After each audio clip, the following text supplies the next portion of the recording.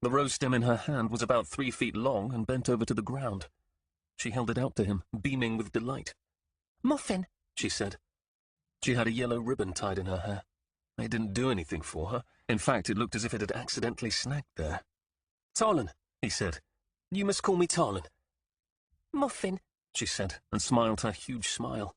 She was missing a few teeth. And while he could see no long hairs growing from the large mole on her cheek, he could see a distinct shadow of a moustache. Tarlin shook his head. She called him Muffin Bunny ever since she caught him that one time. Elan straightened and said something. Tarlin couldn't understand her. She spoke like she had a severe sore throat. "What?" "I had a man call. Dar made a good bargain." At least that's what he thought she said. A man called for Elan. "Really?" "A strong worker," she said. "A better than a watchdog with babies. I'm not some cheap servant." "I'm sure," said Tarlin. "He paid gold." That surprised him. Who would pay gold for Elan? She was not bright, but maybe she was indeed a hard worker. Life had many simple tasks. Maybe the best deal the glassmaster could get was to sell her as a servant.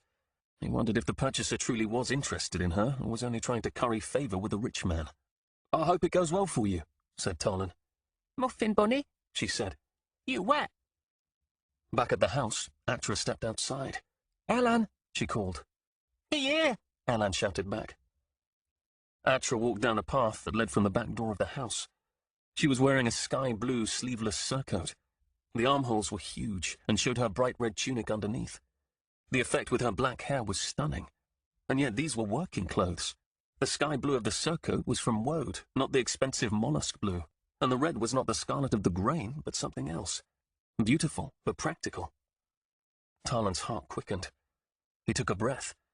His hair was sopping wet and a mess, so he released the tongue that held his long hair together, smoothed it back, wringing out as much water as he could, and quickly retied it.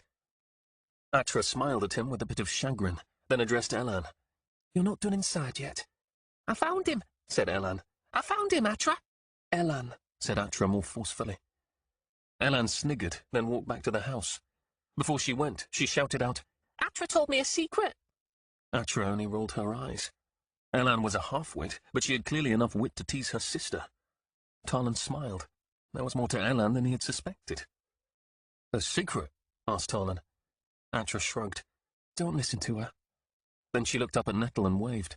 "How's the captain's son?" she called. "Laughing," he said. Tarlin looked at Atra's smooth cheeks and nose. He looked for a pimple and saw none. How was such skin possible? His father had once told Kay how to look at a beautiful woman and still keep your wits straight. "Look her right between the eyes." "Oh, that's good," Kay had said. "I'll be staring at her cross-eyed. That's sure to impress her." "No, you won't," said Dar. "Look at me. You can't tell I'm looking at your nose, can you?"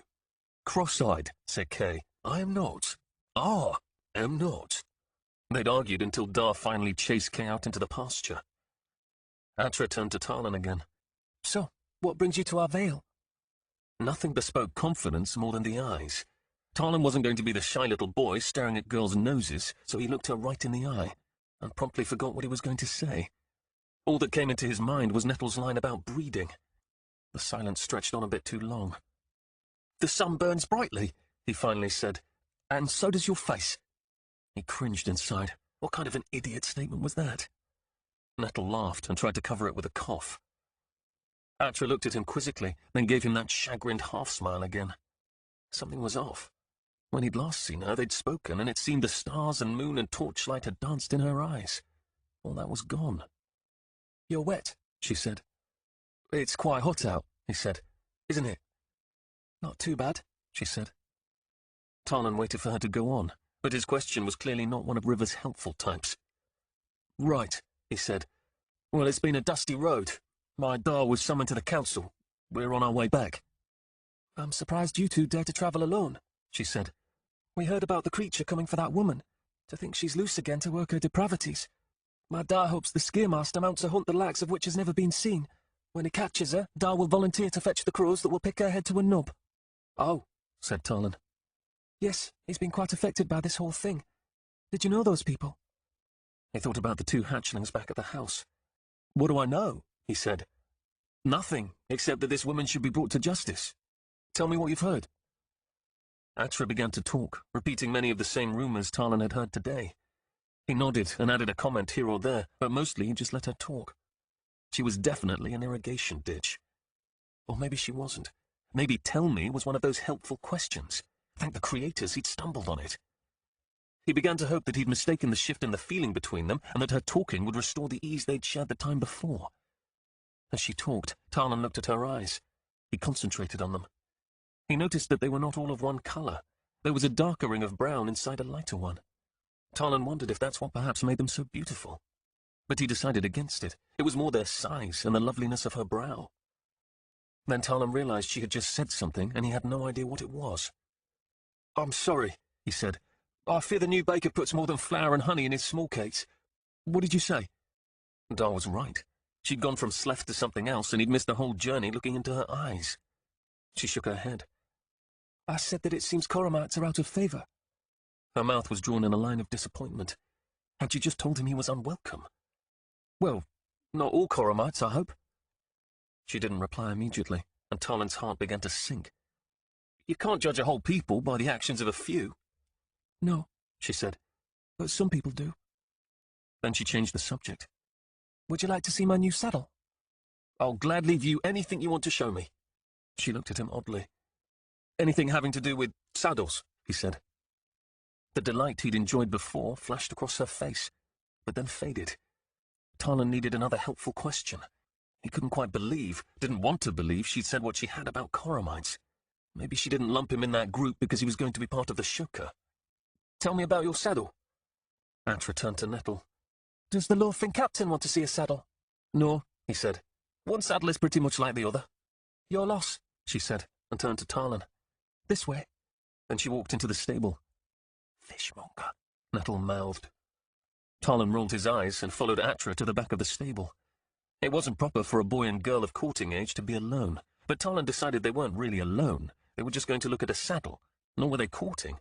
Besides, Nettle was in the yard. They would come right back out. She laid her hand on one of the finest saddles he had ever seen. It had a silver trim worked around the edges. The leather had been dyed black. The many tassels of green and scarlet all ended in a bead of silver. The horse blanket was indigo blue. Her horse was black and well-muscled. Such a saddle on that creature would look magnificent. Talon felt the smooth surface. "It's perfect," he said. Atra told him about the quality of the silver, which required frequent polishing, and showed him the fine stitching of the leatherwork. He wondered if he would ever be able to afford such a saddle. He might, but a saddle wouldn't be enough. That was the way of things. You couldn't just purchase one. You had to purchase sets and pairs. A fine blanket to go with a fine bridle to go with a fine saddle for a fine horse. Fine horse combs. Fine servants to take care of the fine horse. He could work all his life to have the wealth contained in only the glassmaster's stable. Better to be plain than servant to such a master. "You're a graceful rider, Atra. You look stunning at the races." She smiled. "You won a number of contests at the dance." Talon had won nothing. There hadn't been any contests. "I don't remember receiving any prize." "It wasn't a public contest. Just among us girls." What was she talking about? "We rated you all during the King's March." There were a few dances just for the men. He loved the King's March more than any of the others. "A prize for hair, one for shoulders, for hands, for eyes, one for every significant part." "That sounds like a lot of prizes," said Talon. "You took one," she said. So perhaps she was simply tired. Perhaps that explained her demeanour. This was going far better than he had ever hoped. "So what is my claim?" He waited, and when she didn't speak, he asked, "You're not going to tell me?" "Talon, things have changed. You should probably not come around anymore." She said it with kindness, but his discomfort at her rejection left him fumbling for a response. He motioned at his clothing, knowing it wasn't the reason why. "I know my sudden appearance leaves much to be desired," he tried to jest. "Next time I'll dress down for the occasion."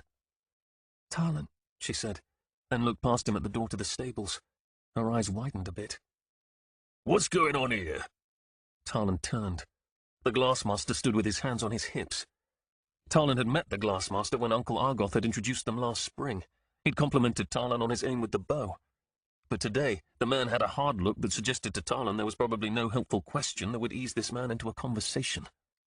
"Zoo, your daughter was showing me her fine saddle. We were talking in the courtyard." "Atra, he said, and waved her out. She turned to Tarlin and curtsied. I'm sorry, she said. I hope your mule was well watered. And she scurried out and slipped past her father. I want you off my land. I was hoping to get your help, said Tarlin. I don't care what you were hoping. Zoo, said Tarlin. But the Glassmaster folded his arms. Tarlin nodded and walked past the Glassmaster and out of the stable.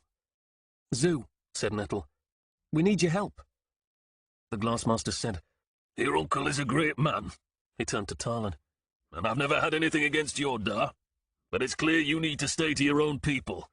Atra's too expensive for you, even if you were to be adopted by your better half. Now, I need you to leave. Better half? Tarlin's initial humiliation now turned to anger. You know what's down in Whitecliff has nothing to do with me. He pointed at Nettle. Do you see his ear? I've been falsely accused of slethery, him of aiding. We're here to ask for an escort. If you won't do it for me, then do it for Argoth's son. The Glassmaster shook his head. I've got my own household to protect. Tarlin looked past the man's shoulder and saw Atra glance at him, then enter the house. Sleth blood does not run in Coromite veins. It does not run in mine. I didn't say it did, boy. He stared at the Glassmaster, but it was clear the man was not going to budge. He judged Tarlin by mere association. Thanks for the well water, Nettle said. I wish I could help, the Glassmaster said. But there is Sleth running about. I cannot spare a man. He could, but he wouldn't. Good day, Zoo, Tarlin said. Then he walked over to Iron Boy, took him by the halter, and turned the wagon around. Someone stood at the front window of the house. For a moment he thought it was Atra, but it was Elan, flapping her hand at him with that simple grin on her face. Tarlin waved once. He would never be able to afford a girl like Atra. He probably couldn't even afford Elan, and it wasn't because of the money. He climbed up on the wagon seat next to Nettle, and they rode out of the yard. When they turned into the road, Tarlin let out a heavy sigh. You can't listen to people who make glass, said Nettle. What do they know? They know who they want their daughters to marry. They know that it was a Coromite in Whitecliff. You didn't learn anything back there, did you? Tarlin had learned plenty. He'd learned that Coromites would never rise as long as they protected and hid the bad elements among them. He'd learned that no matter what he did, his blood would drag him down. He'd learned that the Sleth woman had stolen from him, stolen from them all. Tarlin flicked the reins and started Iron Boy walking faster. First he'd been beaten by villagers who knew him. Next he was attacked by hunters and accused of slethery. Now this. It was clear things would only get worse. There was only one way to turn the mess around. He had to prove in some way that what the woman did was not a Coromite thing, that evil did not run in his blood. He told the Glassmaster he had nothing to do with Sleth, and yet he himself was falling into the trap, hiding the bad elements. I'm going to turn in those hatchlings, said Tarlin. You do, said Nettle, and you start the wheels of your own doom. They'll pry the fact that your da hid them out of that little blind one. What then? Look, said Tarlin, we wouldn't hide a thief or murderer. Why then should we hide Sleth, which are both? There's got to be some way to deliver them and preserve ourselves. There's only one way to do that, said Nettle. And that is? Nettle gave Tarlin a sober look. Dead. You'll have to deliver them dead. 28. Alliances. The Skiermaster Rubeloth stood on the portico, the sun-warmed marble under his naked feet, the warm breeze washing across his legs and bringing the sulphur scent of the hot mineral pools. Behind him in the chamber, the Lord of the Fiernoi, the one they called the Crab, lay on a couch, trying to gather his wits. Pour him another cup of the tea, Rubeloth said to Leif, the dreadman who was his guide. Rubeloth had just performed a seeking and then a minor binding on this man, forming a link between the Crab and an escrum, a weave that would allow them to communicate over distances. Such bindings disoriented the one bound, made him dizzy and stupid, but Rubeloth didn't have the time to let this man sleep it off. Leif picked up the tea. Rubeloth heard him fill the cup again. It would take a few days for the binding to cure completely, but that didn't mean it wouldn't be useful before then. Rubeloth had been cold the whole time on the sea, and rummaging through this man's mind made him feel filthy. He ached to submerge himself in the hot water that lay at the end of the marble path. This is a bitter brew, said the Crab. Rubeloth did not reply. He waited for the clink on the platter that would signal Leif had returned the empty cup. So, what is it you want us to do? The Crab asked. I want you to find out all you can about this Captain Argoth, where his family is from, his business dealings, the types of foods he eats. I want to know if he has a regimen of exercise.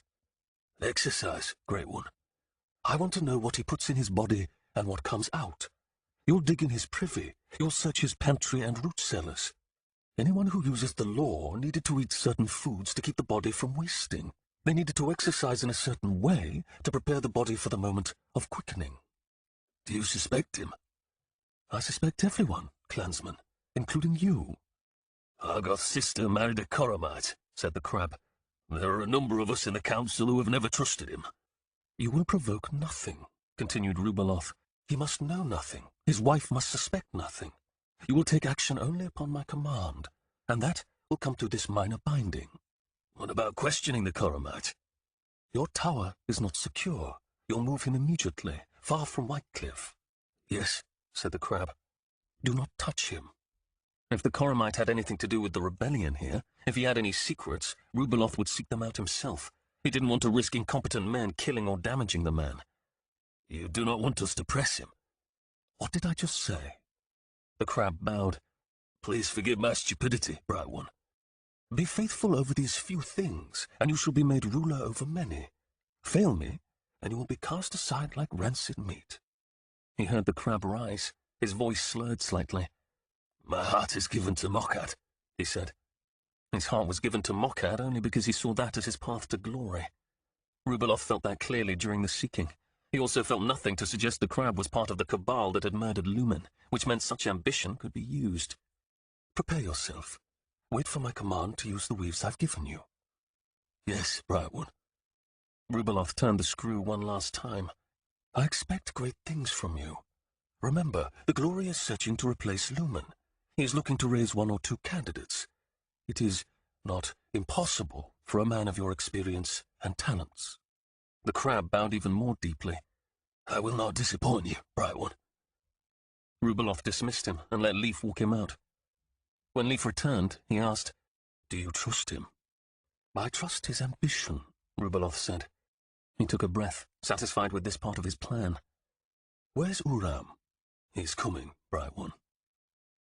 Moments later, the sound of studded sandals echoed down the hallway and stopped in the room.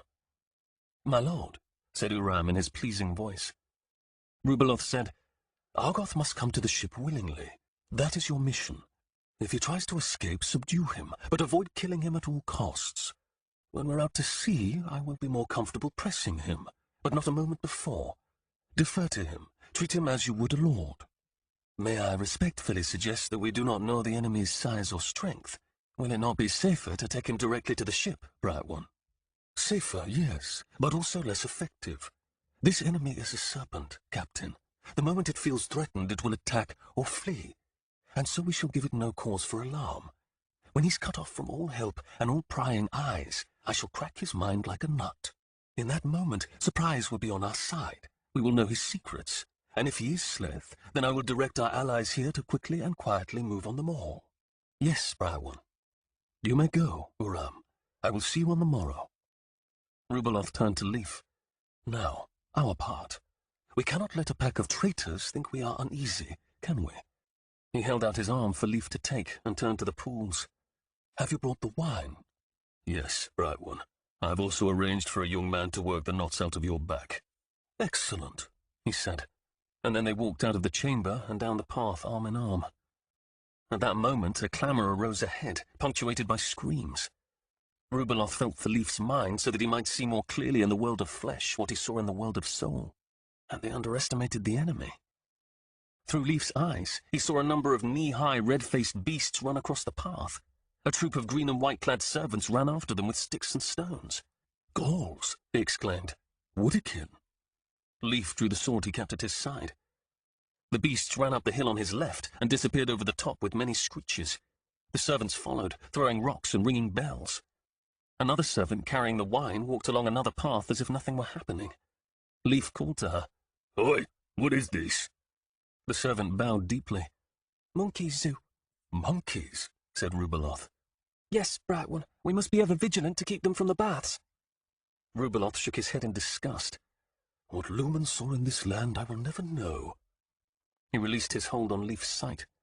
Using Leaf's eyes was not something he wished to do often, for after long periods of soul-walking, a man could lose himself, leave his body, and not return.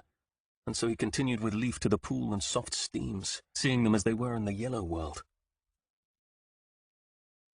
Argoth sat upon Courage, his tall black warhorse, sandwiched between 5 dreadmen who rode ahead and 5 who rode behind.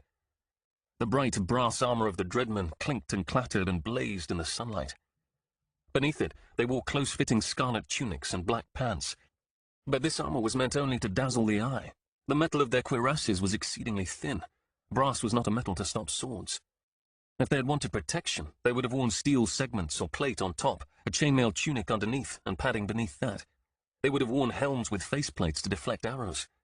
But they weren't worried about being attacked by cohorts of men. They were worried about him escaping, about facing a smaller group of attackers. That much was transparent. And why would the Scaremaster expect a loyal servant to run? He wouldn't. He would only expect it from someone he didn't trust. These dreadmen would be on their guard, watching his every move. A breeze blew crossways and carried the dust from the horse's hooves out over the half-mown fields of hay on his right. Argoth's plan was simple. He would bind the Scaremaster and force him to reveal who knew about his secrets. His plan hinged on getting a great quantity of fire, which he would use to quicken a weave that had been in his family for generations, a weave that would enthrall the Scaremaster. Argoth had sent a messenger to Matiga with 2 requests. He knew the Scaremaster would have the man followed, but what other choice did he have? Besides, the messages would be coded. The messenger would simply relay the news of the Divine's arrival, and then he would ask if she was going to need any help this year preparing her garden for the frost. That was her signal to bear the grove away. Next, the messenger would say that Captain Argoth wanted a sour apple pie for dinner this evening. Matiga was known for her pies and tarts. In fact, there were some in Whitecliff who sent servants to fetch her pies once a week. What was not known was that this specific request from any of the grove meant one thing. They needed to tap into the grove's reserve of fire, something that could only be done in extreme need. Matiga held the grove's weaves, 2 of which were stores of fire. When he got the fire, he would replenish his guttering flame, then he would quicken the weave that would enthrall the Scaremaster. It would not be an easy task, but it was less risky than declaring open war. Keep small, keep quiet, avoid attention, that was the way the Order had survived all these years. But this time he did not want to run. And if he failed, he would fire the ship, sending all who sailed upon it to the depths. He didn't relish that idea. But at that point he wouldn't have the luxury of finding out who had the knowledge of the Order and who didn't. This raised another issue. If he succeeded and returned, he would have to deal with Shim.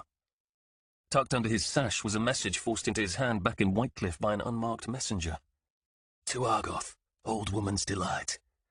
I was right. We are now in our extremity. Remember the offer of a practical friend. Do not turn your back on those who love you. We await your reply. There was no seal or signature, but Argoth knew the sender. Old Woman's Delight made that clear. Shim gave him that name one day long ago when he and Shim found themselves past the gap in the great woods with the sun going down. They were forced to sleep in hammocks far above the ground to avoid the worms that hunted below. It took them almost a week to escape that death trap, and during that time, he told Shim a story from his distant past. Of course, he didn't reveal to Shim his true age. But 80 years ago, as a boy of 16, his father began to receive and make marriage offers. One such came from a very ugly but very rich woman. She tried to seduce Argoth, and failing that, tried to pressure his father into marrying him off to her. Shim found the story hilarious, and made Argoth tell it a number of times. However, Shim had never repeated it to others. Only Shim had ever called him Old Woman's Delight. The practical offer mentioned in the letter obviously alluded to Shim's offering to ally himself with Sleth. Shim knew what Argoth was, but that wasn't as fearful as the we in the final sentence. Shim had told others. He'd won them to his idea. But who? Men of their own clan? Or had he talked to other warlords? Either way, the more people that knew about Argoth's powers, the greater the risk. The Grove would have 3 choices when he returned. Flee, kill Shim and all those he'd told, or bring them into the Order. And if he brought them into the Order, as Shim desired, they would want to fight as multiplied men. Knowing Shim, this would not be a handful of men. Shim was thorough. He would have gathered up enough to defend the land. There was no way to hide that many. Introducing such a force would reveal the Order to the world. He imagined the people of this land throwing off the blinders put upon them by divines. They would live to the age of trees like the ancients had. A man and a woman would have the power to heal their children, but also every living thing in their domain. Oxen, goats, chickens, a generous fruit tree succumbing to a blight. It was said that the ancients at times walked with the creators. Maybe if the Order came out and flourished, such things might occur again. Of course they tried. Many years ago, Lord Shadis, the head of the Order, disappeared with many eager members into the deep interior of this land, intent on laying the foundations for a city patterned after the ancients. A great secret trail led to that city. Groves manned the waypoints, each knowing only the preceding and subsequent waypoint and the places and signals for meets. This ensured the travelling members found help along the way, but it also reduced the risk that any in the standing groves might be caught and questioned. Hogan's was the last waypoint, but none in this grove knew the final destination.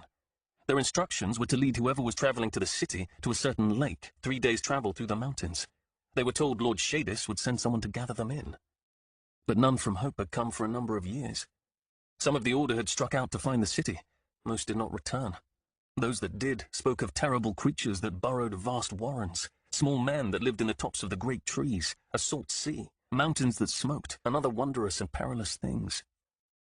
15 years ago was the last time any group had been gathered in. Since that time, the flow along the great trail diminished to a trickle and then dried up altogether. But the hope of such a city had not died, and Shim was now providing a new, if precarious, opportunity to build it. Argoth saw a land brimming with divines. It was a bright and overpowering vision, maybe too bright.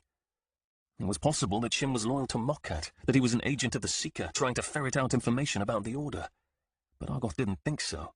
He trusted Shim with his life, always had. Still, he would have to test him.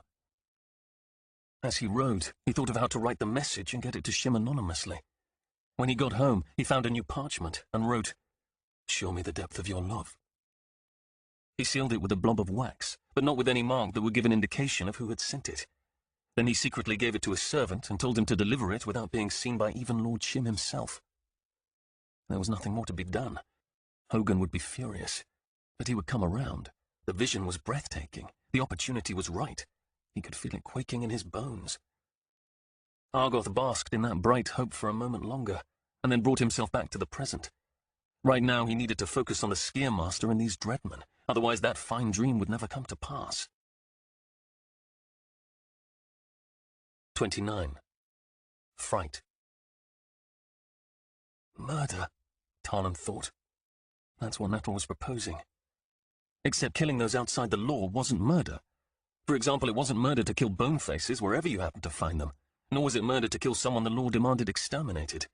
The Lords would prefer Sleth to be brought in alive so they could question them, but dead was perfectly acceptable. Tarlan had never killed the person. He'd fought in last year's battles with the bonefaces as a skirmisher, but who knew if your arrows and stones actually finished a man or merely wounded him? Just thinking about killing these two turned his gut. It was different from going to battle. It would be a nasty business. If they were simply what they appeared to be, two unlucky children, then an arrow in the back would be enough to bring them down. Another to the heart or the lung would end it. Afterwards, he'd need to smoke himself with godsweed to prevent the souls of the slain Sleth from trying to attack him. Certainly the armband Dar had given him would not be enough. It was a dark, nasty business. I couldn't understand why he should hesitate, why he didn't feel right about it. None of the old tales of Sleth hunters ever mentioned them balking at cutting the abominations down. But who was he fooling? He wasn't a mighty Sleth hunter. What if the hatchlings were innocent? What if they were just like him, caught up in the bad decisions of their parents? Tarlan said, "It's possible they learn nothing from their mother." "Anything's possible," said Nettle, "but that's unlikely. Either way, Masters of the Dark or snotty-nosed children, I don't think anybody is going to care. After all..." Nettle stopped himself. Tarlan knew what he had been about to say. "After all what?" said Tarlan. "Nothing," said Nettle. "My hairy arse," said Tarlan. "You were going to say it didn't matter. After all, they're just two Coramites." "I knew you'd take it that way, but it's not how I feel. It's how the Lords feel, and I can't help that. All I'm saying is that nobody is likely to accuse you of a crime." "No, of course not. But that didn't seem to matter." "It would be even less of an issue if you did it, Mr. McCaddy Captain's son," said Tarlan. "If any murdering is to be done, then you'll have a hand in it, you can be sure of that." Tarlan sighed. The sins of purity had done nothing but put his family in danger, and the danger and risk would only increase. They'd have to kill the girl and the boy. There was no way around it. A sick feeling welled up inside him, a black numbing. Nettle must have felt the black numbing as well, for he did not reply. Tarlan flicked Iron Boy's reins. They'd wasted precious time going to the Glassmasters. The only consolation was that nobody would expect them along this route. Of course, nobody should have expected them to pass through Gallows Gate either, but riders had come after them all the same. They travelled for many rods, in silence, Tarlin pondering this bloody medicine and hoping no Fear Noi had thought to search this road. If he killed the boy and girl, his father would be furious. But how did he know that Dar wasn't threatened? Dar hadn't told him a thing. Why? Why couldn't he tell him his big secret on the way to Whitecliff? Why wait? Because he wasn't going to tell them anything. He just wanted them out of the way so the children could escape, which meant that Dar was involved with something, and that something included a Sleth woman and her monster. As they travelled, Tarlin began to feel tired, and he realized that the itch in his legs was lessening. They came to a crossroad and turned down a narrow trail that led into a piney wood, and an overwhelming weariness fell upon him. The baker had probably used something like thresher's seed. It was the way with such herbs that they left you weaker than when you first took them, and that herb was probably the root of his black thoughts. Or it was his heart. It was sometimes said the heart perceived things the head could not. It was said that sometimes the ancestors could speak to a man's heart even when his head was full of stone. He made a decision then. "We're not going to kill them," he said. "Not immediately." The road here was thick with pine needles. It muffled Iron Boy's hooves. It seemed to muffle Tarlin's words. He knew it was not a smart decision, but the moment he said it, the dark cloud smothering his heart seemed to lift a bit. "They're going to tumble mountains of troubles upon your whole family," said Nettle. "You're probably right," said Tarlin. "But we can't just kill them. What if that brings the monster? What if this nest does something to Dar in retaliation?" "Is it right to appease evil?" "It's right to oppose evil with wisdom," Tarlin said. "Wisdom can sometimes be used to mask cowardice." Tarlin shrugged. "I've never killed anyone like this." "Neither have I." Tarlin looked at Nettle. It was unfair to ask him to take these risks. There was trouble down this road Tarlin was on, and there was no reason Nettle had to travel it. "You're a good friend, cousin. Maybe you should go home and tell your father what's going on." "Now?" "Yeah," said Tarlin. "He might be able to help." "You just want me to get up and go?" "I think so." Nettle gave Tarlin a frustrated look. "Even you," he said. "What?" asked Tarlin. Nettle set his jaw. "I'll leave, and you'll get turned into some wicked minion, and then no doubt I'll be the one that will have to kill you. No thanks, I'm coming. You'll drag your whole family into this. Even if Dar's right and the children are not Sleth, there's a huge chance anybody involved is going to find themselves hanging in Gallows Grove. I'm not running home to Daddy," said Nettle. Tarlin had actually been hoping he would say that. "I guess this means when the monster comes round, you'll be the man to take it."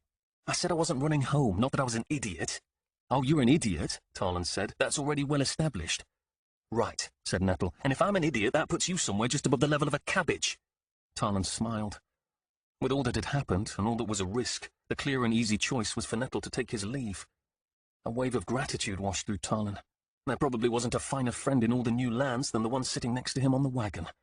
He reached over and clapped Nettle on the shoulder. "What?" asked Nettle. "Nothing," Tarlin said. He gave Nettle's shoulder a squeeze, then let go. Up ahead, there was a break in the tall pines to either side of the road.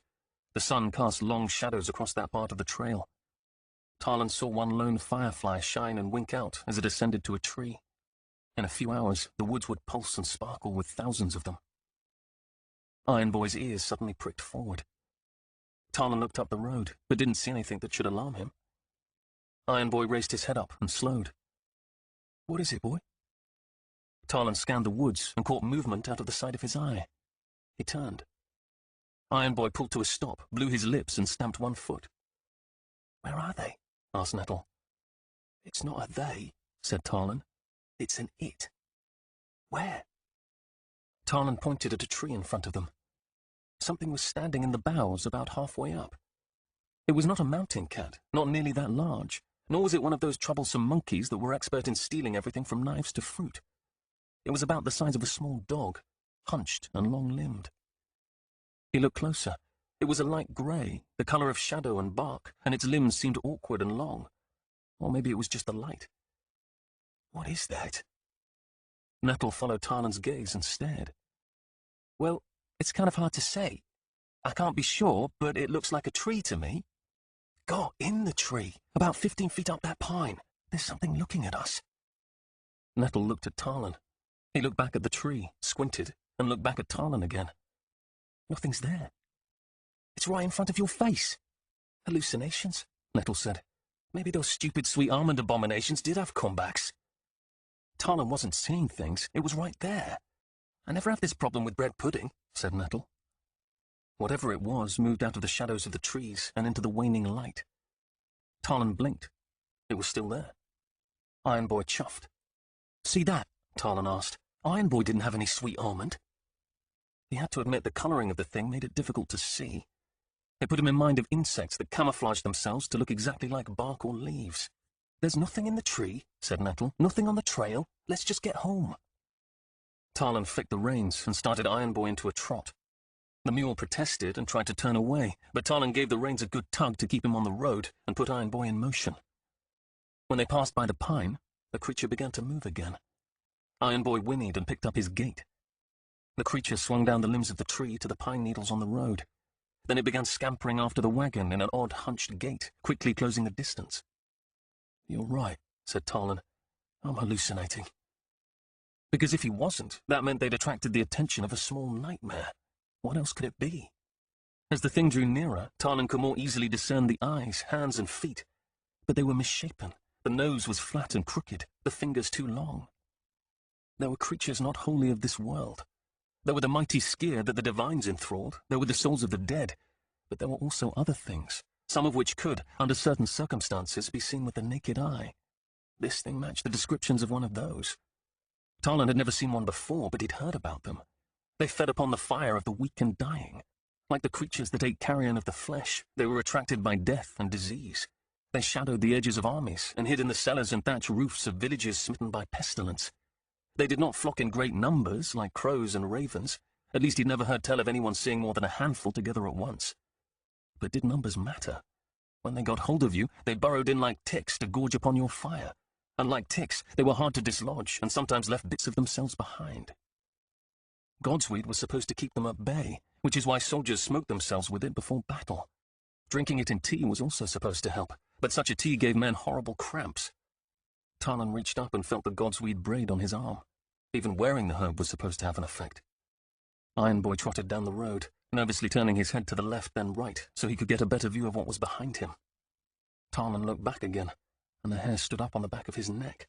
The odd-limbed thing was only a few paces behind them. "Cousin," Tarlin said, "I believe that we've just attracted ourselves a fright."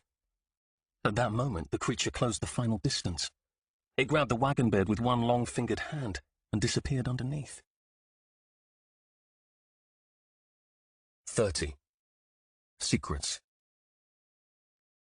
"It's under the wagon," Tarlin said. Iron Boy kicked and jerked into a canter. "Will you shut up?" Nettle said. "You're giving me the willies." Iron Boy tossed his head. He might bolt, and it would not do to lose control of the wagon, so Tarlin braced himself. But he felt like he did after an exceedingly hard day's worth of work. And then such a wave of weariness fell upon him that he couldn't keep his eyes open. He sagged into Nettle. Nettle elbowed him back to his senses.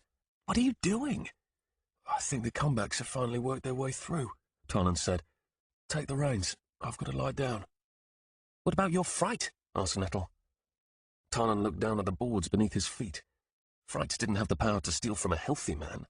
He and Nettle had nothing to fear, and panicking might only lead them to crashing the wagon. Besides, they had Godsweed with them. "It's gone," said Tarlin.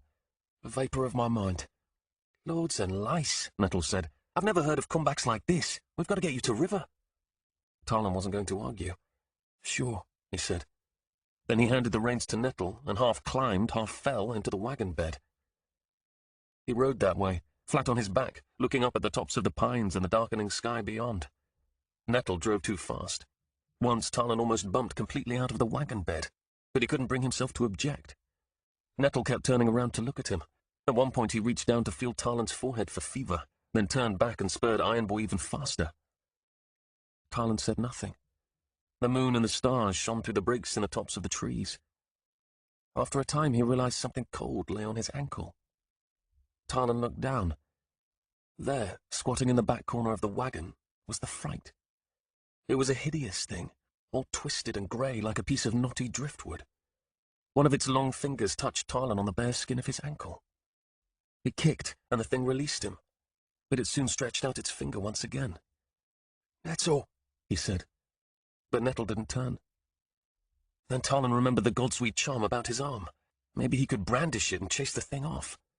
He yanked on the charm, but it wouldn't tear free, and the knot was suddenly too complicated for his fingers. He was so very tired. The touch of the fright was so very cold. It wasn't supposed to touch him, not with the godsweed. So maybe this wasn't a fright. Or maybe it was, and the godsweed didn't have the virtue everyone claimed it did. They bumped along the road, and the creature reached out with another finger. Talon kicked again, but he couldn't kick a third time. He was exhausted and in a cold sweat. His thirst was beyond anything he'd ever experienced. There was not enough spittle to even wet his tongue, much less swallow. And so he let the thing's cold fingers wrap about him, wondering if frights took more than fire. Iron Boy was trotting at a good clip. Then the wagon passed under some trees Talon recognized. He recognized the run of the slope off to his left. Nettle drove the wagon across the stream and up the bank on the far side. The barn was just ahead. Nettle didn't slow quickly enough and almost sideswiped the well. When he finally got Iron Boy to stop, he turned around and looked at Talon. God, you look rotted through. This isn't comebacks, this is some plague. Can you stand? I can get up, said Talon. But he couldn't. He could hardly move. His lower left leg was ice. The fright had elongated its fingers, split and multiplied them, and wrapped them around his calf. It looked as if the spidering root of a young tree had attached itself to him. Nettle called out for help. Then he jumped into the wagon and helped Talon sit up. The fright moved slightly, but it didn't disengage. The fright, Talon said. Yes, said Nettle. Then he looped his arms underneath Talon's and around his chest and dragged him to the back of the wagon. Then he dropped the back gate of the bed. In one fluid movement, Nettle jumped out, then pulled Talon over his shoulder like a sack of meal. River! Nettle called. Talon's head hung low. The fright still clung to him with one of its odd hands. Talon kicked, but the fright just swayed with the motion. Then Nettle pushed the front door of the house open, and Talon found himself in the main room. River stood from where she'd been sitting at the table. The candlelight shone off the beads about her neck. In her hands, she held clippings of Dar's hair that she'd been braiding into an intricate decoration. Talon looked for the hatchlings and saw the door to the cellar lay flat, shut up tight. When River looked up, Talon saw her face go from annoyance to concern. What's happened? She asked. It's an overdose of comebacks, said Nettle. Or worse. Earlier he's a picture of liveliness, blinding fast, wrestling Fabius to the ground, leaping to the tops of the trees. Now look at him, nothing more than a smelly dish rag. And he's seeing frights. I need something to drink, said Talon. He's drunk a barrel today. I've never had to stop so many times waiting for a body to relieve himself. River cleared the table. Put him here. Did the Fearnoy come here? Asked Talon. Nettle dumped him on the table. I haven't seen any Fearnoy, said River. She began pulling up the sleeve of Talon's tunic. Where did Dar tie the charm? How did you know he gave me a charm? Asked Talon. Where did he tie it? Here, said Talon, and lifted the other sleeve. He looked down at his leg. The fright was there, squatting all knobby and hideous, staring at him with one of its raisin eyes. River fingered the braid and cursed. Her face turned grave. And he talks about risks. She removed the charm and cast it to the floor.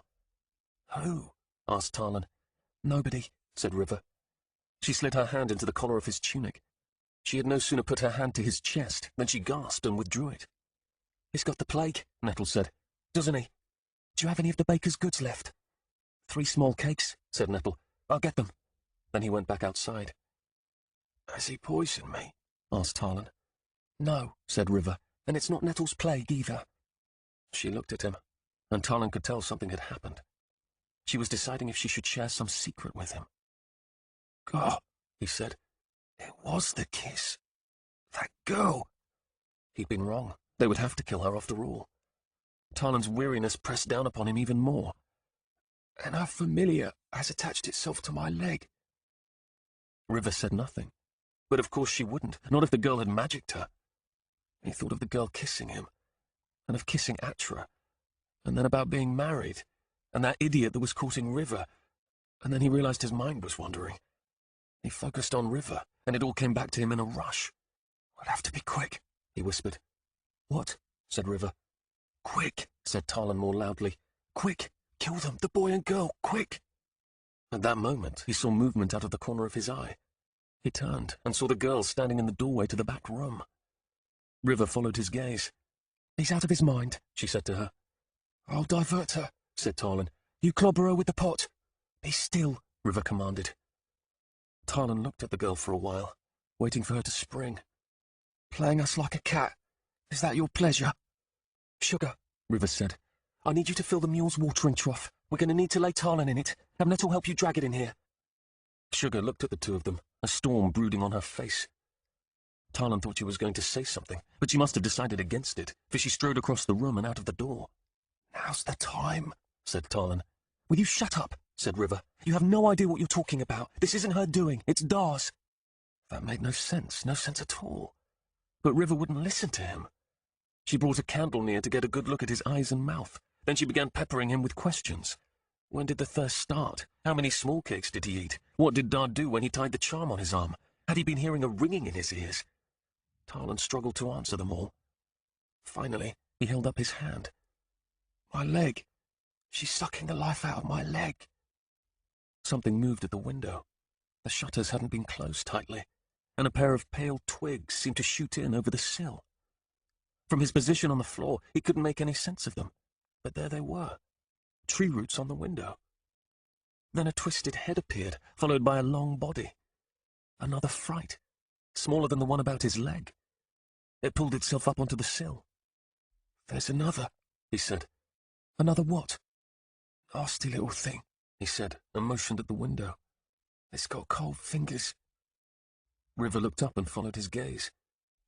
There's nothing there. There is, said Tarlan, and there's another wrapped about my leg, right there by your hand.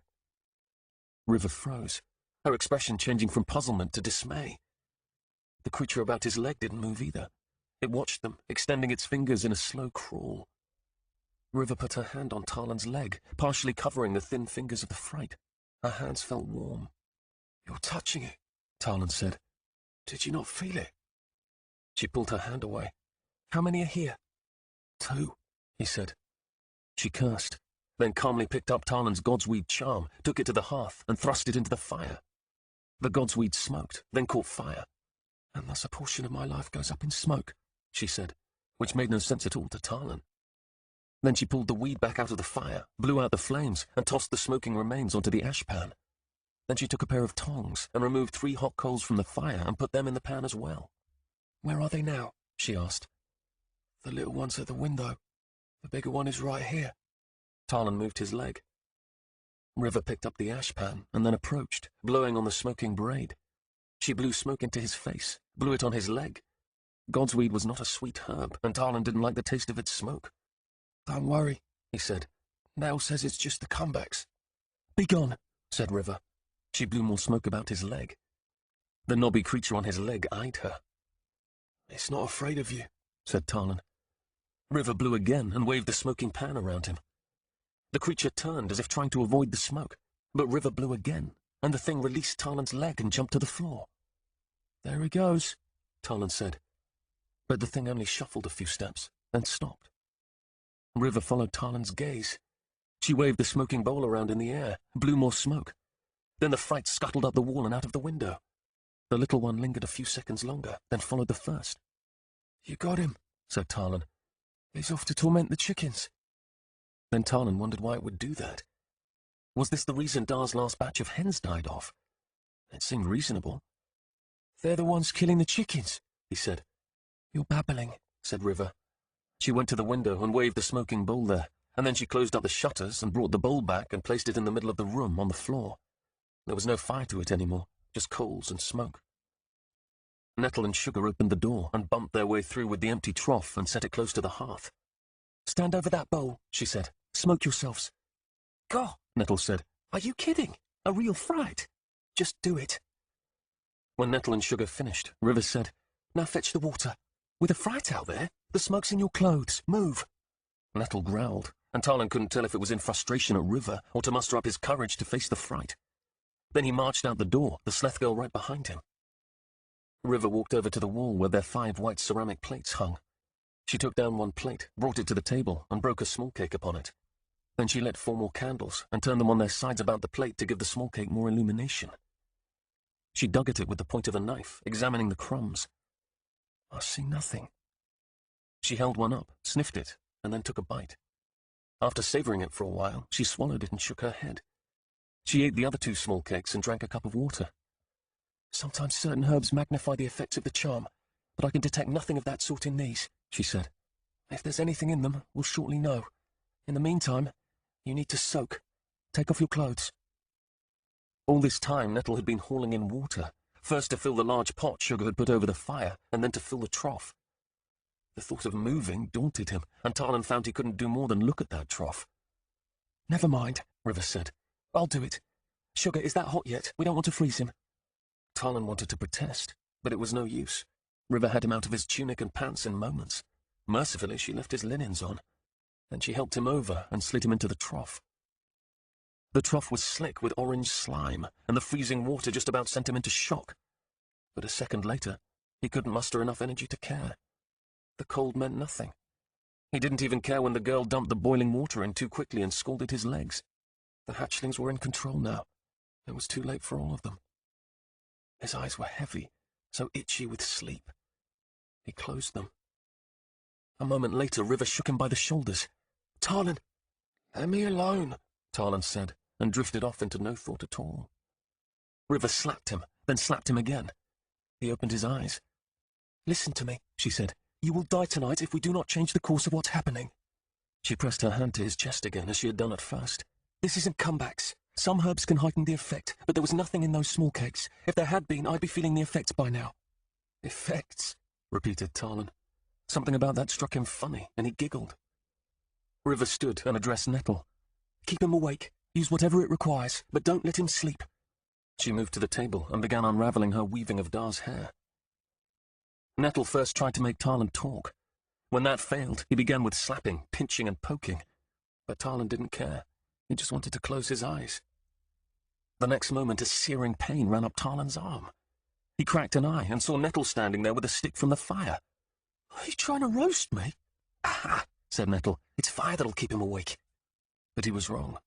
Tarlin's eyes drooped closed again. Nettle burned his other arm. "Ah," Tarlin said, and almost came out of the tub. "You can't sleep," Nettle said. "Put your torches away," said Tarlin. "No," Nettle said, and poked him with the burning stick again.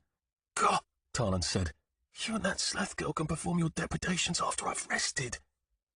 But then River finished braiding Dar's hair and tied what she'd been weaving to Tarlin's arm, precisely where Dar had tied that godsweed charm.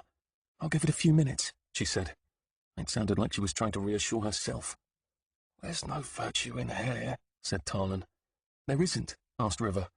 "I've never heard of it," said Tarlin. "What about Atra's hair?" "She's given me up," said Tarlin.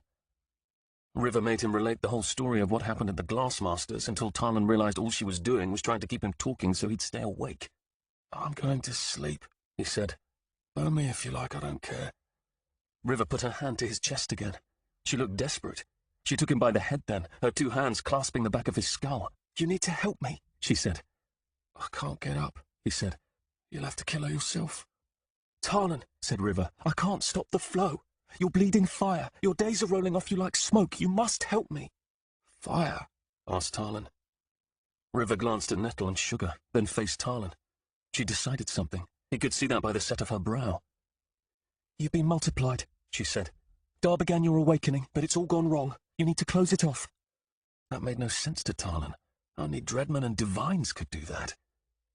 Then, through the fog of his mind, he began to feel at the edges of a horrible idea. "You're going to feel an intrusion," said River. "Fight it. Push with all your might. You're leaking through 1,000 holes. You've got to close every last one of them." Suddenly, he felt something enter him. It was crushing, and he gasped. "Push," a voice in his mind said. He'd been caught once in a tumble of earth, and this was what it had felt like. A panic began to rise in him. He could feel her. He could feel River in him. The weight of her presence began to bear down, and it terrified him. Tarlin tried to flee, but she was everywhere, a crush of sand. "Fight me, you fool!" He struggled against her. "Fight!" "I don't know how!" he shouted. All about him the sand of her presence pushed at him, coming in through his ears, his nose, his mouth. She stole the very air he breathed. Tarlin lashed out, and in one part he felt her recede. Was it his imagination? He tried to push her again, but whatever he'd done fell to pieces, and River's presence swallowed him. He was trapped, pinned, a man drowning under a ton of grain. His panic rose to a pitch. Then he did something. He couldn't explain it. He pushed, and he found he could breathe again. He pushed again, and she moved further. "That's it! Fight!" River rushed at him with renewed force, but he held his space and withstood her. He didn't know how long he struggled, managing only to keep her far enough away to breathe. Then he closed a small rent in his fabric. "Another," she said. But there were so many. "Close another." Talon was so tired, but he fought. He fought and lost track of time. It was only him and the suffocating sound of his sister. After what seemed like hours, he found himself facing the last hole, one rent in his fabric that separated him from the rest of creation. It was like trying to stop a river with his hand. Talon fought to no effect. "I can't do it," he said, and didn't know if he'd spoken this aloud or just in his mind. "You will," River said. "Mother didn't save you only to have Father kill you with his reckless ways. It's just one hole. Close it." Talon mustered the last of his strength and tried to close the rent. And to his surprise, he felt it narrow, then shut up tight as boiled leather. He slumped in the tub. Tired. He was deathly tired. And thirsty. But the ragged edge of his weariness was dulled. Talon opened his eyes. Most of the water had sloshed out of the trough to the floor. River's tunic and pants were soaked all down the front. She slumped alongside the trough and heaved a sob of relief. Nettle and the girl stood behind her, their faces slack with confusion and shock. Talon started to say something to Nettle, but his exhaustion overwhelmed him, and he closed his eyes. Talon woke and found himself in River's bed. Someone had slipped small heated sacks of grain under the covers next to him to keep him warm. He could see through the shutters that it was still dark outside. On the floor beside the bed stood a jug of water. Talon slowly sat up. His head swam, and he clutched at it until the dizziness passed. He grabbed the jug and took a long drink. When he finished, River stood in the doorway. They were caught, all of them, in a black web of slethery. "I don't know that I want to hear it," said Talon. "It's too late for that," said River. She walked in and sat beside him on the bed. "How do you feel?" "Awful," said Talon, "but not as bad as before." Nettle came to the doorway. "So he's not dead yet. There goes my wager." "Ha," said Talon. Nettle grinned. "Are you well enough to travel?" asked River. "I don't know," he said. "Well, it doesn't matter. We have to leave tonight." "What do you mean?" "Kay has come and gone since you slept. They're holding Dar in Whitecliff." "The council? He's been accused of being Sleth." Talon recoiled. "Talon," said River, "I need you to listen to me, and I need you to be calm." He waited. She took a breath, then said, "You know how Mother died?" Talon nodded. She'd died in the pox plague year. Died of stress and worry. "You think you know. Laid into the ground she was, without a blemish upon her. Perfect and whole, broken with grief for her little boy who was covered with the ugly rash, all blisters and pus. This is what you think. But grief did not break her, brother. Grief could not have broken that woman, not in a million years." She paused. "It was love that broke her. Your little body was consumed with sores. Dar called every healer he knew. We tried every herb known to have any effect. We danced and sacrificed to the ancestors. But the disease only grew, and so Mother and Dar did what any loving parents would do. They gave their days to make you whole." Surely she was talking about a divine's gift. "They went to the temple," he said. River shook her head, and dread washed over him. "You were broken in body and soul. Dar could not see how to heal you, and steeled himself to losing you. He had given up. After all, many families lose one here or there. But Mother would not give up. She saw possibilities invisible to him. You struggled a week, then 2. Everyone marveled at your spirit. But then Dar discovered one night it was more than your tenacity keeping you alive. He caught Mother pouring her life into you. Her fire flowed through you and held you together. And when you finally vanquished the disease, she was spent. A whole lifetime spent in 2 weeks." River smiled, but her eyes glistened in the dim candlelight. "She died in the morning the day after your fever broke, holding your hand." Talon could not speak. "Do you understand what I'm saying?" He nodded, but it just couldn't be. "Your veins, brother, run in very fact with our mother's fire." "But, shush," said River. "Mother said that parts of your very weave were twisted. Most of that she was able to heal, but as she delved into the fibre of your being, She found other parts that defied her knowledge. Parts she said were complex, beautiful, unlike anything she'd ever encountered. There were things about you she could not change, things she dared not change. He glanced at Nettle, but his expression was unreadable. Then the Sleth girl came and stood in the doorway. River said, "At the end, she was half mad with the effort. She kept telling us she needed to find the flaw. She thought you were perfect. We've all been waiting to see what you would become, to see what gifts the Wister wives had bestowed." Talon felt lost. It was all too much. Wister wives, Sleth, weaves. "Nobody's seen a Wister wife," said Talon. "They are elusive, but Mother and Dar found the charm." "The charm? You mean that odd necklace she used to make me wear?" "The very same. Legs has it now. Mother gave it to Purity when he was born, thinking it might still have some virtue." "It was yours?" the girl asked in confusion. River nodded. "Mother woke early one morning to find the shutters to her room open and the mosquitoes buzzing about her face. The charm was lying on the chair inside the Creator's wreath. Someone had taken the wreath from above the door to the house and brought it inside. Mother looked out the window. A troop of ferrets stood about the yard gazing at her, still as stone. They stood for some time, considering her in silence like wise little men. And then, just before the light broke above the hills, the little creatures turned and disappeared into the forest. Mother conceived Talon with that charm about her neck, and he wore it for the first few years of his life. But when Legs was born, she thought it had a better purpose." Talon had heard about the ferrets, but not the charm. "But my mother said it was given to us," said the girl. "It was, but not by a Wister wife," said River. "She probably didn't want to repeat the story. Such encounters are special, and should be treated so."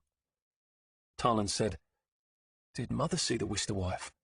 "No, but how else do you explain the curious charm, the ferrets, and the wreath?" Talon wondered.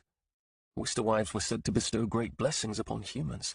Some said they served the divines. Others said they served none but themselves. It puzzled him that his family hadn't said anything about this.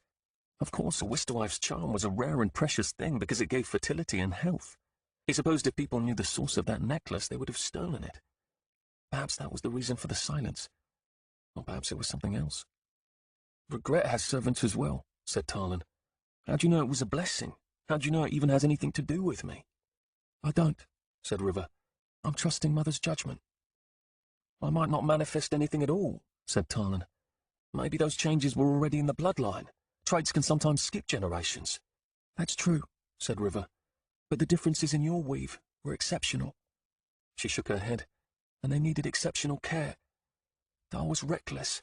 I have no idea how much of your life you've lost, nor whether you've burned yourself to the core." River's description of his weave bothered him. "You talk as if I'm some piece of wrought jewelry." "We all are, Talon. Every living thing is a weave of one kind or another." "So what was different about me?" "I don't know. Mother died and took her secrets with her. But there's this. Fire can be eaten only very slowly, and so it must be given only very slowly. To do otherwise is to risk the life of the person you're giving it to. How she transferred a lifetime of fire in the space of only a few days is beyond us. It should have killed you. Your exhibition tonight should have killed you. You were pouring forth quantities of fire that would have killed 10 men had they tried to tap into it. The amounts of fire you're able to handle is astonishing. And then there's this. The ban Dar put upon you should have only had the slightest effect. It's as if you've amplified its effect." "You're talking about that Godsweed charm, aren't you?" "Yes," said River. "That was a weave?" "Yes." Talon thought about it. If it was a weave, then it was a living thing on some level. He looked at Nettle and the girl, who were both standing aside with grim faces. Talon looked down at the floor. "Who made the weave?" "Dar." The only ones that used the law were the divines or Sleth, and Dar wasn't a divine. Mother and Dar had been using law for years. These hatchlings hadn't subverted anyone here. And suddenly a number of things that had always puzzled him suddenly made horrible sense. Harboring the hatchlings for one, Dar's dislike of the divines for another, his demonstrations of uncanny strength when there was nobody but a son to see them, his odd lack of sickness. Talon thought of Kay. His brother was strong as stone and just as unmovable, yet at other times he was lively as a cat. Talon remembered once a few years ago spying Kay upon a cliff in the distance. One moment he was standing on a ledge, and the next he was moving, leaping and scrabbling up the rock like a mountain goat. Talon knew that cliff. He'd asked Kay how he'd done it, and Kay had said he had a rope and that Dar was pulling him up. It seemed plausible, and Tarlin had dismissed what he'd seen. But now it made sense. Kay hadn't used a rope. He'd jumped, just as Tarlin had jumped and scrabbled up that elm earlier today. Dozens of such events came rushing back to him. River swimming out in impossible seas to help Blue. A deer Dar brought home from the hunt with a broken neck and nary an arrow wound. The time Tarlin went out to chase after Kay, who had just disappeared down the trail, only to find the trail was as empty for as far as he could see. Tarlin thought about his earlier daydreams of hunting and catching Sleth. There was nothing like this in the old stories. "You're saying we're soul-eaters," he said, "and what really runs in my veins, along with all that fire, is bits and pieces of the people and creatures Mother stole from." River cleared her throat. "That is the difference between us and them. When you give fire freely, it flows between two people as clean and easy as the wind. Freely given, it is without taint. You haven't a speck of Mother's soul, Tarlin. What she gave was all fire, pure and brilliant and sweet. It's only when you forcibly take, as the divines and soul-eaters do, that you contaminate. Taking tears the soul and brings madness to the thief. The divines think to avoid the consequences with their filtering rods, but you cannot filter away the darkness such deeds sow into the heart. But the people freely sacrifice themselves. They offer themselves up, but that is not a free gift. You must know what you're giving, and to do that you have to be able to give it yourself. Why do you think they give sacrifices wizard's meat or opium? No, they do not gift their fire. What they do in reality, Tarlin, is promise to struggle less. And if they only take part of a man, they're still killing him, only it's by degrees." "So you are not Sleth?" "Do you know where that word comes from?" Tarlin did not. "It comes from Urs. In that country, it's the name given to the dry, killing wind that comes from the east, the wind that steals all moisture from the crops, the wind that steals life. Brother, I do not steal life." Tarlin searched his sister's eyes, those kind, lovely eyes, and he believed her. "But what are you, then?" "In the beginning, the creators taught all how to use their powers. Some excelled in the law, but instead of sharing their knowledge, they hoarded it, and in some instances killed to keep their advantage. Over the ages, these people have gained the upper hand. Look at the divines. They kill any who try to use what was given freely in the beginning." "There are others, then?" River nodded. "A few. We cannot do the mighty deeds that were done of old, but still we work what we may.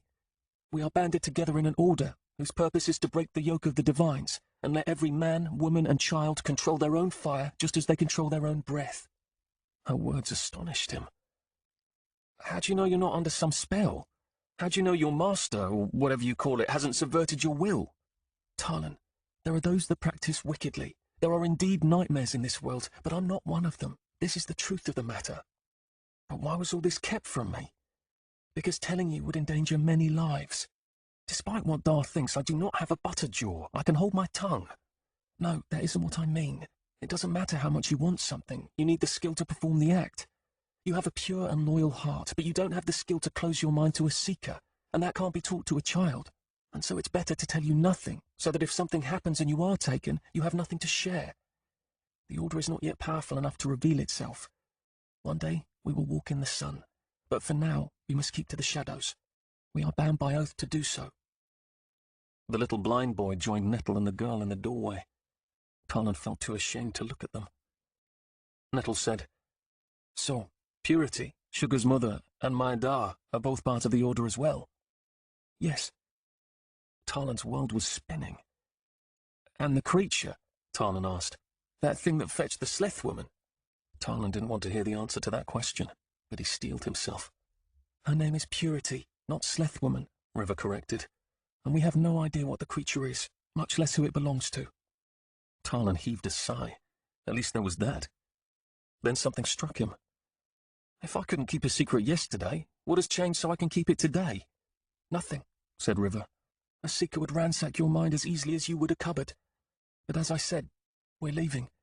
In time you will learn the skill." "Leaving? But what about Dar?" River looked down. "We are bound by an oath," she said. "Dar—" Her voice faltered. She closed her eyes and regained control of her emotions. When she opened them, they were wet with tears. "Kay has been sent to watch him. Once he's assessed the situation, he will meet us at the refuge where I'm taking you. We'll see what we can do at that time. But you need to prepare yourself, because Dar might not be coming back. Prunes was roused by a sharp dig into his ribs. It seems we have ourselves a situation, said Gid. Gid had already wakened him twice, once to inform him that he'd told a pack of Fearnoy they already had the place under observation, another time to watch the spectacle of two boys in a wagon pull into the yard. If this was another false alarm, Prunes was going to throw the man off the side of the mountain, and he didn't care about blowing their cover. Prunes sat up. He was wrapped in his soldier's sleeping sash. This had better be good. Oh, it's the tart's delight. They've been busy as bees down there all night. In and out, lamps burning, and someone interesting just went into the barn, but he'll be back out. Who? That girl who told the bailiff she was from Corumtown. And there's also a boy with her that can't find his way unless she leads him about by the arm. A blind boy. Aye. Prunes blinked the sleep out of his eyes. The moon was not large, but it was big enough to see shapes. The door to the house stood wide open, light spilling out into the yard. Someone exited the old sod house and walked toward the wagon in the yard, holding a lamp in front. That had to be the oldest sister. She made her way around the buildings and entered the house. That's when two figures stepped from behind the barn, walking boldly as you please. One was a girl, and the other, the smaller one, she led him by the hand. Even from here he could see the boy was blind. Prunes was wide awake now. Busy as bees, said Gid, and preparing, in haste it seems, to depart. Their duty was to watch, but if they left now, it was likely they'd lead a hunt back to a deserted farmstead. I say we don't take any chances, said Gid, and held up his knife. We take them, one by one. This isn't an extermination. The Lords will want someone to question. We'll do our best, said Gid, but if things begin to sour, I'm not going to hesitate. Besides, all we need to do is kill one of them as an example, and the rest will comply. And who will that be? Who else? The blind one. Gid was perhaps too eager, but he made sense. These youths might look like babes. However, a callow youth, given the right opportunity, could kill a man just as easily as a veteran of many battles. In fact, they might need to kill more than the little one. But that didn't matter. They only needed to keep one alive for the questioners. Prunes nodded agreement. You and I, friend, said Gid, are going to be rich. Not if we don't get you downwind, said Prunes. He motioned for Gid to lead, and the two began to pick their way quietly downhill. 31. A broken wing. Hunger stood at the edge of the wood. The scent of the burning boy lay in the hollows and ravines here as thick as a fog. He looked over a bend in a river. Beyond it lay a farmstead.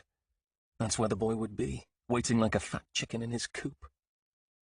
He began to descend the bank to the water when a woman came out of the house carrying a lamp. He glimpsed her face for a moment in the light as she walked across the yard to the well. The gait of her walk, the angle of her shoulders, it pulled a memory into his mind. He knew her. He was sure of it. Moments passed. She drew water, then returned to the house. Hunger stood in the shadows, still as a heron stalking frogs. Then the name slid into his mind as softly as dew. River. Yes, that was her name.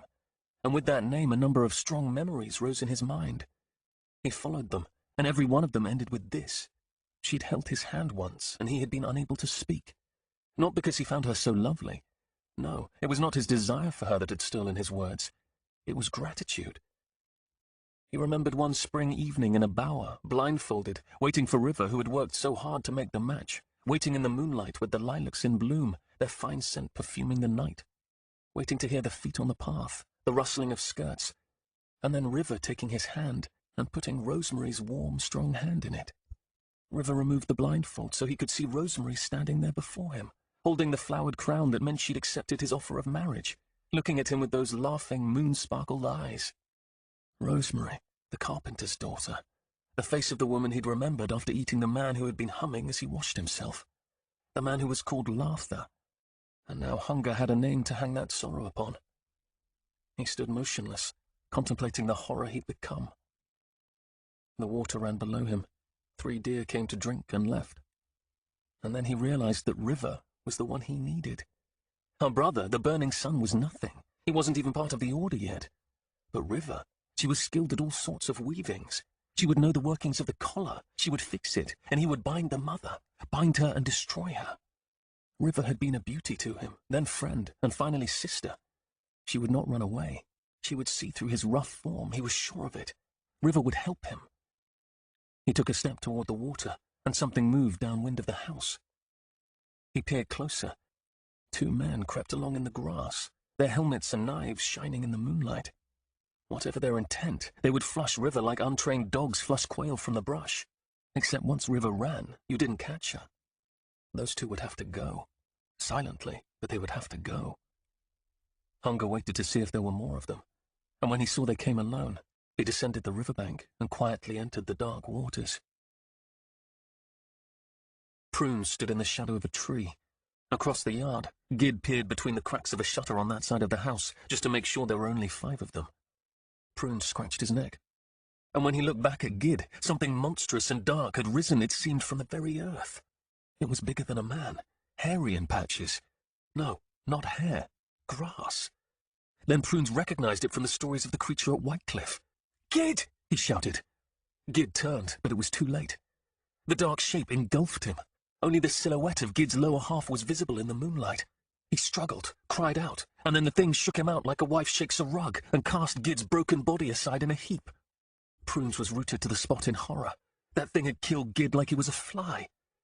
The creature raised its head and chuffed like a horse. Then it turned and looked straight at Prunes across the yard. He'd fought in a number of battles, nearly lost his life a dozen times, but nothing had ever put fear into him like the gaze of that rough monster. By all that was holy. His bladder released. He dropped his knife, backed up in horror, then ran. Sugar stood in the barn, filling a barrel with barley and oats for the horse. They had a long ride ahead, and the animal would need rich food. Legs stood by her side. "Did you hear that?" he asked. Sugar hadn't heard a thing. She was too busy thinking about what had just happened with Talon and what River had said, what she was doing now. River sat at the table back in the house with Talon, making him open and close the doors in his being, whatever that meant, over and over again. For the last hour, all River had done was sit there, holding Talon's hand at the table, telling him to open and close, again and again, telling him that he had to be sure he could hold himself to himself. In her mind, Sugar knew it was a great evil they practiced at the table, but in her heart, she couldn't help but want to learn it as well. For when River had told her what her mother was, it had come not as a shock, but a loss, because she didn't believe Mother was wicked. "The story is never what you first hear," Mother had always said, and she'd always held to that belief in her dealings. When Sugar was a little girl and had been accused of stealing a village boy's carved cherrywood horse, her mother had believed her denials. Later that same day, when Sugar finally confessed and showed her mother the horse, her mother had not sent her away. She had taken her in her arms and stroked her hair and kissed her forehead and said, "It's a brave thing to admit to a lie. Foolish to lie in the first place, but brave to put the lie out in the sun for everyone to see." She'd hugged her tight. "Your bravery is as fine as peas and fatty beef," Mother had said.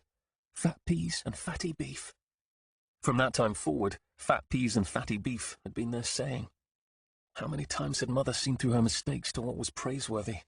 Even when Dar was teaching her to fight, she believed Sugar would find a young man in Coram Town and raise splendid children. The 2 of them had talked about what they'd do together with Sugar's future children, all the wonderful places she and Mother had visited with legs in tow. The crabbing bay, their waterfall in the woods, the patch of wild blueberries by the buttes. And Mother would come stay with her in Coram Town and join in the knitting hours and teach Sugar's daughter how to knit just as she taught Sugar. So much lost. For the first time since they left, Sugar could feel the emotion rising in her. "There's that sound again," said Legs. Sugar emerged out of her reverie. "What did you say?" "I think a man's outside," said Legs. The hairs on the back of Sugar's neck stood up, and she doused the lamp. She stood in the dark for a moment listening, then ran to a knothole in the side of the barn that gave a view of the yard. She put her eye to the hole, and saw nothing at first. Then something large moved by the house. She didn't have her night vision yet, and thought unaccountably that it was the mule. But then the body of a man fell to the ground, and a dark shadow walked out from the side of the house and into the moonlight. She got a good look at the shadow, a massive thing. Then it looked right at her, as if it could see her eye at the knothole. Fear ran up her spine, and she drew back, grabbing Leg's hand, and pulled him down. Surely it had seen her light earlier and heard her talking. It would know they were in the barn. Yet she didn't dare run, for then it would surely mark them. Outside the barn, someone ran across the hard dirt of the yard. Something heavier followed behind. They needed to hide, to burrow in the hay, but the creature was coming too fast. The door stood wide open to the moonlit yard, and Sugar could do nothing but watch as a misshapen thing, huge and shaggy, walked into view. A scream rose inside her. She cried out. She could not help herself, and the beast glanced her way. But it did not stop. It walked past the door, and then it began to run. In moments its footfalls receded from the barn. Sugar couldn't move. Her heart beat in her throat. She could barely breathe. Those heavier footsteps. What were they? Asked Legs. Sugar did not reply. Legs said, "It was the thing that carried Mother away, wasn't it?" Sugar looked at him. How could he have known that? I don't know. And yet what else could it be? I held the charm today, down in the cellar, said Legs. Do you think the creature has come to help us?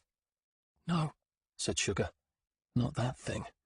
The Wisterwives created beauty. That was from some other source. Whatever it was, River could offer more protection than this barn ever would. We need to get to the house. I saw Mother. I held the charm in my hand and saw her. What? I saw Mother. With the charm. Yes, Legs said. But I thought you said you didn't trust the charm. River said it was a gift. He was right. She had indeed said that. Mother's alive. She was calling, telling me to watch and be ready. This is all too confusing, she said. River claims the creature is not part of this order she and Mother belong to. It's a wicked thing. Legs said, You're convinced it's not Mother's? I don't know what to think, and we don't have time to ferret it all out.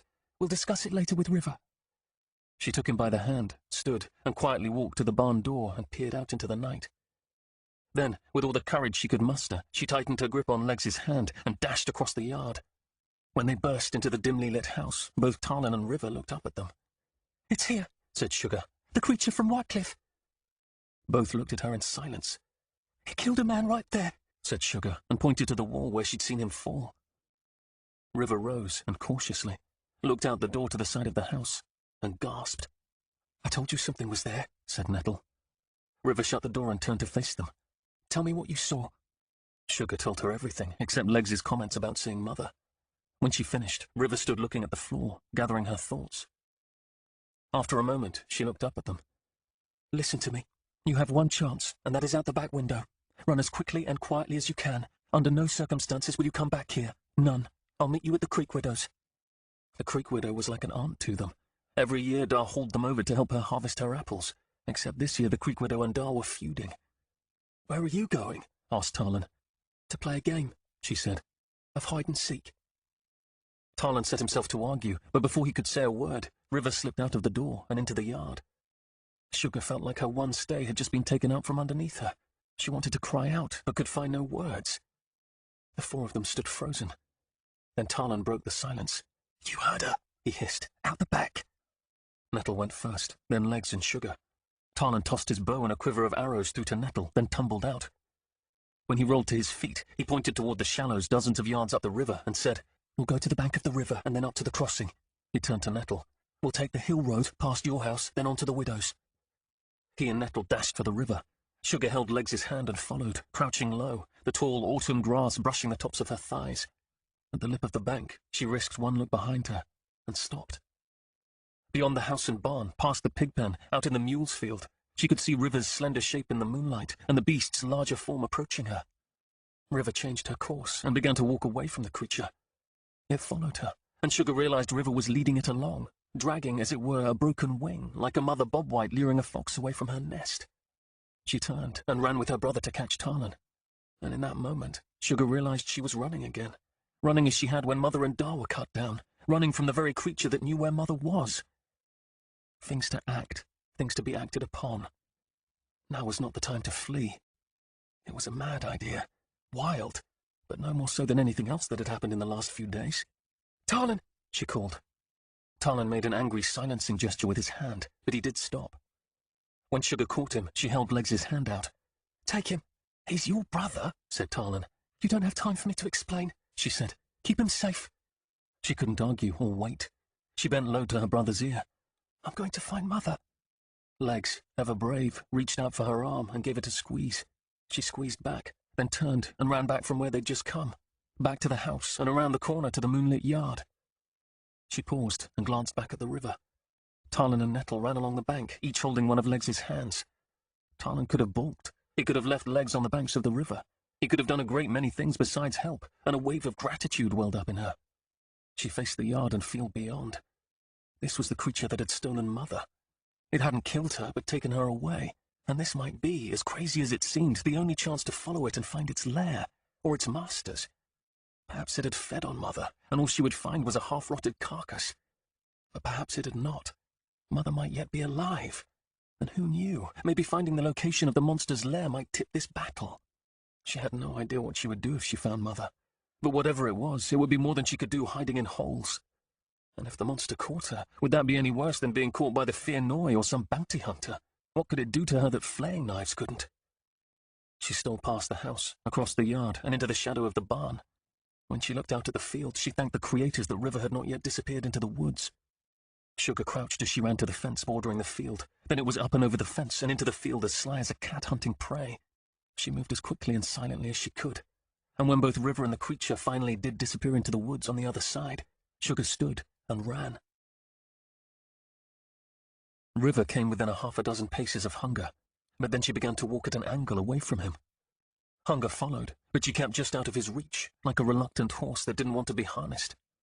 He held his hands wide, then knelt upon the field and prostrated himself in submission. How else would she know he meant her no harm? When he looked up, she stood still, studying him. He made one of the signs of the order with his right arm, and stood again. She backed away. He motioned for her to halt. Then he made another sign of the order. This time she stood still when he took the next step, and the next. One more and he would be able to reach her. Of course she was frightened. Who wouldn't be? But he'd catch her, and when she'd calmed, he'd make her understand. He lunged for her, but River danced out of his reach. He made another sign of the order and took a step. It's me, River. Can't you see past this form? Another step. She danced further away. He would have to do this the hard way then.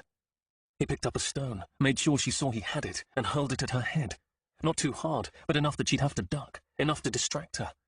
But instead of ducking, River rolled away and was instantly on her feet again. Would that he had a voice! Hunger expelled the air in his gullet in frustration. She took another step back. Hunger lost patience and charged her.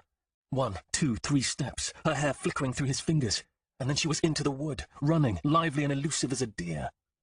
He crashed along after her, over a fallen stump, around a thick bramble, down a ravine, expecting all the time to lose her, to see her marvelous burst of speed. But she didn't widen her lead on him. Perhaps it was the dark, or this new form he wore that gave him greater speed.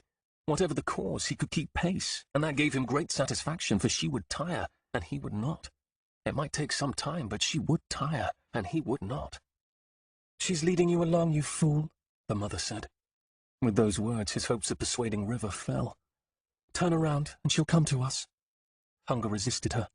I won't kill her. "Turn around. Now. Run back in the direction you came." Hunger could not resist. He turned and ran. Back she pushed him, around a bend, down the trail until the darkness of the ravine lay at his feet. "Here," said the mother. "This is where you'll take her. Quick now, hide in the shadows." I won't, he said. But he did.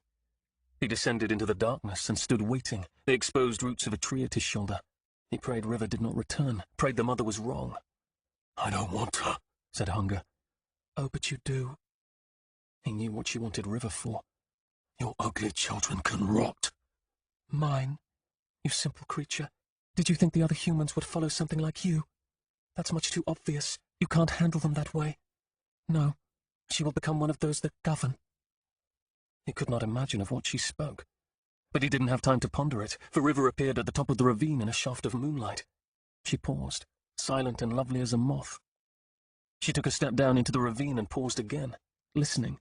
Paused like a huntress stalking her prey.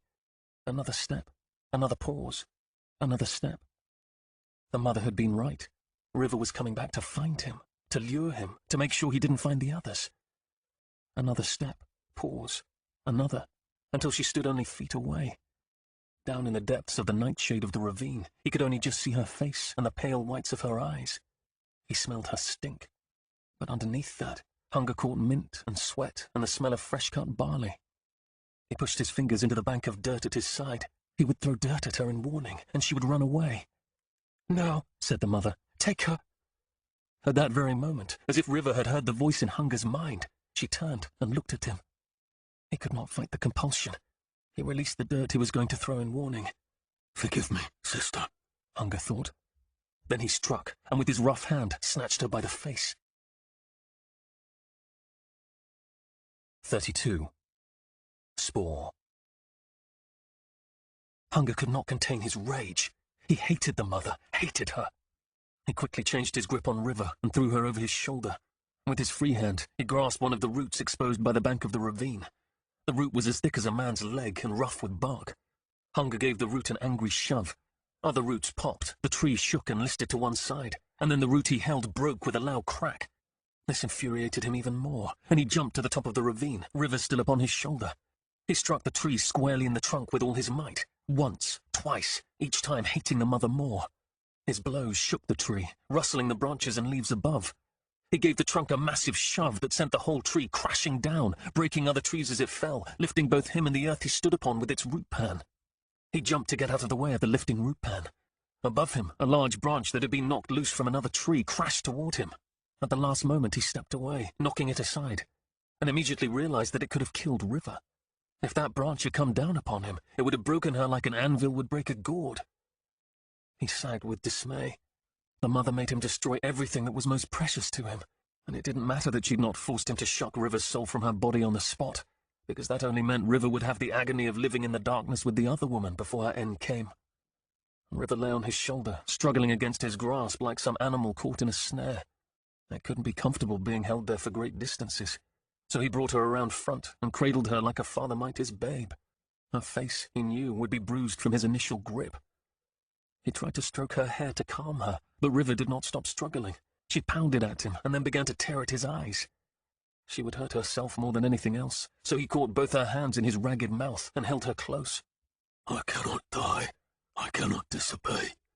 I am so sorry, sister. So very, very sorry. He wished he could tell her, wished Dirk could speak, but the mother's compulsion was upon him, and he began to make his way back toward the caves. After only a dozen paces, he heard the distinct thwack of someone stepping on and breaking a branch behind him. He stopped and turned toward the sound. It was not an animal, for no beast that size would have remained close after he'd knocked over the tree, and it was not the sound of a branch falling, but one snapping on the ground. Leaves rustled as if someone had tripped. Someone was following him in the dark. The burning sun, perhaps, or the older son, or maybe even Zu Hogan himself. She would take them as well, the mother would. She would command him to kill them, and he would do it. Horror rose in him at the thought, and he turned and ran away from the stalker. He crashed through the trees and brush, shielding River from the branches that whipped him. He ran up a slight hill and stopped to listen for his pursuit. The sound of running footsteps rose from the forest below. A light sound, not a heavy animal, not a large person. He turned to run again. He would outdistance them in the dark. But what if he couldn't outrun this pursuit? The family was all part of the Sleth nest. No, he corrected himself, not a nest, the order. Either way, what if his pursuer followed him all the way back to the mother's lair? They'd find the mother, that's what, and she'd take them there. Or would she? Zu Hogan had fought him in the tower, but what if there had been 3 or 4 with his strength? Perhaps it would have been Zu Hogan taking him instead of the other way around. The mother had said something once about humans long ago rising up against their masters. Perhaps Zu Hogan knew such secrets. Perhaps Zu Hogan's failing to stop him in the sea tower had been more a function of surprise than strength. His terror turned to hope. He could lead whoever it was down there to Mother, and that person in turn would lead Zu Hogan. And if not, Hunger could come back and lead Zu Hogan himself. Hunger looked down the dark wooded hill. Nothing moved. They were waiting for him to continue. He grabbed a branch and broke it smartly to announce his position. Then he turned and walked away. A few paces later, he broke another branch, and a few paces after that, yet another. Hunger walked through the remaining hours of the morning, keeping only slightly ahead of the person following him. When dawn arrived, he stood atop a ridge and looked down at the small valley below that still lay in the morning's shadow. Just beyond the edge of the wood, a flock of sheep grazed the grass bordering both sides of the road. In the village, the sun had just begun to kiss the thatch roofs with a rosy light. Still farther along, a man drove a wain laden with a 15-foot pile of hay. 2 boys sat atop the pile, stabilizing themselves with one hand on the side pole while sharing what looked to be a red cheese round. They passed by a woman throwing kitchen scraps to her white and black speckled chickens. This was the village closest to the mother's lair. He'd smelled these villagers with longing on many an evening. He'd even come in and stolen about the homes in the darkness, listening to the humans, tempting his appetite, until the mother had ordered him to stay away. Hunger looked behind him. He had not heard the person shadowing him for some time, but that probably only meant it was light enough for them to see the way better and avoid things that cracked in the dark. This also meant he could leave visible spoor. Nevertheless, it was quicker to follow sound, so he broke yet another branch and continued along the ridge past the village, past the stand of fat spruce from which the mother had called him, and to the entrance that stood up on the hill above the swamp. There were 3 entrances he knew about, the one in the cliffs by the sea, this one, and another one in the buried ruin of the Stone Whites on the other side of the hill. Hunger stood at the entrance, the small stream running out of the lopsided mouth of the cavern and down the hill. He looked down at River and released her hands from his mouth. She immediately winced and clutched her shoulders in pain. He was sorry. He should have thought about the pain and numbness that would result from her holding her arms in one position for so long. She looked so fragile in his arms. He smoothed her hair back from her face with one finger. This time, she didn't pull away. For a moment, he lost his courage. The mother was cunning and strong. How could beings with such frail bodies hope to contend with her? But they had. She had said so herself. Hunger looked back. He hoped whoever followed him had such power because it was beyond him. Then he turned and stepped into the thin, cold water with River in his arms and disappeared into the dark. 33. Body and Soul. Hunger laid River down next to Purity in the ink-black chamber. Both River and Purity cried out at first, but then they recognized each other and began to sob. For joy or despair, Hunger did not know. He left to get some of the firewood he'd stored in another chamber and to fetch hobbles for River. They tried to keep Purity without them, but she kept running away, so the mother had him steal hobbles from a smith and put them on her ankles. Hunger gathered the wood and hobbles. In the other room, River and Purity talked in low voices, but they stopped when they heard him return. He placed his small nest of tinder and kindling a pace from them on the floor, struck the flint against his fire steel until 3 sparks fell into the tinder. Then he blew. A small flame leapt up. He added small bits of kindling.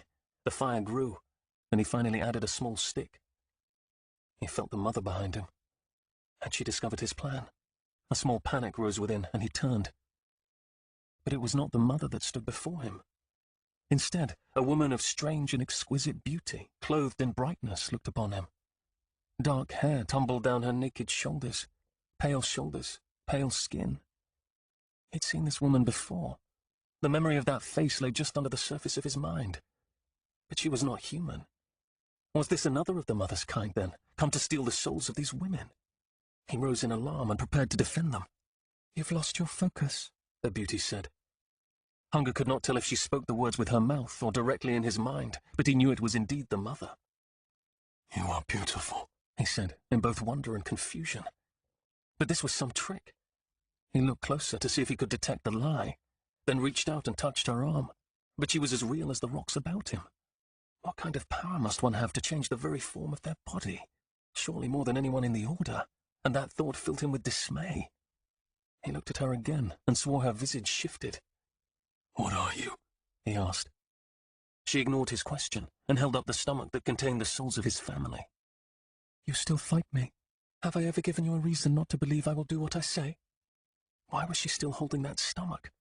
She was wicked and cruel, and the slightest slip would mean the end of his wife or children. His panic began to rise again, but he couldn't let her know that, so he looked at the stomach and said nothing.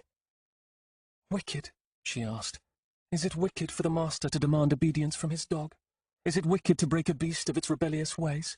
And if it demonstrates quality, is it wicked to administer praise and reward?" "I am not your dog." "Oh, but you are, and I will have loyalty from you. It is your decision. Obey me, and you will eat from my table. Defy me, and you will learn by the things you suffer." "I can withstand your pain."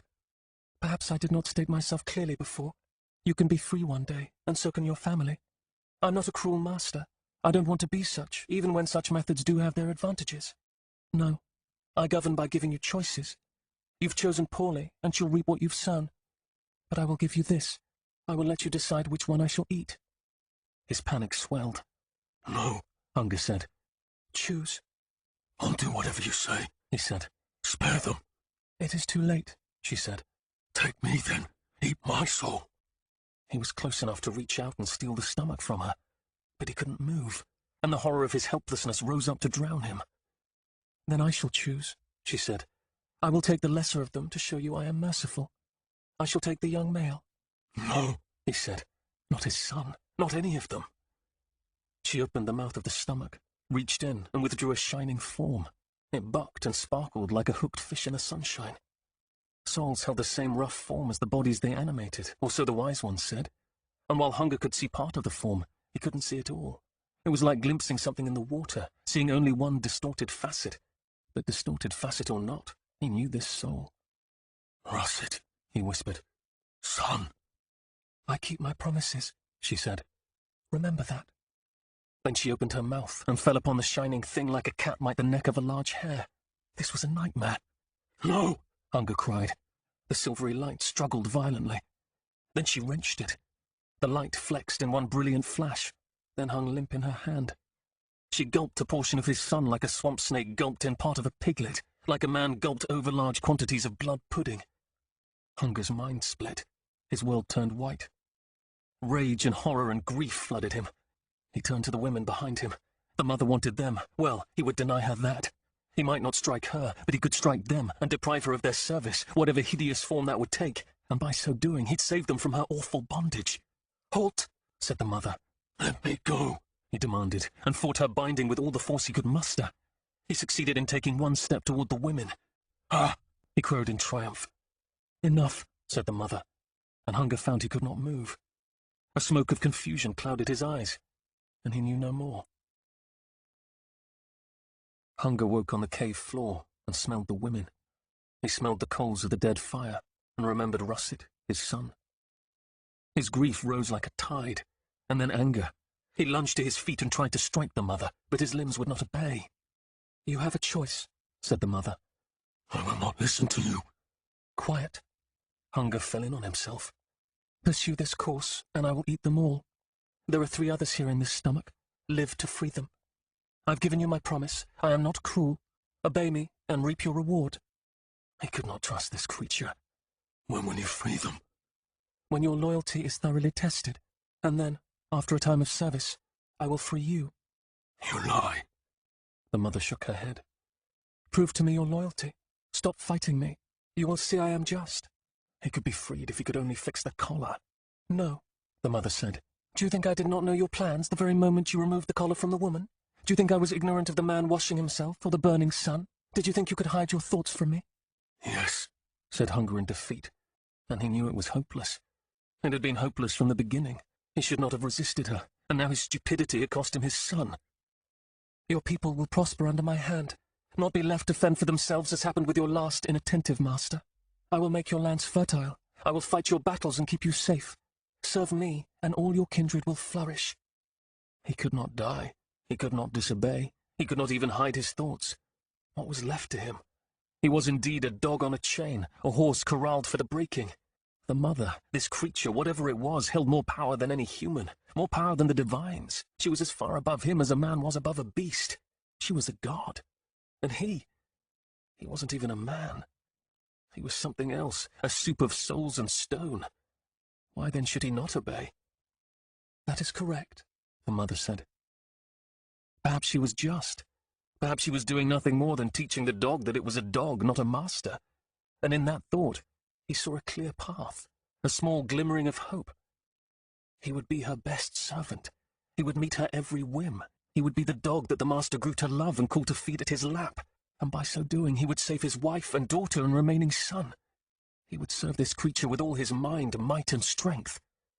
Will you forgive me? He asked. Forgive. That word has no meaning. But I shall give you one more chance to prove yourself, and in time, you may win my trust. Tell me then what you desire. We shall continue what we've begun, she said, gathering the ones that stink. Yours was a good plan, even if wrought with the wrong intent. He felt a lightening in his mood. He had chosen the right course. The one you led here, she said. You will take her and see if she is fit to lead or ripe for the harvest, and then you shall find the rest. As you command, he said, and turned back toward the mouth of the cave. The last moments of his son's existence played before his mind. All his cursed fault.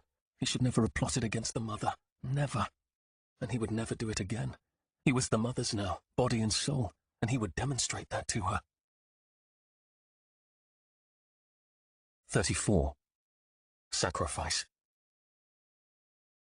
Argoth held Serenity, his youngest daughter, in a great hug, her legs dangling loose. She growled like a bear, bit him on the neck, and then giggled. He growled and bit her back. Little beast, you go help your sisters outside. Your mother and I need to talk. Then he set her down. She ran out the back door of the kitchen, and Argoth shut the door behind him, then turned to Sarah. She leaned back on the dry sink, one long dark tress curling across the sweat on her neck, and stretched.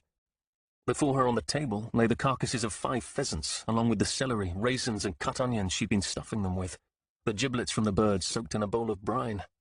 Sarah's eyes brimmed with onion tears. It could not be easy, being as pregnant as she was and carrying the workload she did, and he wasn't going to make it any easier. The servants are all outside, he asked. You could have sent someone ahead to give me warning. We have so little time to pack. I can't show up in Mokkad in rags, and I'm not going to leave my sisters in these lands to face the bone-face attacks that will surely come. Argoth shook his head and spoke in a low voice. I'm not taking you with me on the ship. In fact, from this day forth, Mokkad will be your death. Confusion clouded Sarah's expression. Listen to me. You and the children must disappear tomorrow before noon. Go into the wilderness, book passage on a ship under another name to another nation. I don't care. In fact, I must not know how you do it. Why would we need to? Do not contact your sisters.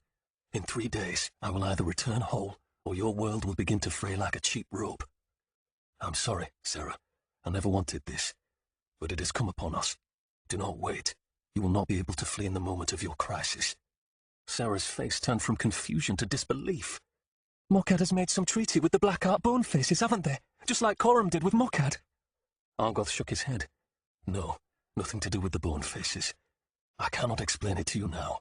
He held his hand out to her. Trust me. As soon as the lines depart with me, you must go. Pack light. You will only have a short time. Sarah did not take his hand. This isn't just another battle you're riding off to, is it? You've plunged into some idiot's plot. My love, he said, and reached out for her again. She took his hand this time, but did not embrace him. You will come back to me, said Sarah. He hoped that would indeed be the case. He thought of his children, of his girls begging him to take them on his hunting trips, of Serenity's growls and bites, and Grace's affinity for dogs, training his proud coursers to jump through hoops and wear bright ribbons in their collars. He thought of Joy leaving messy clay puppets in his pockets, and Nettle, who wanted so much to be a man. He thought of Sarah's contagious laughter. But he always knew his joys in this life might suddenly end. Any man of war knew that.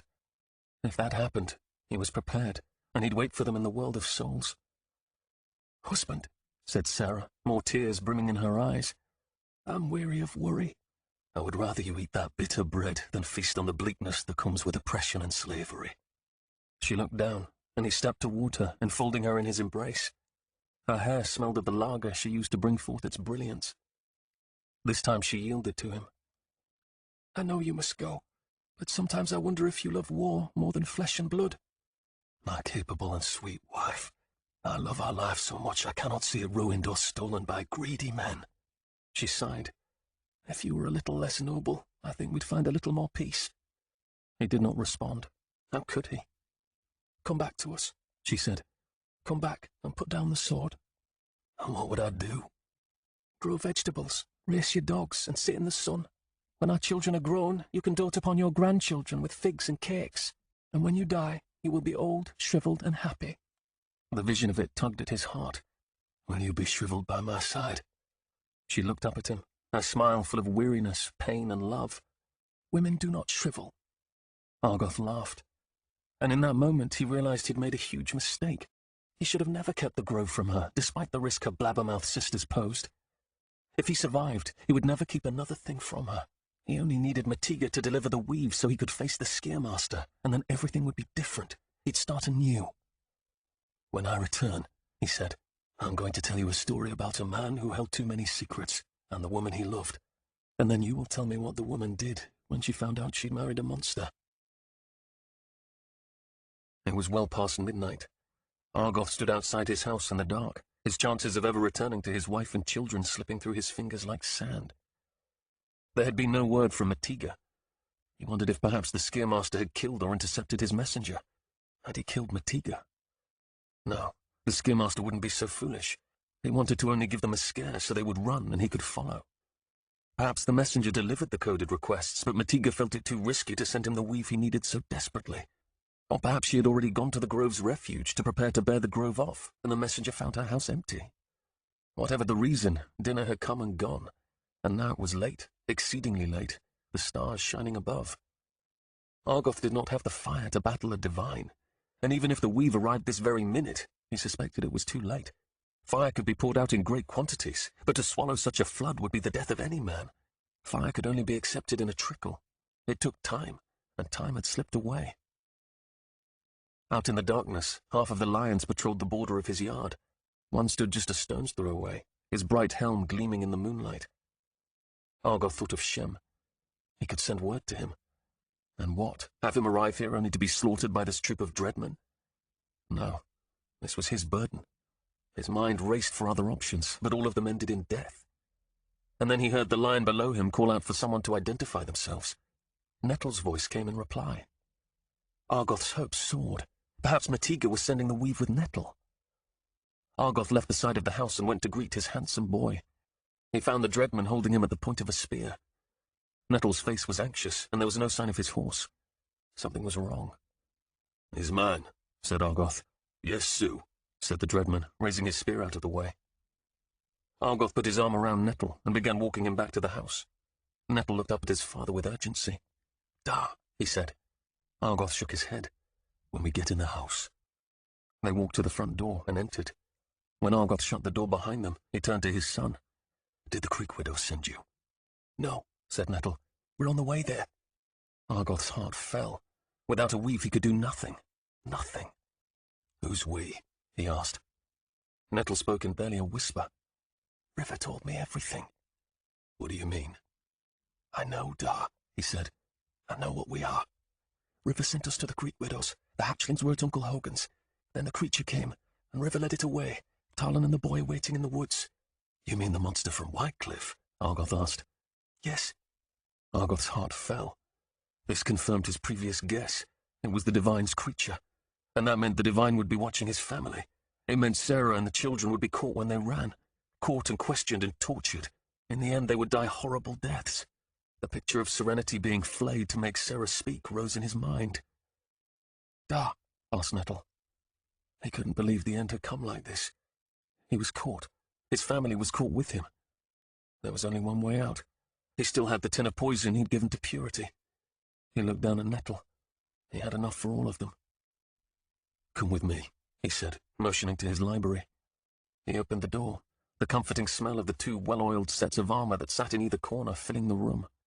He followed Nettle in, then barred the door behind him. "Da," said Nettle, his voice full of intensity. "Are we soul eaters?" Argoth sighed, and looked about the room, at the smudged maps he'd used on campaigns in other lands, at the feather-festooned spear he'd broken in the leg of Black Hill Giant, and the lock of hair from that giant's head. He looked at the necklaces of teeth. Years of prowess at war, and he still had to hide. Still had to face his son as if he was some murderous criminal. Argoth walked to the hearth, and grabbed one large flagstone set at the bottom of the face on the right. It was about 4 feet high and 2 wide. He caught the hidden ring that would release the catch, and pulled. The stone swung inward to a dark compartment. "In, to your right 1 step, then take the ladder down." Nettle looked at Argoth with disbelief. "Hurry now." Nettle crouched, then twisted through the opening and disappeared into the darkness. Argoth followed. It was a tight squeeze, but just big enough for him. He stood in the oversized space between the walls and shut the narrow flagstone door. Then he descended the ladder in perfect blackness to the hidden cellar below. Nobody knew about this place. Not even Hogan. This is where he kept his secret books, his weaves, and the implements of his life before the Order. "Da," Nettle said in the darkness. "What is this?" Next to the ladder stood a case with many shelves. He felt for the lamp and flint striker, then worked the striker until a spark ignited the lamp's wick. He blew on the spark, and when the flame burned brightly, he set the lamp down on the small table and motioned for Nettle to take the one chair. Nettle sat, looking about the room with puzzlement. Argoth had used good timbers and brick to build this room. All had been sealed over with a thick layer of white lime render. This kept the room bright. Furthermore, Argoth made sure to lay drainage tiles into the soil all around this part of the house, so that all the runoff was taken down the hill and away from this dry room. There was not much in this close room. A stack of wood next to a small smoke-blackened hearth, a long but narrow table, a chair and 2 cases for his books and the implements of the law. Son, tell me what River told you. It's true, isn't it? Nettle said, looking at the plates of inscribed tin that lay on one of the shelves. That depends on what you've been told. Nettle turned back to his father and related everything River had said about the Order, about Tarlin's days pouring forth, and what happened afterwards with the creature. When he finished, Argoth did not immediately respond. River had taken upon her a right that was his. He had looked forward to testing Nettle and bringing him into the Order. He had planned it for so many years. She had taken that anticipated joy from him, but he couldn't be angry with her. I am a root in the Order of Hismaeus, said Argoth, and we are not soul-eaters. Although that's exactly what he once had been. Bless the 6, but the memory of his years before the Order still pained him. You will never apply that term to us again. Nettle didn't speak for a moment. When he did, his expression and voice were full of desperate relief. So, we do not prey on others? We haven't stolen fire? He was almost pleading to hear that his father wasn't a monster. But what struck Argoth was that Nettle used we. He'd expected his son to fight against this idea. The Order had to be so careful. They had to teach their children the propaganda of the divines, just as any common parent might teach their children, so that no one would suspect them. And Argoth had done his job well. But here his son, his loyal boy, had already decided to follow him, come what may. Argoth would not betray that trust with prevarications. I was once a nightmare, he said, but then I was brought into the light. I don't understand, said Nettle. You won't, said Argoth. Just know that I found the right path, and that I do not steal, and haven't since before you were born. And know, too, that you have a choice. Not all are brought into the Order. Your mother, for example, does not know. Why not?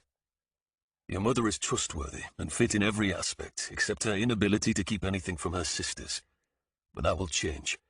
I was going to introduce you to everything later, but now that you know the secret, you must make a decision. I'm going to need some help. Father, said Nettle, I would never betray you. Hear me first, said Argoth. If you join, you will be bound by oaths of loyalty, oaths that cannot be broken. And when Nettle took them, they would go and administer the poison to the family. Better poison than a long tortured death in the hands of the Macadian seekers. Argoth thought of the position he'd put his family in. He hoped they would forgive him. There is so much to say, but we have no time. We believe the creature was sent by this Skier Master and Lumen to destroy us. Lumen? He isn't dead? We do not think so. Shock shone on Nettle's face. But why wouldn't they muster a massive hunt? A hunt is like beating the bushes in a great ring. If you have enough people to ensure that none of the game escapes, then you can close the ring and slaughter the game within the ring at will. But what if most of the game is outside the ring you've formed? What if there are well-concealed bolt holes? Are we going to attempt to escape? In a manner of speaking, said Argoth. We were going to attack them, enthrall the divine. Astonishment shone on Nettle's face. Bold, eh? Then we would have hunted down those who could threaten us one by one. But I misjudged. I don't have the fire I need. I have no weapon to take to battle, which means there will be no fight. Fire? Nettle asked. That's all you need. He smiled at his son's statement. Fire was not so easy to obtain. Yes, that's all, Argoth said. A man, any man, can learn to speed, slow, give, and receive the days of his fire. I am old, Nettle, far older than you can imagine.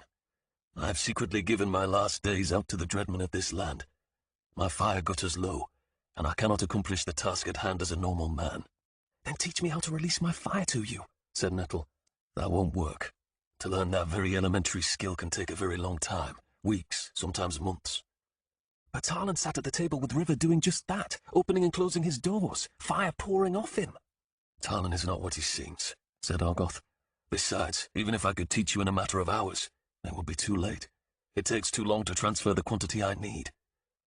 Nettle pointed at a pine rod lying in the case. That's a filtering rod, isn't it? It is, said Argoth. Something from before.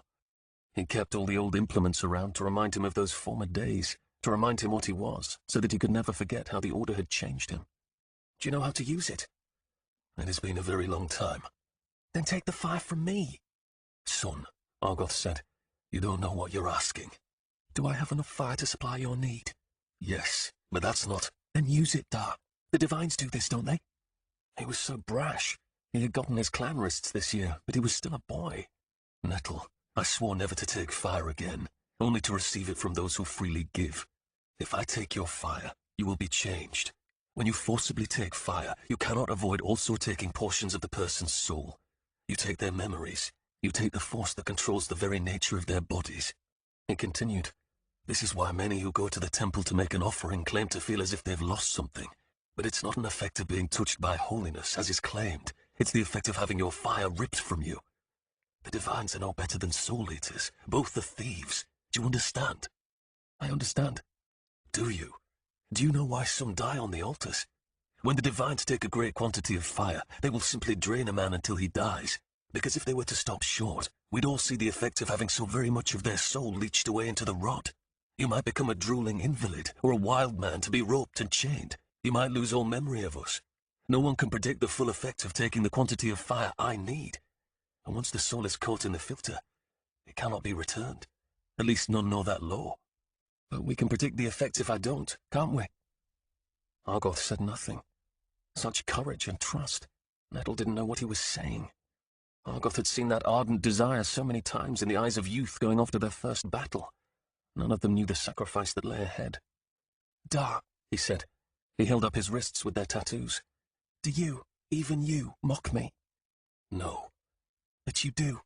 Every time you allow others to stand in my place on the patrols, every time you assign your men to shelter me. I don't want to risk you unnecessarily. Life is risk, said Nettle. I am now a man of our clan, a man of my father's house, and I want to protect my sisters, my mother. I want to protect my friends. Would you prevent me? Would you tell me I am not worthy? Son, you're worthy. He was more than worthy. He was precious. He was a prize that Argoth did not want to part with. Then pick me up, father. Let me be your weapon. Let me be your sword. Argoth looked at Nettle, the desire burning in his eyes. And if this takes part of my soul, Nettle continued, we will count it no less an honor than if I had lost an arm or a leg in battle. Such a son. But Argoth shook his head. I can't. If you did, would you be able to save Mother? Would you be able to save Serenity and Grace, Little Joy? If he took the fire, he could spring the Skiermaster's trap. The odds were long, but there was the smallest of chances. There's no guarantee. There are never any guarantees, Da. This would put his family at such great risk. But they were already at risk. They were already targets. He could kill them all tonight, or he could fight and try to save them. If he failed, their deaths would not be easy. But if he succeeded, he would save not only his family, but the lives of many others. The divines stole so much. They made so many people suffer. And he'd been wrong. Sarah did have a chance to escape. Someone would surely follow her, but it wouldn't be a Dreadman.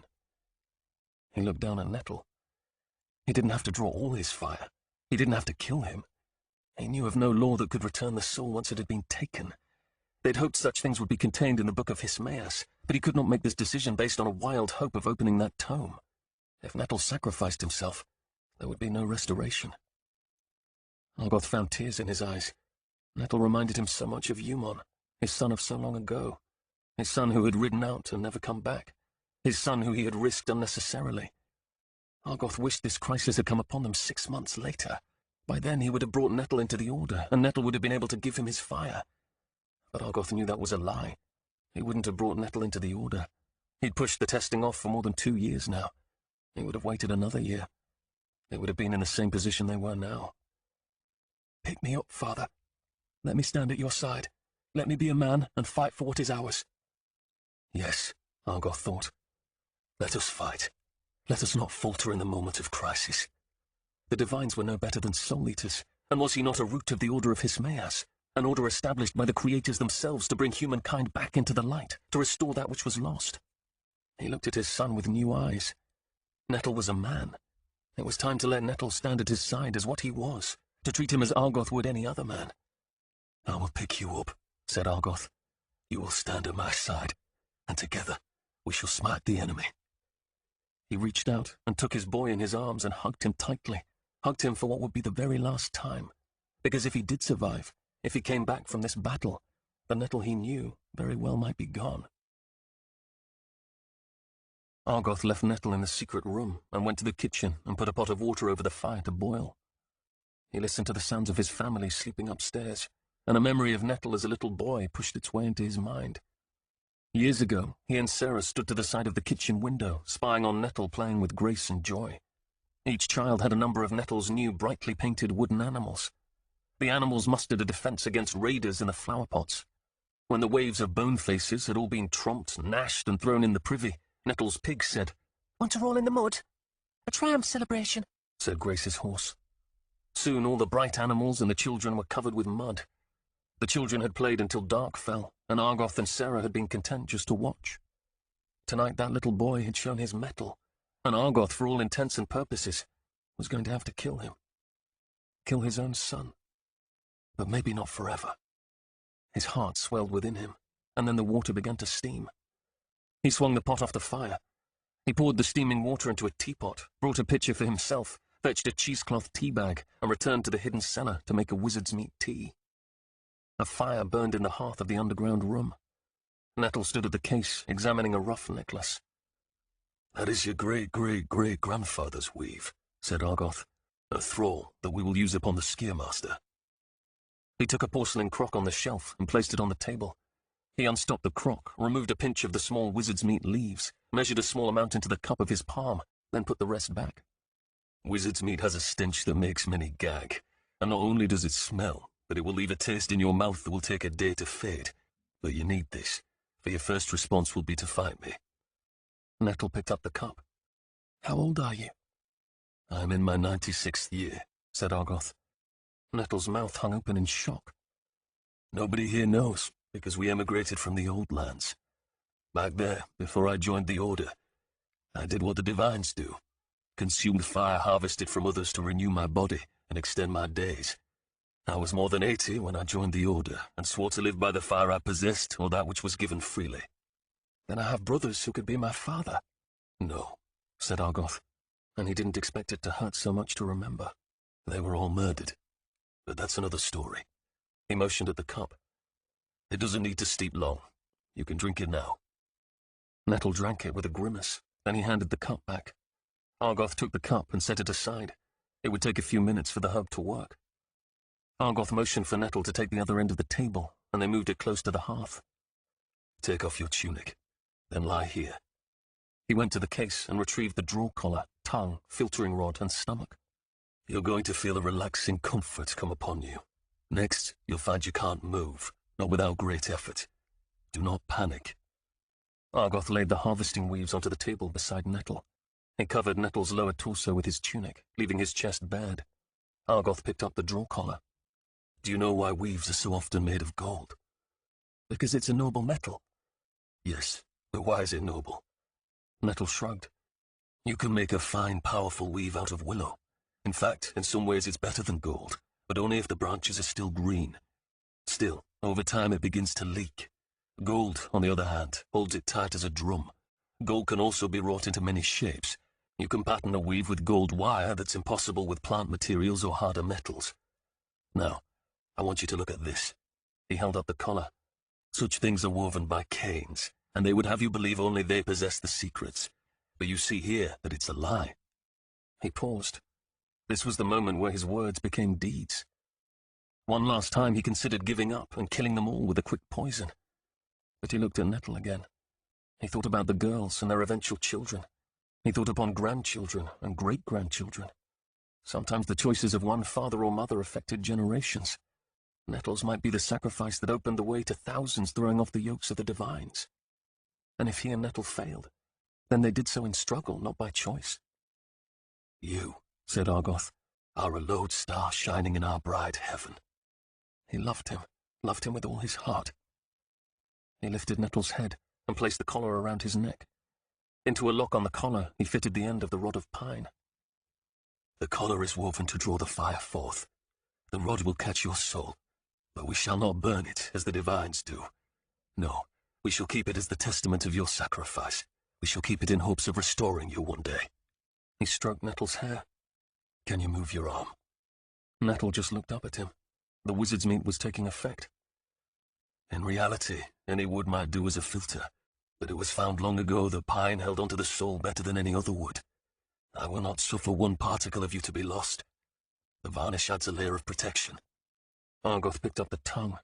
He inserted one end into the pine rod, the other fitted into the stomach, a weave of gold shaped like a grip.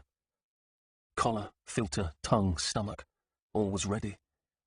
It was said that those who stole fire opened themselves up to invisible influences from the unseen world, evil Skier, or even Regret himself. Perhaps what Argoth did now was evil, but the cause was just. The collar will grow cold, he said. Very cold. Can you blink? Nettle did nothing at first, but then he blinked once, very slowly. I'm going to begin, said Argoth. We should have heated blankets, but that cannot be helped. I'll just have to keep the hearth stoked. He hesitated. Nettle looked up at him with such serenity. He knew it was from the wizard's mate, but he couldn't help but see the trust in his gaze. I'm proud of you, son. I will not disappoint you. He took a breath, and the whole world seemed to hang on that moment, and then he began to sing the ancient forms. After a time, a greyness seeped into the collar like a thin wash of paint. Argoth continued singing, and the greyness slowly darkened and turned black. Minutes sped by, and the blackness entered the filter and slowly rose up toward the stomach. Without tasting the fire, there was no way to tell if it was polluted with soul. But this unused filter had been cut from a thick, long branch. It was 3 feet long, more than enough for the souls of a dozen men. He continued to sing, and soon was sweating with the effort. Water condensed on the collar and rod, then the tongue. He threw more wood on the fire and continued. The fire grew, but the water didn't evaporate. Despite his efforts, a fine frost began to form along the collar. He continued to feed the fire and sing. An hour passed. He was drenched with sweat, his voice hoarse. He stopped to take a long drink. Argoth smoothed Nettle's hair back. Tears sprang to his eyes again, tears full of sorrow and pride. We're halfway there, son. You're doing fine. He raised the pitcher for another drink, then set it down and continued. The fire flowed up the rod into the stomach. He lost track of time, but estimated he was taking not mere days, but years. The frost spread from collar to the rod, then extended up Nettle's neck and down his chest. Argoth took off his tunic and spread it over Nettle's chest, hoping to warm him. Then he started again. There was so much, but he had to both quicken the thrall and take enough for himself. A tear ran down the side of Nettle's face. Argoth pulled back his tunic and touched the collar. The tip of his finger froze to it. He winced. So much, too much. The frosted skin would die and leave a scar. He was sorry, so sorry, but he couldn't stop yet. He didn't have enough. Just a little more, he said, and began to sing again. A soft moan escaped Nettle's lips. Pain wrenched his face, and then he raised his hand, the one with the clan wrist, and grasped the filtering rod. The wizard's meat was wearing off. Argoth felt Nettle's wrist and sought to gauge how much fire was left in his boy. Enough to continue, but less than he'd thought. He drained so many of Nettle's days away. But if he didn't get enough, the weave would never quicken, and it would all be for naught. He saw the pleading in his son's eyes. Courage, he said. He couldn't stop now. To do so would be to waste all that Nettle had given. He gently pried Nettle's fingers off the rod and began again to sing. Nettle tensed, his back arched. Argoth chanted, grief welling up inside him. Perhaps they should have just run, the whole family. But he ground that idea into the dirt like he would a spider. He'd made his decision. He would see it through. Second-guessing, questioning would only poison his resolve. He continued to pull, watching his son's slow writhe. Then Nettle spoke one word in a broken voice. Father.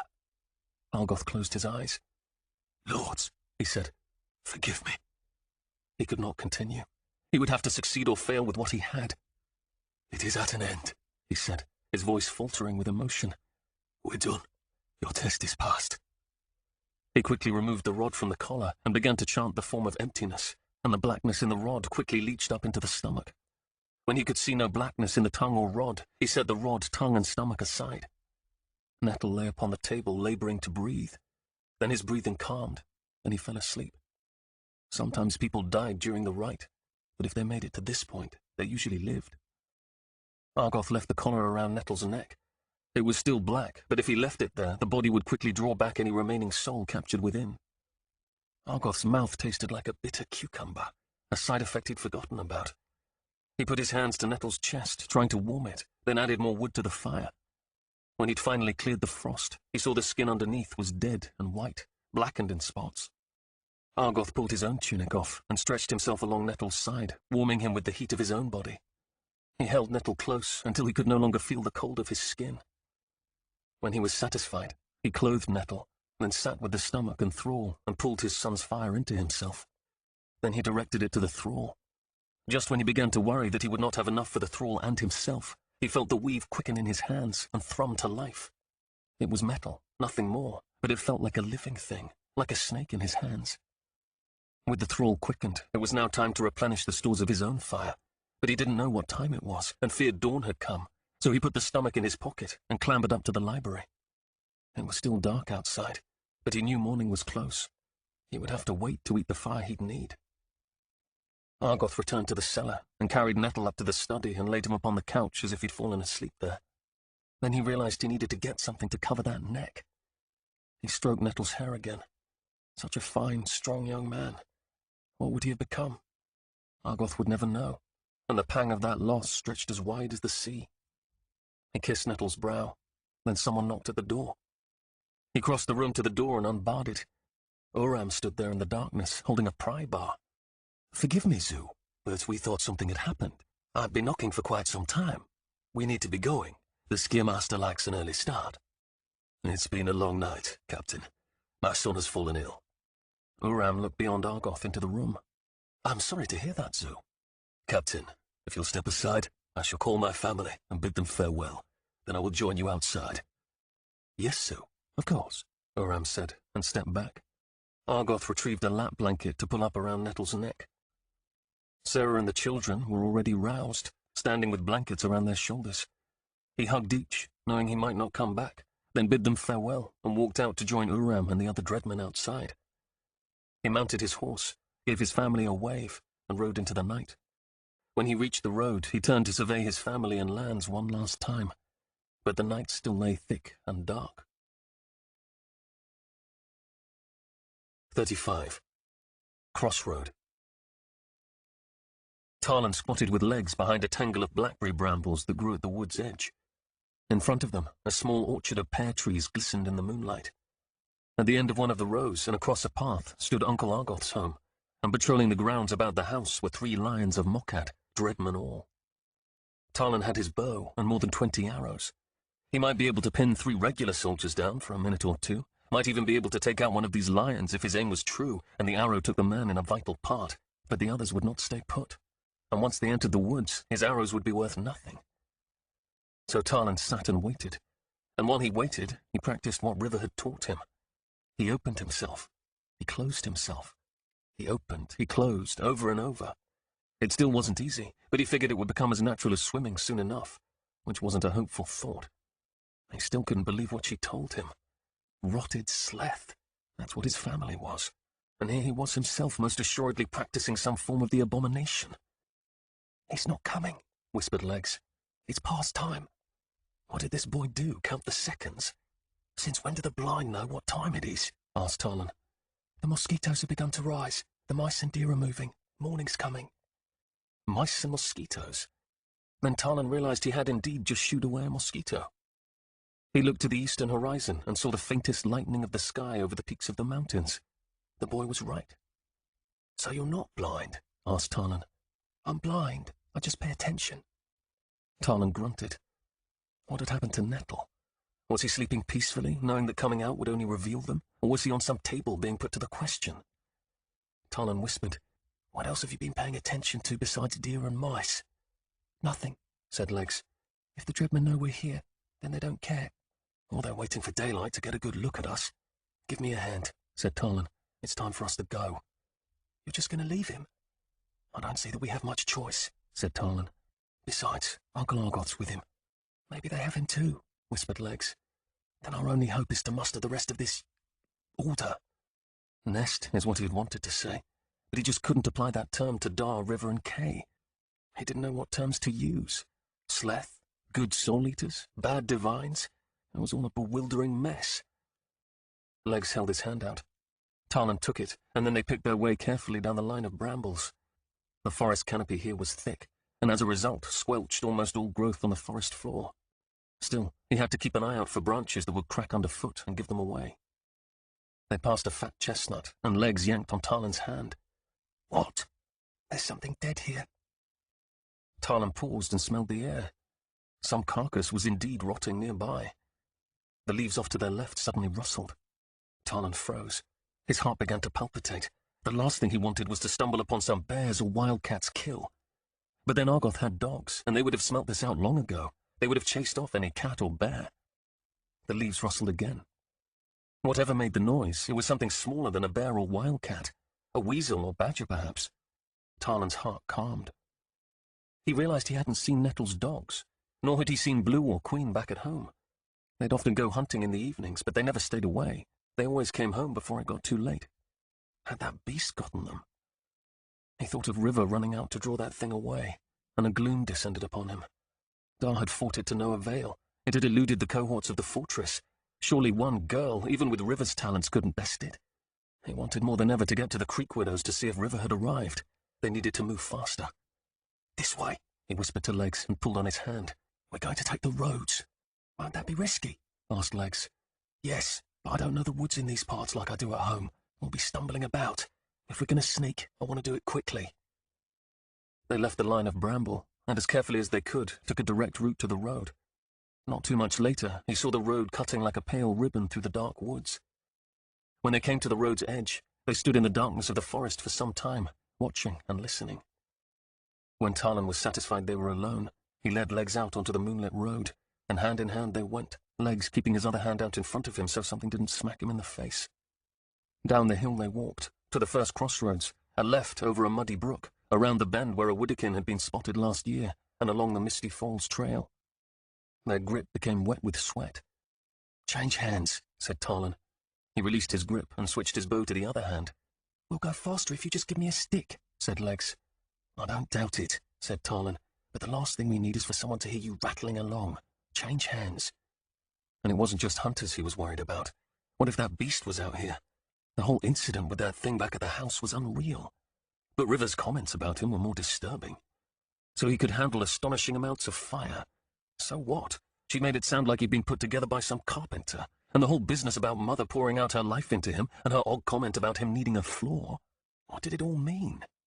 100 questions coursed through his mind, but all of them came back to the fact that he was walking a lonely road in the middle of the night, holding hands with this hatchling like a lover.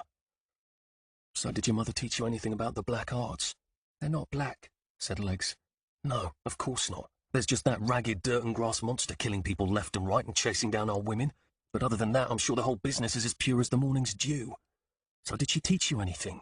She taught me that some people are idiots, said Legs. Tarlin looked down at the boy and his wild hair. You've got a lot of squeak for a little man.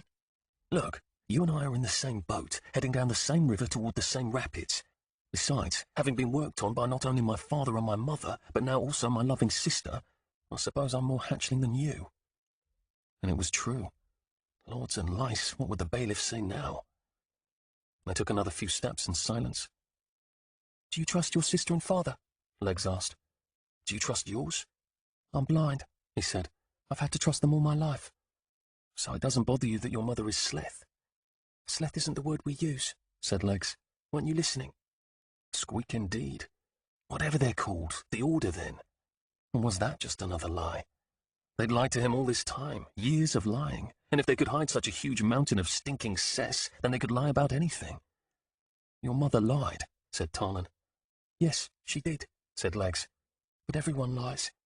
No, they don't. Yes, they do. You're telling me a Macadian hasn't ever pushed ahead of you in some line, and you nodded politely, but inside you were all resentment. That isn't a lie, said Tarlin. That's called avoiding a beating. That's a lie, said Legs. It's a lie to swallow your tears when you get hurt so others don't think you a child. It's a lie to act bravely when facing an enemy, even when you want to run. Lies are useful. Tarlin grunted. Maybe everyone did lie. Maybe the kinds of lies you told defined who you were. And what did it say when the lies were as monstrous as the ones his family kept? You asked me if I was bothered, Legs said. I am bothered. But mostly I just feel a crushing nothing where my da used to be. I feel like I've taken a step where I thought Gran was, but there's nothing there. And I'm falling. I'm falling. His voice grew small, as if he'd curled in on himself. And I have no idea how I'm going to land, or if I'm going to break my neck. That was exactly how it felt, Tarlin thought. My da says Sparrow was a great man. He was, said Legs. He was everything. They walked on in silence then, each left to his own thoughts, which was actually better if they wanted to avoid detection. As they travelled, Tarlan realised that the current road would eventually lead them to Whitecliff. Part of him said that was the trail he should take. Everyone knew Sleth twisted things. If his family could be redeemed, then only a divine could do it. But if they couldn't be redeemed, then they would only spread the poison of those arts to others. He should follow the trail to Whitecliff, to the first official he could find, and ask for the Skiermaster. He should offer his services to inform on the activities of this order. After all, who better than a trusted family member?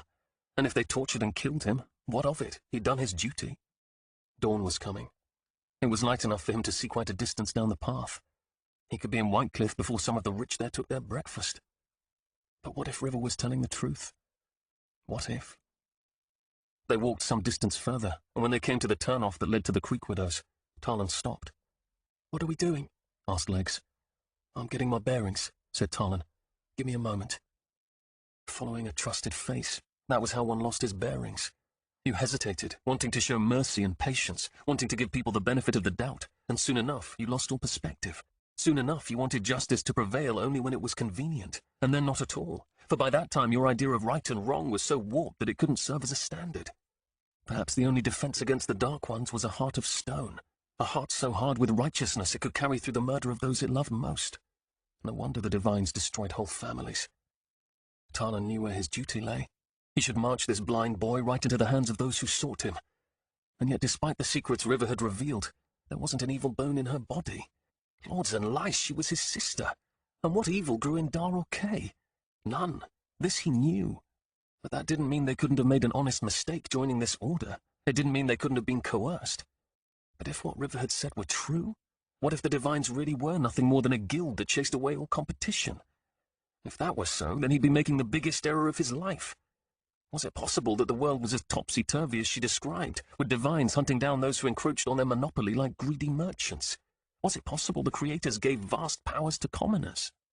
It didn't explain the Sleth monster or all the horrifying stories of soul-eaters, but then it did explain how some Divines fell from grace. River could be right, even if the possibility was remote.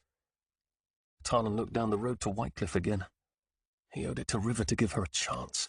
He owed it to Dar and Kay and Mother, to Uncle Argoth. Part of him said it was wicked, but he couldn't see a better way. Besides, maybe it was his task to walk into the heart of the black forest in which they were lost, find them, and lead them back from shadows and into the light. He sighed and shook his head. This whole situation was a tavern story headed for a dark end. He looked down at Legs. So you don't know any tricks? No bloody rights? It's just me and you out here on our own? I can sing you a ditty about a one-legged slave, said Legs. Your mother put half an army to flight, and that's all you've got. I can do this, Legs said. He looked up at Tarlan and did this repeated rolling of the whites of his eyes. It was unnerving, certainly not something that should be witnessed before breakfast. "Gah," said Tarlan. "Now you do look like Sleth. When we want to make our enemies lose their appetites, we'll bring you in as a secret weapon. And what have you got?" "I've got my bow," said Tarlan. "I've got my brains. They'll get us to the Creek Widows, and maybe there we'll find some clarity." Legs cocked his head and held his hand up for Tarlan to be silent. Tarlan looked about the shadowed wood, but saw nothing. "Somebody's coming," Legs whispered. Tarlan listened. At first there was nothing, and then he heard the soft thud of men running on dirt, running down the path that led to the Creek Widows. "Off the road," Tarlan hissed and pulled Legs' hand. "Quick!" The road here was bordered by a few tall pines and some beech, which meant there wasn't a lot of cover. But if they could get 50 paces in, the trunks of the trees would hide them. They had barely entered when 3 Shoka appeared on the road behind them. 2 were bowmen, the 3rd carried a spear. They stopped, and Tarlan and Legs froze. The man in the lead said, "You two take that side. We don't want to proclaim our presence. We can watch the road from here." The other 2 nodded and stepped into the woods on the far side of the road. The leader moved into the woods on Tarlan's side, at a slight diagonal from where he and Legs stood. The Shoka stopped at the trunk of a fallen pine, knocked off the nub of a branch, then sat himself down.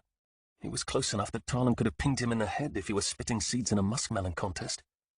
Tarlan carefully took 1 step back, and a twig popped underneath him. He froze. The Shoka on the pine log turned his head slightly, as if trying to listen. "By the Goat King's hairy arse," Tarlan thought. "He's going to turn, and I've got my bow in the wrong hand." 36. Pursuit. Sugar found the monster to be one of the easiest things she'd ever tracked. A stupid beast that couldn't navigate well enough in the darkness to avoid the branches.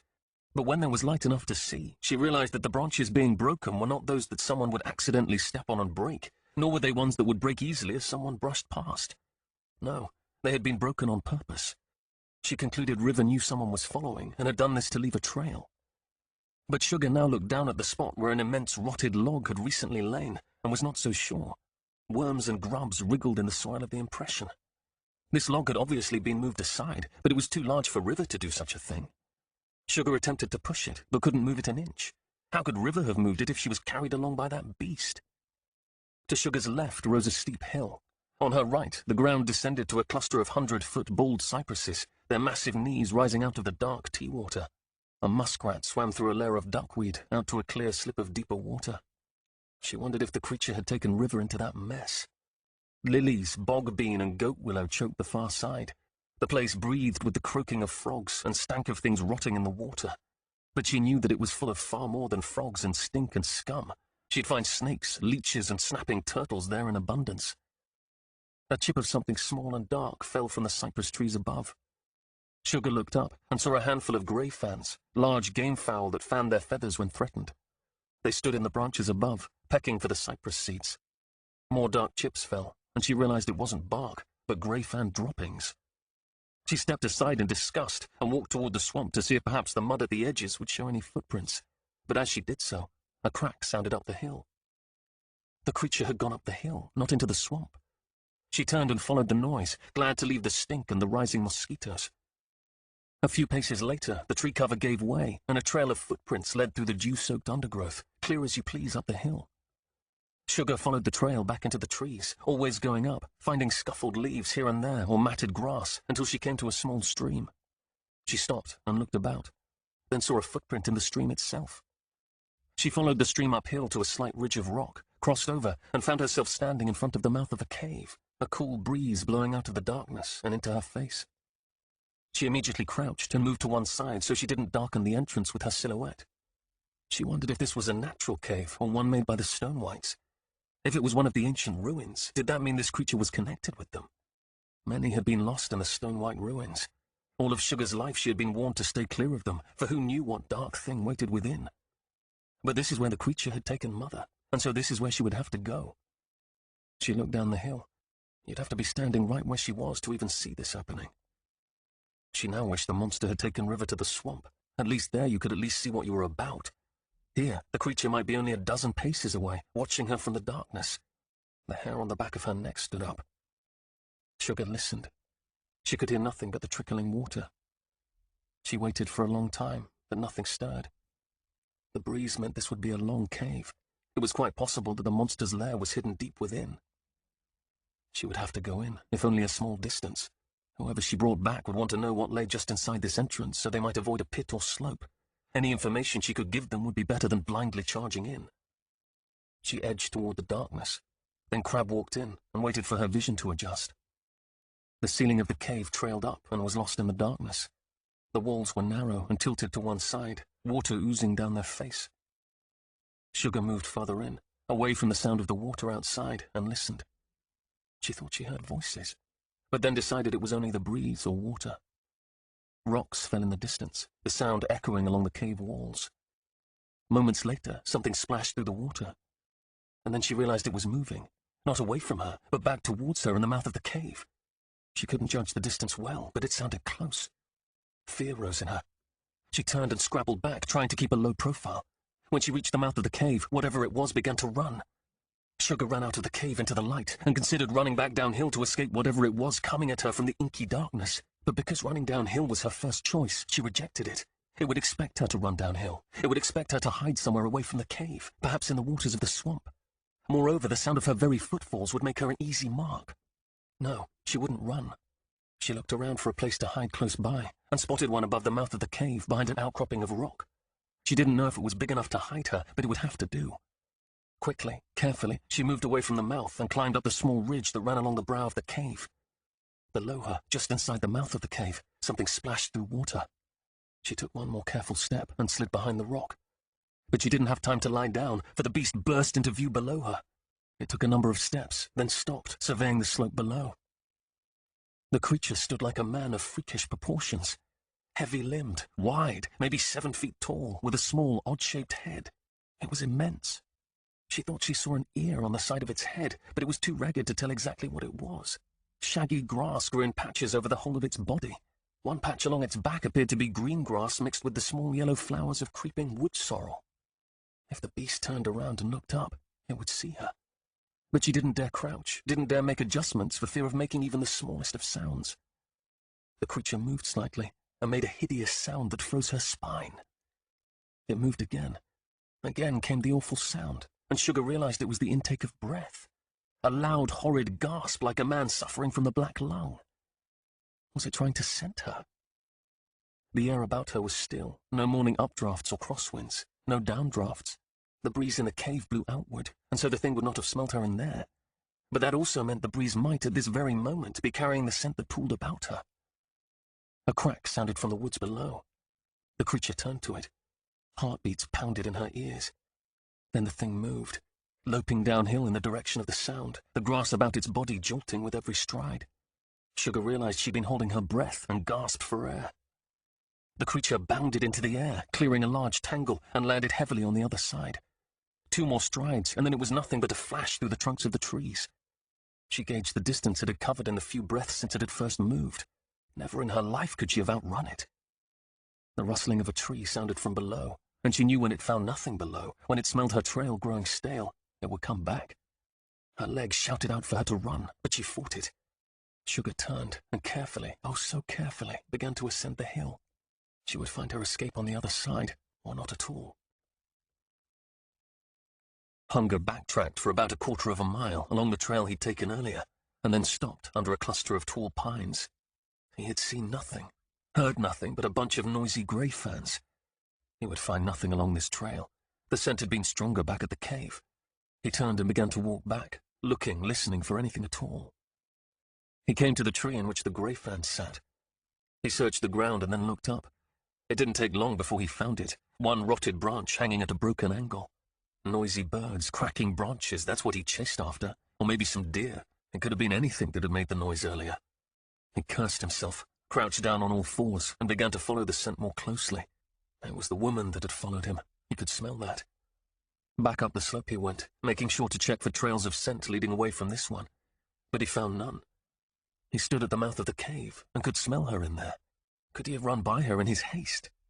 He followed her trail in, but found it ended not far inside. If he'd run by, then she had come back out, but she hadn't run downhill. No. Hunger examined the area around the mouth of the cave and found her scent clinging to the rock. He followed it up to a ridge just above the mouth of the cave and found a pool of her scent. She had stopped here. She could have been squatting right there when he'd run like a fool down the hill. But it didn't matter. He had her scent and her trail. He would catch the wily thing and bring her back. He was the mother's now. His family depended on it. He felt good to have such a clear purpose.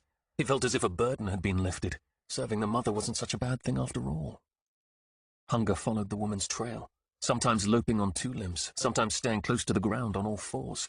He followed her scent up over the crest of the hill and back down the valley on the other side and to the banks of a marshy river. She was smart, hoping he'd lose her scent on the water. But there were some parts of a person's scent that did not sink into the depths. Some of it hung in the very air. Oh, water made it harder to track. Sometimes it flowed away at great speeds, erasing all traces of a trail. But not this sluggish river, this half-marsh. He got down on all 4s and strode out into the water and smelled her on the surface. The scent was faint, but it was thick enough to follow. Then he lost it. She had fallen or dived under and swam. He searched in widening circles around the area where he last smelled her, and in a short time found the scent again and followed it downriver about 50 yards to the far bank. Up on the land, her scent grew fresher and stronger with every step. He ran into the trees.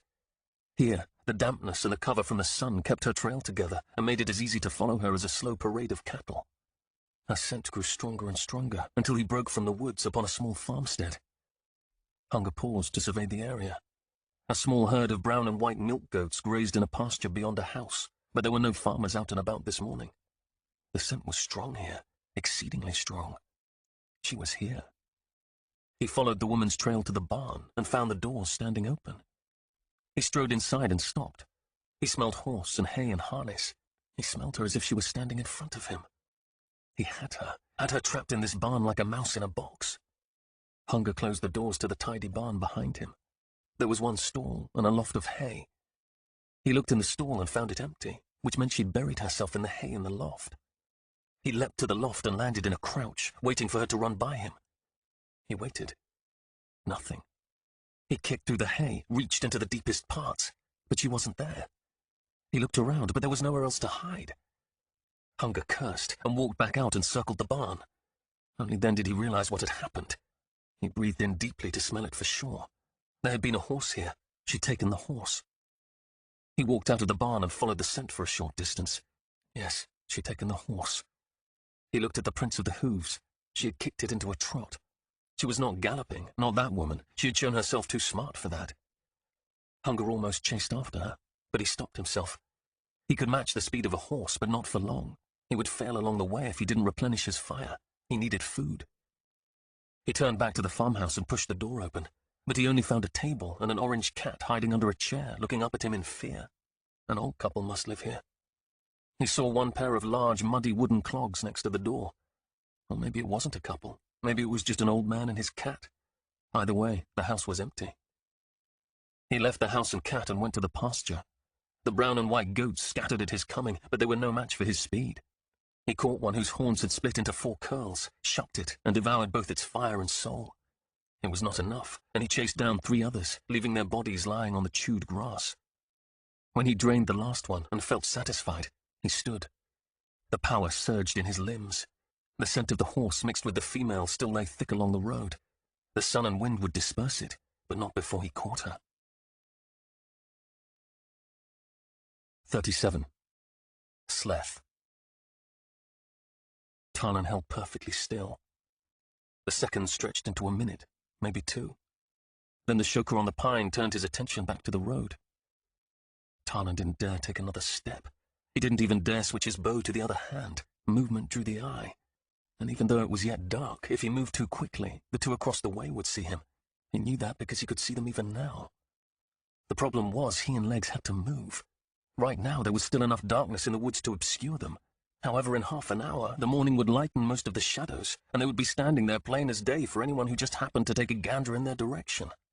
In slow, tiny increments, Tarnan reached back with one bare foot to feel the forest floor for a likely spot. He moved a twig aside with his toe and transferred his weight. He turned his head downwards so his voice wouldn't carry, and whispered one word for every few heartbeats. "Feel your way back," he whispered. Legs reached back with his bare foot, found a spot. They moved in minuscule increments, stopping, moving an inch, stopping, moving again. A squirrel chittered off to the right. Sweat ran down Tarnan's back. A mosquito buzzed him. It landed on his cheek, a large smudge at the bottom of his vision. He moved an inch, stopped, moved another. He felt the mosquito's pinprick. He continued to move, pushed aside some dry leaves with his toe, paused, moved. The thief finished with his face and droned away with its stolen treasure.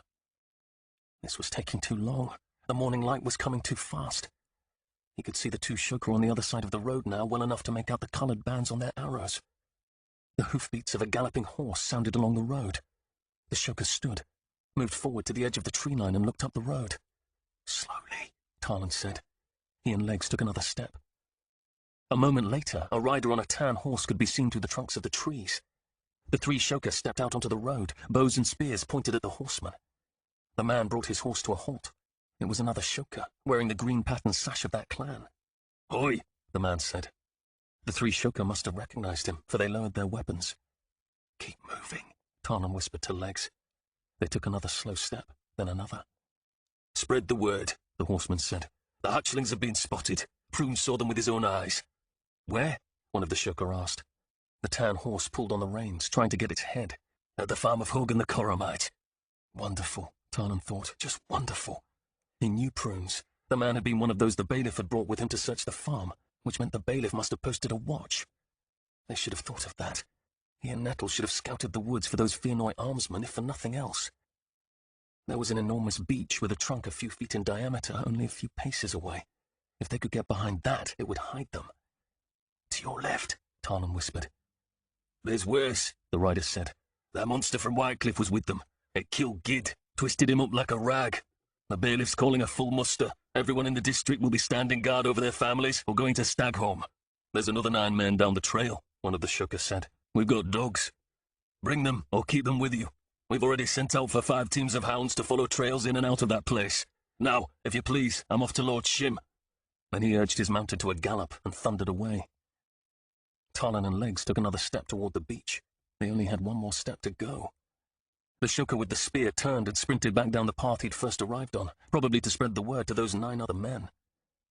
Tarlin took the last step back, then slid behind the fat beech and pulled Legs with him. He pressed his back flat up against the trunk and held his breath, shifting to make sure both of them were completely behind the tree. Legs stood up against him, his hair brushing Tarlin's chin. Dogs, Tarlin thought. Not only did he have to escape with a blind boy in tow, but now he had dogs to deal with. Before noon today, everyone in Tarlin's family would be famous, and the bailiff wouldn't give them an easy pass this time. They'd done more than make a fool of him. They'd stabbed him in the back. No, there would be no easy pass. He'd come with those ice-cold eyes, and there would be no deliverance. Tarlin thought of Dar in the hands of the Macadian Council. The reports of what Prune saw wasn't going to help him. Resentment began to build in Tarlin again. If only Legs and Sugar hadn't shown up. Why couldn't they have gone to some other member of this Sleth nest? Why couldn't Dar have turned them away? But of course Dar couldn't, because Dar never turned anyone away. And even if he had, sooner or later something would have happened. You can't sow deceit and not expect to eventually reap its bitter fruit. But assigning blame wouldn't get Tarlin out of this current mess. They had to get to the Creek Widows. They had to get there quick.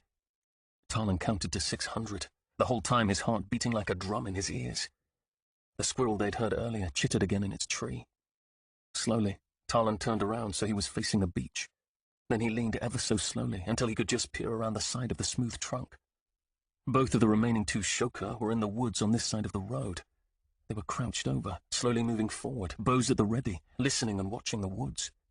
The one closest to Tarlin carefully stepped over the fallen pine where the lead Shooker had been sitting earlier. Tarlin pulled back. By all that was holy, they must have caught something of his and Legs' last quick move to the beach. They obviously hadn't seen the movement clearly enough, or they would have been focused on the beach. But that wouldn't last long.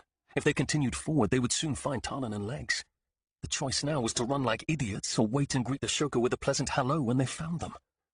Tarlin could try to shoot them with his bow, but there were trees and branches that could deflect his arrows. If the first shaft didn't find its home, then it would be 2 against 1. Up ahead, a bunch of clumped short pines grew in a line. If he and Legs could get behind that greenery, it just might give him time to find better ground for this fight.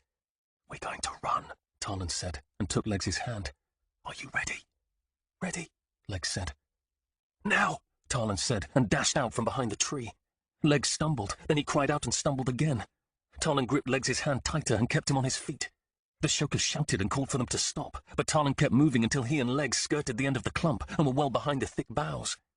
This small line of pines ran to the dry bed of the brook, and while the undergrowth on the short banks of the brook might be tall enough to give them some cover, there was no way he and Legs could outrun the 2 Shooker. They'd cornered them soon enough. "Show yourselves!" one of the Shooker called. Tarlin had a plan. He doubted it would work, but something at this point was better than nothing. The ground here was slightly rocky. He couldn't imagine running on it blind, but that's what had to happen. There was no time to dither. "Come on," he said. "Just a little farther." Legs stumbled once more on the way to the dry brook bed, but he didn't cry out and reveal their position. "I want you to keep low and move down this dry brook bed. I need you to draw their attention. You're leaving." He couldn't squat here and jabber. Just keep their attention. Then Tarlin rose and dashed back to the line of pines, bow in hand. He needed to get on the other side so he could circle around behind the 2 Shooker. Of course, this wouldn't work if the Shooker had decided to split up. Just before he got to the other side of the pines, Tarlin stopped. He looked down the edge of the line of trees. Nobody was there. His hopes rose. Maybe they ran back to the road for help. That would give him and Legs time. But in the next breath, that hope was dashed. "Stop and show yourself," one of the Shooker called. "We see you there in the brook." "I'm nobody of any account," Legs shouted out. "Then stand and show us who you are." Good, Tarlin thought. They thought both he and Legs were there. He slipped to the far side of the line of trees and carefully made his way down the line. "Promise you won't hurt me," said Legs. "We'll promise you nothing." Tarlin had his arrow knocked, a second in his bow hand. "I'm going to stand up," said Legs. Tarlan took a few more steps and realized that his way was clear from this side of the pines. He could leave Legs and save himself. He could be across the road and into the woods on the other side before these Shoka realized their mistake. Later he could claim he'd been entranced by the hatchlings, taken prisoner after their monster had attacked their farm. "There were 2 of you," said a Shoka. "Where's the other?" "He won't stand up," said Legs. "Get up," the Shoka commanded, "or we'll shoot your friend, and then we'll hunt you down and shoot you." "Stand up," Legs pleaded. "They're going to shoot me." The little man was quite the actor, and all while being threatened with death. Tarlan took a breath to brace himself, then continued down the line and turned the corner back toward Legs. Both Shoka were facing Legs. One Shoka stood only a few paces away from Tarlan. The other was moving up and to the right, probably trying to flank Legs and his imaginary friend. Legs stood a few yards from where Tarlan had left him, his whole torso rising above the banks of the brook bed. "Stand up," Legs said, flailing his arms at his imaginary friend as if Tarlan were hunkered down right next to him. Tarlan took a careful step, then another. He raised his bow, took another step, reaching out with his toes. "This is your last warning," said the Shoka. He pulled the arrow back the last few inches to his cheek. Tarlan recognized the Shoka. He'd competed with him before in practice musters. He was young, even if he did have the clan tattoo on his wrist. "Put the bow down," said Tarlan. The Shoka startled and twisted to look at Tarlan. Tarlan took the last step and aimed the sharp tip of his iron arrow point at the young man's chest. The bowman's eyes went wide with alarm. "You," he said. He glanced to the side, looking for an escape. "No," said Tarlan. "You're not quick enough. Don't even think about it." The second bowman began to turn. "You know who I am," said Tarlan. "I could have drilled both of you with an arrow while you were doing your sneaking, and I will if you don't listen to me." "You're going to have to kill me, half-breed," said the one in front of him. His voice was full of fear and determination. "No," said Legs. "We've got something else that will do that for us." The bowman's eyes widened. "He can squish up both of you like rags," said Legs. Who? Tarlan thought. It was one thing to threaten a Macadian. It was quite another to claim they had some sleth monster on a leash. This mire just got deeper and deeper. "Nobody needs to get hurt," Tarlan said. "Just toss your weapons." Neither Shoka moved. "Should we call it?" Legs said. The second Shoka looked about, then tossed his bow down. "Don't hurt us," he said. The first Shoka looked at his companion in dismay. "Put your bow down," Tarlan said. For one brief moment, Tarlan thought he was going to have to kill the Shoka. He didn't want to. He had nothing against him, and it would do their cause no good to add another Macadian death to it. But he would do it. Tarlan drew his arrow just a tad farther back.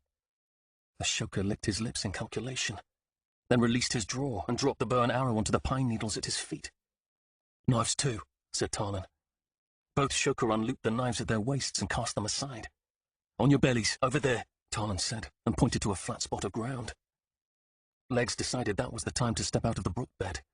When he got to the top of the short bank, he walked, both hands in front of him, one high, one low. "He's the blind one," the bowman said. "Indeed he is," said Tarlan. "On your faces." The two Shoka knelt and then stretched out face down on the needles. Tarlan kicked the two bows together. "Legs," he called. "Unstring this bow at my feet. We're going to tie them up." They didn't have much time. The third Shoka could be returning this very moment to the road with the others and their dogs. 15 minutes later, Tarlan and Legs were making their way toward moving water. There was at least one river and 2 creeks between them and the widows, and they'd have to use all 3 now that dogs might be involved. The bowstrings hadn't been long enough to bind both Shoka to different trees, so Legs had cut 2 strips off his tunic to use as rope and 2 more to use as gags. "Do you think they'll stay put?" asked Legs. "Oh, I think your little eye show gave them quite a scare." That, and the fact that he'd married his freaky eye-rolling with odd gaggings and contortions. It was quite an effective method to cow the two so they didn't try anything stupid while Tarlan tied them up. It had almost put Tarlan himself on the run. And when one of the Shoka had asked what was happening, Tarlan had played up the story Legs told. And why not? How could the story get any worse? His family had already been caught harboring the hatchlings, they'd already been connected to the monster, and despite the usefulness of claiming the hatchlings had enchanted them to do their bidding, there was no one else in the family who might be tempted to say such a thing. And truth be told, even he wasn't going to give in to that. Besides, they needed time. An hour's head start might not even be enough if the dogs came. "You know full well what he's doing," he had said. The Shoka had taken it, as intended, for slethery. And then the bright idea had come to Tarlan to say he believed Legs was calling the monster to watch them, to make sure they didn't run. Oh yes, Tarlan was in this up to his neck. Now the question was not if he was going to die, it was only when, and would it include a lot of torture? He thought of Dar and Whitecliff. He hoped Uncle Argoth would protect him. Surely Uncle Argoth would be able to convince Lord Shim, because Tarlan certainly wasn't helping him any. Tarlan stopped in front of a clump of poison ivy. They needed to get to the first creek and wash their trail away. Then they needed to get to the river, maybe float a bit. "We need to move faster," Tarlan said. "My feet," Legs said. Tarlan looked down. The boy's feet were bloody in 3 places. "Too bad you can't call that monster for real," Tarlan said, and unstrung his bow. He put the string in an oiled leather pouch that hung from his quiver and told Legs to hold the bowstaff. "Raise your arm, Brother Slith." Legs raised one arm. Tarlan took it by the wrist, bent low, grabbed Legs' ankle with his other hand, and stood up straight, laying Legs across his shoulders. "Right," Tarlan said. It was like lugging a sack of beets. That's all this was. He adjusted Legs to more evenly distribute his weight. Then he plodded forward, around the clump of ivy, over a flat rock, and then onto a game trail no wider than his foot. 38. Traps. The Skiermaster Rubeloth stood on the deck of the ship, watching the sun rise, the stiff morning breeze at his back. On the main deck, 6 sailors guided the last pallet of barrels that contained sea fire down into the main hold. "Report," he said to Uram. "Argoth and his escort are eating a fine breakfast at the Shark's Tooth. Did he give you trouble?" "None, Great One, but I did find something odd." "Oh?" "His son's neck, Great One. In the early morning, I caught the clansman locking the door of a room. His boy was inside, lying on a bed. The clansman told me the boy had fallen ill, and the pungent odour of a healing salve did fill the hallway. But underneath it all, I thought I smelled the faintest trace of wizard's meat. It was there one moment and then gone. Still, when my men had everyone outside, I went back in and quietly forced the door. They'd wrapped the boy's neck with fresh linen and plastered it as if for a sore throat. But when I pulled the bandaging back, the skin on the boy's neck had all the markings of a hasty and large harvest." Rubeloth nodded. He'd been right. These cursed clansmen. Another scion from a vanquished line, no doubt wielding old magics. Argoth could be the one who had wrested Lumen from the glory. If so, this could be tricky. But Rubeloth savoured the challenge. "When we're a few miles from shore," he said, "you will quietly search all his belongings." Uram bowed. "I shall, Great One." Yes, he'd have to be careful, but this Captain Argoth would soon find he was not the only one prepared for battle. Argoth ate at the Shark's Tooth like a starved man. Eggs, sausage, thick cream on cherry biscuits. He stopped a serving maid as she walked by. "A bit of salted lard," he said. She bowed and hurried away. Lard, suet, butter or cream, it didn't matter. What Argoth needed was great quantities of bread and fat, for that was what softened the hunger that would come when he multiplied himself. The sun had not yet risen, but the Skiermaster wanted an early start. "Is the captain easy at sea?" asked Uram. "I regularly run the Dreadman's course, including the 2-mile swim," said Argoth, "and these are not tropical waters." He bit into a juicy link of sausage. "An admirable habit," said Uram, who had only recently arrived. "Indeed," said Argoth. "One can do worse than modelling the diet and activity of dreadmen like yourself." "But what about the captain's stomach? Fatty foods on a rolling ship has laid low the strongest of men." A man spoke from behind in a dry voice. "There's no need to worry, Zoo. Lord Ironguts will not lose his breakfast." Shim stood holding a mug of ale, a wide grin cracking his leather face. Argoth considered Shim for a moment, but he saw no sign that the man had come to betray him. "Some lords prove their stamina by drinking the hardiest of men under the table. Not Lord Porkslop. He buries them with a mountain of food." "Blighter," said Argoth with a mouthful of eggs. "I didn't see you arrive." "Of course not," said Shim. "Not with a plate of sizzling hogtail sausages calling you like a lover." Argoth grunted, then patted the stool next to him. Shim sat with his mug. "Captain," he said to Uram, "have you ever seen the like?" "He does have a prodigious appetite." "Prodigious? I dare say Argoth's stomach is by itself a force of nature. It's wise to keep all fingers outside the range of his fork." Argoth reached over and grabbed Shim's mug. "If you don't mind." "I do." But Argoth slipped it anyway, quaffed 3 gulps, then set it back down in front of Shim. "Nothing like a bit of ale with your eggs, eh?" Shim looked into his mug. "Or a bit of eggs in the ale." It was like it had been. This was the man he loved, and Argoth laughed. In front of Uram, they discussed the defences of the land, who would take Argoth's place. But when they stepped out of the Shark's Tooth onto the high street and began to walk down the cobblestone street to the wharves, Shim turned serious. I received a love letter, he said. Oh? Asked Argoth. Yes. They always want some proclamation, some proof. I dare say I don't know whether to write a stinging rebuke or show the sender some of my family history. Shim reached into his coat. He retrieved an object, and then grasped Argoth's hand and placed it in it. My great-great-grandfather made that.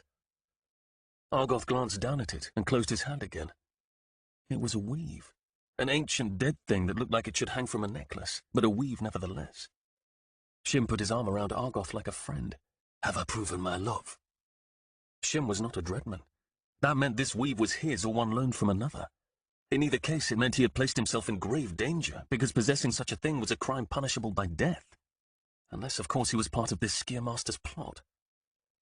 Argoth looked into his friend's face, but found no deception. It was a risk to trust him, for Shim hadn't been proven properly. But then this wasn't a proper situation either. Besides, Shim had revealed his character through years of friendship. Argoth sucked his teeth to get the last morsels out. As they walked, a cart with a load of fish passed them going up the hill. Argoth turned to see the dreadman following them, and passed the weave back. You don't need it. No, said Argoth. But you will. What else did Grandfather pass down? Almost nothing. Then you and I are going to have a long talk when I get back. You're making me nervous, said Shim. The streets are choking with the crabsmen. I don't think we have that kind of time. Such little faith, said Argoth. You worry about the tactics, I'll worry about the strategy. Shim rolled his eyes. I know what you're trying to do. Oh, I appreciate the sentiment, but now's not a time to protect your friends by keeping them in the dark. Yes, it is, especially if I don't return. Well then, let's hope our blueberry divine is as ineffectual as he seems. Ineffectual? You haven't heard? Argoth shrugged. Shim pointed at the Skeermaster's chaser. Look. The chaser stood out from the other merchant ships and galleys like a doe amid a herd of goats. The Ardent was a special ship. She stretched twice as long as she was wide, fine-lined, and able to set an amazing amount of sail. Half a dozen sailors scrambled up the rigging of the two masts, and then Argoth saw what Shim was referring to. Why isn't she rigged with square sails? A Skeermaster's ship didn't need fore and aft rigging to sail close to the wind. You didn't tack in a Skeer ship. You ran on an acre of square canvas, rigged with wide studding sails on booms to both sides of each of the mainsails. You ran like a dolphin on the wake of the creature's wind. The old Skeer died on the voyage over. Died? That's what's been noising about. Took them 2 weeks longer than planned to get here. Died, said Argoth. That was good news indeed. And he couldn't catch another, said Shim. Mockhat has grown weak. They reached the bottom of the street and proceeded along the docks. Two porters rolled a fat barrel onto a loading pallet next to a merchant ship. Another tried to steady a nervous mule that powered the boom to move that pallet. In front of the next ship, an officer inspected a handcart loaded with wicker cages full of russet chickens. A whistle sounded, and a group of boys, young sailors who had been standing in a cluster on the wharf, strode to the gangplank. One of them lingered, letting a girl with dark hair tie a bright blue scarf about his neck. A gull, standing on a post next to them, squawked, then launched itself over the tops of the crowds and wheeled past the Ardent. Argoth pushed through the crowd until he stood before the gangplank, the water slapping at the wood posts and the ship's hull. The hull gleamed. It was said that the Skeermaster had his slaves careen the ship at least 4 times a year to keep the hull clean and fast. She was stealthy, painted a dull grey and carrying no striped sails, which made it harder to see her on the water. The only bright colours were the blue, yellow and red eyes painted on the prow and each of the oar paddles. Such eyes, it was believed by sailors, helped a ship avoid shoals and sandbars. But they were also a sign of the glory of Mockad. I can see you, those eyes said. I am with you, via my servants, even upon the waters and in far lands. To some, this gave comfort. To others, it was a warning. A large crowd clustered about Argoth. Bossa, the Prime, and others stood among them. Bossa smoothed his long moustache, watching the last of the fire lancers swing aboard. This is madness, he said in his strong Vargon accent. Indeed, said Argoth. I wish the Skeermaster had come to stay, but I do what I am bid. They're cutting us off, said the Prime. But you have the new weaves, said Shim. Gah, said Bossa. It's like giving a starving man one withered fig. They talked of business then, what manner of defence they could prepare along the rivers, about how long it would take to cast more fire lances. Then the ship's captain had the mate call all aboard. Argoth bid the men about him farewell and walked up the plank. The ship's mate directed him to his quarters, which lay in the stern under the after-castle, but he did not inspect them. Instead, he turned to those on the docks. A number of the men he commanded had joined the crowd. One fellow suggested that now perhaps was the time to strike a deal for one of Argoth's daughters. Argoth shouted out that Sarah would drive a much harder bargain than he. The crowd laughed, but Argoth worried, wondering if she'd left yet. Then it all came to an end. The first mate called for the gangplank to be removed and the moorings untied. Then the oarsman on the starboard side shoved the ship away from the dock. A 12-man rowboat pulled them away from the dock. Then the captain called for the oars. The deck held benches for 30 oars, 15 to a side, each with 2 men on them. A drummer, seated in the stern, played a short rhythm, and the oarsmen in unison dipped their oars. The drummer played a different rhythm, and the oarsmen set themselves. Another tap to the light drum, and the men pulled. The taps continued, and the oarsmen pulled in time to them, the eyes dipping in and out of the water. When they cleared the docks and turned the ship, the captain ordered the oars back, and a number of the sails unfurled. The men climbed the rigging and dropped the canvas. It snapped in the wind, filled, and then the Ardent leaned and leapt forward under his feet. Argoth turned and looked back. The fortress standing upon the hill with the morning sun gleaming off its towers and walls, the temple on the second hill, the rows of buildings and fine streets, the white cliffs behind. It was all beautiful, a glistening, rich land. He loved it like no other he'd ever lived in. And somewhere in those green hills and vales were his wife and children. All the lions had entered the ship with him, which meant Sarah could slip away unseen. A midshipman appeared at Argoth's side and relayed that the divine requested his presence up on the deck of the after-castle. Argoth nodded, took one last glance, then joined the divine and captain on the upper deck. The skiermaster wore dark blue trousers, a dark shirt, and a grey, close-fitting coat. About his wrist he wore a leather band that glinted with metal. Argoth assumed those metal bits were weaves. Some were probably escrum. The skiermaster did not appear feeble. Perhaps he lost his skier simply because those creatures too were susceptible to age and death. The skiermaster looked directly at Argoth. "Don't waste your time. Your future lies in front of you, not behind." "Master," said Argoth. "I'm not all blind, nor deaf. I know what my visit has meant to the lords of this land." Argoth said nothing. "But in the end, there must be priorities." "Yes, Great One," said Argoth. Then he stood there in an uncomfortable silence, watching the sailors move about their tasks below. The ship sailed out of the harbour and into the wide sea. After a time, Argoth spoke. "Great One, I need to check on the sea fire below. It needs to breathe, otherwise the vapour can build up and crack the barrels." That was a lie, but none on this ship would know it. Those who had worked with the sea fire might wonder, but before they could question him, they'd be dead. He sighed at that thought. They were good men caught in events beyond their control, good men who did not deserve to die. "Be quick," said the skiermaster, "for I shall go fishing very soon, and I will want you here to observe." Fishing for skier. Argoth had never seen it done before. "Yes, Great One," said Argoth. Then he left the skiermaster. On his way, he surveyed the ship's boats. There were 3 of them. The 2 larger ones had been turned over and stacked, the medium one inside the larger, forward of the oars. Ropes bound them tightly to the deck. But the third, an 18-footer, hung by davits off the stern. If there was to be any escape, it would be in that boat.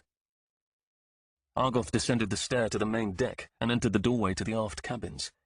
A narrow stair twisted down. Argoth descended this to the lower deck. He asked the cook where he might find a hatchet.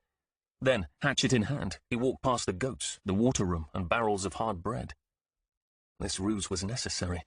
If he opened one of the foul-smelling things in the middle of the night, it would wake the whole crew, and he couldn't afford that. His plan required he avoid fighting as much as possible. So if he made regular visits through the day and into the night, closing one barrel and opening another, the crew would pay neither him nor the odour any mind. He found the sea fire stowed a little aft of centre, a perfect spot for setting a fire. The 12 large barrels stood 2 high next to the fire lances. Thick ropes tied them all fast to the struts of the deck. Argoth glanced toward the bow of the ship. Ahead, under the forecastle, is where the crew slept. They would probably shut the door to their quarters against this stink, and that would only make it easier for him should it come to this. Argoth pried the bungs out of 3 of the barrels, releasing the strong, unhealthy vapours into the hold. He held his breath and wedged both the bungs and hatchet tightly between 2 crates. Then, with the first part of his plan executed, he returned to the Skiermaster and fresh air. They sailed until the new lads disappeared behind the horizon, and then the ship's captain called for the crew to strike the sails. The Ardent's aftercastle swept back out over the water, farther than on any ship Argoth had ever seen. But it did so not to accommodate another mast. No, the Skiermaster used that deck to work his magic. Argoth climbed the stair to that deck. Above him, a team of 4 sailors stood in a row on a balance rope, belaying the last of the sails to its yard. Others tied down the coils of rope, something he'd never seen done before. Soon, the ship no longer leapt to the wind, but sat in the water, rolling gently with the waves. In the middle of the aftercastle stood a railing, like something you might put around a pulpit. A pace or so aft rose what looked like a huge bowl turned on its side. The mouth of the bowl faced the sea off the stern of the ship. The bowl stood taller than a man, and was woven of stiff bronze wire that looked like a large dark lattice, with gaps in the weave that were big enough to allow a man to slip an arm through. It glinted in the sunlight, and as Argoth approached, he saw silver lines threading through the whole of it. "Come," said the Skiermaster, standing next to the bowl. He pointed to a spot along the railing. "There is the best spot for viewing the catch." Argoth took a spot at the railing next to the captain. The massive leaf stood close to the bowl to assist the Skiermaster.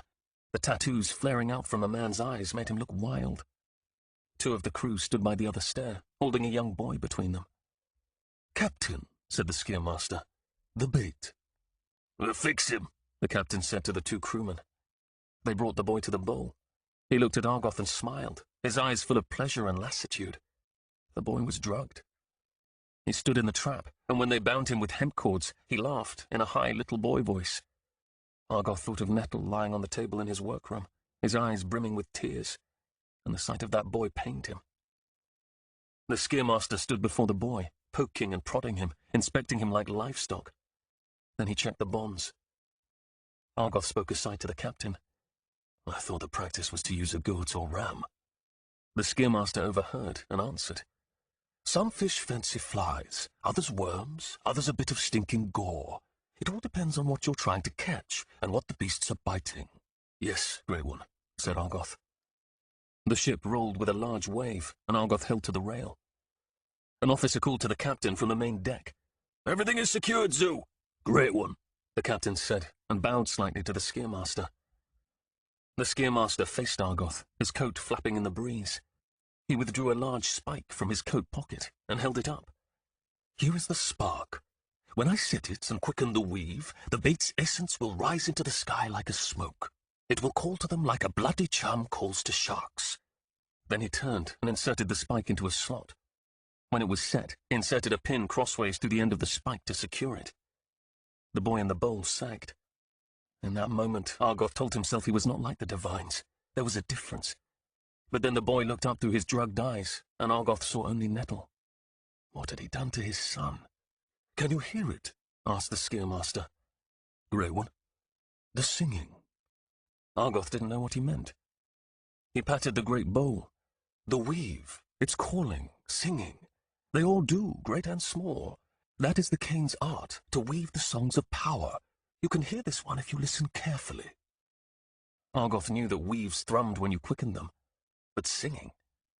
He closed his eyes and focused. He heard the waves slapping the hull, the creak of the rigging. Then he heard something else, something very soft which he immediately lost. He focused, then caught it again. A chorus of winds, rising and falling in a pattern, with a deep rumble running through them. Then one voice rose above the rest. He opened his eyes in wonder. "All living things sing," said the Skiermaster. Then he smiled, and the look in that smile was so malevolent it took Argoth aback. But as soon as it came, the look was gone. "I see," said Argoth. "No, you don't." The Skiermaster gestured out over the sea. "Empty. Nothing but a few thin clouds, right?" Argoth did not have an answer. "It's full," said the Skiermaster, "teeming with life.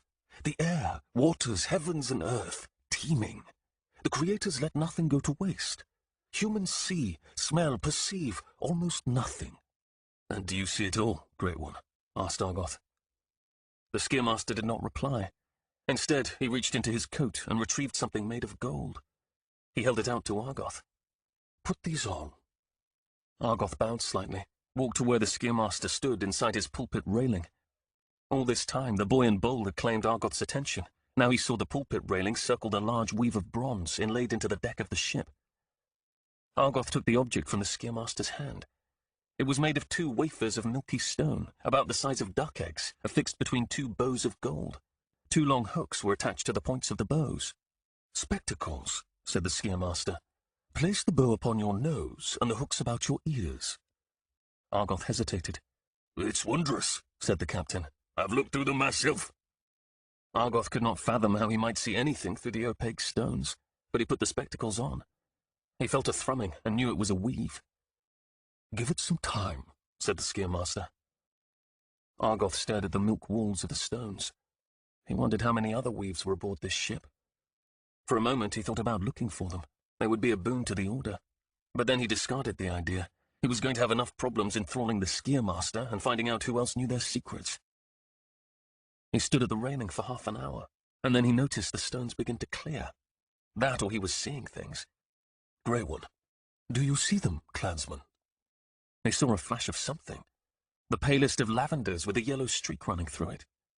Then the milk of the stones was gone, and he saw it was not 1 thing, but 3, no 5. He took in his breath. There before him was a ghostly image of the ship and bowl. He could see the Skiermaster and the sea, but they too were insubstantial, mere phantoms. However, the skier clustered about the boy were solid. They were creatures as long as a man's arm, and they had attached to the boy like remora attached to a great fish. "What are they? Hoppen, minor things. I thought all skier were fearsome. There are indeed skier deep in the earth, beings so frightful none dare call them. But there are also small things, playful things, curious things. What are they doing?" "Feeding on the boy's fire," said the Skiermaster. Then he took what looked like a brush of long horsehair, a fly swatter, and waved it amid the creatures. They scattered like fish. Argoth lifted his spectacles. The sunlight made him squint, but he saw it wasn't horsehair at all, only a thin bone wrapped with leather at one end. A bone from a human forearm, maybe.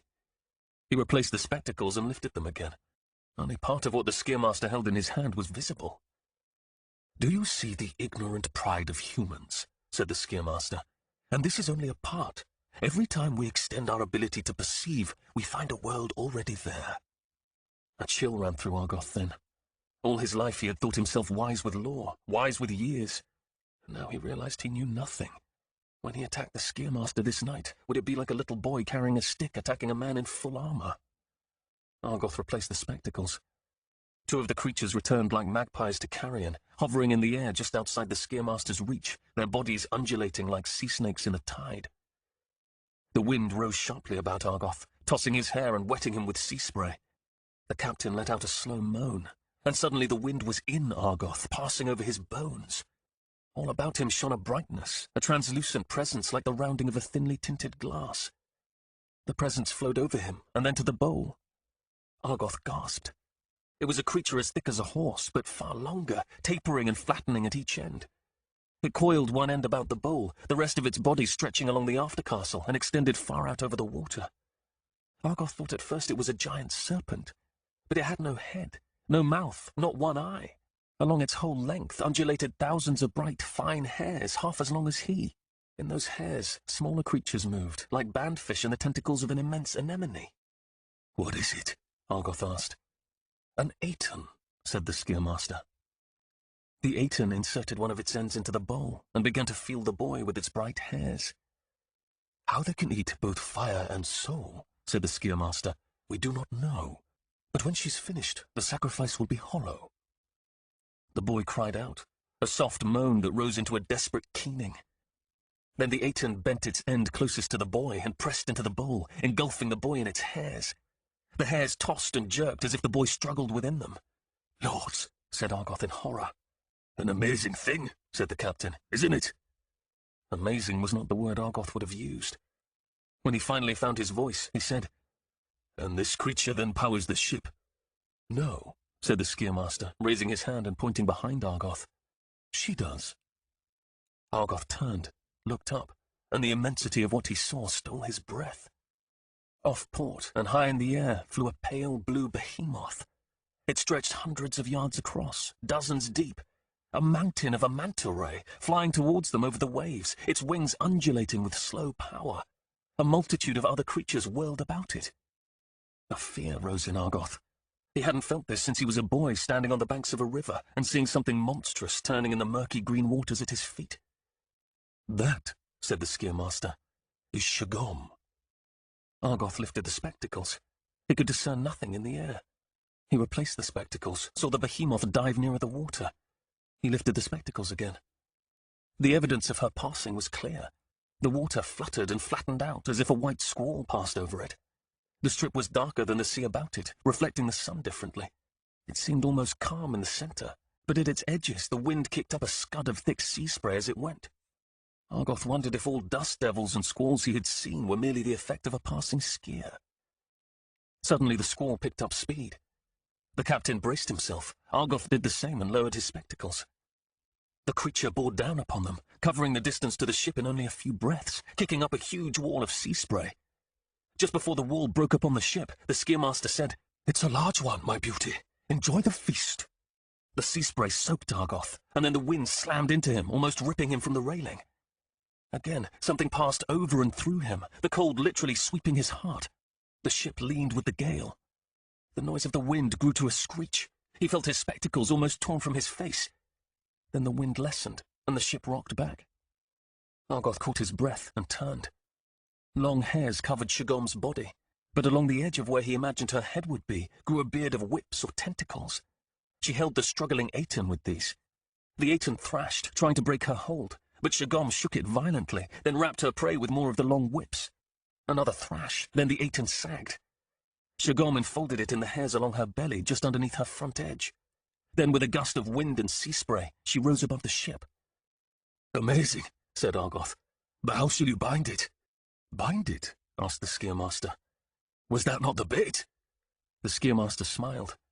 "She's already mine," he said, and gestured at a weave inlaid in the deck at his feet. "She's long been part of this ship." "But I thought your skier died on the way." "Of course you did," said the Skiermaster. "That's why I started that rumor. Now tell me, clansman," he gestured at the bowl and Shagom, "does your law even touch this?" An alarm sounded in his mind, but then the fear drained away, and he felt a bit giddy. "No," he said. "I didn't think so. How many are in your grove?" "Almost a dozen," said Argoth. He knew he shouldn't be saying such things, not with the captain standing right there. Not to the Skiermaster. It was death, but did that matter, really? "And you're their leader." Again the warning. Again it drained away. The Skiermaster's ghostly shape moved toward him. Why had they ever thought they should fight against such marvelous beings? Then Argoth realized what was happening. Panic flooded him. The Skiermaster was seeking him. But how? Seekings were accompanied by bindings and torture. The spectacles. That was how he was doing this. Argoth raised his hand to remove the weave. "Leave them on," said the Skiermaster. Yes, that was wise. It would be nice to have them off, but it didn't seem to matter much either way. "Are you their leader?" asked the Skiermaster. Argoth tried to remember his training. "Answer me." He fought against the compulsion. He needed to remove the weave. "No," he said. "I'm not." "Who is?" Argoth succeeded in reaching the weave. "Leaf," said the Skiermaster. "I believe we're going to have to restrain him." "Great one," said the massive Leaf. He approached Argoth. Argoth took one step back. He needed to do something, but couldn't remember what it was.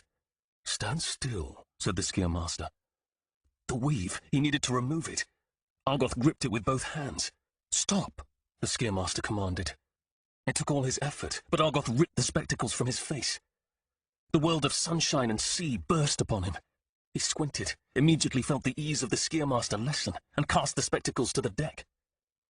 The Skiermaster and Leaf were only a few paces away, but Argoth began to build his fire nevertheless. He'd failed with his original plan, failed before he'd even begun. But that didn't mean he was done. He had to find the barrels, burn the ship. He hadn't lost yet. Leaf drew a cudgel. The muscles rippled in his tattooed arm. "We need him whole," said the Skiermaster. "I just thought I'd limit his mobility a bit," said Leaf. Then he swung the club at Argoth's knee. Argoth dodged aside. He saved his knee, but the blow struck his forearm and snapped the bone. Pain shot up his arm, but he turned and struck back at Leaf's throat. Leif was fast, an exceedingly fast dreadman. The blow that surely would have crippled him flew wide, and then Leif changed his grip on the cudgel and rammed it into Argoth's gut. Argoth doubled over. Leif shoved him up against the railing and held him there. Argoth tried to struggle, but Leif held him like iron. Then he shook Argoth's broken arm. Pain screamed through him, and Argoth saw white. "That will do," said the Scaremaster. Something cool wrapped itself about Argoth's neck. He felt fingers clasping it. Then his fire was gone. He could not reach it, could not magnify himself. A collar, a king's collar. No, it couldn't end this way. "Bind him," said the Scaremaster, "and take him to my quarters." Leif twisted Argoth's arm behind his back, then grabbed a handful of Argoth's hair and shoved him down onto the deck. 39. Coramite. After consuming the goats, hunger chased the female. She was keeping to less well-used roads. Of course, it wouldn't have mattered if she had ridden on well-used ones. He still would have been able to sniff her out of the mix. Uphill, down dale he went, all the time the scent getting stronger, which meant he was getting closer. And then he found that she had separated from her horse. Perhaps she'd been brushed off by a branch, or it had run off on her while she'd gone to get a drink or relieve herself, or maybe she'd run it too hard. He didn't know. He didn't care. He was getting closer. He would have her soon. The road he was on now wasn't so much of a road, but a wide wash for the spring rains. Only the smallest trickle of water ran down the bed of the wash now. The last stretch had been rocky, and the loose, uneven surface would slow her down, but it would not slow him. Trees grew thickly along the banks of the wash. Hunger raced around a bend, and saw a trail split off the wash and rise up and over one of the banks. He saw one of her muddy footprints at the base of the trail. He splashed through the tiny brooklet and prepared to charge up the bank, but before he could start up the trail, he caught the stink of magic on the wind. He ran a few more paces, and then stopped. The female had left the wash. He could smell that. He followed her trail up. The trees along the banks immediately gave way to mown oat fields. He couldn't see her, but he could see that the trail ran straight for some distance through the middle of the fields. However, the stink was weaker at the top of the bank. He descended back to the bottom of the wash and breathed the smell in. He had found that the human's magic all had a slightly different taste to it. River had carried a slightly different odor from Argoth's, and the scent of the burning boy had carried, yet again, a tinge of something else. He thought he recognized this one. He took his time, opened his mouth wide, and followed the scent a few paces up the wash. Hogan, the Coramite, had been here. He'd crossed the wash, and his scent had been kept in the shade from the sun. It didn't take him long to puzzle out what had happened. Many men on horses had come this way, traveling from the fields where the female had gone, down into the wash, and then onto the trail that led up the opposite bank. He'd smelled no magic on the female, and only followed her in the hopes that she would lead him to the others. And that's what she'd done. He had a sure trail now. He would follow it. Besides, the female was on foot, leaving a strong trail. She wasn't that far ahead, maybe a mile or two. He could come back here, easily pick up her scent, and resume his chase later. He breathed in the Coramite's scent. Yes, he would take the sure thing first. 40. The Thrall of Mokkad. Argoth lay bound on the surgeon's table, his arm throbbing with pain. Old blood stained the wooden floor in blotchy patterns and spattered up the wall on his right. Above the blood spots hung a bone saw, pincers, a long, wicked implement he couldn't imagine a healthy use for, and flesh needles. To the side of the surgeon's tool sat blue and yellow bottles of nostrums, neatly arranged in a 3-shelf rack. The Scaremaster held Argoth's thrall in one hand, the stomach with Nettle's fire in the other. "Clansman," he demanded. Argoth said nothing. It was treason to possess such things. If you found one, it was treason not to immediately report it. He could say nothing. He simply looked into the Scaremaster's inhuman black eyes. The Scaremaster examined the thrall. "If I'm not mistaken, this is a pattern of the Trollumbe masters, isn't it?" He nodded to himself. "Of course, they were destroyed centuries ago, so that means you either stole it or are the heir of a vanished glorydom." The door opened, and Leif entered, moving with his deadly grace. "Report," the Scaremaster said. "Right one. Nothing was found among his effects or the cargo he brought on board." The Scaremaster shook his head and held up the stomach. "I'm disappointed, clansman. I've tasted the fire in this stomach. It's clean, sharp, delicious. A compliment to you, but I'd hoped there would be more." Argoth couldn't speak. The Scaremaster turned to Leif. "The link with the Firnoi has not yet matured, so send a pigeon back to him. Tell him we'll return in a week with 2 full cohorts. Tell him there's going to be a cleansing. Fear noi. It was the crab. Argoth was sure of it. But the news of the cohorts is what shocked him. It would require 3 or 4 ships to carry so many men, and even with the Skierwind, going to and from Mokkad would take almost a month. The only way the Skiermaster could have 2 cohorts was if the ships were waiting off one of the outer islands, or along the coast a few days south of the settlements. The Skiermaster seated himself close to Argoth's head, and spoke to him like a friend. You see, the spectacles are useful, not only for partially extending sight, but also for questioning all manner of lord and lady. Yet the spectacles, while they influence, do not enthrall. They're a tool used best with subtlety, but this rudimentary thing, he held Argoth's thrall up, this will bind you quite nicely. He smiled at Argoth. You, clansman, are going to die, as will your family. I know you think they've fled, but we foresaw that. Despair welled in Argoth. Disheartening, isn't it? You are a blind fool, said Argoth. Blind about life, blind about everything that was important. Argoth thought of the crab. If he were in league with the Skiermaster, he could have easily hidden in the woods and moved in on Sarah and the children soon after Argoth left. Argoth was going to kill that one himself. I will seek every one of you and know every last one of your secrets. But it doesn't need to be too painful. Cooperate, and I'll make your wife comfortable. We'll need a little agony, but I'm sure this arm, the Skiermaster prodded just below the break, sending pain shooting through Argoth's body, would feel better set and splintered. Tell me who killed Lumen, and I'll help you. Lumen? I know nothing of Lumen's death. Oh, come. We know only what his servants claimed, that he lost himself to the call of the Warrens. You're talking about the Stone Whites, aren't you? What's in those caves? Argoth hesitated. He realized there was leverage here, something he could do with this information. The Skiermaster sighed. I suppose you must fight, but it doesn't matter. He held up the thrall. The Trollum patterns were crude and slow, yet for all their clumsiness, they were still effective. I estimate this one will take 2 or 3 days. 2 or 3 days, and you will beg to tell me all. He placed the thrall about Argoth's neck, lifting his head and clasping it at the back.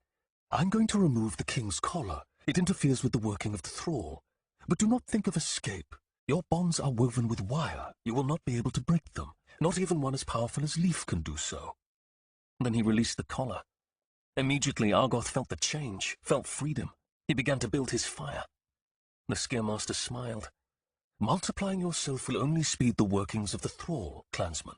Of course it would please me if you do so. Argoth paused. Was he lying? He didn't know. And that realization struck him like a hammer. The Order didn't know. Do you know how to quicken a thrall, clansman? Argoth said nothing. Come, come, said the Skiermaster. Do not be modest. Argoth ignored the Skiermaster. All he could think of was the fact that Nettle had given most of his life for nothing, to support a hero who had no skill. The Skiermaster grabbed his face and turned it so Argoth was looking at him. Speak to me. How do you quicken a thrall? Can't you feel that it's already thrumming? Asked Argoth. Thrumming? Asked the Skiermaster. You Soul Eaters are so sloppy with your terminology. Weaves do not thrum. I told you before, they sing. Sing is the right word. But that's not quite all there is to it. The Skiermaster paused. You haven't ever used this, have you? Argoth looked the Skiermaster in the eye. He'd read the old texts. He quickened a variety of other weaves. This couldn't be so very different. The Skiermaster shook his head, then reached back and took Argoth by the nape of the neck. It's appalling, such ignorance. A giddiness washed through Argoth, and immediately a door opened in his mind. Behind it stood the Skiermaster. Beyond him, another door opened, and Argoth perceived the glory of Mokkad. Yet another door opened behind the glory, and Argoth perceived something luminous, something so beautiful it took his breath away. A woman who consumed all thought. Then she turned and noticed him, and fear mingled with his adoration. He wanted to join her, but didn't dare. She regarded him for one more delicious and terrible moment, then all the doors between her and him slammed shut. The force of it made him gasp. And so it wakens, said the Skiermaster. He released Argoth. 2 days to work its way into the fibre of your being. We found that a bit of pain in the very beginning speeds the process. Is that because it distracts the mind or stresses and weakens the body? We don't know. All we know is that it works. He stood and grabbed the large pincers from the wall. Then he brought them back to Argoth. He rammed them under the break in Argoth's arm and turned them so they pressed upwards. White pain flashed through Argoth. He arched his back and gritted his teeth against it until he could no longer contain his cries. But by that time, the Skiermaster had walked out and shut the door. For some time, Argoth fought just to control himself. He moaned, panted, lost consciousness twice. And in the pain, one thought rose and kept him from losing all hope. The barrels still sat below. Somehow he had to get to them. He had to get to them and then give the liquid inside one sweet kiss of fire. Argoth multiplied himself, but found he could not break the bonds, couldn't wriggle out of them. He couldn't even rock the table, for it was nailed to the floor. And so he lay there in his sweat and pain, praying to his ancestors to help him get just one chance. The Skiermaster returned around mid-morning. "Do you want us to splint that arm?" Argoth could barely control his voice. "Yes," he said. "A reasonable choice," said the Skiermaster, and he removed the pincers. He picked up a cloth from a cabinet and wiped the snot and tears from Argoth's face. "It would be petty and pointless for anyone to expect you to choose otherwise, since nothing but your comfort is lost." "I don't know who or what killed Lumen," said Argoth. "We always need subjects for our experiments. In a few days I will know if you're lying. If you are, we can put you to a great many uses.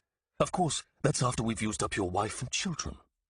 "I have talents," said Argoth. "I have connections." "Your paltry talents I already possess. Your connections I will take from your mind." "I'll prove myself," said Argoth. "Please," said the Skiermaster, "your fate is set." He felt along Argoth's arm, then jerked the two ends out and reset the bone. Argoth gasped and closed his eyes. He took 3 deep breaths. "The sea fire," he said. "That was mine.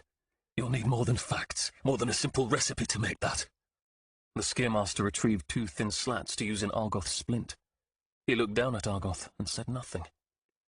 "I could show you how," said Argoth. "You could let my wife and children go free."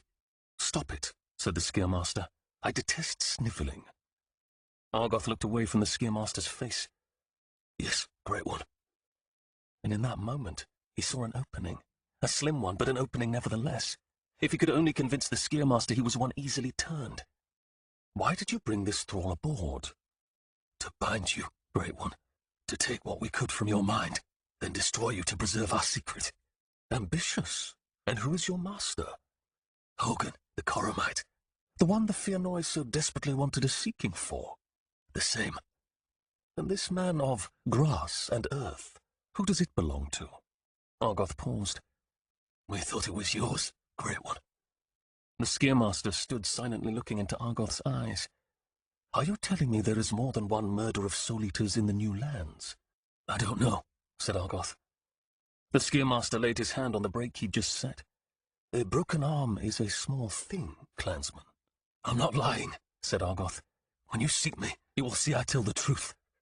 Perhaps it is the bone faces. Perhaps someone else has begun to move their wizards. Perhaps this is what took Lumen in the caves." The Skiermaster's gaze bored into Argoth, his tongue feeling the edge of his lips as if he were in thought. "If you are lying to me—" "No," said Argoth. "No, I'm telling the truth. Why else would we risk something so stupid and foolhardy as attacking a divine himself? Please, believe me." The Skiermaster gazed at him a few moments more, and then he shook his head in frustration, laid the splints onto Argoth's chest, and walked out. He returned some time later with Leif and 2 dreadmen. "How long would it take to mount a fire lance on this ship?" asked the Skiermaster. Argoth thought. "A day, Great One, with a good carpenter." "And the sea fire below, how many lances will it support?" "That depends on the length of the battle and how hard the pump gang works. The distance, too, for you have to force a large quantity to build the pressure that will send the fire even 60 yards. "How many?" the Skiermaster snapped. 3, said Argoth. 3 if they're careful and do not waste." 3, said the Skiermaster in amazement. "I saw lances on 6 galleys. Are you telling me that you left the sea fire for those galleys behind?" "No. We only supply the galleys on patrol. I dared not make great quantities. The Bonefaces sent many spies, seeking to steal the sea fire so they might unlock its secrets." The Skiermaster's face turned to thunder. "So you had them load the few barrels of finished product and left the component materials on the land?" "No," said Argoth. "No, we have them aboard." Argoth could not read the Skiermaster's face. Could the man already know his thoughts? It was impossible. "Splint his arm," said the Skiermaster to Leif, "then bring him below." Leif took Argoth's arm matter-of-factly, as if Argoth's arm were nothing more than a spade that had come loose from its handle. Then he splinted Argoth's arm using strips of the surgeon's cloths. Argoth studied the flaring eye tattoos as he worked. Each eye's tattoo was different, one sharp-edged and jagged, the other smooth, but Argoth could not read the meaning in the patterns. Leif finished, then led Argoth out to the area of the lower deck where the barrels were stored. The Skiermaster stood there, holding a covered lamp. "You're going to teach me how to make this sea fire, and then you're going to teach my men how to use it." "Yes, Great One," said Argoth. "Thank you." The Skiermaster wanted 4 lances, 2 just off the prow on both sides, and 2 at either side of the ship's waist. 3 triangular sails, jibs, were rigged to lines running from the foremast to the bowsprit that stuck out over the prow. Those jibs might prove troublesome if the crew on one of the 4 lances was spewing fire and the wind changed. So Argoth convinced the Skiermaster to move the lances back. Argoth directed the carpenter and his boy for most of the day as they installed the fittings for the 4 lances. 3 times during the day he felt an intrusion upon his mind, a constricting. He dismissed the first 2 as the effects of fatigue, but when the 3rd came, he realized what it was. The thrall had begun working into him. When they finished the last fitting and mounted the lance, it was early evening. The sun was an hour or so from setting. Argoth leaned against the railing and stared at the sails in the orange and yellow light. The ship had 2 masts that were 3 sails high, and with the studding sail booms rigged on both ends of each yard, 3 sails wide. Such an amazing press of sail. He couldn't see her, but somewhere above the sails in the clear evening sky, Shagom moved, the wake of her passing creating the wind that filled the canvas. They moved south, at an angle to the normal winds. Argoth knew this because at the edges of Shagom's wind, in an oval perhaps a league across, the winds clashed, kicking up a scud that blew westward. He imagined the clan galleys in a battle against this ship now fitted with fire lances. With Shagom above, moving hither and thither to the Skiermaster's commands, the sails of the clan galleys would be of no use. They would have to furl them and move under the power of the oarsmen. And all the while the Ardent would race about them, blown by Shagom, throwing her deadly fire at will. She'd be a wolf roving among lambs. Argoth knew if he followed Shim's advice and usurped power in the new lands, he'd face the Ardent at sea, and she would sink anything he sent against her. She'd shut down all trade. She'd land cohorts of men on any beach she liked. And she wouldn't be the only one. Others would be built like her. He suspected the only way to fight her would be to harness a Skier himself and blow the fire back in her face. But there were no Skiermasters in the Order. And he saw that the Skiermaster was right. Such ignorance posed an immense danger to them all.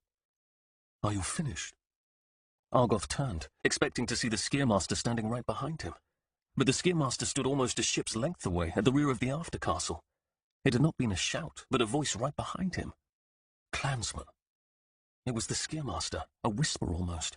He could have counted it as a trick of the wind, but the Skiermaster's lips had not moved. He stood gazing at Argoth across the length of the ship. "We are finished," whispered Argoth. "Meet me in the officers' mess," said the Skiermaster in his mind. Argoth stood with the Skiermaster at the table. Leif sat with quill and vellum. Bowls of firewater, sulphur and pitch lay between them. A burning candle stood off to the side. "You will teach me how to make the sea fire," said the Skiermaster. "I must be able to replicate it before morning." Argoth felt a light wave of desire wash over him. "Of course, Great One," he said. And for the first time he meant it. The Skiermaster was great. A fine man. No, not just a man. A master. Moments later, the desire ebbed and left him standing in shock. He'd always imagined it would be more like a battle, a contest of wills. But this thrall didn't batter him down. It simply turned his will traitor.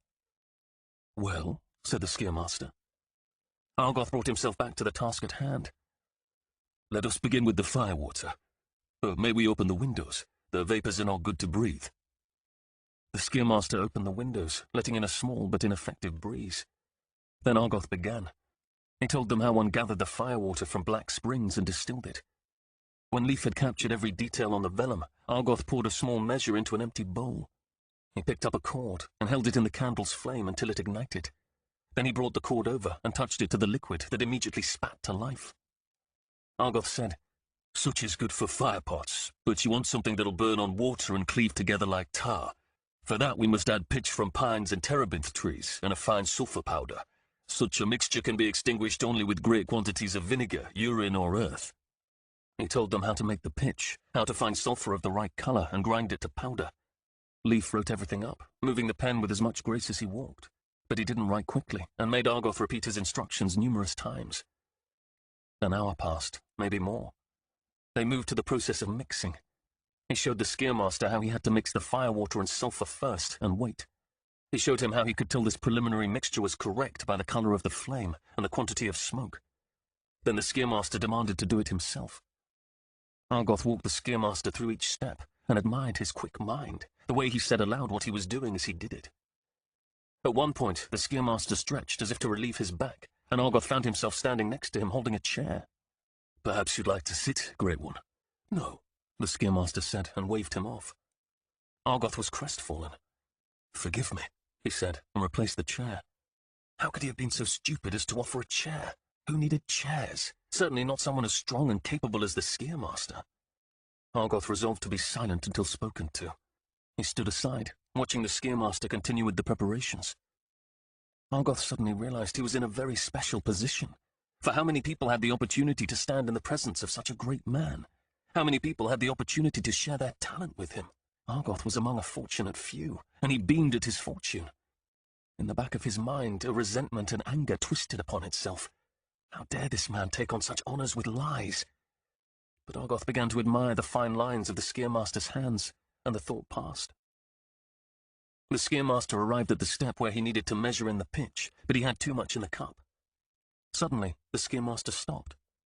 "No, I don't," said the Skearmaster. "One measure, that is what you said." Argoth was disoriented for a moment. Had he actually spoken those words unbidden? But Leif looked as confused as he. Then he realized the Skearmaster had heard his thoughts. And in that moment, Argoth knew he did not have 2 days. He didn't have one. The thrall was changing him, bending his desires and forming a link between their minds. It might take 2 days for his admiration to bloom into full worship, for his thoughts to roll open like a scroll before his master. But long before that, the Skearmaster... He cut himself off. He needed to move them down to the lower deck next. He needed to get to the barrels of sea fire. The Skearmaster looked up. "What did you say?" Semi-liquid is what we want," Argoth said. "Too thick and you'll plug the pumps and lances." Argoth felt light-headed. He needed to think and not think. He walked to the window to breathe in fresh air. The sun had sunken low in the west. Over the horizon lay the new lands and his wife, Nettle, Shim. Their images cleared his mind. "Great One," he said, "we've been using bowls. If we want to produce a great quantity, I fear we must move to a larger, more ventilated place." "There are too many eyes and ears on the main deck," said Leif. "Then let us work on the lower deck, where the materials are." The Skearmaster looked at the bowls and nodded. He turned to Leif. "Have this moved to the lower deck, and I want something to eat." Half an hour later, Argoth stood on the lower deck, the barrels of sea fire half a dozen paces aft of where they were set to work. The cook's boy brought 3 bowls of food to them. Both the Skearmaster and Leif were given beef, pickled radishes, and rice. Argoth was given a foul-looking stew of knuckles, the hard cartilage between bones. He dipped his spoon in and saw a white hair poking out. He plucked it up. It wasn't a hair, but a whisker still attached to the severed muzzle of a rat. Argoth dropped it back. He turned the stew with his spoon. There was an ear and a foot, and who knew what else? He set the stew aside. "Eat," said Leif with a grin. "I'm fasting," said Argoth. "Eat," said the Skearmaster. "We have a long night ahead of us." The master was right. Of course he should eat. The food may be filthy, but he needed his strength to teach. Argoth dipped his spoon into the stew, filled it with a hearty helping, and brought it to his mouth. It stank, and when he put it in his mouth, he convulsed. But the Skearmaster needed him, so he crunched the knuckles and other bits anyway, and swallowed the mess down. The voices of the men above deck carried down. The Skearmaster scooped the last clumps of rice from his bowl and set it aside. "It is too quiet.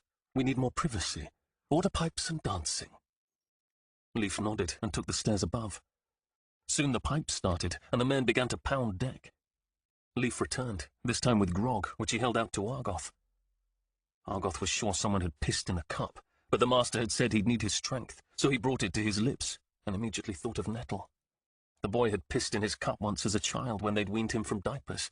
He cleverly, if mistakenly, used it as a chamber pot. Argoth put the mug down. Upon the table, 2 open-flame lamps burned. They were there for light, but also to test the mixtures.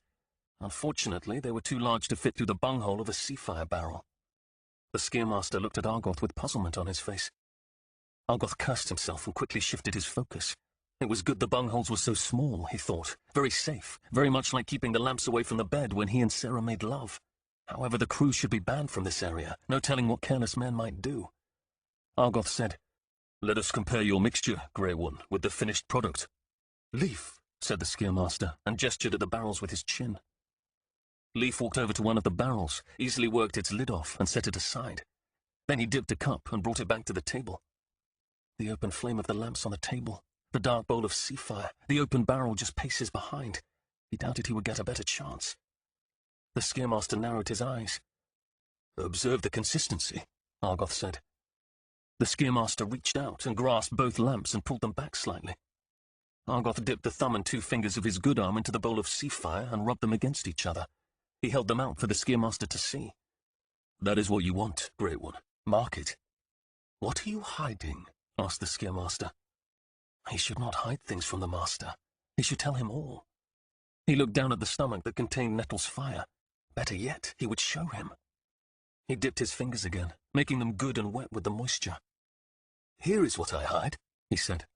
And then he stuck his fingers in the flame of one of the lamps. His fingers flashed blue, then spat into flame.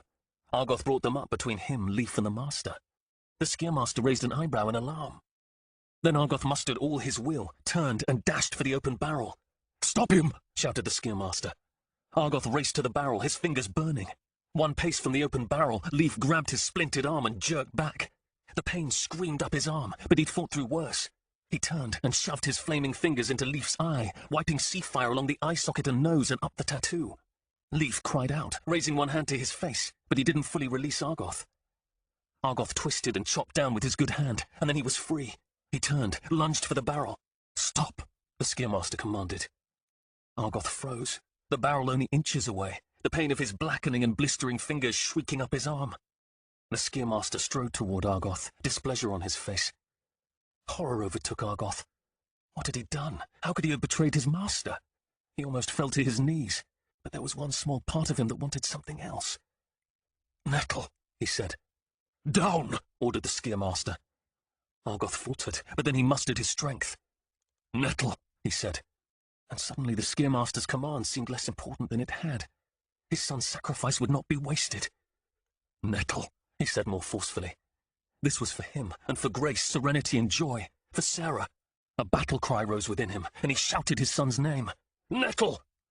For one brief moment his mind cleared, and he thrust his burning fingers into the black liquid waiting in the barrel. A blue-green fire raced over the surface.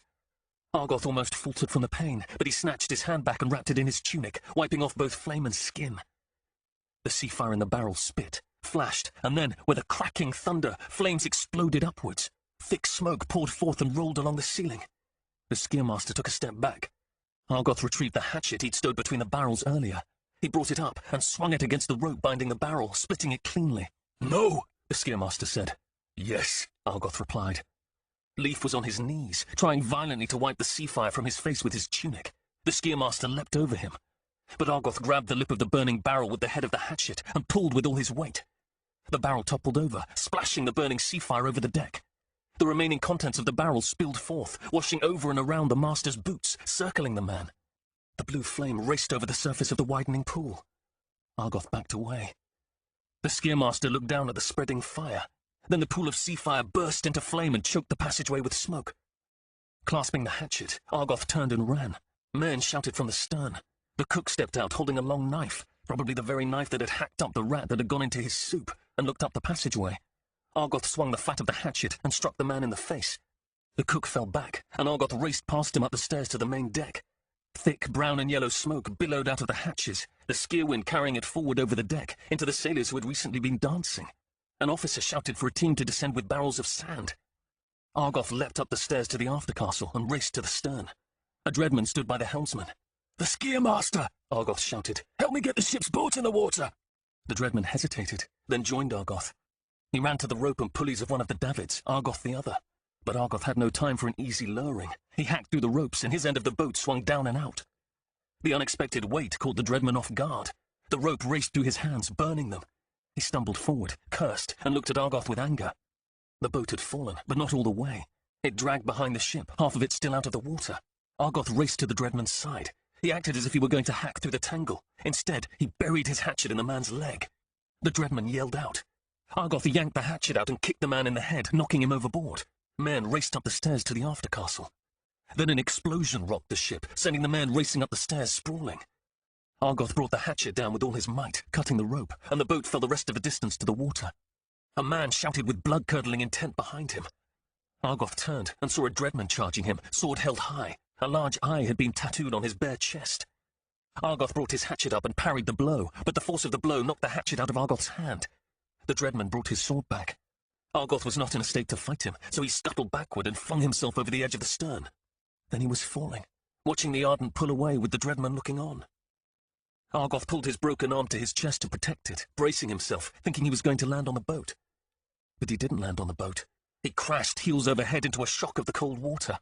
He gasped in a lungful of water, rolled, then came to the surface in a choke and turned to look for the boat. A wave lifted him, showing him the boat only a few yards away. He sidestroked toward it with all his might, holding his useless arm at his chest. The Dreadman who'd come at him on deck flashed down in the corner of his eye and splashed into the water. At the crest of the next swell, he looked back. The Dreadman was swimming after him hard, gaining on him. Argoth swam with all his might. 2, 4, 8 strokes. He looked back. The Dreadman was only a few yards behind. Another stroke and he touched the boat. Argoth reached up with his good hand, grasped the top whale and swung his leg up, and then it was over the whale and onto one of the thwarts. He looked frantically about for a weapon. There was nothing but the length of rope that had attached the boat to the davit. The Dreadman's hand grasped the whale behind him. Argoth lunged for the rope lying under one of the thwarts. The Dreadman pulled himself up. Argoth spun around, lunged at the man, and slipped a makeshift noose over the Dreadman's neck. Then he looped the rope about his body and heaved back. The rope tightened about the Dreadman's neck and pulled him into the boat. But Argoth knew that wouldn't be enough. He turned, and before the Dreadman could gain leverage to pull Argoth to him, Argoth took one bounding step and jumped off the side of the boat opposite to the Dreadman and into the water. He attempted to swim under the boat, but he couldn't get the leverage he needed and realized it wasn't going to work. He grabbed the rope higher and pulled with all his might, expecting the Dreadman to haul back on it.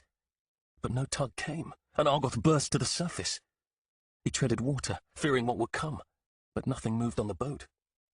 Men cried over the waves. They would see this boat, and those that knew how to swim would come after it. Surely the Dreadman was waiting for him, but Argoth saw no other choice. He steeled himself, then reached up and pulled himself in. The Dreadman lay across the thwarts, his neck broken, the water from his clothing dripping into the bilge. Argoth looked at the man. Strong, clearly someone who had seen many battles. A good soldier gone to waste. He unlooped the rope, pushed the body aside, then began to tie the tiller. He wouldn't have enough time to erect the ship's small mast and rig the sail. However, if he tied the tiller, he might, with one oar, row in a straight line away from the burning Ardent and her men. He finished tying the tiller and looked back at the ship. Her sails had caught fire, yards and yards of fire billowing up into the evening sky. Then an enormous explosion cracked like thunder, shuddering the ship, throwing men, wood, and great gouts of fire up into the rigging and out to sea. One of the thrown men, his entire body aflame, snagged in the rigging and writhed there. Moments later, a rain of fire began to fall to the sea. It fell in great infernos and small drops, all of it streaking through the sky to burn atop the darkening water. Another explosion tore the air. The force of the blast, even from this distance, almost knocked Argoth into the thwarts. It rent the ship, and she began to list. Argoth retrieved an oar, fitted it, and sat on the thwart. He was about to turn the boat to row directly away from the Ardent, when a fierce wind kicked up about him, sending sea spray to sting his eyes. The Skier wind. He crouched low in the boat, the wind whipping about him. Moments later, a violent gust slammed into the boat, knocking him into the whale. And then, as quickly as it had come, it departed, with one final line of spray that receded away toward the Ardent. Argoth's fingers throbbed with pain. They were black, and where the outer charred skin had sloughed off, a bright pink. They didn't hurt as much as he would have suspected, but that only meant the fire had burned all of his nerves. He suspected he might never feel in those fingers again. The splint about his broken arm hung loosely. He tightened it up as best he could with his burned hand. Then he set his one oar, sat upon a thwart, and began to row, the red and green eye of the paddle dipping in and out of the water. He hadn't gone very far when he heard the Master's command in his mind. "Come to me. Nettle," he said. "Sarah, serenity, grace, joy.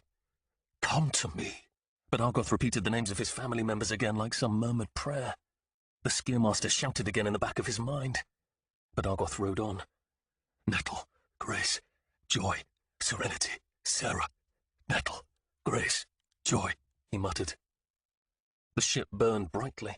Any ship within miles would be able to see it. His only hope was that the others were nowhere nearby, or at least too far out to make it here before the Skiermaster died. When he did die, Argoth would feel it, for a thrall only had power when the Master was alive.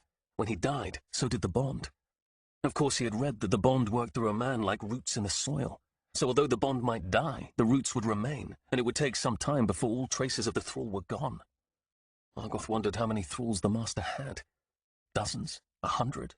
Surely the inlay by the pulpit was some type of thrall, which made Argoth question how many of those slaves were Skier. Certainly Shagom was one of them. He looked up and found that the sky was clear. The first evening stars shone in the heavens. He took a moment to get his bearings by them and considered trying to rig the sail. A wind buffeted him, then another. At first he thought it a normal gust, but it didn't abate. The sound of sea spray hastened toward his boat. Argoth turned and saw the Skierwind racing toward him. Shagom was coming. He had heard of Skiermasters summoning whirlwinds to the field of battle, of men being picked up and carried away. Argoth released the oar and immediately wriggled underneath the thwarts, wedging himself as best he could. Moments later, the wind knocked the boat, lifting one side and pushed it sideways. Then the pitch of the wind rose, screeching over the whales. The oar jerked violently in its lock. It jerked the other way, then broke free with a wrench and flew up and away. The pitch of the wind screamed over the whales until it howled like a hurricane. The boat tipped precariously on its side and scudded over a wave. The dead Dreadman dislodged and tumbled out into the water. Sea spray kicked up, driving into Argoth's face like needles. He shut his eyes against it and turned his face into the side of the boat as the wind picked at him. The boat lurched, twisted, was tossed about like a leaf, and then it was airborne. He began to slip and braced himself. Then the boat slapped down on the water in the midst of heat, fire, salt, spray. And then as quickly as it had come, the wind abated. Argoth opened his eyes and saw the sky full of smoke. He listened for the wind, but it was gone. So he wriggled halfway out from under the thwarts and surveyed the scene. All about him pieces of flotsam burned, smoke piling into the sky. Someone shouted. A hand grasped the whale. Argoth kicked at the man's head as he came over. He bent over to untie another oar so that he might use it as a weapon, but the boat rocked. Argoth turned, oar in hand. Leif stood before him, water running from his clothes into the boat. The skin about his eye was blackened and cracked from the burn. Raw pink and red flesh shone where much of his eye tattoo had been. Argoth drew back to strike, but Leif simply snatched the oar out of his hand and kicked him into the prow. Argoth's head smacked against the side of the boat. He tried to get up, but couldn't seem to get his balance. Another Dreadman entered the boat. Then Leif reached over the side and pulled the Master up. Clutched to his breast was the weave that had been inlaid into the deck of the ship, Shagom's thrall. The Master wore no boots. The legs of his pants were scorched, the flesh underneath blistered. A normal sailor tried to climb into the boat. "What are you doing?" said the Master, and kicked the man in the face, sending him back into the water. Then he stepped over the thwarts to where Argoth lay and looked down upon him. "You should have drowned yourself, clansman. You should have tied a stone to your neck and jumped into the sea, for now you will taste the fury of the glory of Mokhad." Leif eyed Argoth malevolently. The Skiermaster looked out over the waves. "Dreadman!" he shouted. "To me!" 41. Muster. Tarlan lugged legs through the woods until his collarbone felt like it was going to break. He rested, picked him up again, rested. He lugged him across 2 creeks, paddled him across a river in a canoe they'd found, and then lugged him into the woods on the other side. He'd scuttled their trail as best he knew how from any dogs that might be following, but that didn't prevent them from having to skirt around 2 more groups of men on the watch, nor did it help them avoid the farms and wooden shacks that stood in their path. In the end, they'd used a whole day to do what should have taken, at most, 2 hours. At last, they crested a hill that led down to the Creek Widow's Valley. They were both bloody-footed, but they'd made it. Except who knew if patrols had already come for the Creek Widow? They could be waiting right now for someone like himself to show up. Tarlan didn't dare climb a tree to get a look below. The branches would shake too much as he ascended. But he knew a spot on the hill that opened to a good view. He and Legs sat there for some time, watching. He saw nothing but vultures circling in the updrafts, the horse the Creek Widow called the tailor eating away at the grass in the apple orchard, and digging herself a new cesspit for the privy was the Creek Widow herself. He was satisfied nobody waited for them there, but nevertheless he waited until the sunset to descend the hill and enter the Creek Widow's yard. He and Legs stole across the yard and weren't more than a dozen paces from the front door when someone spoke from behind. "That will be far enough." Tarlan froze. "State who you are and what business you have sneaking about my yard at night." He sighed in relief, but how had she sneaked around behind them? Tarlan turned. She held a pitchfork out in front of her with a fair amount of menace. Warrior, her ancient dog, stood at her side. He mustered one woof and fell silent. "I told you before," said Tarlan. "One old woman out here on her own. You've got to have a dog that will chase more than biscuits." "Tarlan," she said. "Lights, you're lucky you haven't got the tines of my pitchfork in your back. She turned to Legs. And you're purities, aren't you?" "I am," said Legs. She looked out into the yard, across the pasture. "Get in the house." "I hope you've got something to eat, because we're starving." "Food?" She stabbed the pitchfork at him. "I think I promised a beating the last time you were here. Now get!" She eyed the woods behind them. Perhaps the valley wasn't as peaceful as it had appeared from the top of the hill. Tarlan turned with Legs and hurried below the Creator's wreath hanging on the lintel of the door and into the house. The Festival of Gifts was coming, and everyone wanted to thank the Creators and invite their blessings. The wreaths would soon be everywhere, above the gates of each city, on the bows of ships, over the windows of barns. The Creek Widow came hard on their heels and shut up the door behind them. Then she turned to Tarlan. The fire from the hearth was the only light in the house. Something delicious cooked on the stove and filled the room with the smell of beef and onions. "What are you two doing?" she said. "Is River here?" "River?" Tarlan's heart sank. She saw his expression. "You tell me what's happened," she said. "quickly." Tarlan did. He told her about going into Whitecliff, his encounters with Fabbis and the hunt, the weave and the little creature at the window. He told her about packing up to leave, about the monster, River and Sugar going after it. His tale elicited a running commentary of grunts from her. When he finished, she put her hands on her hips. "Men," she said in disgust. "I told them it was time when purity was first caught. I told them, but they wouldn't listen. Men," she said again. "always leaving the woman to clean up." She looked at Tarlan and Legs. "And you can be sure I will clean up. We must leave. This house isn't safe." "Where are we going?" "The refuge, my boy, the refuge." Tarlan knew of no such place. "I knew it was fraying apart when your Da sent his letter. I told him, I told your Da, I told him, I told him, I told him. But no, the man won't listen. Now, if I were his wife, I would have made him listen. River, bless her heart, I know she tries, but a daughter can't hold her own like a wife can. Men get stupid when they run on their own, Tarlan. That's just how it is. And your father got stupider than most. Your mother kept the beef out of his brain, but she's too long gone, too long without a good woman, and that's the truth." She grunted and looked at the rafters for answers. "May the Sixth bless him. He's going to need it." Then she directed her attention back to Tarlan. "Fetch the tailor from the field." "Will the others be there?" asked Tarlan. "Others?" "Aren't there a number of other people in the Order?" asked Tarlan. "Won't we need them to attempt to rescue?" "Son," said the Creek Widow, "your uncle's on a ship headed for Mokat. Your Da's who knows where in the custody of Lord Shim and the Fear Noi. We've got some creature from the Tails taking us down one by one. I don't know where your brother is. We weren't many to begin with. You want others?" She spread her arms wide. "I'm afraid you're looking at it. But there might be a few more. If anybody has survived, we'll find them at the refuge. I was waiting for the final word. I cannot wait any more. We must leave immediately." Tarlan fetched Taylor from the field and brought him around the front of the house, worrying the whole time that someone was spying on them. The tailor was named after a man the Creek Widow had loved once. Tarlan had never gotten the full story, and didn't know if the man died, or was killed, or simply jilted her. He helped Legs up, and then held the horse as the Creek Widow filled the saddlebags with a few necessities, and what she said were her three most prized possessions: a fat codex of law she'd been hiding in a stone box under the floor, 2 yards of bright yellow silk she had not yet been able to bring herself to wear, and probably never would, and an ancient cooking pot her great-grandmother had given her. When she finished tying everything off, the Creek Widow walked to the well, drew a bucket of water, then carried it to the south side of her home, where her almond tree starts stood in a single straight line of pots on a narrow table. She watered them, gently brushed each with her hand, then stood back and addressed the group. "I cannot promise I'll return, lovelies, and there's no time to put you where you belong." She grunted over that fact and shook her head. Then she changed her mind. "No, I just can't," she said. She turned to Tarlan. Bring me a spade. But, cha, she said. Tarlan fetched a spade from the barn and brought it to her. I thought we had to leave immediately. Hush, she said. Gather an armful and follow me. Those pots will dry out in a day. They carried the 9 starts to the garden and hastily planted them between 2 rows of cabbage. I know you'll be a bit crowded, she said to them, but it will have to do. Then she stood and said goodbye to her apple trees and the 2 walnuts she prized the most. She walked to the chicken coop, opened the door, and bid her birds farewell. Then she walked to Warrior, lying on the porch.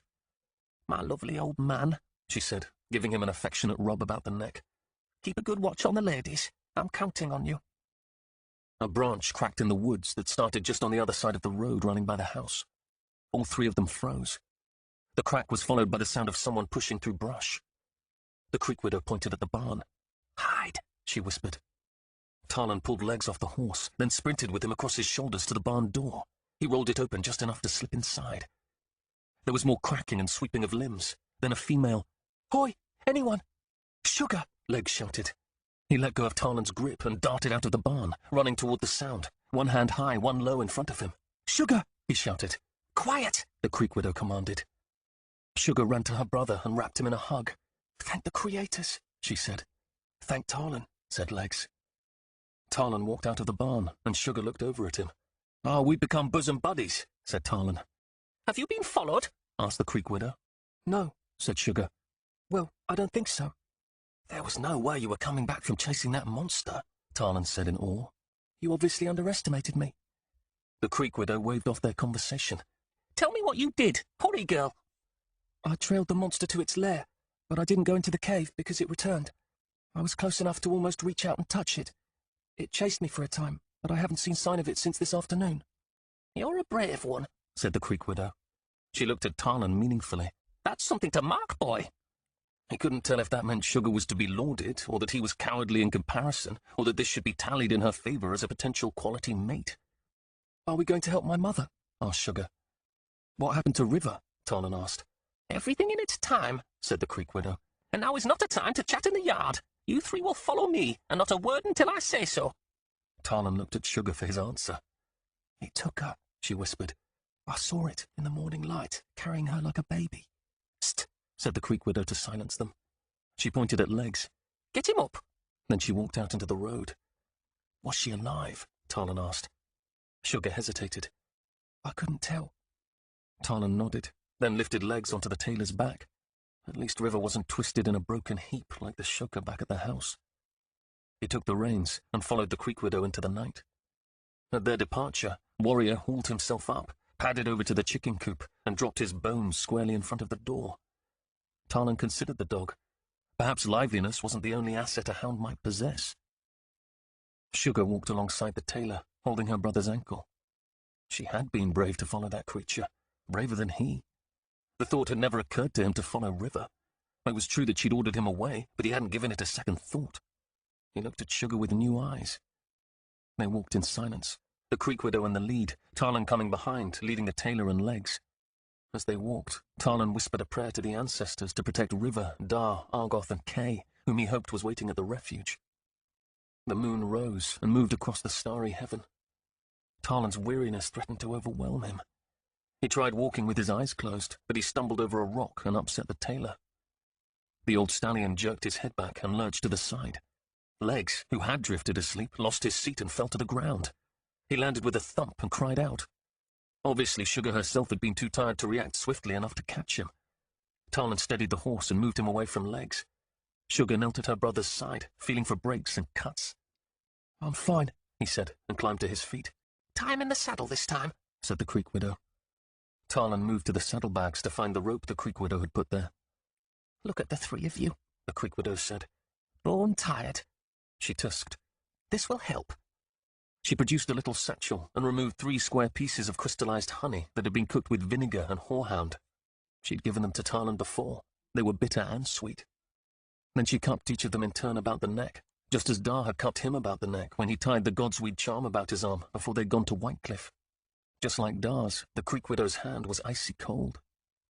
She smiled at him. "We cannot afford to be caught sleeping." In moments, Tarlan's fatigue lessened, and he knew she'd just worked some sleth business on him. He sucked on his honey horehound. "What else have you got in those pockets?" he asked her. She smiled. "That's my secret." They continued on, around hills, through black ravines, always travelling the smaller roads. Twice they took disused trails that had surrendered to weeds and thin saplings. And while the honey didn't last long, the effects of the Creek Widow's magic did. But eventually, the fatigue returned. He'd been up for more than 24 straight hours, fleeing and lugging legs all over creation. He soon wanted nothing more than to lie down in the dirt. He looked back at Sugar walking alongside the tailor. The effect didn't seem to be wearing off with her. She smiled at Talon, and he turned back around. When they finally branched off onto what could be no more than an animal trail, the Creek Widow spoke. "I think we're safe. The refuge is only a mile or so away." "This is by Boar's Point, isn't it?" asked Sugar. On the south end of the settled lands, at the edge of a vast, fertile valley, a line of hills ran like a great crooked finger down toward the sea. At the tip of that finger, 2 rivers converged. Sometimes, in the heat of the summer, you could see hundreds of boar there. They came to wallow in the mud on the banks of the shallow, wide river, not only to cool themselves, but also to protect their hides from insects. "It is," said the Creek Widow. "Does it have a bed?" asked Talon. "Beds, baths, and dancing girls," said the Creek Widow. "You can watch the girls," said Talon. "I'm going to sleep." "That's a good boy." They walked a few more paces, and then Talon asked, "And how will River know to come here?" "Because it's the refuge." "And if she doesn't come?" The Creek Widow looked over at him.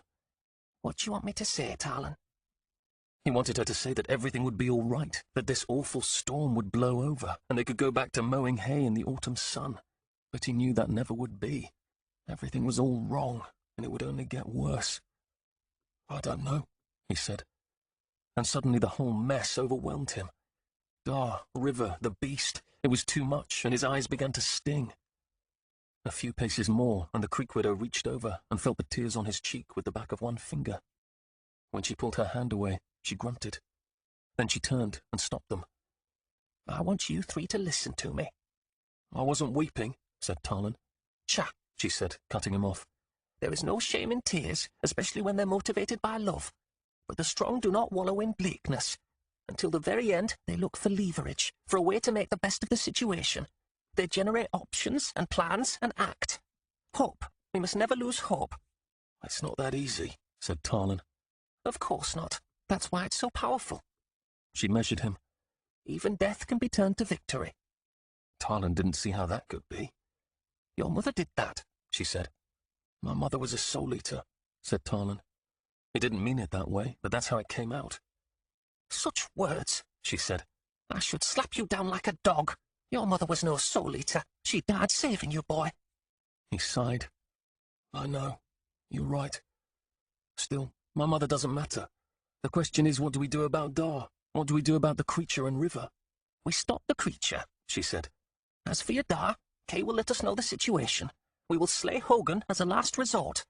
Despite your Dar's ardent wish for us to escape, I'm in command now, and I'm loath to leave that man behind." "I don't mean to be disrespectful, but that doesn't sound like a plan," Talon said.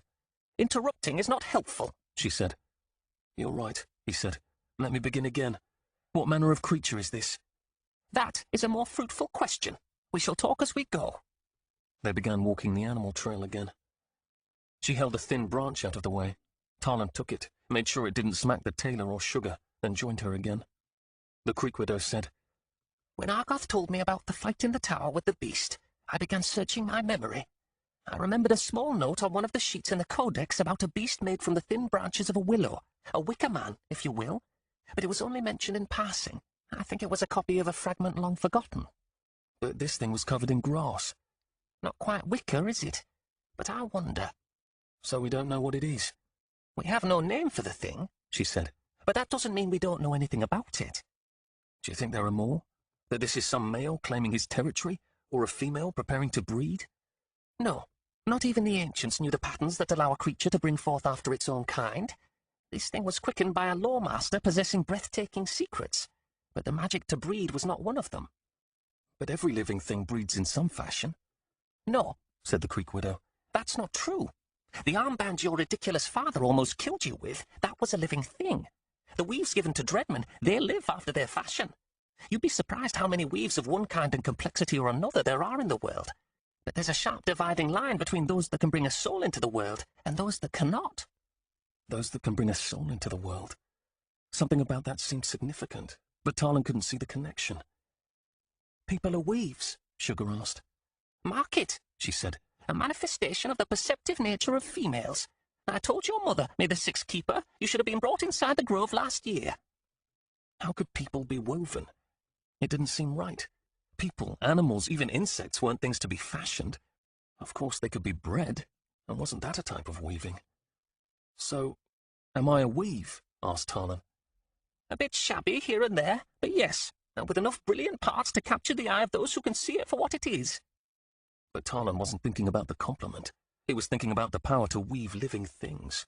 And if this lawmaster could weave a wicker man, what other living things could he make? So, continued the Creek Widow, if this thing is akin to the creature I read about, then we have at least 3 options. We can kill it, bind it, or kill its master. I don't think the first is an option, said Tarlin. Then it's a good thing you're not the one doing all the thinking. How can you do what Dar and Uncle Argoth and a whole cohort at the fortress could not? Are you still talking? She asked. Or are you listening? Listening, he said. That's better, she said. I'm telling you this because you're now part of the grove. Do you understand? Whether you like it or not, you're one of us. You're in an inch, you're in a mile. Indeed, Tarlin thought. We are not without hope. There is law, very old law. The divines have their dreadmen. We have something else. I'm not saying their weaves are evil. They can be used for much good. But what I am saying is that there yet exists law that is older than dreadmen, older than the divines themselves. She reached into one of the tailor's saddlebags and withdrew something wrapped in dark cloth. We need some light, she said, and stepped into a patch of ground fully lit by the moon. She motioned to him and Sugar. Come here, both of you. Tarlin and Sugar stepped to the widow's side. Sugar stood so close their arms touched. He found it amazing that one day earlier he had been prepared to kill her. The Creek Widow unwrapped the cloth. In it lay a square of gold half the size of his palm. Look at it closely, she said. Tarlin leaned in close, but not so close that he obscured the moonlight. The face of the square was covered in an exceedingly intricate design. A leather strap dangled from each of 2 opposite sides. It looked like something you might tie around your arm. Even so, it was nothing impressive. He'd seen gold medallions and brooches far more intricate and weighty on the hats of fat town wives. We only know of 5 of these that survived the ancient wars, the Creek Widow said. 3 were destroyed, 1 was taken by the Witch of Cath. The final was lost. She took the object over to Legs on the tailor and let him feel it. Legs picked it up. His head was turned as if he were looking off in the distance. Suddenly, he held the crown out, a look of surprise on his face. "Take it," he said. "What is it?" the Creek Widow asked. "It's," he said, "nothing." "That doesn't sound like nothing." "It just reminded me of my Dar," he said. She considered him for a moment, but took the crown back. Tarlin recounted the numbers she just recited. "You said only 5 survived." "Only 5. "So how did you get this one?" he asked. "Something lost can be found, can't it? Especially if the thief is the one who caused it to be lost in the first place." "You stole this from a divine?" The Creek Widow cocked an eyebrow, but didn't answer him. God, he thought. Nobody, not even the widow, was what they seemed. Tarlin looked at the object again. He picked it up as Legs had, but couldn't feel anything special in it. It was crude, too simple to be a crown. "I've never seen a lord tie anything like this to his head." "Perhaps there's a message in its simplicity," she said. "But it's a weave nonetheless, an immensely powerful one." Tarlin put it back. "What does it do?" asked Sugar. "There are 3 great powers in the world: fire, earth, and soul. This harnesses earth and soul in a way that gives its wearer the power to cut through illusion and keep a clear heart. Of course, it also bestows incredible might." Tarlin had never heard of such a thing. "What you're looking at," she said, "is a victor's crown." "A dreadman's weave?" asked Tarlin. "No, I told you, this isn't the work of divines. This is the work of the old gods. When the divines stamped out the old ways, they targeted the victors first. With them out of the way, their battles with the old gods went much easier." "But if they were so easily overcome, doesn't that mean the divines had a better way?" "Were they overcome because the divines overpowered them, or did they fall because of the treachery of those who were close to them?" Tarlin couldn't guess. He'd never heard of the victors. The Creek Widow smiled. "I can't relate the whole history of the world in one night. Neither can I explain this. I, None of us totally understand the old law. Much has been lost, but you can be assured that we will deal with the creature and its master. Talon examined the square again. It was gold, not black. But it's empty. How can you use it? I told you this wasn't the work of Keynes and Dreadman. This isn't a weave just anybody can wear, nor is it a weave you pick up lightly. It must be used with great care, and not until it's absolutely necessary, because not all can survive such a thing. It will kill the wearer if there isn't enough strength to draw upon. She folded the crown back up in its cloth. There are few men I know with the mind to wear this. Maybe only one in our grove. Talon thought of all those he knew were in this order. Uncle Argoth is an incredible warrior. He is, she said, but I'm not talking about him. I'm talking about your father, Talon. Ah. Physical strength and skill are important, but the strength I speak of is something else. You have to be bred to it. For the most part, the ability runs in family lines. Kay is close in strength. In fact, he might be able to wield the crown as well, but he hasn't been tested. River is not able. That's why we were so interested in you. I don't understand. The Creek Widow paused. She took a deep breath through her nose. Everyone has some gift. Part of the joy of the law is watching what gifts are made manifest in each person. Sugar and Legs will have theirs, Kay has his, your mother discovered things about you. Talon thought about the revelations of the previous night. Yes, I'm some accident, some freak of nature. River already told me. No, you are not an accident of nature. You grew under the influence of a design, a pattern, if you will. Born a grub like the rest of us, but blessed from the moment of conception in your growth. And what you'll be when you've fully matured is anyone's guess. You're not some common worm. I don't know that I want to be a worm at all. Oh, worm, flower, seedling, the comparison doesn't matter. You've been pruned and grafted for a great purpose, that is the truth of it. We all are. Pruned by whom? Asked Talon. Well, think. Who would want that? There are stories, very old stories, of cultivated lords, but there's no agreement on the source. Most say this cultivating was one of the lost arts of the old gods. A few texts talk of dark foes, of creatures with a bloody thirst, which the cultivated lords battled. The old records are not clear, but the point is that your mother discovered, worked into your very being, strange and intricate patterns of power. But to what purpose? So impatient. Think, a child born to one of those in the order. My dear boy, could it be the creators have seen it's time for a new crop to be planted? A special generation that will bear forth a new kingdom? We've all been waiting expectantly to see the blessing you'd become. Who knows, Talon? You yourself might one day be more than a victor. More? He couldn't deny that a thrill ran along his skin, even if it was foolish. He wondered, if he could handle the quantities of fire River said he could, did that mean he might be able to multiply himself more than other men? A supreme dreadman. I think you're overly expectant, Talon said. Whatever these patterns are, they're flawed in me. That had to be what Mother meant. Not that he needed a flaw, but that he was broken by them. Who is ever without blemish? She asked. It wasn't a blemish, said Talon. River used the word twisted. Indeed, said the Creek Widow. When talking about a weave, twists are very specific patterns of power. She grasped him gently by the chin and forced him to look at her. All of us, lad, are broken. Don't worry about your limits. Worry about what you choose to do or not to do despite those limits. You are Hogan's and Rose's boy. You have been bred to power and packaged with a few surprises. And if you turn out to be a crooked arrow, she grinned, well, they have their uses as well. Yeah, he said. They're chopped up for kindling. Trust your mother, she said, and gently stroked his cheek. Trust her. If she had thought your abilities posed some great danger to you, would she have died to save you? I suppose not. But he had so many questions.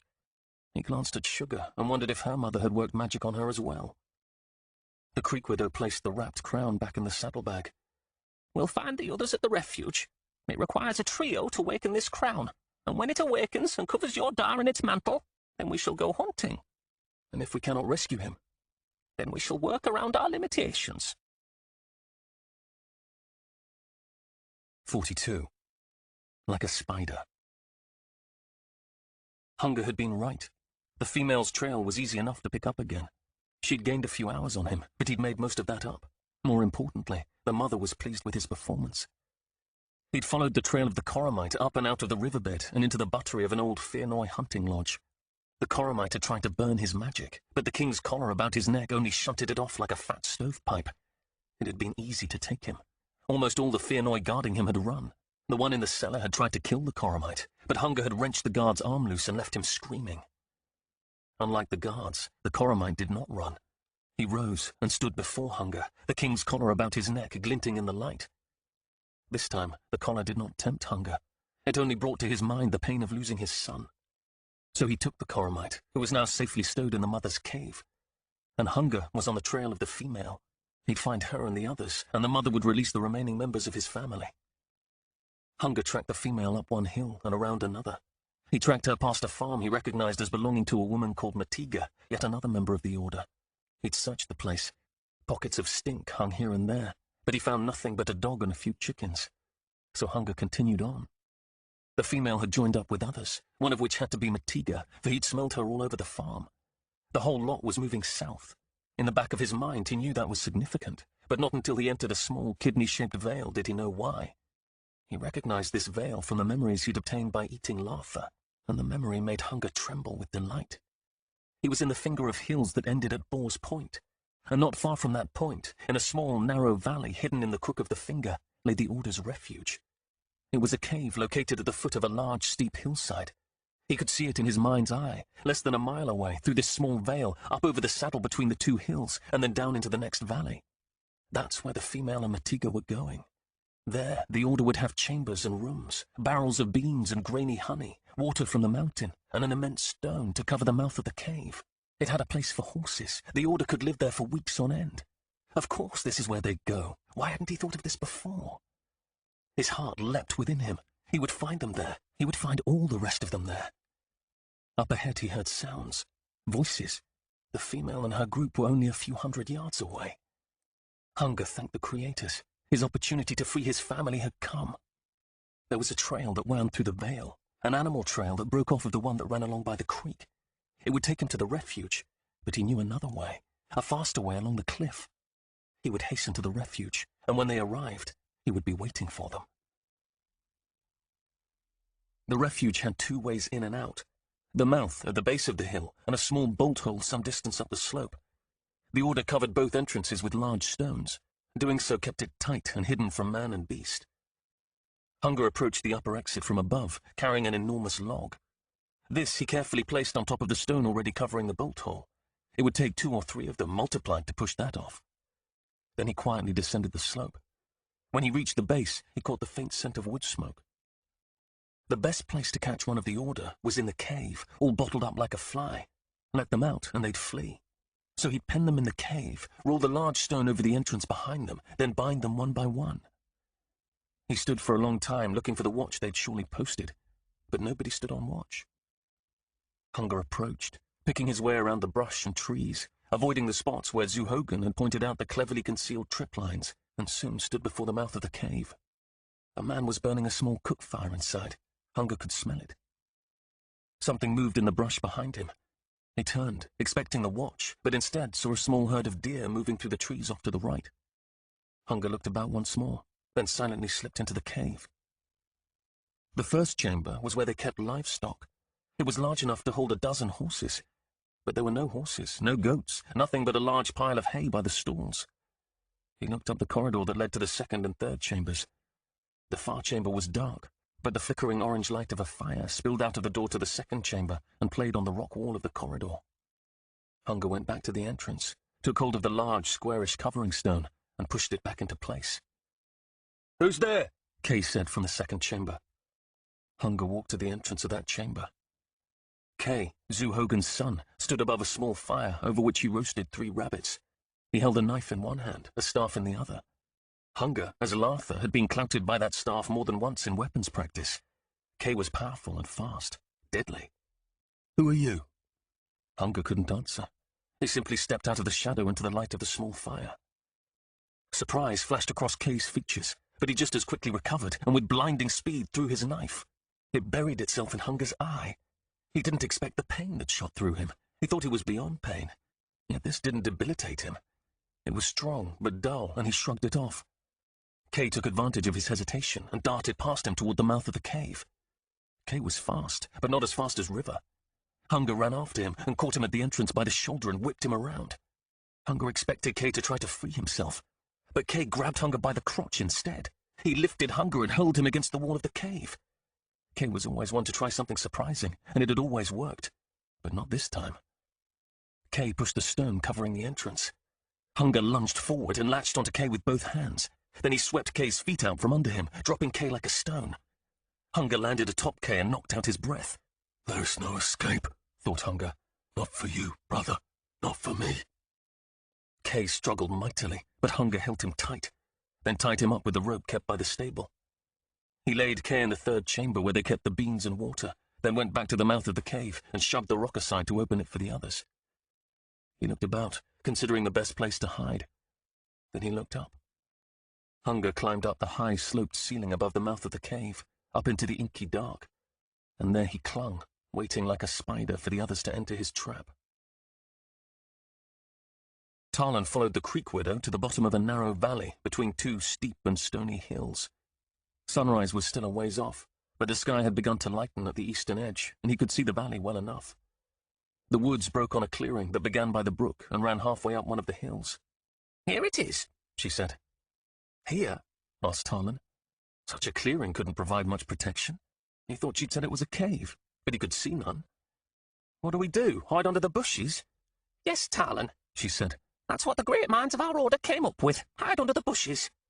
She shook her head and led him through the waist-high brush to the steep and stony base of the hill. Tarlan thought maybe they'd dug some cellar in the valley floor. But then the Creek Widow turned a corner around a tall seam of stone running dozens of yards up the hill and disappeared. "Go," he said. He arrived at the place where she vanished and found a jagged cleft in the seam of stone. Before him stood the mouth to a cave, a wan light glowing inside. "Bring the tailor in here," said the Creek Widow from inside. The mouth was barely wide enough for the horse, but it was not tall enough to allow a mounted man to pass through. Sugar untied legs and helped him down. Then the three of them entered. This first chamber stretched perhaps 24 feet wide. He looked up into the inky black, but couldn't see the ceiling. A light came from a chamber down a short corridor. "Can you see this entrance in full daylight?" he asked. "Not unless you're right upon it," she said. She pointed at a large stone behind him. "And that's only when the stone is removed. Replace the stone, and this cave doesn't exist." Something popped. It sounded like green wood in a fire. "Hello?" he said, hoping to hear Kay's voice, but there was no reply. "You'll find this a comfortable place," said the Creek Widow. "There's no vermin gets in here, no rats, and there's a spot where the water drips clear and cold." Around the corner from the mouth lay some horse stalls and a crib of hay. The Creek Widow held an armful of hay and put it at the head of one stall. "Bring him over here. I'll rub him down. You three go see who's here, and get a place to rest while you can." The hay looked like a perfectly fine place to Tarlan. "Where do you keep the food stores?" asked Sugar. "I'll worry about that," said the Creek Widow. "Now go." Tarlan was more than happy to oblige. He walked to the lit chamber, but found no one, just a fire burning low in the hearth. Sugar and Legs joined him. He wondered where the smoke from this fire went. There must be a hole somewhere up above. But if no vermin could get in, that meant they had to have a cap for it. If not, this refuge wasn't bottled up as tight as the Creek Widow would like to think. 3 rabbits stretched out on forks above the fire. The meat wasn't burned, but it was getting close. To the side, he saw Kay's pack. "It's Kay!" Tarlan called out for the Creek Widow. Then he squatted by the rabbits. "Looks like we've got us a snack." Knowing that Kay was here sent a surge of relief through him. He didn't know until then how hopeless he had felt. He put down his bow and removed the quiver of arrows he'd strapped to his waist. Then he squatted close to the fire and skewered one of the carcasses with his knife and removed it from the cooking fork. He peeled off a tender piece of loin and stuck it in his mouth. "Not too dry yet." He turned to Sugar and held the roasted carcass to her. Legs sniffed. "That better not be rat cooking." The Creek Widow cursed. At least that's what he thought it sounded like. The tailor had probably pooped on her feet. He smiled to himself, thinking of that. Old Lady Browntoe. He'd give her a ribbing about that. "Oh, it's rat," said Tarlan. "Nice and plump. You get the tail." "Don't believe him," said Sugar, and twisted off a piece of meat for her brother. Tarlan fed the fire and ate a hind leg in one bite. The meat had only served to sharpen his appetite. "The widow's taking her time," he said. "Maybe she went to the Jacks," said Legs.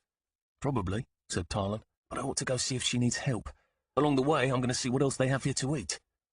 He could barely muster enough strength to fight his fatigue, but he stood. At one end of this chamber stood a table and some shelves. He grabbed an oil lamp from the shelf and lit it. Then he walked out into the corridor. "Aunt," he said. The flame guttered in a breeze that he hadn't noticed before. The creek widow didn't reply, so he headed farther into the cave. The corridor sloped upwards. The flickering lamp cast odd shadows on the wall. Maybe 24 yards farther, he came to what had to be the third chamber. He held the lamp high and saw barrels of food. But it was all grains and dry stuffs, nothing quick. There were other things in this room. Rope, arrows, cord. He decided that if he couldn't eat, at least he could get a drink. The dripping rock he'd heard must be further up the corridor, so he walked toward it and found the dripping rock and a small cistern with a cup. He satisfied his thirst, and saw that the corridor took a sharp turn upwards at this point, and someone had carved steps into it. The creek widow had told him there was an escape route out the back. This must be it. Despite his weariness, his curiosity took him up the stair. It wasn't too long, and he found the exit. Another large stone sealed it, but it too had been moved aside. He left the lamp burning below and climbed through the exit and out into a cluster of rocks to stand on the side of the hill, some distance above and to the right of where he estimated the mouth of this refuge to be. He wondered why the exit was open. Maybe the air in the cave had been stale. It certainly created a nice breeze through the corridor. Except he was sure there had been no breeze before. "Kay?" he called out into the night. There was no response but the sound of night insects. Tarlan turned around, picked up his lamp, and went back down the stair. He took another drink at the dripping rock, and noticed this time that the water from the rock ran into a fissure which ran a dozen feet along the side of the path. Then he realized he'd left the widow to put everything away. River would be boxing his ears right now for leaving the work to others, so instead of exploring further, he turned back. He passed Sugar and Legs by the fire. When he reached the front chamber, he found the tailor standing in his stall, saddle still on his back. That was odd. She hadn't even begun to unsaddle him. Maybe she had gone to the Jacks, wherever they were. Tarlan walked over to take care of the tailor, but when he got close, he kicked something in the dirt. He bent over and picked it up. It was the widow's codex of law. Then he saw other things scattered about. "Aunt," he called. Nothing. He walked over to the mouth of the cave and stood listening. He scanned the clearing, stepped farther out, and looked up the hill. Nothing but the insects, the stars, and the moon shining down from the west. The tailor might have simply knocked over one of the bags, or perhaps Kay had returned with something urgent. It was possible, but not likely. She wouldn't just run off, and she certainly wouldn't drop her codex into the dirt. "Aunt," he called out. When she didn't reply, he took his lamp, held it low, and searched the ground. He found Kay's knife, which was another odd thing. He studied the footprints in the dust and found 5. Then he saw a 6th that was totally unlike the others. Tarlan bent low and measured it with the span between his thumb and pinky finger. It was misshapen and large, larger than any humans could possibly be. The hair on the back of his neck stood on end. He rose to his feet and looked around. That creature wasn't here, but it had been. It had taken the widow. A worse idea shivered him. It might be feeding on her at this very moment somewhere outside. He raced back to the first chamber. Sugar and Legs had both lain down. Legs was fast asleep. "Get up," he hissed. "What are you doing?" asked Sugar. "The monster," he said. "It's here. It's taken the widow and Kay." And he didn't want to be bottled up in this cave waiting for it to return. Those bushes outside seemed like a really good idea now. Sugar's eyes widened in alarm, and she turned and shook Legs awake. Then she climbed to her feet and took him by the hand. "What are we doing?" Legs asked blearily. "Leaving," Tarlan whispered. Then they hurried out. Tarlan ran and untied the tailor. They didn't know where he would go or what they could do. They just had to get out. Maybe they could go to the far hill and watch this entrance and hope that this was nothing more than his fatigue and imagination running away with him. Something scuffled outside the mouth of the cave. Tarlan and Sugar froze. They were trapped. 43. Hag's Teeth. Tarlan pulled out his knife, knowing the fat lot of good it would do him against that monster, and stood to protect the others. But the monster didn't rush in. A group of dreadmen did instead. They came in with torches and swords. 2 spotted him and the others and charged forward. The rest raced silently into the passageway. Before Tarlan could drop his knife, the 2 dreadmen were upon them. The one held his sword tip inches from Tarlan's chest. Such speed! It took Tarlan's breath away. These dreadmen were tattooed with the markings of the Lions of Mokkad, the Skiermaster's personal guard. The one holding his sword in front of Tarlan looked like he would kill at the slightest provocation. A tattoo flared away from one of his eyes. The other was puffed, the skin horribly burned. "On your bellies," whispered the Dreadman. Talon offered no resistance. He dropped to his knees, then prostrated himself, turning his head so that one cheek was flat against the earth. Sugar did the same. Legs slid off the side of the horse and dropped to the ground right next to the horse's legs. Talon looked up at the Dreadman. The torch in the Dreadman's hand spit. One small burning droplet of pitch struck Talon's neck, but he dared not brush it away. The tailor was not comfortable with the fire or the men. He protested and backed up, almost stepping on legs, and banged into the stall. 2 more men walked into the chamber, a smaller one followed by a larger. The smaller man had short white hair and bushy eyebrows. He stood proudly erect. His clothes were made of sumptuous cloth. The eyes drew Talon's attention. They were black and shiny as polished jet. Talon had only seen 2 divines in his life. This one filled him with dread. Talon couldn't see the face of the larger man, but it was clear he was the Scaremaster's servant. "Master," the large one said, "do you see? I'll make up for my sins." Talon looked on in disbelief. He recognized that voice. "Uncle?" he asked. Uncle Argoth turned and glanced at Talon, and then a Fianoi entered the cave. It was the crab, the territory lord. Talon should have known the Fianoi would be behind this. The crab looked around at the chamber. "Well, well, even I wouldn't have believed it if I hadn't seen it." The Dreadman, who had moved deeper into the refuge, returned to the first chamber. Talon counted 6 of them, besides the 2 watching him, Sugar and Legs. "There's nobody here," their leader reported. "No one?" demanded the Scaremaster. He turned to Uncle Argoth. "Clansman, is there another place you haven't told me about?" Uncle Argoth grovelled before the Scaremaster. No, the stone was pushed aside. Either they've come and gone, or they've gone and will return." What had happened to Uncle Argoth? He was so obsequious he didn't even seem the same man. "There was a hearth in the first chamber," the lead Dreadman said. "The coals were still warm." "Then they're here," said Uncle Argoth. The Scaremaster turned and looked at Talon. "Who are these 3? The Dreadman kicked Talon in the side so hard it took his breath away. "Answer." "I'm the son of Hogan the Coromite," Talon croaked. "the horse of Blood Hill. These are the children of Sparrow, smith of the village of Plum." The Scaremaster made a small noise to himself and walked over to look down upon Talon. "He speaks the truth," said Uncle Argoth. The Scaremaster considered Talon as if he were judging a poorly fired pot. "Was your father here?" "No," said Talon. "not that I know of." "Do not seek to deceive me," said the Scaremaster. "I already know that he, like this girl's witch mother, was snatched from those set to guard him. Tell me where the others are." The Scaremaster's pants were scorched, his feet bare, and there stood Uncle Argoth next to him. Was he a traitor, or was this some ruse, and the real Argoth would suddenly rise up and slay these men? "I do not know, Great One." "Cut out his eye," said the crab. The Dreadman with the burned eye looked to the Scaremaster. "Please," said Talon. "We came and the cave was empty. Our guide disappeared while we were in the other chamber. I think the monster took her as well." "It's as I told you, Great One," Uncle Argoth said. "The creature is not ours. Something else is afoot." "Maybe not yours," said the Scaremaster. "But you're only one man. How do you know the 2 Coromites whom you trust so much are not part of another murder of Slith?" The Scaremaster motioned at Talon, and one of the Dreadmen guarding him wrenched Talon up by his hair and held him in a lock with his arms and legs so Talon couldn't move. "I swear," said Talon, "I'm telling the truth." The Dreadman with the burned eye drew his knife and drew close, the tang of his body odor filling Talon's nostrils. "Hold still," he said, "or you'll lose more than an eye."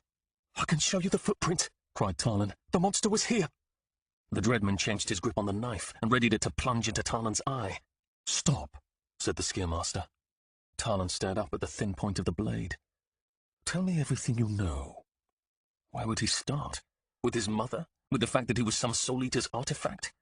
Or should he simply blurt out that his family were all Soul Eaters? And then there was Uncle Argoth. Was he playing some ruse, or had he been subverted? Tell the truth or fabricate a story. Either might conflict with what Uncle Argoth had already told the divine. He decided it would be best to interpret everything to mean only what he knew about the monster. "He's going to lie," said the Dreadman. "Then give him a bit of motivation," said the Scaremaster. "No," said Talon. But the Dreadman brought the knife down.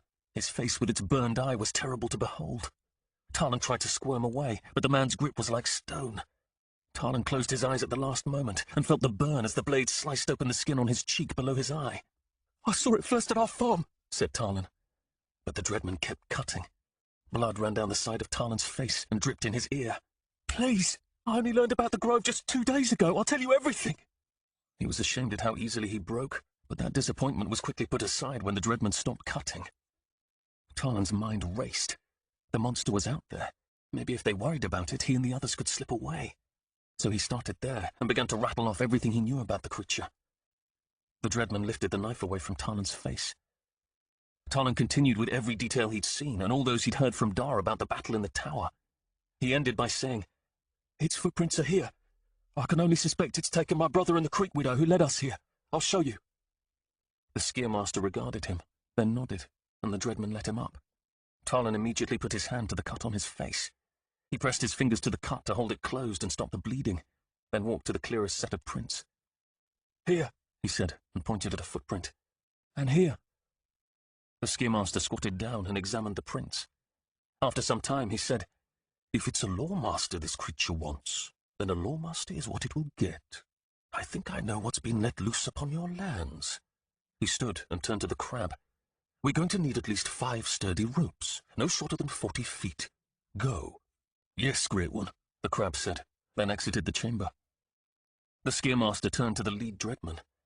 This creature cannot be beat by force of arms alone.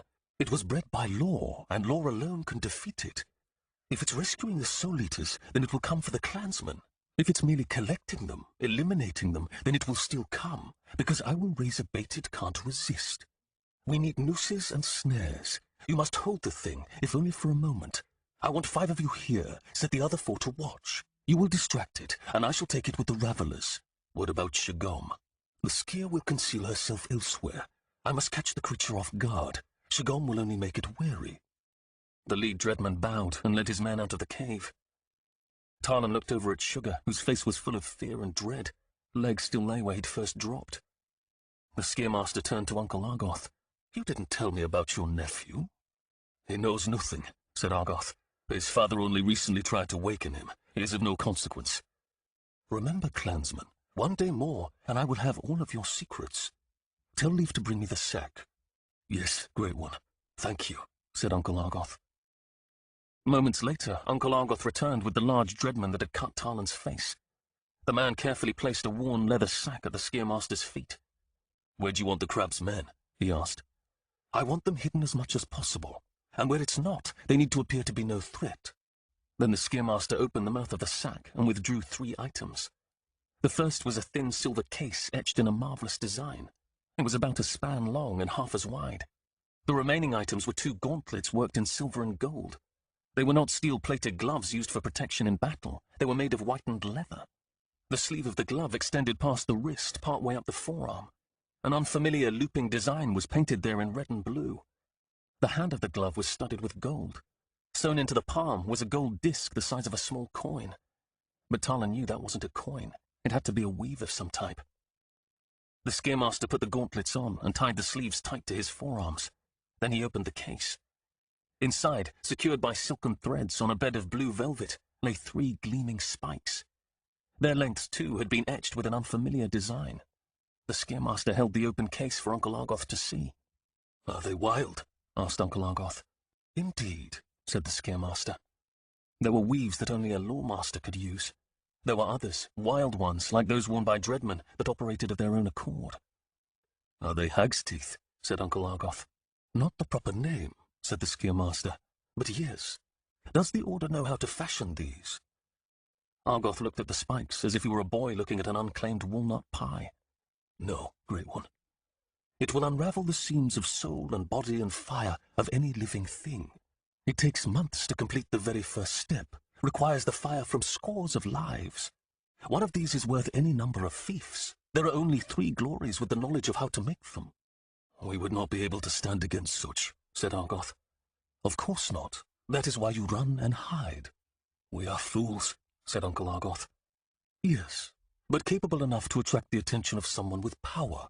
And since you've been targeted, I think it's best we use you as part of the bait. Tarlan sat with Uncle Argoth, Sugar and Legs, a dozen paces away from the mouth of the cave in the clearing. 4 pieces of bait sitting by a fire to make it look like they were doing nothing more than preparing a breakfast. A number of hours had passed since the Skier-Master had found them. The sun had risen.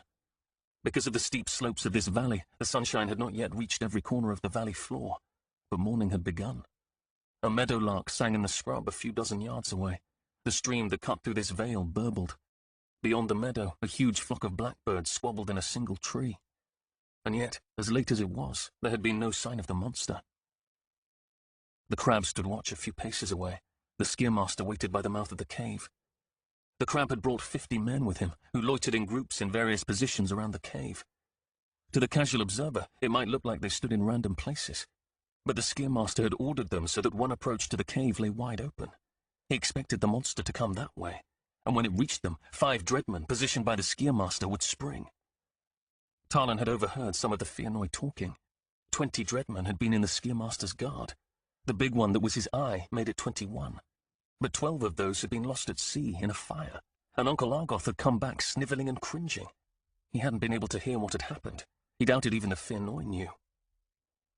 The breeze shifted and blew the smoke toward Talon. He picked up the rock he was sitting on and moved out of its way, closer to Uncle Argoth. So much for the Creek Widow's theory of him being bred to greatness. A lot of good it would do them all now. And so much for the Creek Widow. He wondered what had happened to her.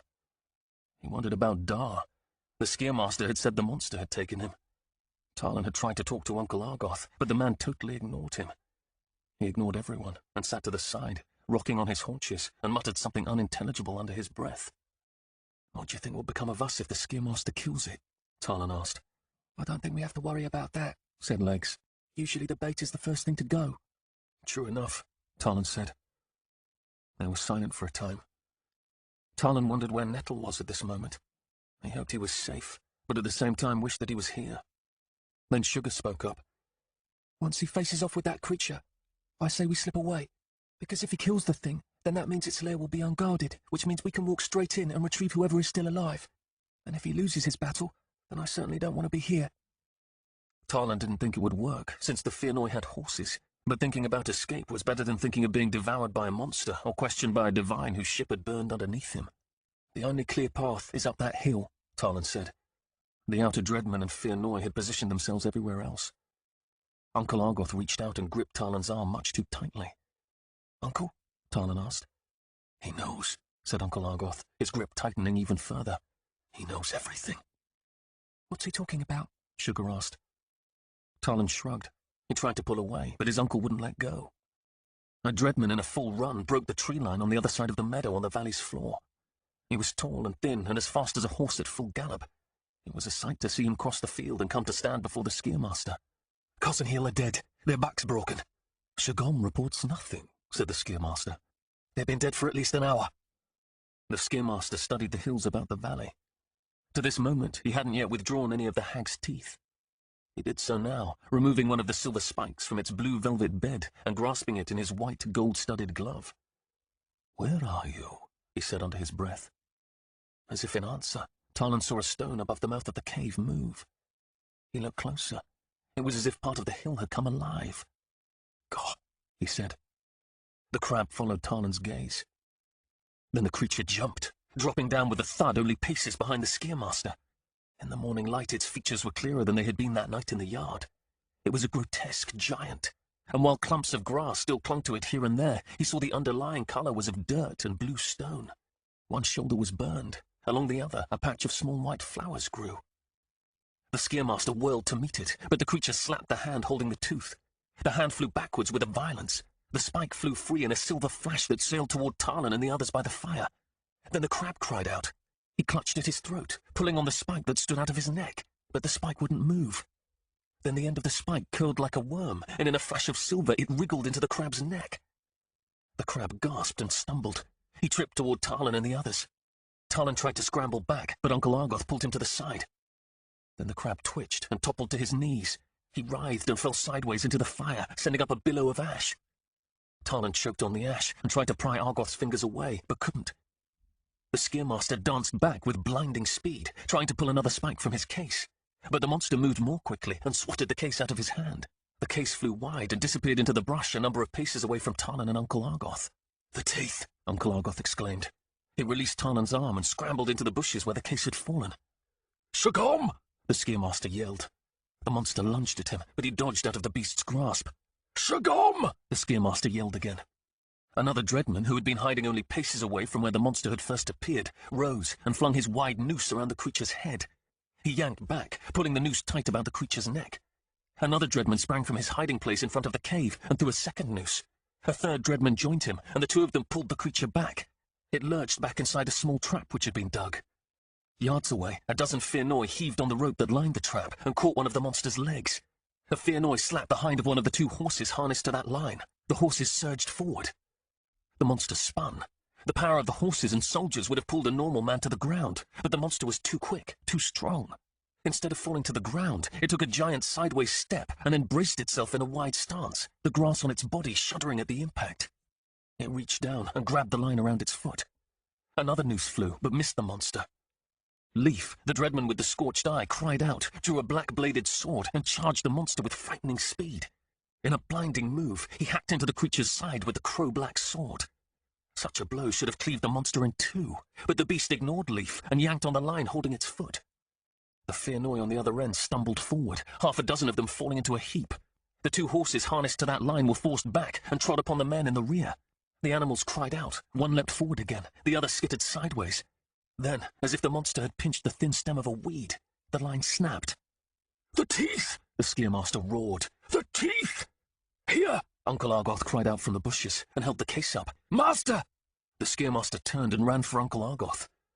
Behind him, Leaf snatched his sword out of the creature's side and swung the flashing black blade again in the early light. But this time the creature caught the blade. It struck Leaf, knocking him to the ground. Then it wrenched the sword out of his hand and flung it away. The Dreadman holding the lines about the monster's neck pulled. The creature rocked back a step, then grabbed one of the lines. It twisted around violently, and the Dreadman who had anchored the other end of the rope around his waist cried out and was carried aloft. The monster twisted and yanked again. The Dreadman lurched horribly in midair and folded backwards without a cry, his spine broken. The monster carried through in an arc and swung the man around his head like a large stone at the end of a rope. The Scaremaster snatched up the case from Uncle Argoth's outstretched arm and held it above his head. "Here, son of Lamash!" he yelled, his face full of fury. "Here is your doom!" But the monster swung the Dreadman around, the thick rope making a deep swoosh and hiss as it sped in its circle. The Scaremaster saw it, but he was not fast enough, and the monster slammed the Dreadman into both the Scaremaster and Uncle Argoth, sending the two men flying. The monster ignored the third line about its neck and charged after the Scaremaster, dragging the Dreadman, who'd wrapped the rope around his hands like a toy attached to a child's string. A Fearnoi standing just beyond Argoth shouted. He levelled his spear and charged in for a death blow. He struck deep, but the monster simply ran him over. The Scaremaster rose, searching the ground about him frantically. Back by Tarlan, the crab groaned. Tarlan looked down at the man in his smouldering tunic and saw a glint of silver by his ear. A moment later, the long hag's tooth came wriggling through the skin at the man's temple. Tarlan backed away in horror. The tooth curled an end, as if sniffing the air. Then it wriggled the rest of the way out of the crab's head and dropped to the ash. Sugar pulled on Tarlan. "Lords," she said. "run!" He scrambled to his feet, stumbled backward, and turned, only to find a dozen Fearnoi, weapons drawn, charging straight toward him. Sugar grabbed legs, and they all dove to one side, and the man ran past to attack the monster. The creature turned, and with 3 swings of its terrible fist slew that many men. The remaining Fearnoi hesitated. The monster took a step and closed the gap between itself and the Scaremaster. The Scaremaster turned and looked up at the beast. At that moment, Leaf, who had retrieved his sword, screamed a battle cry and charged the monster once again. He was fast and powerful. The monster turned, but not quickly enough. Leaf swung with all his might, and the sword cut into the monster's neck. The creature grasped Leaf by the throat and lifted him up. Leaf yanked the sword free and drove the blade deep into the creature's chest. But it had no effect. What kind of nightmare was it that could withstand a black sword of the Cain's? Then the monster twisted its grip and snapped Leaf's massive neck like a twig. The Scaremaster yelled in fury and charged the monster's back. But instead of striking it with a weapon, he punched into it with his fist, sinking his arm up to his elbow. The monster cast Leaf aside, the black sword still sticking out of its chest. "Where is it?" the Scaremaster cried. "Where is your quickening?" The creature wrenched around, trying to get at the Scaremaster, but the divine was too quick. "Clansmen!" shouted the Scaremaster, feeling inside the monster. "The Raveners!" Uncle Argoth lay upon the ground, unmoving. Was he dead? 2 more Dreadmen closed on the creature. They carried spears and harried it, thrusting repeatedly at its head. Their movements were blinding fast, but their blows had no effect. Nothing seemed to faze this creature.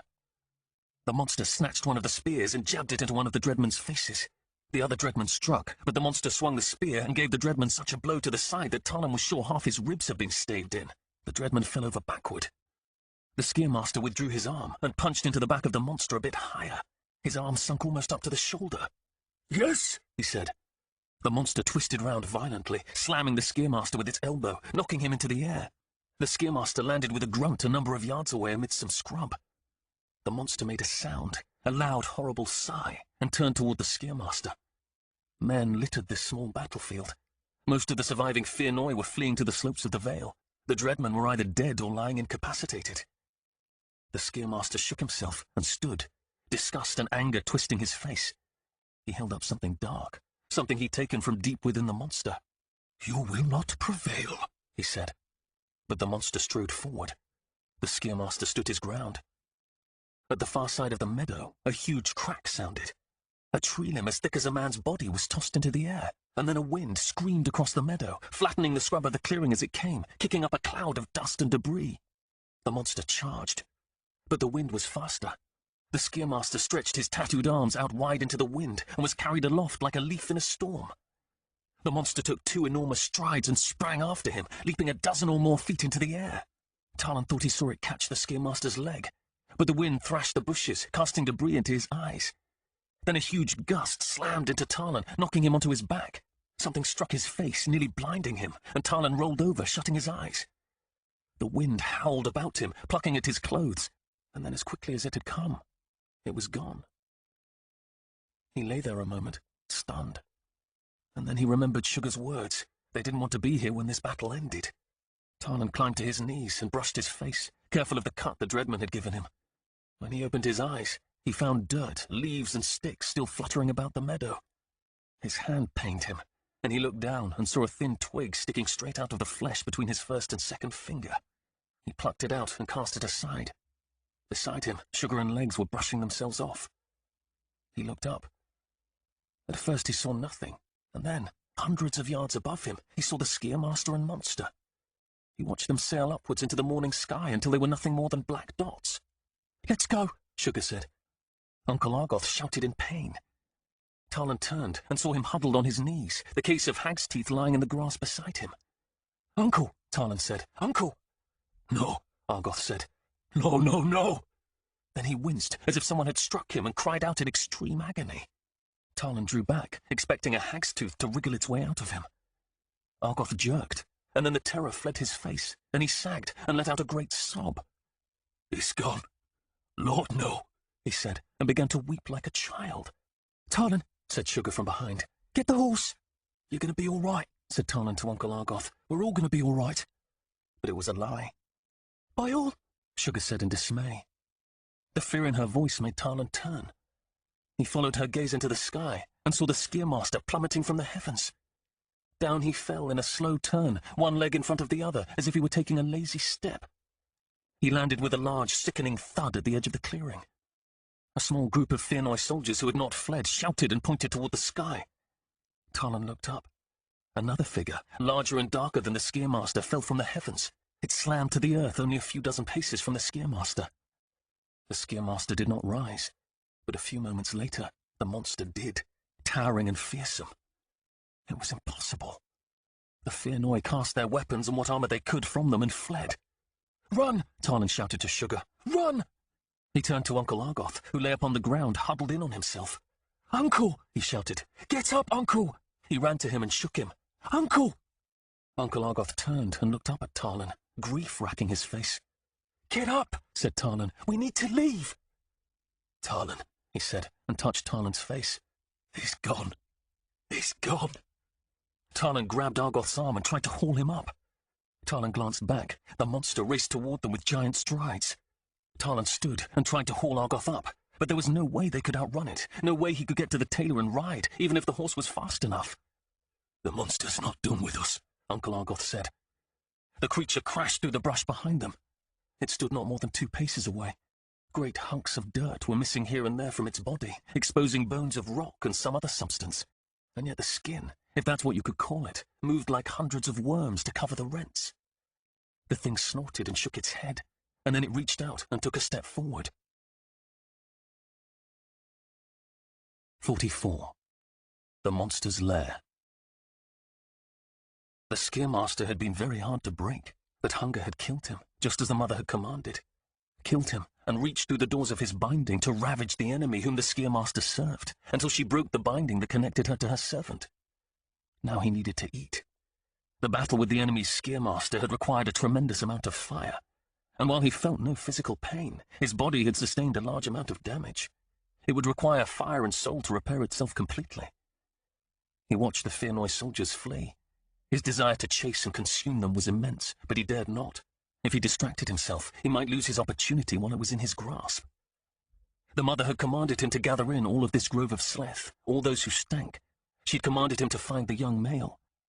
Hunger had carried Kay and Matiga back to the mother. All that was left was Argoth.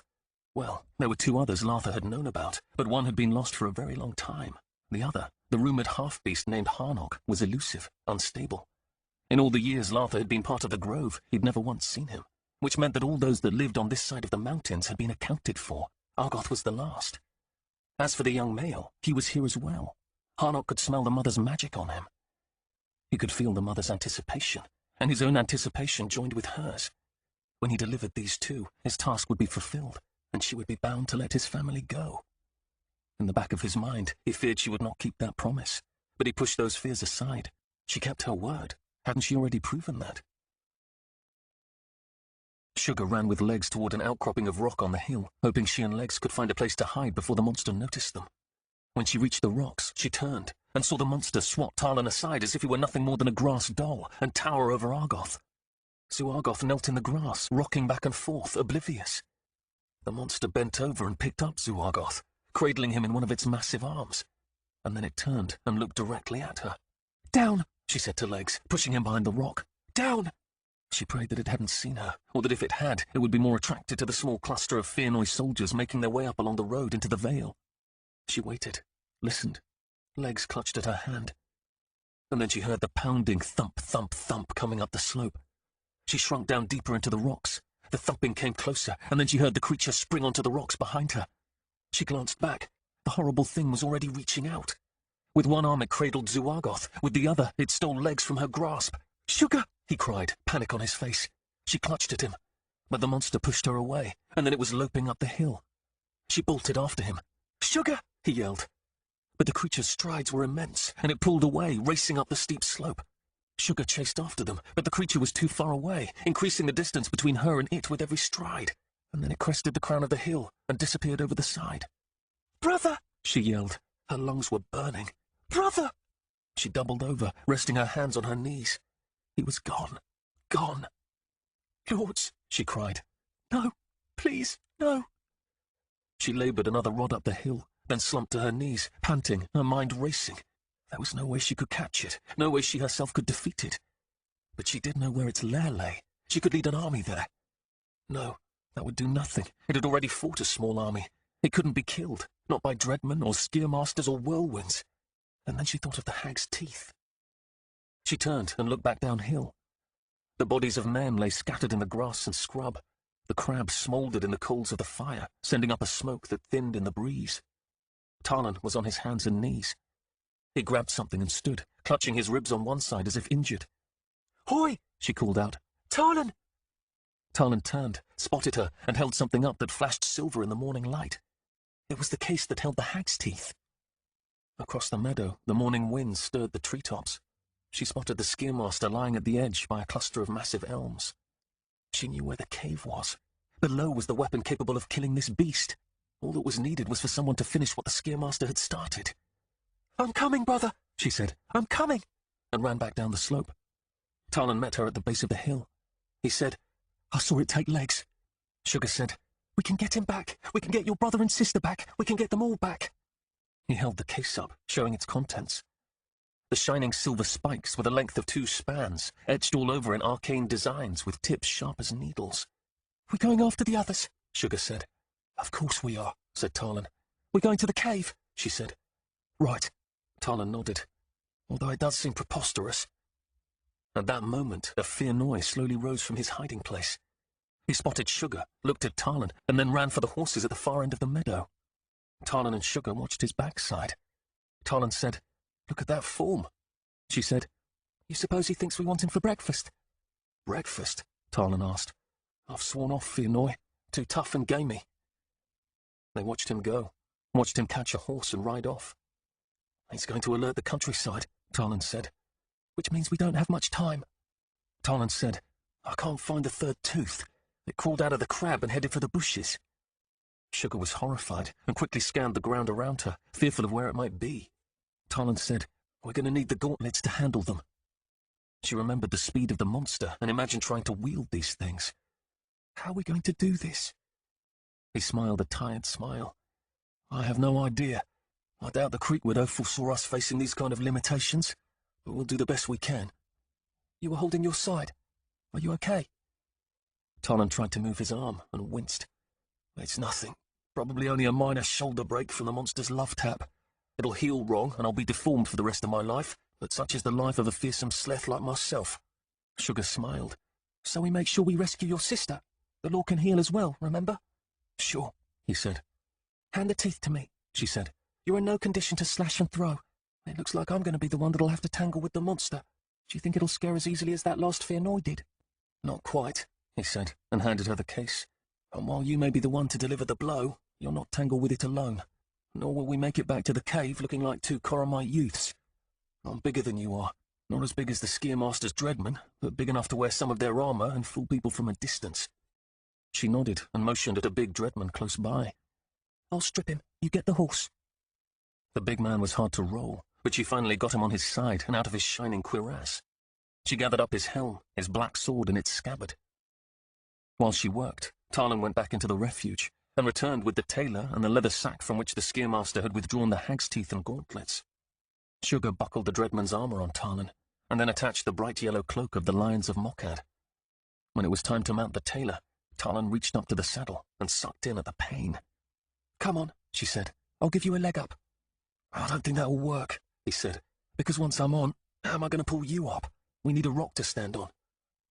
They found a rock, and when Tarlan was firmly mounted in the saddle and she behind him on the horse blanket, she asked, "Where do you want me to hold on?" "The hips," he said. "I don't think anything is broken there." They rode over to the Skier-Master. He lay on his side as if asleep. She dismounted and knelt next to him and noticed that his limbs lay in odd positions. A few flies already buzzed about his face. Sugar picked up his hand to untie the sleeves of the white gold-studded gauntlet and found the arm bent like a reed. It was shattered from the fall, almost gelatinous. She removed the first gauntlet, then began to work on the other. When both were tucked firmly in her belt, Tarlan urged the horse to another rock, and she mounted up again. She tried to be careful, but Tarlan grunted slightly from the pain when she grabbed his shoulder to balance herself. "We'll need torches," she said. "I know a place not too far out of the way." He covered her hand that held his right hip and gave it a squeeze. "We'll get him back," he said. "We have more weapons than just the teeth and the gauntlets." It was a brave sentiment. She just wished that it were true. "We have the victor's crown. That, the widow's codex, and a few other things that look precious were in the Skier-Master's sack." "Then let's hope," she said, "that we find the others before we find the monster." Sugar knew there was no sense trying to gallop the whole way. No horse, not even one that was multiplied, could do it. So they trotted, but this proved too painful for Tarlan. In the end, they stole a small wagon, and Sugar drove it while Tarlan held his side and grunted at every jolt. They had to cross through 3 villages, clusters of less than a dozen homes. It was at these times that Sugar gave the tailor a flick of the reins and urged him into a gallop. They fooled nobody, but she could see from their faces that she and Tarlan perplexed them, and that was enough to keep them from raising a hue and cry. When they rode up to the old Coromite chandler, and Sugar saw toddlers digging in the dirt in the yard, she had second thoughts, but Tarlan called out before she could say anything. "We've heard news," the chandler said, looking at Tarlan's armor. Tarlan waited. "I trust your da," the chandler finally said. He had only 3 torches, but he agreed to make more and set his daughter to warming the resin and his skinny wife to cutting lengths of rope while the grandchildren looked on in silence. When they'd finished another 3, Sugar said, "We need to go." "These won't last long," said the chandler. "It takes a good day or 2 for the resin to properly saturate the rope. These will burn too quickly." "We can't wait for more," said Sugar. "But what if the cave is a mile long?" asked Tarlan. Then a few more torches won't matter, will they? 6 was not enough, but he could see she was right. He fed the tailor the last bit of oats, and then they climbed in the wagon and bid the chandler farewell. After the last village, Sugar turned into the woods and followed the trail she'd taken the day before until the way narrowed and would not allow the wagon to pass. From there, they rode doubled up, passing the spot where she'd seen the grave fans. Then it was up the hill. A few dozen yards from the cave, she stopped and dismounted. Tarlan dismounted uphill of the horse. He was breathing hard and clutched his cuirass. "Get this thing off me," he said. She unclasped the buckles of the cuirass and let it drop to the ground. Tarlan untied one of the saddlebags and pulled out something wrapped in red cloth. "The crown," she said. He unwrapped it. It doesn't look like much, does it? It didn't look like anything at all. A square disc woven of golden wires. She touched the metal square with one finger. "It doesn't feel like much either." And yet the Creek Widow practically knelt on the ground and prayed to it. He wrapped it back up and gave it to Sugar, who placed it in the small leather sack that looped over her shoulder. They took the tailor's reins and tied him to a tree. Then she unbundled the torches and gave them to Tarlan to carry in his good arm. "Shall we just let him go?" asked Tarlan. "We're coming back," she said. "We might need him to carry the others." Of course, Tarlan said, but she could hear he didn't think that was likely. The chandler had given them a flint striker to light the torches. She took it and worked it to shoot a thin spray of sparks onto a torch Tarlan held. A number of sparks landed on the wet rope and glowed. She blew on them. They glowed brighter, and then a small flame spurted up. Soon the whole torch head was burning. She put the striker into a sack and looped it over her shoulder, then pulled the white gauntlets on and fastened them. They were too big for her, but would have to do. Then she withdrew one of the gleaming teeth from the case. The etching flashed in the light. "Can you feel its power?" he asked. "It's alive," she said. "Thinking. I can feel it through my hand." What does silver think? "This isn't just silver, remember? It's a weave." "Indeed," he said. "A weave, just like him." "Well," she said, "I suppose it's time." "The quicker the better." They stepped around the cold stream and entered the cave with Sugar in the lead. Tarlan walked behind, holding the torch out to the side to minimize the shadows he cast before her. The breeze fanned the flames on the torch. "It's going to make them burn fast," said Tarlan. "Then we'll have to walk quickly," said Sugar. She passed the spot where she'd crouched earlier. The torchlight revealed walls wet with water and slime. She tried her best to keep from stepping barefoot in the water. The cave was cool, and the last thing she needed was to chill herself to the point where she could barely move. Sidestepping the stream worked for a while, but the dry earth soon ended, and they came to a spot that was black, icy water from wall to wall. Tarlan held the torch out. There was no way around it. So be it. Sugar stepped in. At first it only came to her ankles, but then it deepened, and she found herself wading in spots up to her thighs, hoping with each step that the ground didn't completely drop out from under her. Her feet quickly began to ache from the cold. She had calluses built up from walking barefoot all summer, but they were not proof against the water and sharp points of the rocks. She stumbled, caught herself, then stumbled again. She didn't want to lose her grip on the tooth, and so let her knees take the brunt of the fall. This time she struck the sharp rocks below with her knees and cursed at the pain. "Lords," said Tarlan. "I'm fine," she said. "No," he said. "Not that. Look." He held the torch higher. She pushed herself up and looked ahead. The pathway ended in a wall.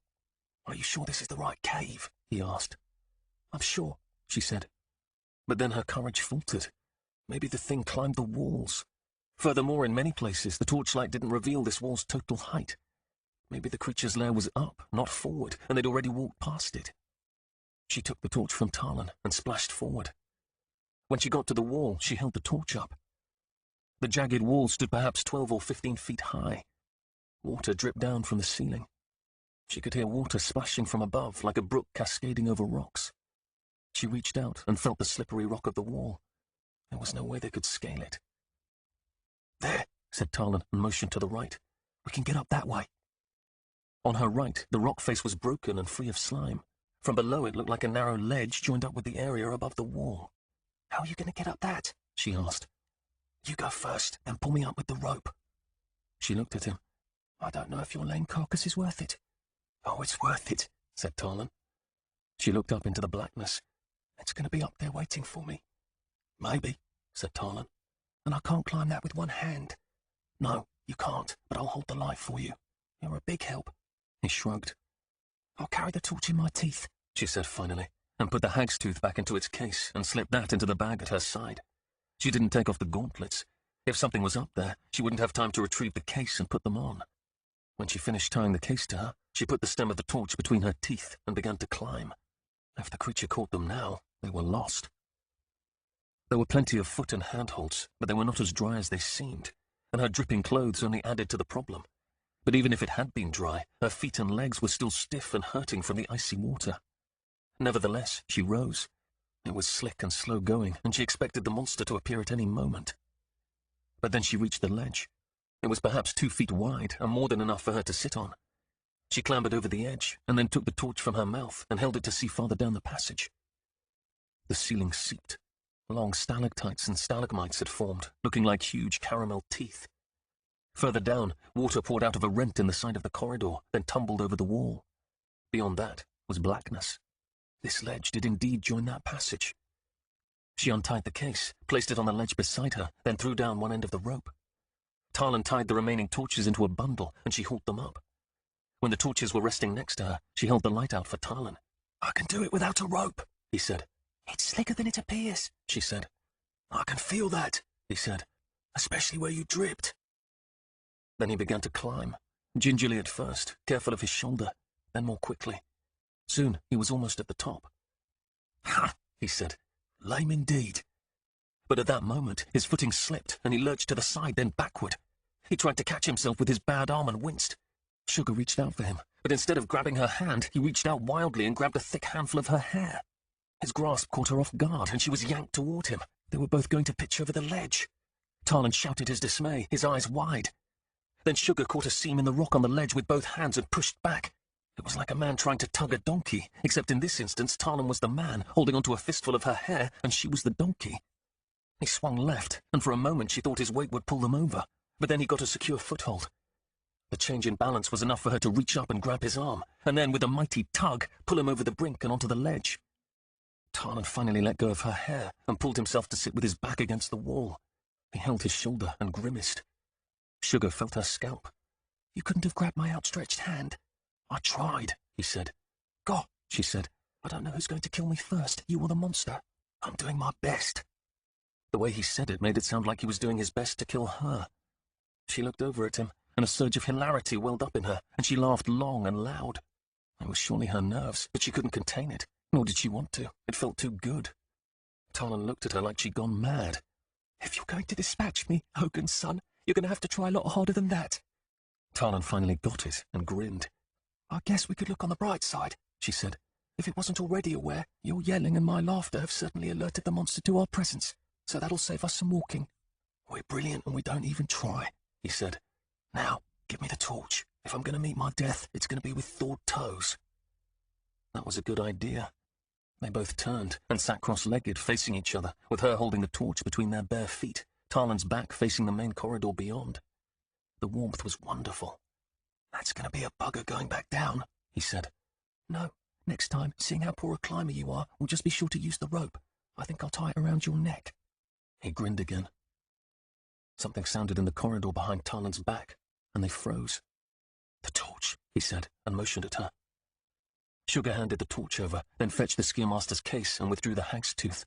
There wasn't enough room to stand up, and she doubted whether the monster could fit on this ledge, but that didn't mean it couldn't climb along the face of the ledge. Talon held the torch out to illuminate the passage. I don't think anything's there, he said. God, she said. I wish there were. That would at least get it over with. Well, we won't get over anything squatting here, he said. She looked at him. He was not some strapping armsman, not a formidable warrior, but she was happy he was with her. What? He said. I'm just glad I'm not doing this alone. That was never an option, he said. The torch spat and guttered. It was getting low. He said, Looks like we're going to have to light another. Let me go first, she said. The last thing I want is for the monster to snatch you and leave me trying to strike it in the dark.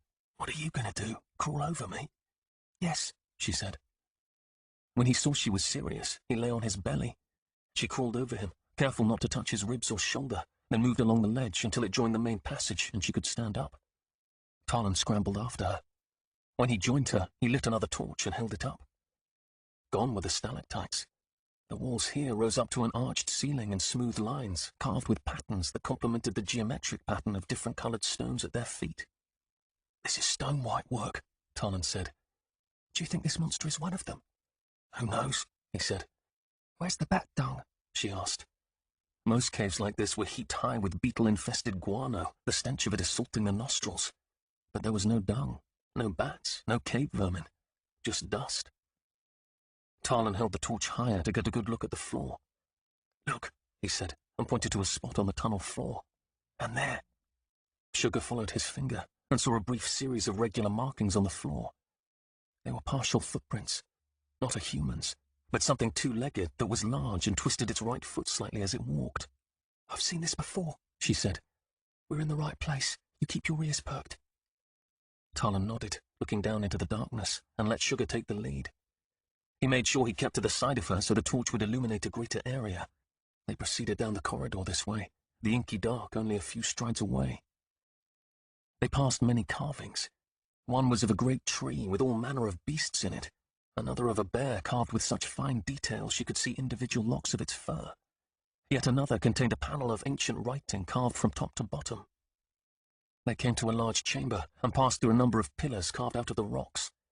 Other passageways branched from this chamber, but the tracks of the monster led straight ahead. They entered the passage at the end and continued forward, and then she heard something. She froze, waiting for the creature to come running out of the shadows. Tarlan froze behind her.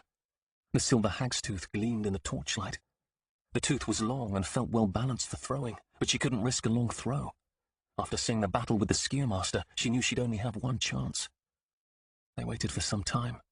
Then she decided the sound was some trick of the cave and moved forward, following the tracks the creature had left behind. With every step she became more certain that their names were going to be added to the list of those fools who had been swallowed by the ancient stone-white ruins. Soon the second torch burned low. Tarlan lit the third. Not long after, they arrived at a fork, but there wasn't a lot of dirt or dust here, and there were no tracks to tell them the way to go. They walked down the right a few paces, found nothing, and turned back. A few paces down the left passage, Sugar found another half-print. Tarlan sniffed. Sugar sniffed as well, and realized she could smell it too. An odd mixture with sulfur, pine, and iron in it. "I smelled that when it took Uncle Argoth," Tarlan said. "Aye," she said. "That's the scent. The monster's up ahead." Tarlan swallowed. Sugar gripped the tooth tighter, the gold studs of her gauntlets gleaming in the torchlight, and took a step forward. 45. The Grove. Argoth could not stop shaking. The tremors came in waves, starting deep within and building until his whole body spasmed. When each wave began, the monster carrying him would hold him tighter to keep him from shaking loose. He thought at first the tremors were signs of his terror at this beast, but the fear of the creature had quickly subsided, and he realized the first wave had come just after the creature had killed the Skiermaster. He suspected the shaking was an effect of the breaking of the bond. What it meant for his survival, he didn't know. It might build until, like a case of lockjaw, he died in a horrible contraction, or it might eventually pass. Between tremors, he examined the creature. The dark pits of its eyes, the rough edges of its hideous mouth protruding like the spines of a cod, the exposed skeleton of stone. A smattering of tiny, pale white flowers grew across its neck and shoulder. He wondered why they had not wilted, and supposed the earth from which they grew was living in its own fashion. At one point in the journey, when the monster stopped to kick a tumbled tree out of its way, a fat bumblebee droned about the monster's head and landed on its shoulder. It had time to probe one of the pale flowers before the monster began running again, and the bouncing shook it off. Argoth could not understand why the creature had taken legs. Perhaps it would deliver Argoth to the master, and then reward itself with legs as a meal. Whatever the reason, in between spasms, Argoth talked to Purity's blind boy, soothing him, thinking all the while of Nettle and the sacrifice he'd made, the sacrifice that had been wasted on his cursed, foolhardy scheme. The creature kept, for the most part, to the woods. Argoth knew there was no use calling for help. He'd tried, and the monster had clamped a rough hand over his mouth. Besides, this was not a weave of flesh and blood. How it lived, he could not guess. What he did know was that it could only be undone by special law of which he had no knowledge. He could only hope that the Creek Widow had mustered the strength of the Grove. He was spent, but there was still a chance the Grove could defeat this thing. The tremors continued for the many miles. But then the time between them began to grow. Perhaps he would survive the breaking of his bond to the Skiermaster after all. The monster carried them along a ridge of hills. It came to a small bluff covered in trees and jumped down to the ground a few yards below. They landed with a thump, and when the creature turned, Argoth saw why they'd come here. Before them, a cave opened into the rock. The monster repositioned them in its arms and strode into the darkness. It splashed through water, icy spray wetting Argoth's exposed feet and face. "We're in a cave," Argoth said to Legs. "I know, Zoo," said Legs. "Please, unless you see something, it's important that I listen and smell." Argoth startled at the mild rebuke, but thought perhaps this is how the blind dealt with the unknowns in their world. The monster climbed hill and valley, taking them ever deeper into the bowels of the rock. His tremors lessened. After some time, Argoth saw a bluish light up ahead. He mentioned this to Legs, who said, "I don't know that I can keep the orientation points all in my head." Orientation points? Then he realized the boy was keeping a map of sounds and smells in his mind. Argoth looked at him with new admiration. As the monster jogged, the light grew stronger. Soon, Argoth could make out the walls of the passage they were in. The monster took them past a chamber containing a large pool of black water, past pillars, past openings to other dark passageways. The light grew. They turned a corner, and Argoth found himself in the room that was the source of the light. The light came from the dead body of a large, pallid beast with an eyeless head. There was no odor of rotten flesh, which meant it must have been recently killed.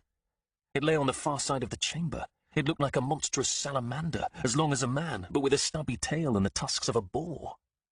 2 vertical cuts ran along its belly. The creature's juices oozed out of the cuts, and when the separate juices ran together, the mixture shone with a white and bluish light. A bowl had been set on the floor beside the creature to capture the fluorescing liquid as it dripped from the creature's side. Argoth had seen creatures similar to this before. They were called nightmares, but those were never longer than a man's hand, and they were rare. The same light shone from 2 other bowls set in the room.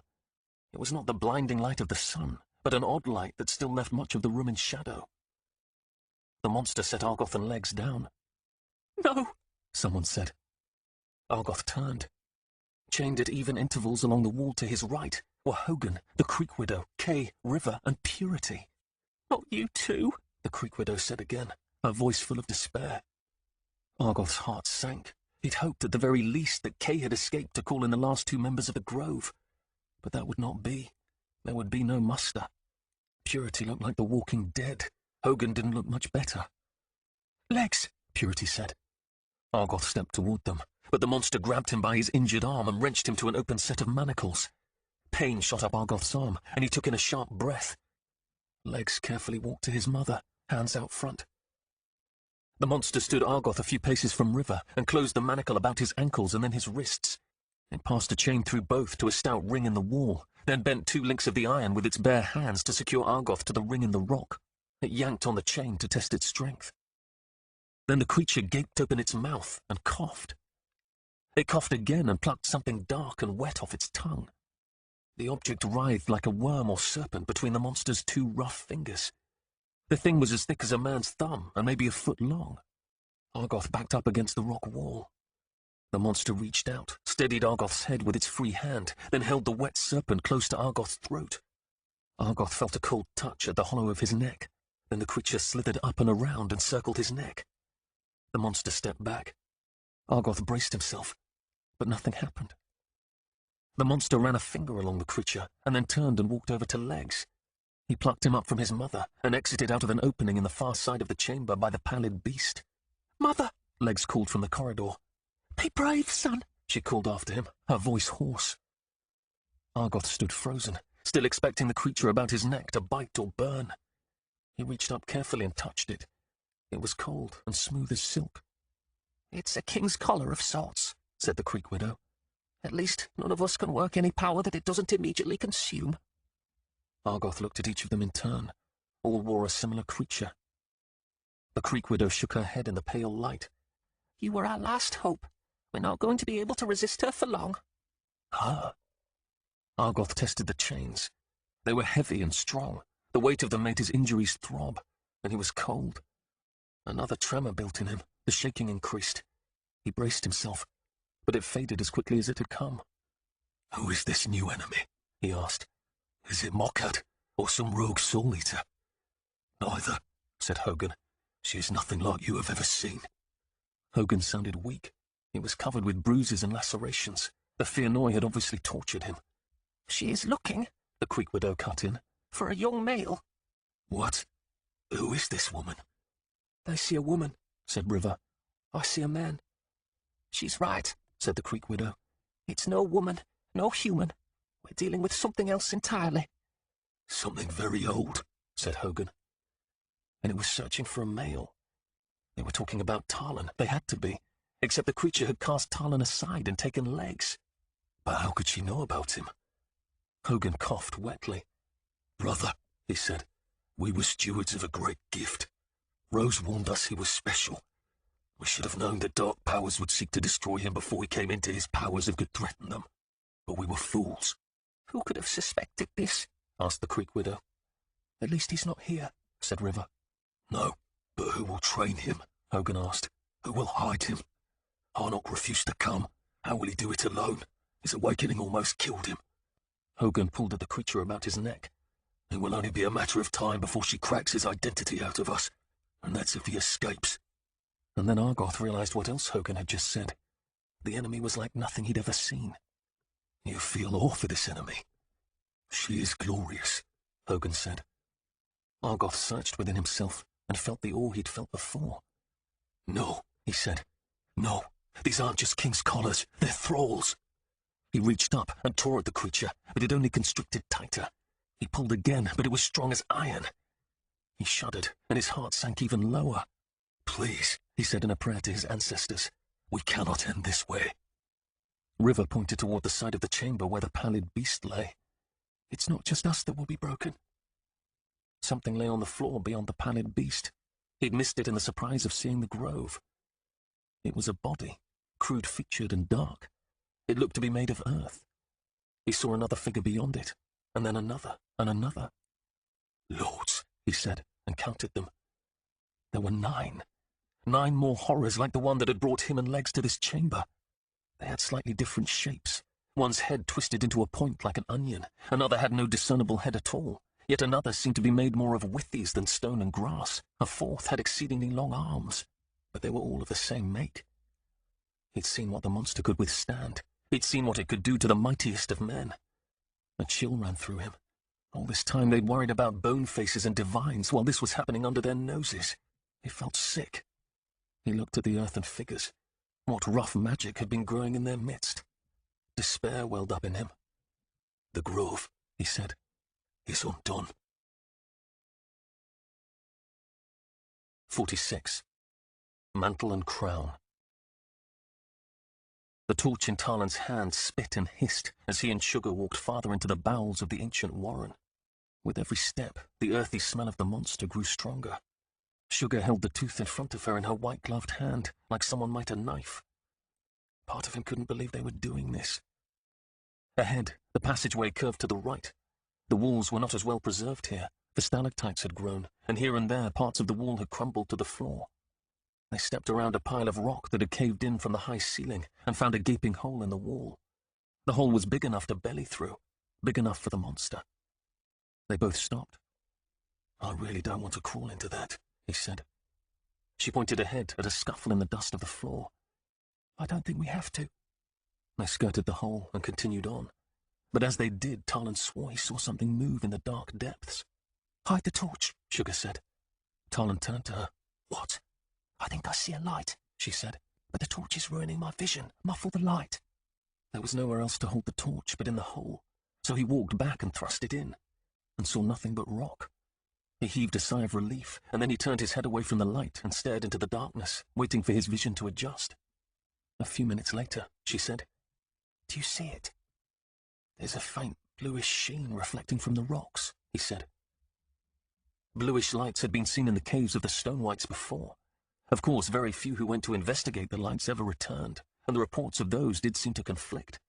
Some said the lights dashed about like will-o'-the-wisps. Others explained it was just nightmares, small lizard-like creatures that made an odd chemical light if they were cut the right way.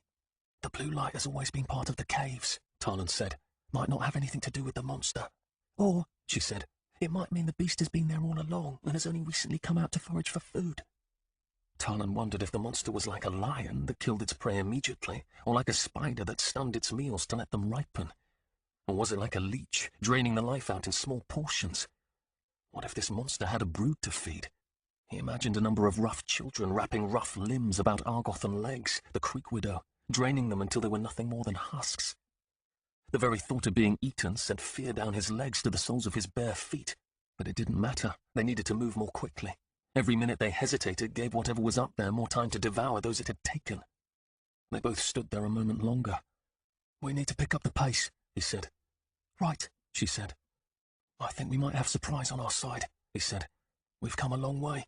Maybe our noise back by the cascade was not heard. Let's hope," she said. Talon pulled the torch out of the wide hole, and they moved forward again. All they needed to do was get one of the teeth into the monster, or deliver the crude crown to someone who could use it. When it came to it, Talon knew his job would be to throw himself into harm's way to distract the monster, perhaps into the arms of the monster itself. He did not relish that idea. Their third torch burned low, and he retrieved the fourth, noting that even if they hurried, the two remaining torches would probably not be enough for the trip back. He lit the fourth torch and dropped the burned one to the floor. They walked a little farther, and the passage opened into a chamber that contained a large pool of black water. They skirted the edge of the water, and at one point passed many small, glowing, crab-like insects feasting on the remains of a spiny, translucent fish.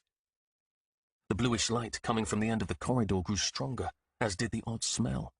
In fact, the smell was so strong he could taste it on the edges of the back of his tongue. "The light ahead isn't moving," she whispered. "I can see a bend up ahead. I think around the corner will be the source." "I'm going to douse the torch," he said. The last thing he wanted was for the monster to know they were coming, and the torch would announce them along the walls ahead with its flickering yellow light. Of course, it might already know of their presence and simply be waiting around that bend. And that's why he was going first. Sugar needed to be able to wield the tooth. "Follow me," he whispered, and quietly stepped forward. He heard something ahead. A human voice. He heard it again. It sounded like River. His heart soared. They were yet alive. He glanced at Sugar, who heard it as well. They quietly made their way forward toward the light and saw the entrance to a room that was definitely the source of the light. He glanced at Sugar one more time. The silver-toothed sharp point shone in the bluish light.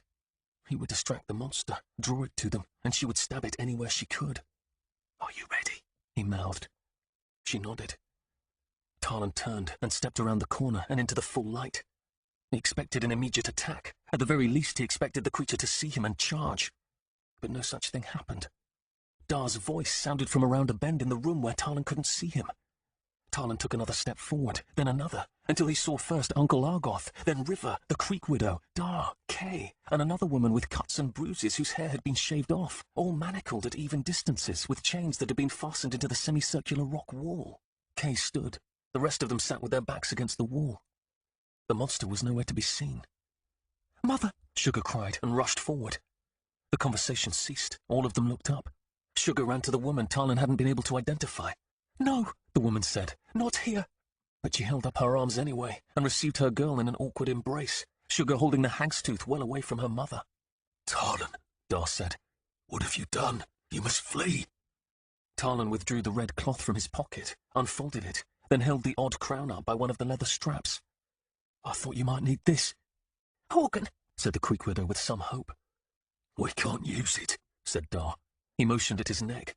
"Not with these things devouring our power the moment it springs forth." Dar glanced at an exit from the chamber Talon had not seen when he first came in. "I don't know how you found us, but you must leave before it comes back. Go." "Wait," said Uncle Argoth. He pointed at Sugar. "Are those the Ravelers?" All eyes focused on what Sugar held in her outstretched arm. "Yes," she said. Uncle Argoth waved to Sugar. "Here," he said, "quickly." Sugar rose from her mother and hurried to Uncle Argoth. He stretched his neck to one side and motioned to a patterned object encircling it. "Careful now. I want you to prick the surface. Let it get a taste." "Stop," said the Creek Widow. "What are you doing?" Uncle Argoth turned to her. "I've been enthralled once. I will not be enthralled again. Let's see if the tooth can unravel this collar." "It will unravel you," said the Creek Widow. "Then so be it," said Uncle Argoth. He turned to Sugar. "Quickly, we don't have time." Sugar glanced at Talon. Then she turned back to Argoth and brought the tooth close to the collar. The collar slithered. Sugar paused, fear on her face. "Go on, girl," said Uncle Argoth. She moved the point of the tooth closer, and the collar struck, circling an end around the tooth. Sugar cried out. The tooth seemed to shudder, then it leapt out of her fingers. Uncle Argoth gasped. The tooth was wriggling, entwining with the collar. "Grab it," said Uncle Argoth. The tooth and collar were now one, struggling, twisting about his neck. Uncle Argoth fell back against the wall. Sugar tried to grab the tooth, but it resisted. She tried again. This time she was able to catch it and tug. She grunted. "It's stuck," she said. "Yes," said Uncle Argoth. He winced. "I can feel it weakening. Get a good grip. Be ready to yank it back when I tell you." The collar writhed. "It's slipping," said Sugar. Suddenly the collar jerked, spasmed. "Now," said Uncle Argoth. Sugar yanked. The tooth did not budge. Uncle Argoth cried out, clutched at his neck. Lords, it was going to burrow into him. Then Sugar heaved a second time, and the tooth came free. It twisted once, twice, and then stilled. Uncle Argoth grasped the dead worm thing about his throat, ripped it free, and cast it to the floor. A bright spot of red glistened on his neck. He felt it with his fingers, and brought them away to look at the blood. "That was a nasty bite," he said to Sugar, "but well done. Now, free Kay and the Creek Widow, then Hogan and Purity, in that order." He turned to Tarlan. "Bring the crown here. She'll feel the breach. We don't have much time." Tarlan hurried over to Uncle Argoth, who was still in chains, and held the crown out to him. Uncle Argoth took it by the strap and laid the square medallion in the palm of his hand.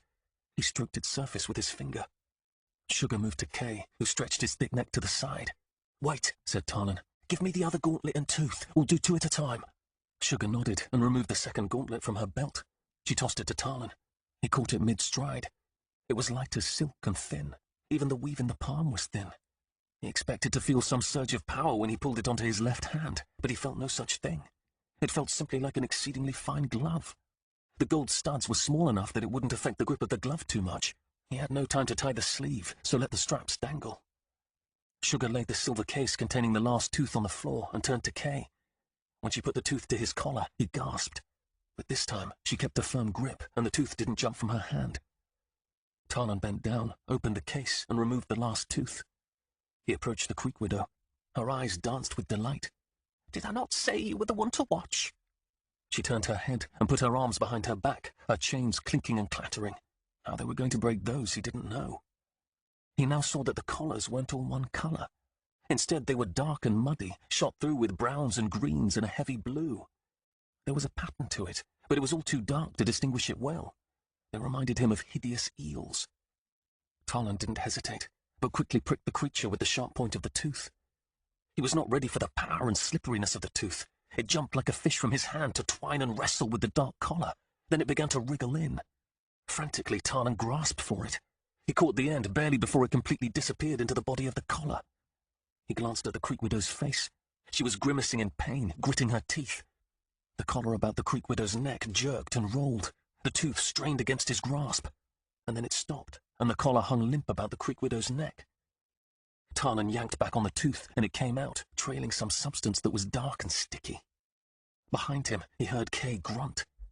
Tarlan turned and saw Kay straining, pulling at the chain where it was bolted to the rock wall. He gave another heave and, with a crack, pulled the iron loop from the rock. Tarlan shook his head. Admiration bloomed in him. His brother was as strong as any Dreadman, stronger. The Creek Widow tugged at the creature about her neck. When it came loose, she flung it to the floor, and then felt her throat. "You can be sure I won't be asking for one of those during the Festival of Gifts." The skin where the collar had coiled about her neck was red and raised in a long welt. Kay strode over to the Creek Widow, rolling his shoulders and shaking his arms to loosen them.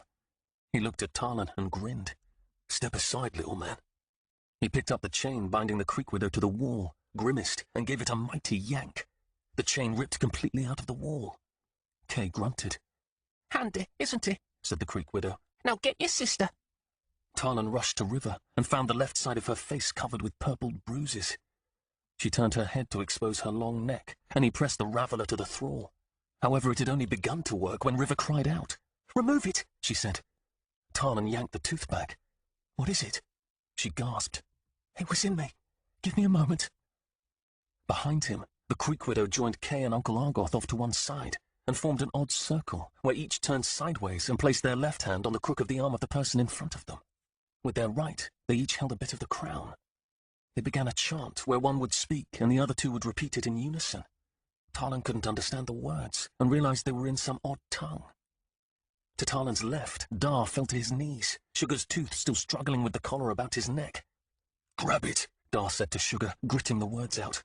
Sugar grasped the tooth and yanked it out.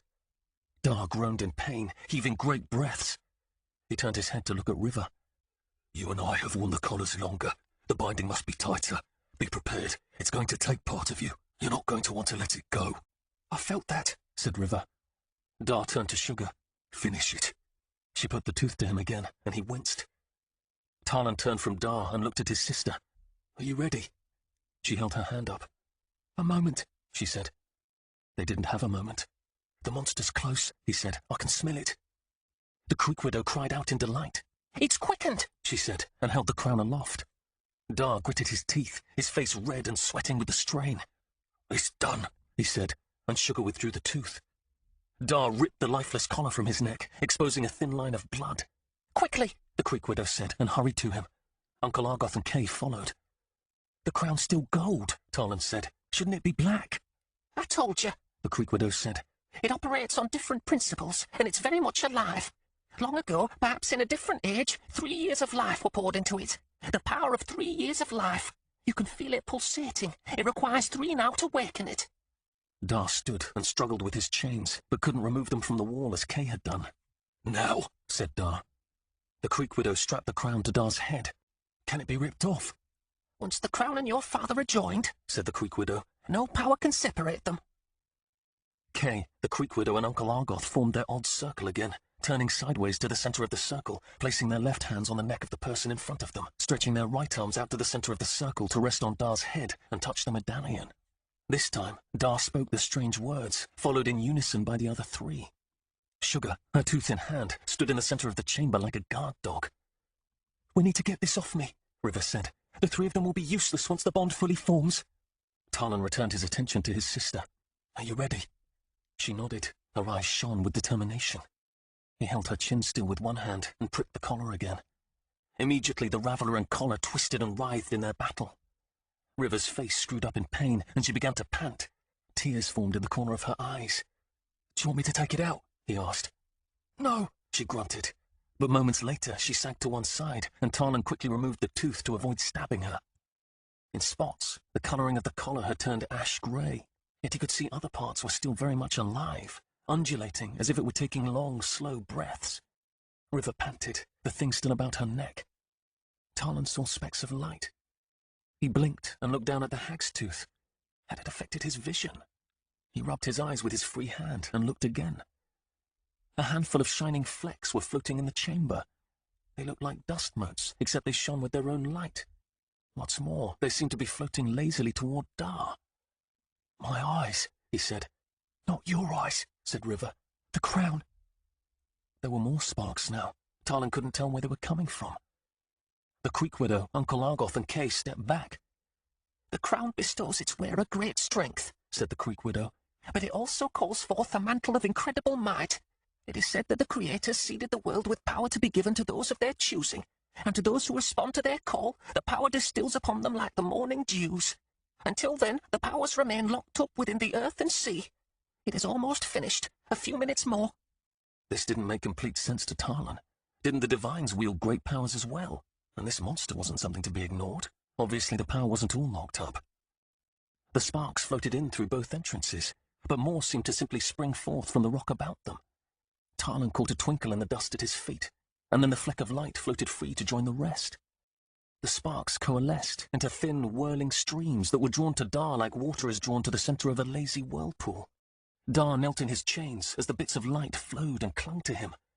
The shining flecks began to accumulate thinly in his hair and eyebrows, upon his nose and arms, between the very fibers of his clothing. Specks of light tinged ever so faintly with blue and yellow. River put her hand to the still-living collar about her neck. "She's coming," she said. "I can feel it." Sugar couldn't help but marvel at the tiny sparks that suddenly glimmered and glittered in the stone ceiling, walls, and floor. Each would build in intensity, only to break free and float purposefully toward Zuhogan. Soon he was shining with them. He was drawing the very might of the earth to him, but it was clear he wasn't ready. For one, he still stood in chains. She looked at the others, stooped with weariness, and realized they were in no shape to fight, which meant she was the only thing standing between the others and their approaching doom. Her heart pounded in her chest. Things to act, and things to be acted upon. Now was her moment to stand, and she was not going to quail. She had the tooth. She had seen its power work on man and weave. She was going to face this enemy, just as Mother had faced that mob only a few days ago. She turned to the entrances. Whatever came out was going to feel the bite of Purity's daughter. A slight breeze blew through the room, carrying a strong whiff of sulphur and pine, and then another whiff, even stronger. She turned toward the black entrance that was the source of the breeze. She realized she wouldn't have much time once the creature entered the chamber. "It's coming," she said. She heard one heavy footstep, and then the monster burst from the blackness. She should have been more used to the sight of it, but the creature was even more horrible to behold than it had been in the veil. Its enormous, ragged mouth, its dark pit eyes. Her knees quivered. The monster gave her one look, and in an enormous stride flashed past. It swatted the Creek Widow aside and grabbed Zuhogan by the throat. Kay and Zuargoth staggered back, the crown still working its effects on them. The monster grasped the crown and began to tug. The flecks of light flowing to cover Zuhogan slowed their movement. It was going to rip it off, and then it would kill Zuhogan just as it had the Skiermaster. She thought of Legs and Mother and the tooth in her hand. The tooth in her hand. Her courage returned, even if the fear remained. She cried out and charged, the hag's tooth held high. The monster turned, shot out an arm, and stopped her in her tracks. It felt as if she'd run herself onto a post. She gasped, and the monster wrapped its huge hand, hard as stone, round her waist, and squeezed like it was going to crush her in two. She cried out, tightened her grip on the hag's tooth, and then brought it down, stabbing deep into the monster's ragged forearm. The monster looked down at the tooth. The tooth bucked like a fish and disappeared into the monster's flesh. The monster released Sugar. It reeled back from Hogan, let go of the crown, frantically clutching its forearm. Zuhogan spoke a word, and the sparks in the room grew thicker, flowed more quickly to him. A low thrumming began. It built in intensity. The volume and pitch rose, vibrating through her, through the very rock about them. The sparks multiplied until the air was thick with them. The thrumming turned into the sound of the rushing of waters.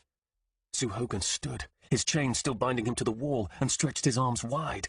His face shone with fierce knowledge. The whirling streams of blue and yellow sparks picked up speed, converging on him. The volume built to a roar. Sugar covered her ears. Then came a concussion, an enormous slap of air that forced Sugar to stagger back. It was followed by a blinding flash as all the remaining sparks in the room rushed to Zuhogan. Immediately, the roar ceased, and Sugar's ears rang in the silence. Zuhogan stood shining from head to toe with a thin skin of blue and yellow light. Joy suffused his face, and when he moved, the very air about him seemed to bend and blur. He took hold of his chains and pulled them apart like a child might pull apart a braid made of clay. Talon looked on with awe. And then, the entrance at the far side of the chamber began to flicker and illuminate. A moment later, a ribbon of blazing violet flame flew into the chamber. It was followed by another and another, each stretched a yard or more, each undulated like an eel swimming through water. The ribbons of light sped about the room, hissing like the wind through dry weeds. One circled Sugar with blinding speed, but she didn't seem to notice it. Another came to him, pausing momentarily, regarding him, the hot white of its core fading to tongues of violet flame. It seemed to be whispering. Fear gripped him. What were these? The light in the passageway grew brighter, and as it did, a thick knot of the creatures blazing their oddly tinged light swam through the opening of the chamber. Some were shorter, some very long. They moved like a school of shining eels, hither and thither, wrapping themselves around something at their center. The school of light shimmered to one side, parting ever so briefly, revealing a woman, wrapped in undulating, living segments of light. Dar turned toward the woman. In his right hand, he held a long length of the thick chain that had bound him. But the chain wasn't dark anymore, for the light that covered him had extended down the chain. "Whatever you are," Dar said, "your time is at an end." Then he stepped toward the knot of light. As he did so, the school of shining serpents turned toward him, and then the woman whispered something. It reverberated inside Talon, making him take a step back. And then the ribbons of light surged forward in mass. One struck Dar's throat, another for his cheek. Then the great mass swallowed him like a storm, biting, jerking, tearing. Dar stumbled back. He flailed his arms, tried to pull and swat the creatures away, but there were too many, attacking as if in a feeding frenzy. Talon expected Dar to fall to a knee, but he stood tall instead and yelled something in a tongue Talon didn't understand. A flash of light exploded from him, hurling a number of the creatures back. Those that still clung to him bit in fury. Dar reached up and grasped the one clinging to his eye. Talon fully expected to see some grotesque remnant of his eye pull away with the eel. But when he yanked it off and flung it to the ground, he saw that both of Dar's eyes were exactly where they should be. Perfect, whole, and gleaming with purpose. The creatures had not penetrated the mantle of power. Dar pulled another knot of the creatures from his neck and took a step toward the shining woman. She sang, holding her arms out, and Talon almost sank to his knees. She was beautiful, far more beautiful than anything he could ever imagine. Zu Hogan ran at her, shining chain in hand. He brought the weapon around like a massive whip and struck her full force in the head. The woman stumbled back. The blow would have killed a bull, but the woman steadied herself. Dar swung the chain again, but the woman dodged back. With a roar, Dar charged into her, taking her to the ground. She turned and struck him, but Dar took her by the throat. He struck her in the face, struck her again. Then Dar reached down and grabbed a large stone off the floor. Talon's mind was reeling. Dar was going to brain her, cave her head in. But part of Talon didn't want Dar to strike her. "Talon!" Sugar yelled. Dar was going to kill her. He should save the woman. No, that wasn't right. "Talon!" Sugar yelled. And she was right there, holding her hand out for the tooth. He looked at her. "The tooth! What's wrong with you?" Talon didn't know, but something indeed was very wrong. Sugar ripped the tooth out of his hand and turned back to the monster. The creature held the arm she stabbed high in the air. With its other hand, it appeared to have caught something deep in the flesh of its shoulder.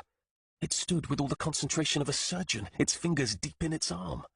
"Maybe you can contend with one," Sugar said. "Let's see what you do with the second." Then she hurled the second tooth like a knife. It spiraled, end over end, its sharp point flashing in the unearthly light of the chamber, and buried itself deep in the monster's belly. The tooth gleamed once, then wriggled and disappeared into the monster's gut. The creature looked down, gasped horribly, and stumbled back. 47. Master of the Harvest. Hunger felt the second worm burrow in. His panic rose. His arm was breaking apart like dried-out dirt. At one time he'd wanted dissolution, but not now.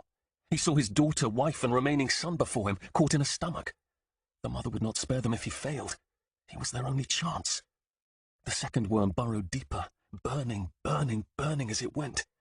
He resisted the urge to clutch at it. If he released the one in his arm, he knew he'd never get it back again. They were slippery as a fish, these worms, and strong. The mother ordered him to attack the shining coromite, but he dared not move, dared not let go. "How do I stop the worms?" he cried to her. There was no answer. His mind raced. Why could he not pry the worm open? It was intricate and oddly familiar, but he couldn't place it. It was like no beast he'd encountered before. The worm in his arm curled, and another piece of him tattered. A clump of soil fell to the cave floor. No, he had to stop it. He couldn't bear to think of his little girl being eaten. The worm in his belly quickly slithered up toward one of his stomachs.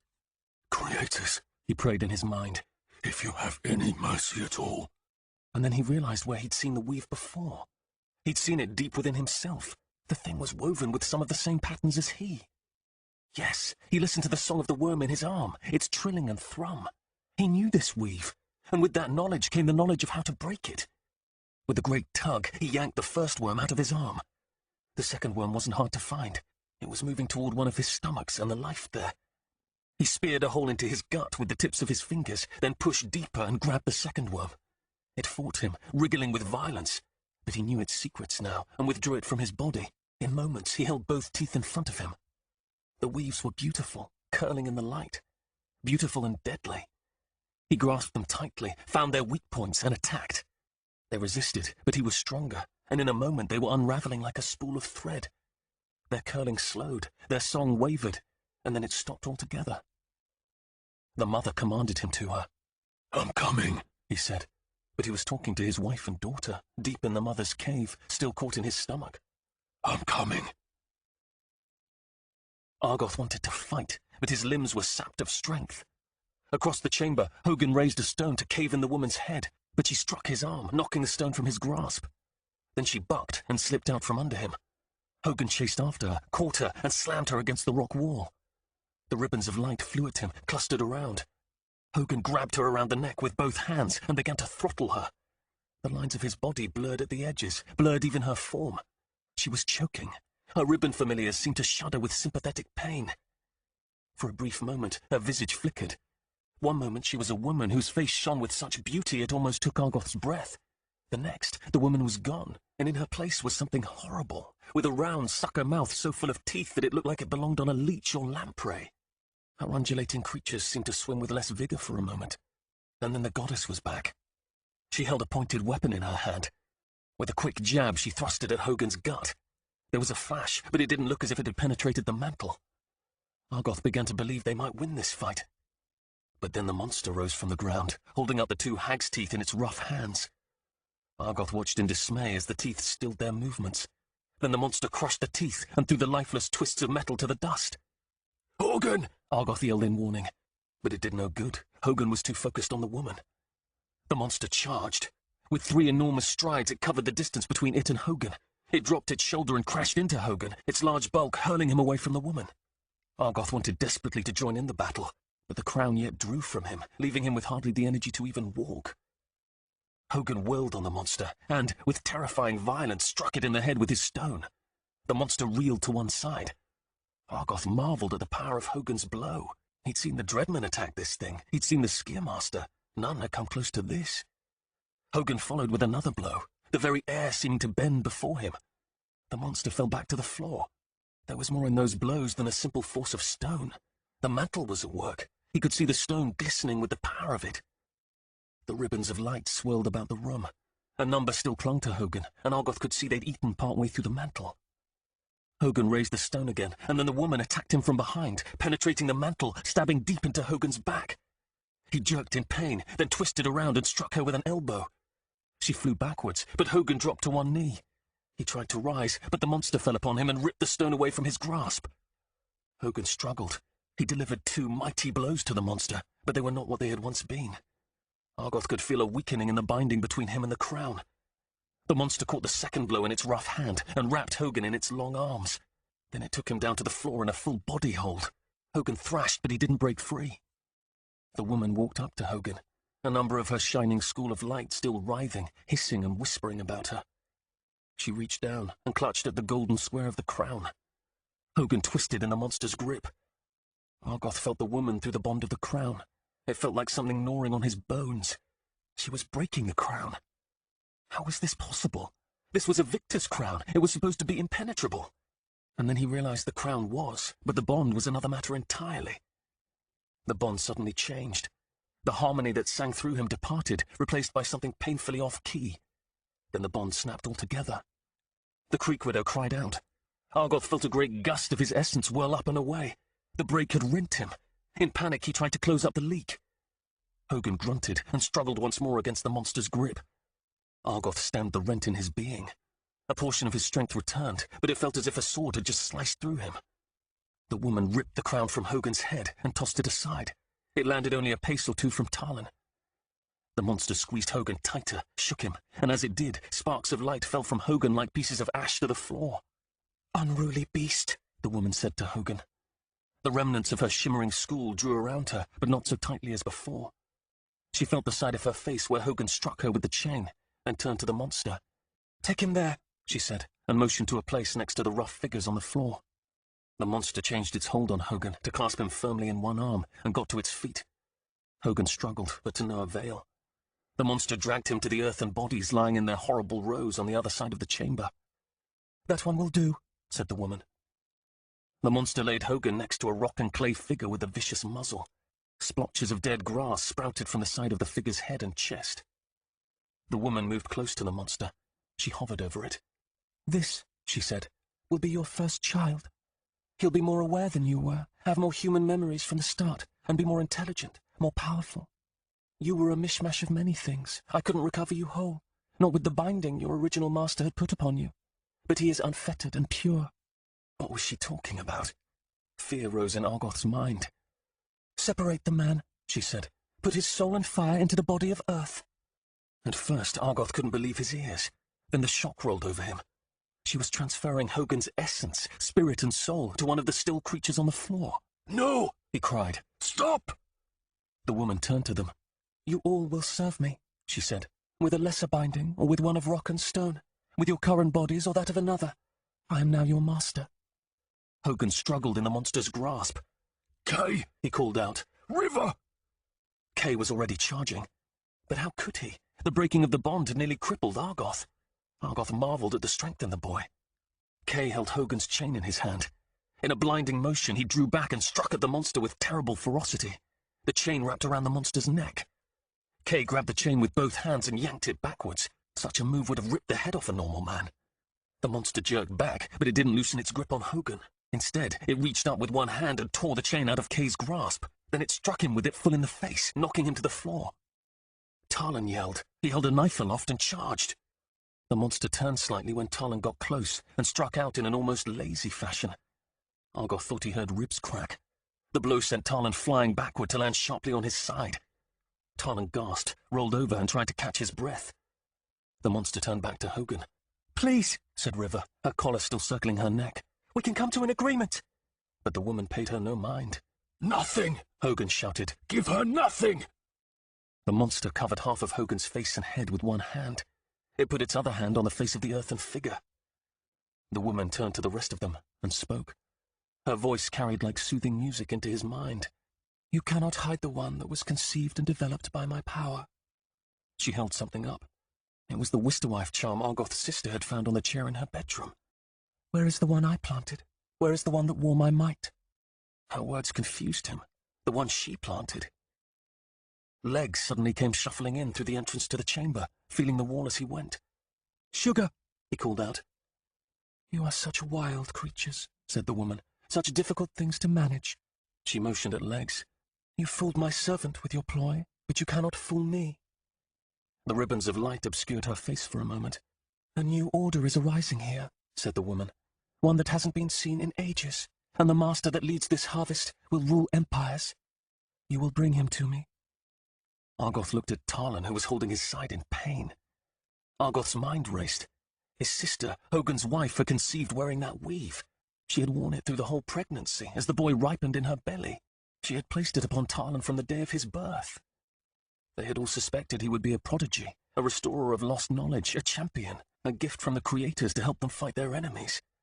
He looked at the weave, but this couldn't be from the creators.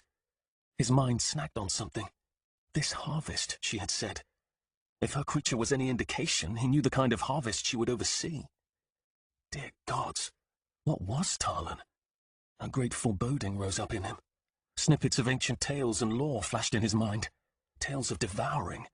He thought they were figurative, but he now realized they were literal. "I have been calling," the woman said. "I know he's alive. I can feel him. He should have heard me. He should have come. But instead you hide him." "Lies!" shouted the Creek widow. "We shall see," said the woman. The monster turned back to Hogan and the earthen figure on the floor. Then the creature covered Hogan's face with its massive hand. Hogan twisted, trying to wriggle away, but he couldn't. He cried out and grasped the monster's forearm. "Be careful," said the woman. Hogan arched his back. He struck violently at the monster's arm. The schools of light moved furiously, shining, shimmering, swirling about the woman, around the monster, around Hogan and the figure on the floor. Hogan jerked once, twice. Argoth was paralyzed. How could he fight this being? How could anyone when they didn't even know what she was? The only thing he did know was that she was full of malice and that she wanted Talon. For what purpose he couldn't guess. But she wanted him, and so that was the very thing she must not have. Argoth couldn't save Hogan, but he could rescue Talon from her. He turned to River, who'd almost worked the collar off her neck. "There is no way out," he said. Even if they could find their way in the dark, they couldn't run fast enough to escape the monster. They couldn't fight it or its master with law. I used to think we could fight the thralls, but we cannot. Better to die free than live a slave to some horrible purpose in which we deliver our kind upon platters. River paused. He could see the anxiety in her bruised face. I do not have the strength, so you must deny her the one thing she desires. Put Talon beyond her reach, and then eliminate the rest of us. River's eyes grew wide in dismay. I beg you, he said, tell me another way. Death was their only escape. He wasn't prepared to go through that doorway, but whoever really was. He thought of his wife, his daughters, and wondered if they still lived. He couldn't protect them now. He thought of Nettle lying on that table and the sacrifice which Argoth had recklessly wasted. Grief welled up in him. He could see River felt that same grief. Her mouth was a line of grim determination. Her eyes brimmed with angry tears. River nodded. Then she slipped the collar about her neck ever so slightly to the left, gave it a smart tug, and broke it free. The woman's words reverberated through Talon. They stroked and caressed him. Every time she spoke, he was filled with a small elation. He wondered if she were one of the old gods. And yet, there was Dar lying in the dust. Surely that was not the work of one of the ancient holy ones, not the work of those that blessed. So maybe she was one of the ones that served regret. Dar jerked beneath the monster's hand, then screamed. "No!" Talon cried out. "No!" His ribs were on fire. They cut like knives every time he took a breath. Talon tried to stand and gasped from the pain. The woman was cooing, her shining escort swimming about the monster kneeling between Dar and the clay figure on the floor. He needed to stop this. The crown lay in the dust within his reach. It still glittered as it had upon Dar's brow. He clutched at his side, crawled forward, and picked it up. A vast power stirred within. It was alive, as the Creek Widow had said. He could feel its music. A small thread of peace swelled up in him. He could feel the power, but he was blocked from it, as if a heavy iron door stood fast in his way. What was more, Talon had no idea what to do with this weave. He knew no law, only the bestowing of fire River had taught him. He looked up at the Creek Widow for help, but she was on her hands and knees as if recovering from a mighty blow. He turned to Uncle Argoth. "How?" he mouthed, begging him to tell him how to use the crown. "You can't," Uncle Argoth said, his face full of despair. Talon clutched the crown. There had to be a way, but he couldn't think.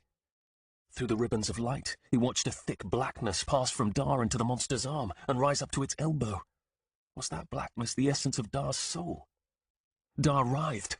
"No!" he shouted. Talon couldn't speak. A moment passed. Another. The blackness rose almost to the monster's shoulder. "Well done," the woman said. "Well done." Talon felt the praise in those words and craved it. The monster removed its now black hand from Dar's face and moved to the rough figure on the floor. Dar's head flopped to one side. "Dar!" Talon said, horror slithering itself about him. The monster held its ink-black arm aloft, and then it punched it into the belly of the figure lying on the floor. It knelt there until Talon realized the blackness was leaching out of the monster's arm and into the clay belly of the second monster. Talon could barely whisper. "No," he said in a small voice. "No." An eternity passed, and then the monster withdrew its fist. The blackness was gone. The earthen body upon the floor stirred. Its hideous mouth opened as if taking a breath. Then it turned its awful head to look Talon in the face. Talon recoiled. He couldn't breathe, couldn't speak. What had they done to him? The woman turned, her escort shimmering about her, and Talon noticed her hands. They were smoky, flickering, almost like that of a wraith. He hadn't noticed this before. "Your former masters were lax to allow untamed elements into the populace, so I shall educate you. There is a great order of beings. This is the nature of creation. Humans have mastered many things, but not all. There are greater powers still. I will protect you from all takers. Serve me, and I will give you knowledge and power beyond what you can imagine. I shall raise you and crown you as divines to your people. Think of all you could do with such power. Just bring me the master of the harvest." Her words were as smooth as silver. She was so beautiful, so convincing. A scrap of a memory came to him, and he realized that when he was a child, he dreamt of this woman, of the bands of living light. He remembered the joy of those dreams, but they were so long ago, before Mother had died. Part of him wanted to bask in her radiance, but there was a part of Talon that resisted her, part of him roiling with revulsion. He looked at the crown in his hand. If he could use it, perhaps he could do something, but the power of the crown was beyond him. "I ask you again," the woman said. She held up the Wisterwife charm. "Where are you hiding the one that bore my might?" Her words caressed Talon like silk. If he had known the truth, he would have told her. And then he stopped himself. He did know the truth. The charm, the dreams, the words River and the Creek Widow had spoken to him, they all roiled in his mind. His mother had discovered, working in the fibre of his body, strange and intricate patterns of power. Twisted, River had said.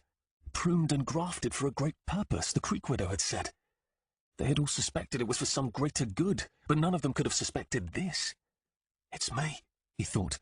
"I am the one she seeks." With a clarity that rang like a bell, Talon felt the truth of it. It sounded in his very bones. Talon's world was gone, replaced by this nightmare. But what was he? Was he even human?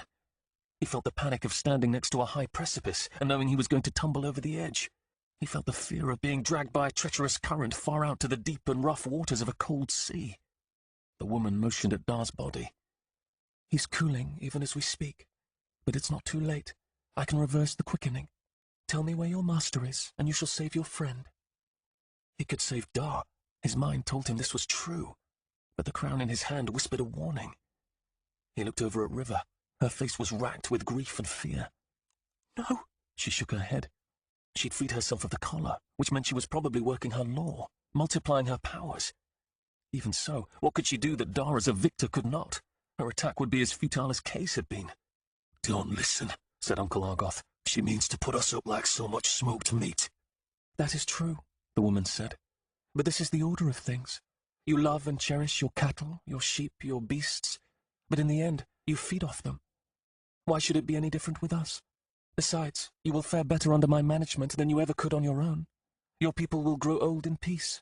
You yourself will live to the age of a tree, doing much good, protecting those most dear to you, putting down injustice and squashing your enemies beneath your feet. You will heal sickness in children, cattle and herbs. Peace and fatness will reign in these valleys and hills and shores until the end of your days. This is what I give you, the power to bless. The joy of her vision overwhelmed Talon. Indeed, he thought, why should they fight her? Is this not what every man and woman desired? The good he could do was unimaginable. And how could he be so ungrateful when she was offering him the means to save Dar? Again, revulsion roiled in him. The vision faltered. Was she lying? He looked at Dar lying in the dust. He could save Dar. He could do good. And if he didn't pick up the reins she was offering to them, surely someone else would. Someone like Fabis or Sabin or the Crab who would rule with cruelty. Her words filled him with hope. Then he made his decision. I am the one, he said. It is me you seek. No, Talon, Uncle Argoth shouted. She twists life. She will steal your will. On the contrary, the woman said, turning toward him. This is your will, is it not? His traitorous heart leapt to her. Yes, it was his will, and yet it was not. Those that fight the thrall do not endure, she said. They are creatures destined for madness and wrath. And when a creature's wrath is full, there is nothing left to do but cut it down for the devouring. But you see, he comes to me without a collar. He was bred to rule. It is best that humans rule other humans. It's a matter of trust. She lies, said Uncle Argoth. You can fight her. Does not a dog glory in the praise of its master? Has it not been bred to do so? The world of man was domesticated ages ago. Your very nature makes you dependent on us. The only difference between you and your dogs is the genius of your masters. She turned to Talon. You were woven to work with me without impediment. Your only taskmaster will be my approbation. The woman came to him in her beauty and shining light. Save him, Talon said, and pointed at Dar. All in good time, said the woman. All in good time. First, we shall see if you are what you claim to be. Yes, he thought, that was right. But underneath it all, he knew it was not. Dar was dying. Every second would count. Just as a crucible is made to hold heat other vessels cannot contain, you have been bred to wield power impossible to others. We will raise an army from the very earth, said the woman, and you will command it. She approached him, reaching out with her smoky hands. Her shining escort enveloped him. He should have felt fear, but all he felt was the ease of the woman and her smiling eyes. The warning in the crown built. It vibrated in his feet and across his shoulders, an urgent call to step away. But why was he even holding the crown? He let it drop to the floor, and as he did, the glory about her grew. She was so beautiful. Atra was nothing compared to this woman. And yet did this woman not look like Atra? Something probed him. Talon held his doors closed, but he could feel her gnawing all along his essence with something as small and sharp as the teeth of rats. The probing became stronger. Reflexively, he shut himself tight as River had taught him. The woman pulled away and appraised him. He felt her pleasure, and it almost sent him to his knees. You are indeed mine, mine from the moment you were conceived. The weave has been changed, but the flaw that's been introduced is nothing that, with time, cannot be righted. The flaw. Somehow that was significant, but he couldn't hold that thought. She spoke in Atra's voice, looked at him with Atra's eyes. Except they weren't Atra's. They were at once more alien and more captivating than Atra's could ever be. Another wave of pleasure washed over him. He looked at Dar's body. It was not right to have such wondrous feelings. It was wicked, it was an abomination, and yet he couldn't deny the power of them. In time, you will become as great as the Goat King himself. Suddenly, a music inside him swelled. It sang in his blood and bones. He thought it was the crown, but then remembered he'd dropped that. For a brief moment, the fog in his mind cleared away. The woman's voice fell flat. Talon looked at her. Gone were the luminous eyes, the elegant neck and brow, gone the alluring lips. In their place were black pits for eyes and a sucker mouth full of sharp teeth. He recoiled. An illusion. She was not one of the old gods, not a benefactor. It was as if a huge blast of cold wind had just awakened him. His mind had been foggy, but now was crystal sharp. And yet the desire to serve her seeped back through him. Yes, said the woman. He too was a master of the harvest that served my mother ages ago. For a time, the populace under his care yielded marvelous results. You will be his heir. The Goat King's heir. The title felt marvelous, and yet underneath it ran a filth with a sickening taint. The glorious woman was back. His heart longed to serve her, but in his blood and bones he knew the truth. He had been twisted to crave her. That knowledge momentarily lessened her power, and he wondered, was this what his mother had seen in him and given her life to fix? Surely even the pox wouldn't take a whole life to heal. No, more likely she'd recognized the enemy's tool and given her life to engineer one small flaw so that his adoration wouldn't be totally complete. But if that were the case, it wasn't much of a flaw, because the woman's joy rushed back to suffuse him. "River!" roared Uncle Argoth. "Now!" River rushed toward him. She moved with frightening speed. In an eye blink, she sped across the chamber and leapt into a flying kick. He'd fought with River. He knew at this speed her kick would carry the force to break bones. The woman dodged back, and as she did, Talon realized River was not directing the attack at the woman. She was directing it at him, at his head. Her blow, if it didn't crack his skull, would at the very least snap his neck bones. River's face was twisted with fury and grief. Talon had no time to react, but the monster did. It rushed forward in a lightning strike and caught her ankle, stopping River's foot a breath away from his face. The monster twisted her leg, sending her to the ground. So unruly a breed, the hideous woman said. It looks like we shall raise our army a bit faster than expected. Put her next to the male. The monster moved to carry River next to Dar. Wait, Talon said. Wait! The woman turned. Will you serve me? "Boy!" Uncle Argoth called. In his hand, close to his leg, he held a stone. Talon knew what Uncle Argoth wanted to do, knew he could take Talon out of the woman's grasp. But he couldn't move toward him, and he couldn't resist the woman's question. Talon looked back at her. "Yes, I will serve you," he said, even though deep down in his bones the answer was no. Her pleasure rushed through him. It washed him from heel to crown, an ecstasy like he'd never experienced. How could he want to serve this wicked thing so desperately? You will have your heart's desires, the woman said. But he knew she lied. She wasn't going to save Dar. She wasn't going to spare River. He'd seen her for what she was. But he didn't care. "No," shouted Argoth. "No good can come from this. You cannot lie with sheep and sire men." Hunger, the woman commanded. The monster grabbed River. Her lovely eyes were full of grief and dismay. "I love you, sister," he said. "I will see you in brightness." Her face fell. Talon wanted to resist, but he couldn't. "No," said Uncle Argoth, but the heat was gone from his voice. The living light about the woman reached out to Talon to caress him.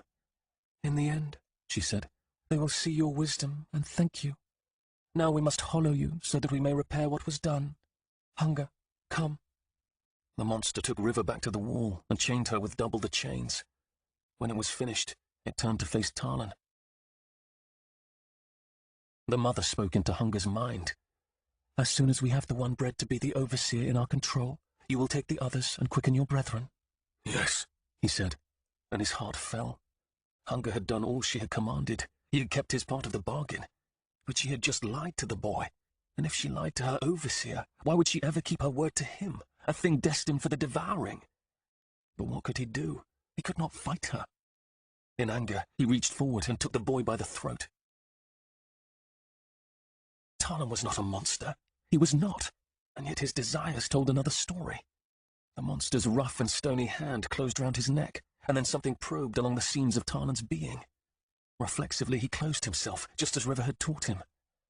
The monster readjusted its grip and probed again, nipping and biting all about him. Tarlan held himself tighter, felt the monster's frustration. "Open yourself," the woman crooned. She sounded like River had that night when he'd almost died. "Open yourself, close yourself. Open, close." A wave of desire washed over Tarlan, but he held tight to the thought of River. The scene back at the house came to his mind. "A body," River had said, "can only accept so much fire at once." The monster caught a snag. The words reverberated in him. A body could only accept so much fire at once. He had poured forth fire that would easily kill 10 men. He could pour forth a flood. He had been bred to it, and he'd been given one tiny flaw. Tarlan looked at the monster. He could pour forth a flow that could kill 10 men, but could it kill a monster? He knew how to open and close himself. He only needed to fling himself wide at the right moment. "Open," the woman said, and this time he couldn't resist her ease. He felt the monster rip into him. Tarlan prepared to fling himself wide, but then he was lost, floating, in his body but out of it. His panic rose. He'd missed his chance. "River!" he called in fear. With a roar like rushing water, a door burst open within him, and another one behind it. He could perceive the chaos of the monster outside the first door, and beyond it, behind the second door, stood the woman. Beauty and power like nothing he could imagine, a being worthy of his every devotion. He longed to make her happy. But the truth sang in his bones. He knew she was an illusion, knew her promises would turn to dust, and yet he didn't care. "No," he said to himself. The link between them must be magnifying her effect. He focused on Dar and River, on the monster. "Well done," she said. He basked in her gratitude and knew he was hanging by a finger. He was slipping, sliding, falling into a powerful river from which he knew he would never return. He had to act quickly. He could not withstand this longing. The monster wrapped its fingers around his being. "Yes!" Tarlan shouted into the roar of noise. "Come and take me!" Then he threw open his doors and poured himself forth. The fire coursed from him and into the monster's arm. Tarlan ripped himself wider, a massive rent. The fire crashed around him like turgid rapids, but the monster simply swallowed it up. "Yes," the woman said, "that is good." How much fire did it take to break a man? How much did it take to break a monster? Tarlan had no idea, but what he was doing didn't seem to have any effect. Tarlan opened himself as wide as he could. Black spidery lines ran up the creature's arm, spreading down its side and along its chest, but the creature showed no sign of breaking. Fear rose in him. This wasn't going to work. He'd been a fool. He should have run to Uncle Argoth. He tried to pull away, but he couldn't, and he didn't really want to anyway. "No," Tarlan thought. "No!" He searched for more to give, to release all that was in him. And then he felt something slip. He had been standing in the rush, watching it flow by. Now he knew he simply needed to let go, to flow with the fire. He had his weapon. He had his one tiny flaw. "What is he doing?" the woman asked in warning. "Stop it. Close him up." Tarlan ripped the remnants of the wall that stood between him and the monster and let go. Pain shot through him, and instead of standing in the fire and watching it flow away, the fire picked him up, engulfed him, carried him like a piece of flotsam. So much fire.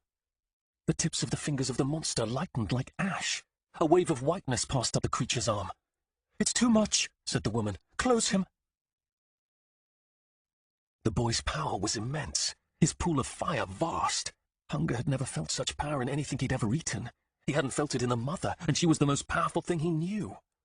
The fire raged, and hunger desperately tried to devour it all. The amounts roaring through him to his stomachs was astounding, but what shocked him was that, Lords, he felt pain. But no, it was the mother's pain. How could that be? The link, he realized.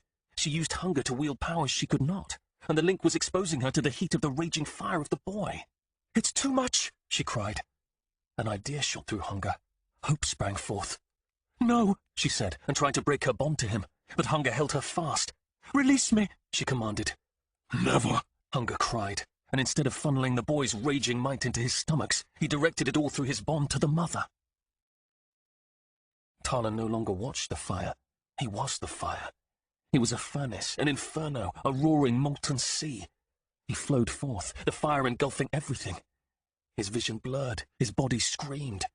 The woman yelled, but her voice was drowned out by the rushing of the fire. He felt her trying to close herself against him, but the monster was fighting her. The woman yelled, commanded the monster to let go. The creature ignored her. "Here," Tarlan said, "is my heart's desire." and he gave himself every whit. The surge of fire raged into the monster, turning its dirt and grass white as ash. The woman screamed, there was a deafening roar, and then all flashed a blinding white, and Talon's world cracked. The shock tore the monster into pieces, flung Talon like a leaf, and hurled the others in the room into the rock. The Creek Widow tumbled away and crashed into the pallid beast, the bowls of liquid light splashing over the walls. Talon reeled and saw a body lying below him. He expected to slam into the ground or wall and braced for it, but he twisted and hovered above the scene. He looked closer at the body on the floor and saw it was his body. River coughed. She lay on the floor, tangled in her chains. She got to her hands and knees. "Talon," she said. "River," he yelled, but she didn't respond. "Sister!" She didn't hear him. The fact of the body on the floor finally registered with him, and Talon grew very silent. He'd expected pain would vanish at the moment of death, but he hurt all over. He felt as if he'd lost something essential, a leg or an arm. He looked about to see if the others were moving. Kay lay on his side, face to the wall. Something caught Talon and tugged him around. It was a hideous thing, all mottled blue with many twisting limbs and too many eyes. "Save them," it said in a voice of gravel. "My pretty girl, my wife. Unravel her binding." Talon tried to pull away, but couldn't. "Quickly," it said. A piece of the creature holding him struggled, and then broke away and flitted over its shoulder. Talon knew this abomination was the monster. It looked nothing like it had in that body of grass and stone, but he knew it was the many souls of the thing. It pulled on him with violence and carried him to his body. Another part of the monster wriggled free and flitted away. "Quickly," it repeated. "She keeps them in the room where she sleeps." Then it somehow stuffed him back into his body. Pain slapped him, left, and came back in earnest. Talon gasped for air. Another part of the monster began to writhe. A loud buzzing filled Talon's ear, and something black darted past the creature.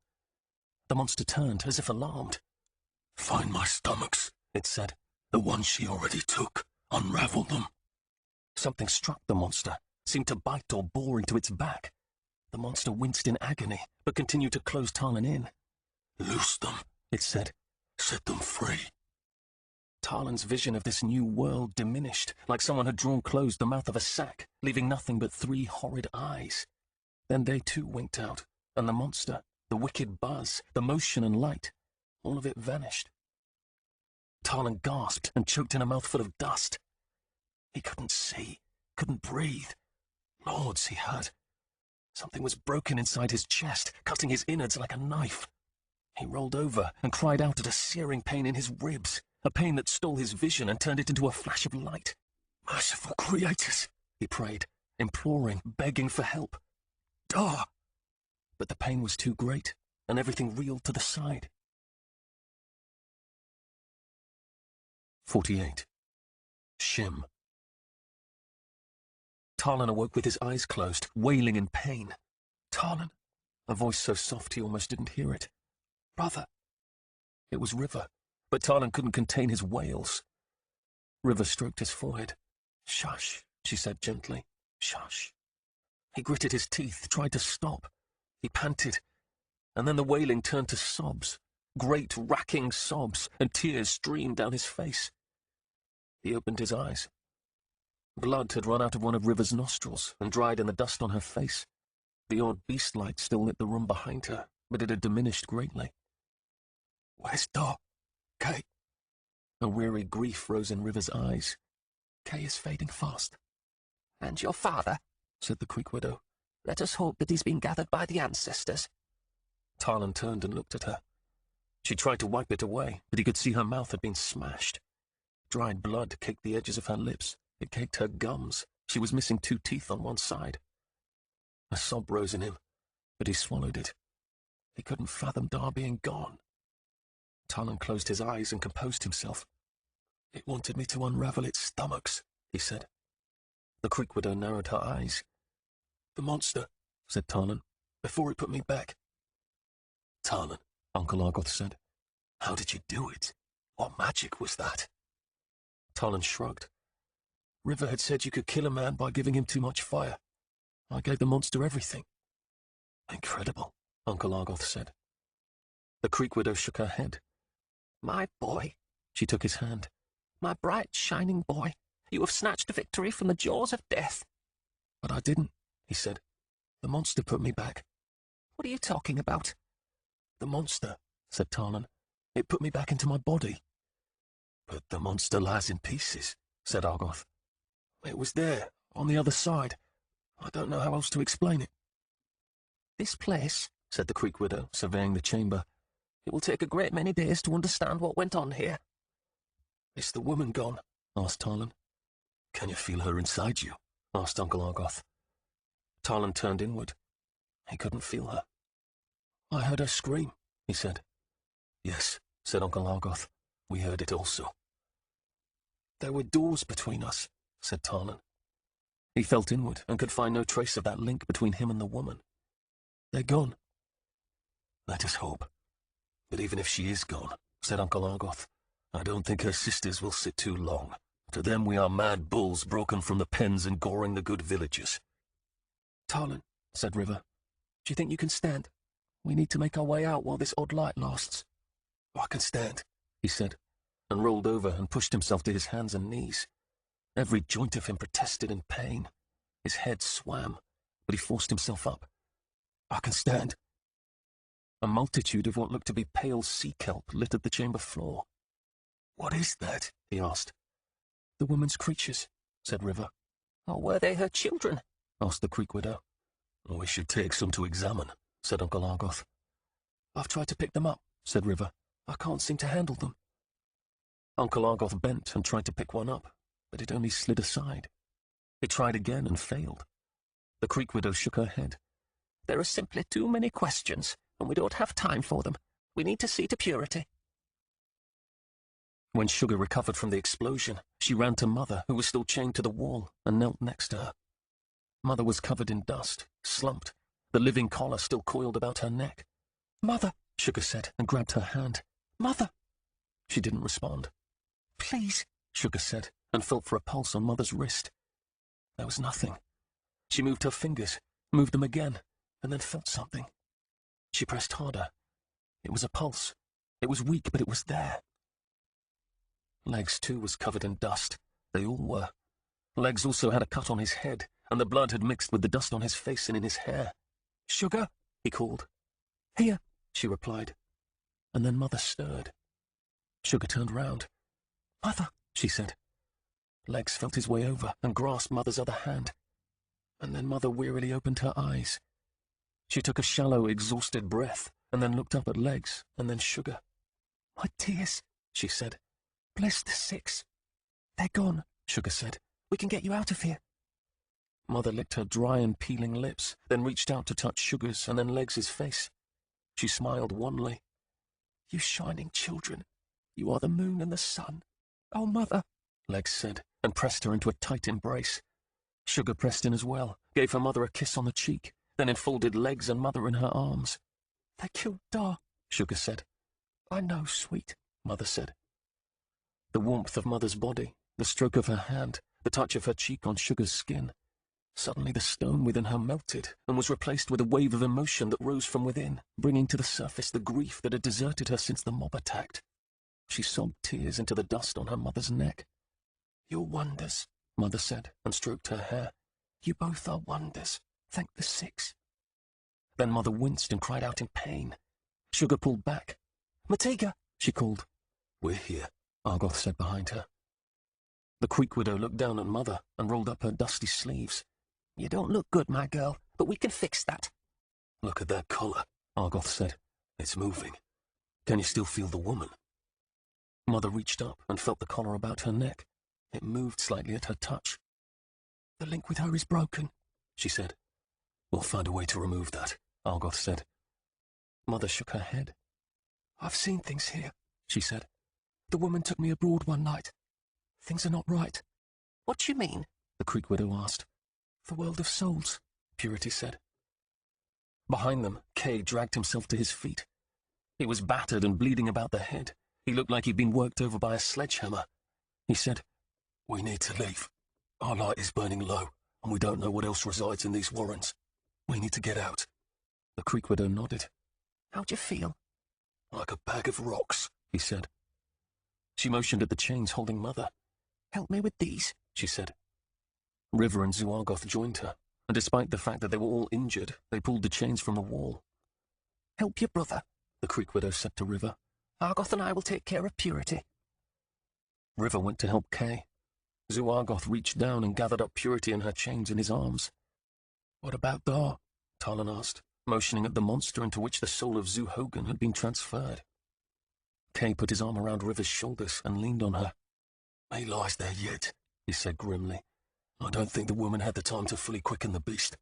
We'll come back for him. We'll figure it out, Talon. The Creek Widow took Legs' hand. Sugar and Talon, lead us out of this place. Sugar let Talon lead because she didn't want to release Mother's hand. She didn't want to stop stroking her arm. She didn't want to ever let her go again. They began the journey back, but they couldn't move quickly, with River supporting Kay and Argoth and the Creek Widow taking turns carrying Purity. Nor could Talon do much more than shuffle with his injuries. All this meant that the torches burned out long before they'd reached the entrance to the caves. They stood in the darkness, and Sugar wondered how they would ever make it back. Then Legs spoke up. I think I recognize this place. Lead me forward. Sugar used the rope in her sack and tied them all together, and then they moved forward, hands held out to feel in the darkness before them. Not long after, Legs said, I know where we are. How can you know that? Talon asked. Orientation points, said Zuargoth. The dead spot where there is no breeze, the place where you can hear the pouring of distant water, the corridor with the double echo. Precisely, Legs said. Then lead the way, Talon said. Legs made his way to the front, and then they continued forward. They walked for what seemed hours in their shuffling line. They did take some wrong turns, but Sugar eventually heard the water falling over the rocks. It wasn't long after that Legs led them out of the cave and into the light. Sugar blinked in the sunlight. The warm air of early evening wrapped about her like a blanket. She took in a glorious breath of sunlight and air. They'd done it. Argoth laid Mother down, and Sugar dropped to her knees next to her in relief. A moment later, the woods about the cave boiled to life with men armed with swords and axes and spears and bows, all wearing shoka blue and green. The Sleth woman! A man shouted. A murmur arose, and the bowmen drew their arrows, pointed them at Sugar and the others. There had to be at least 100 of them. Behind them, teams of hunting dogs began to bark and strain at their masters' leashes. Argoth looked at the faces of the men surrounding him. He looked at their dogs. They stood 30 paces away, the proper distance for confronting Sleth. He knew all of them. Then Shim pushed his way through and stood at the front of their line. Captain Argoth, the warlord boomed. Whom do you serve? For a moment, Argoth faltered. Had he misjudged Shim? Were all of his pleadings and talks of alliances just a ruse?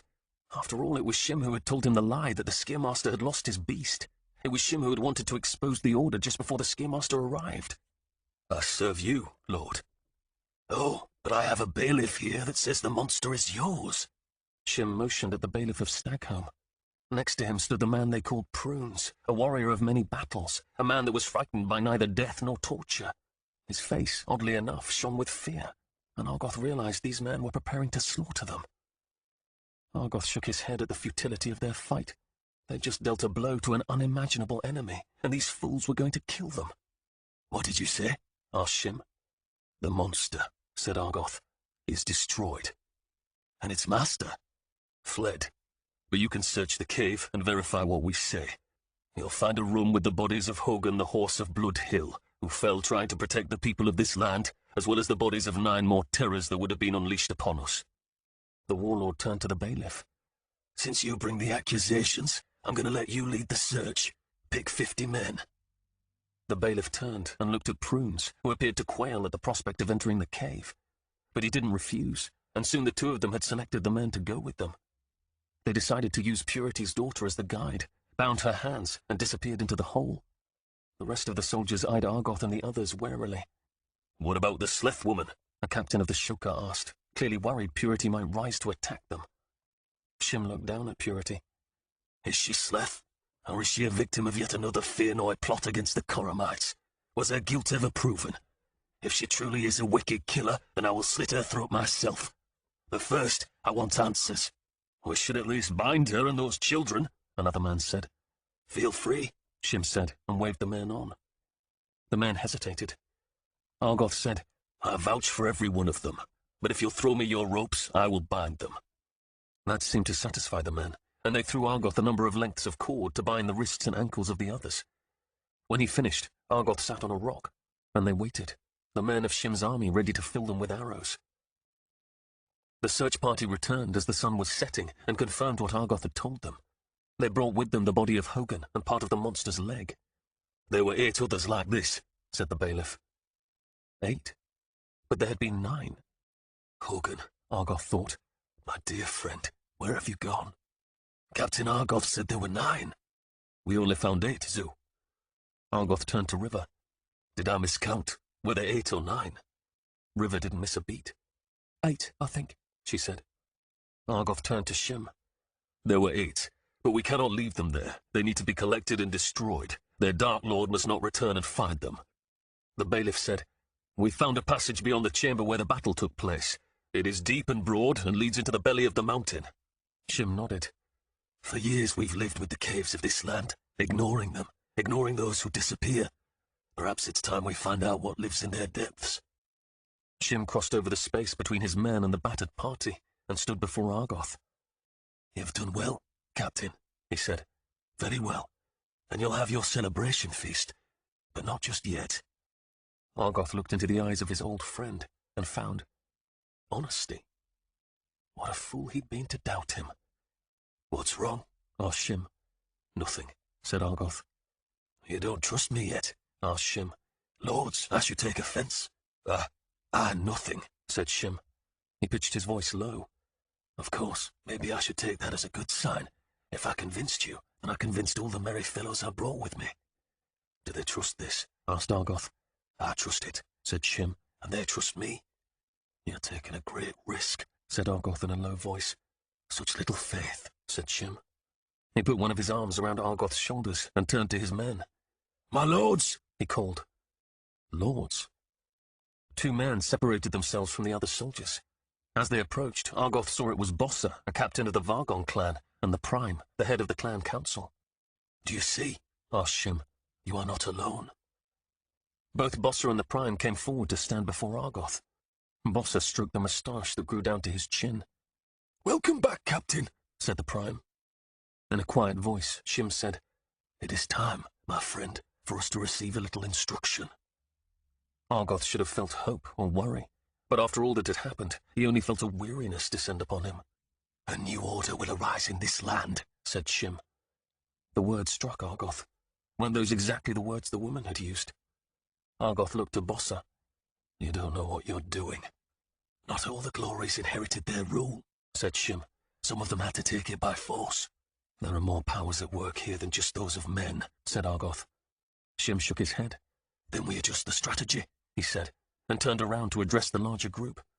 Men of the Shoka, he shouted, it's time to celebrate. Argoth the Hammer has defeated the monster that terrorized our lands. They did celebrate that night at the Shoka fortress Lord Shim himself commanded. Shim made sure to ease his men with plenty of ale. They ate and drank and danced, and then Argoth told them about how the monster had come after him and Hogan, the 2 who had first attacked it in the tower.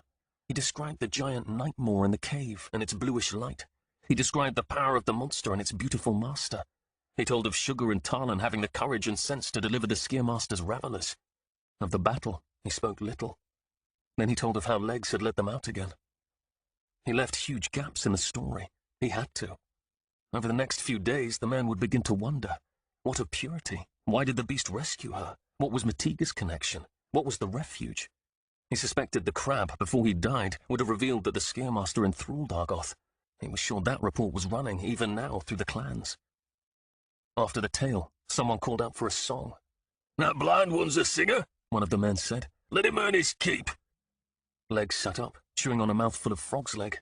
Come on, boy, someone called. A song. Legs swallowed, put down his frog leg, and wiped his mouth. I shall sing, but only if you promise not to pelt me with vegetables, bones, or knives. A few men chuckled. I don't want to be blindsided, Legs said. More laughed at that joke. Argoth considered Legs again. The boy was resourceful. He kept his wits. He also was a puzzle. Had the weave that changed Tarlan changed him as well? It was something they'd need to look into. Legs took a deep breath, made a flourish, then began a song about the mighty 100, the Sleth Hunters in Old Cath. Again, Argoth was surprised. Legs sang with strength. It wasn't the full-bodied voice of a mature man. It was simple and clear, and Argoth couldn't help but feel the emotion of the story. When he finished, there was silence for half a beat. Then the man cheered and called for another. But not all the men were as pleased. Some of them looked at Legs with wariness. Legs led them in a group song about a one-legged slave who saved the village onions. Then someone called out for the hogwife. It was a humorous song about a beautiful sleth who had consumed the soul of a boar. Usually the singer sang each verse alone, then the group came in on the choruses. Legs paused, then started the man clapping the rhythm. Argoth wondered if he was the only one to see Legs's brief hesitation. Legs began. Her face fired devotion, her body fired blood. If only she'd cease her rooting in the mud. Argoth watched the faces of the men. This was probably not the best song. It would only raise questions about purity. He wondered if the men would sing the chorus, or if they'd feel the jarring as well. But most of the men joined in, even if some were still wary. Oh, I've got me 2 wives, all mixed up in one, a woman and a sow, but yet have I none. Legs continued. I married her sweetly, we laboured to breed, but blister me monsters can't quicken men's seed. Legs belted out the last bit like some depressed lout, and it was perfect. He sang like one of the entertainers at the gaming fields. More of the men joined in this time. Oh, I've got me 2 wives, all mixed up in one, a woman and a sow, but I want a son. When they sang the last line, the men raised their fists and shook them in demand. Ere long came my pretty, black and weave in her hand, to bed and I'll make you a proper hog man. Someone made a lovesick call. Legs sang on in a secretive voice. To bed and in darkness, irresistible she, fed me the boar and enhanced my breed. Now dirt's my moustache and worms muddy my eyes. Legs changed his tone back to the full gusto. But oh, honeyed heaven, there's nothing so fine as hogwife and I rooting side by side. The men joined in again, some swinging their mugs of ale. Oh, I've got me 2 wives, all mixed up in one. She bore me a litter, 5 smart piglet sons. Many of the men clapped, whistled, hooted, but not all. Someone called out for another, but Legs waved them off, took a bow, and sat down. The men around him clapped him on the back. The ale had loosened them, but tomorrow, when they were sober, they would begin thinking. Argoth looked at Shim, who, it appeared, had been watching him. Shim pointed at the door with his chin, indicating he wanted to talk with Argoth outside, and Argoth exited the room into the night. Above him, the stars hung bright in the heavens. Behind him, a group of men began another song. In front of him, in the middle of the fortress inner court, lay the 8 bodies of the monster's brethren. He shook his head. There was so much the Order didn't know.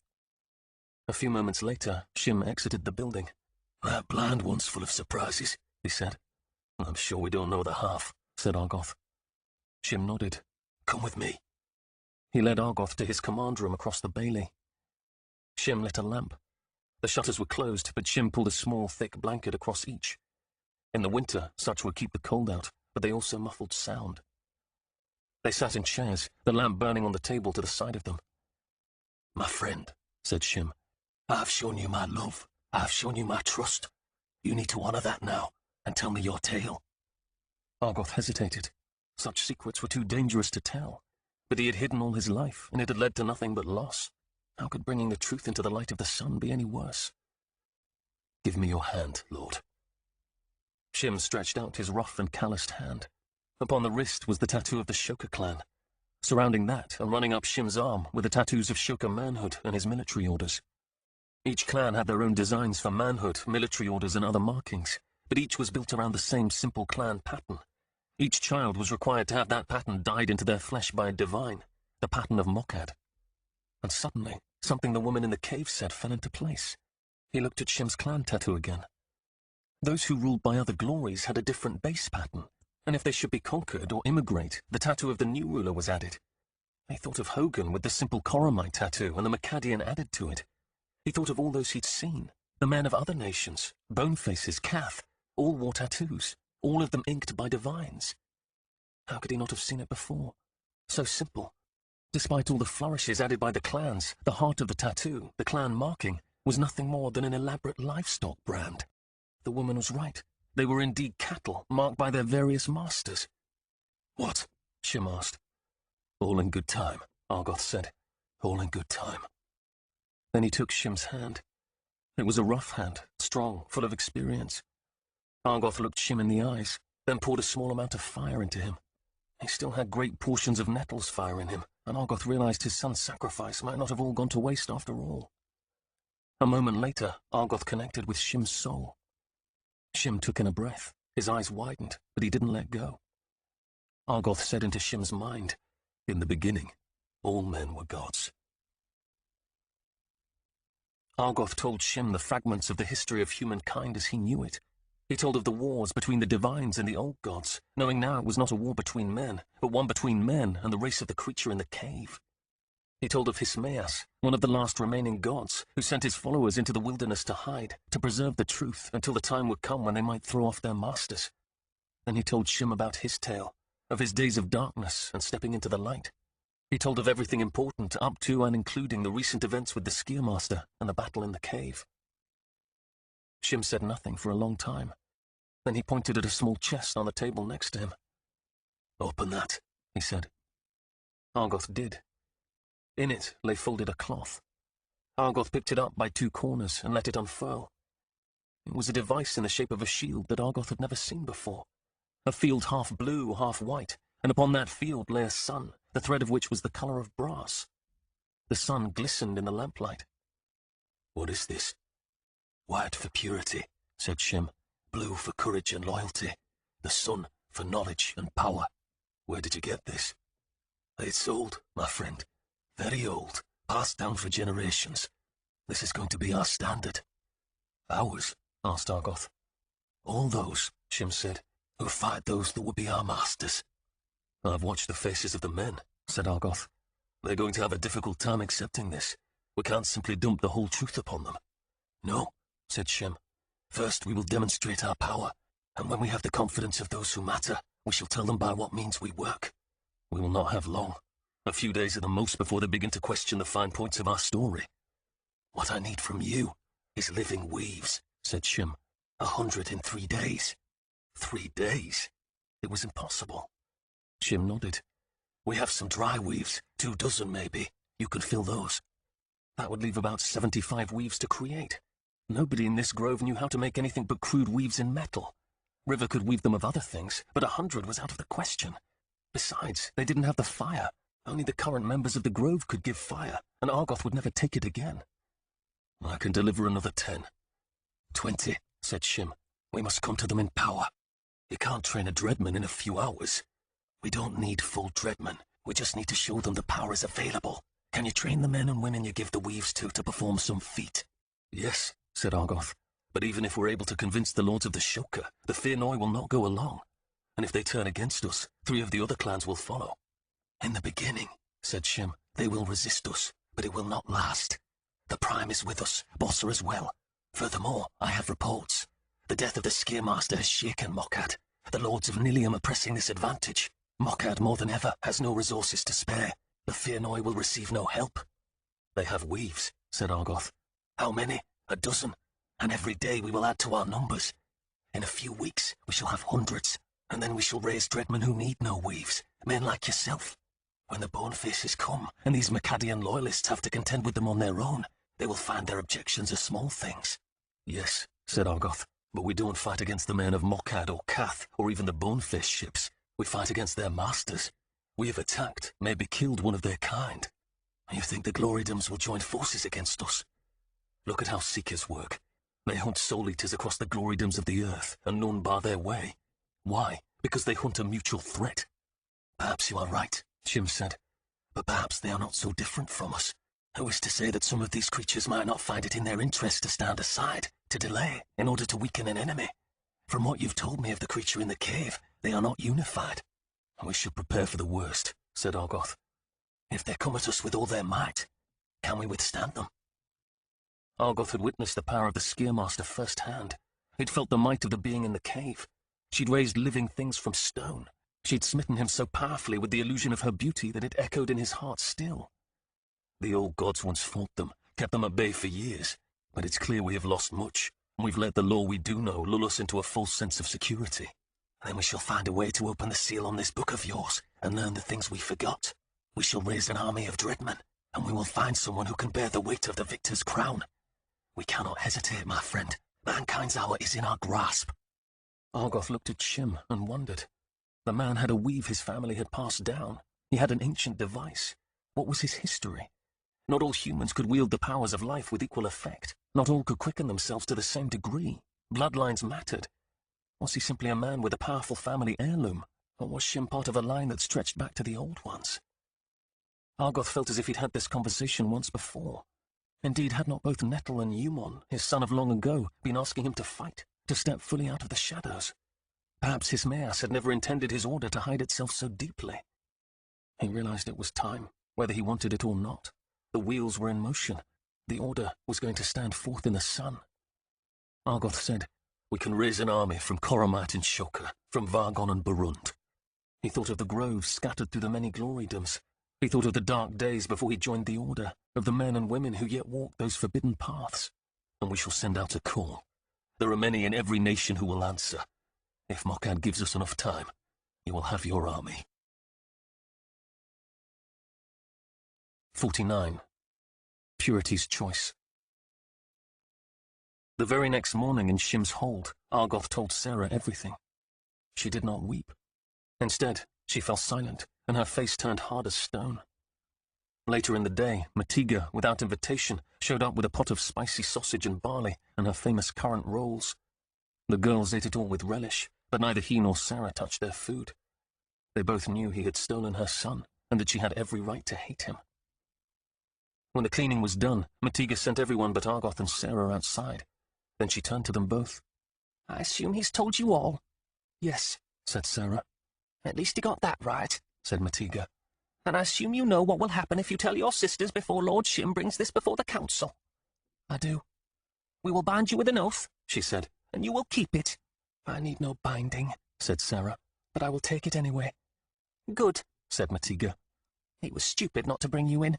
Women provide ballast, and that's something this one desperately needs." Indeed he does, said Sarah. Matiga didn't seem to see it, but Sarah was a pot of simmering fury. Argoth tried to take her hand, but she moved it away.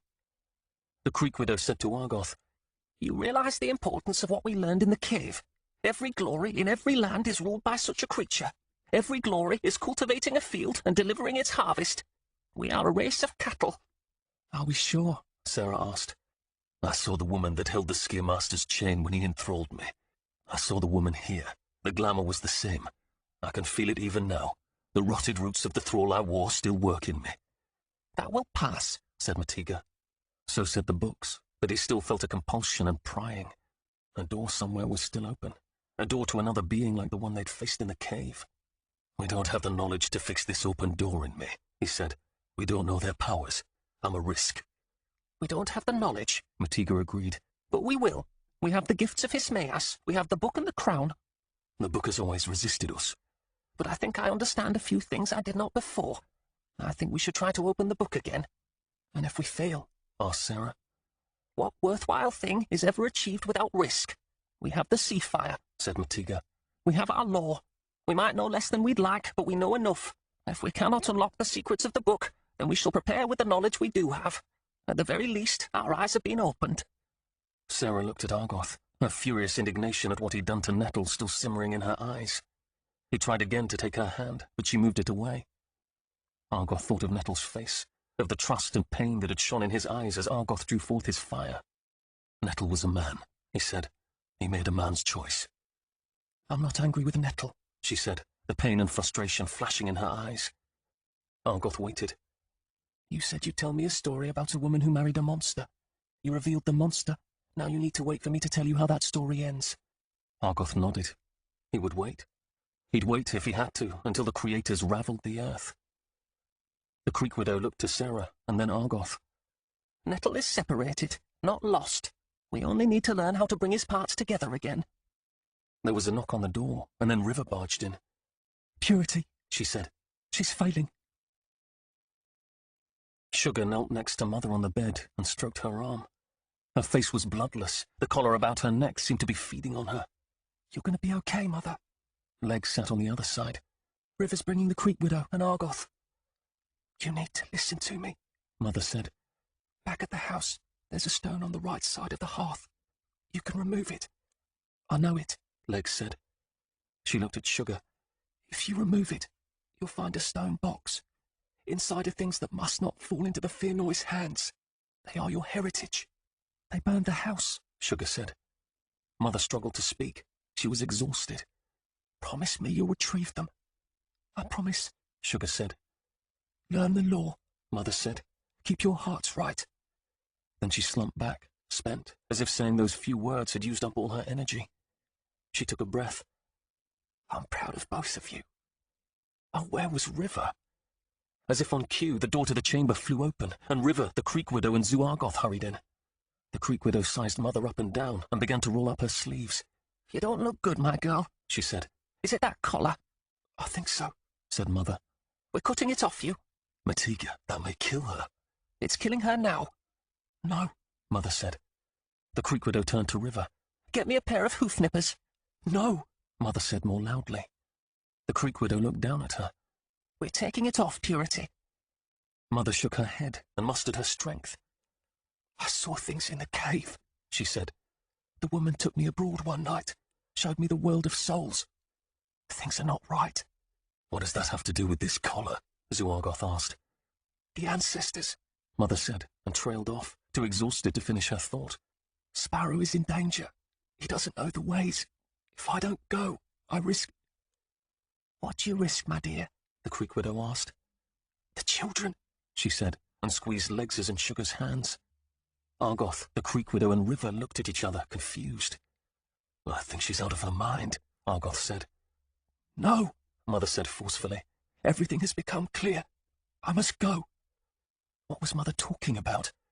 They can heal you, Sugar said. Just let them cut that thing off your neck. Mother smiled wanly and turned to Sugar. You take care of Legs, she said, and winced.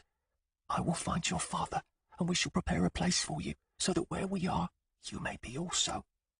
Sugar had only just recovered her. Mother couldn't go now. Mother, said Sugar. Please. Mother spoke slowly, carefully, just as she did when she wanted Sugar to listen closely. I will go hence. She took a resting breath. So that you may follow. Trust me, my love. Trust me. Tears rolled down Legs's face. I trust you, Mother. Sugar found tears in her own eyes. She trusted Mother as well, but surely there had to be another way. How could all those future dreams, all those days as mother and daughter, be ripped from her again? The Creek Widow knelt down beside Mother and took her hand. She felt her forehead.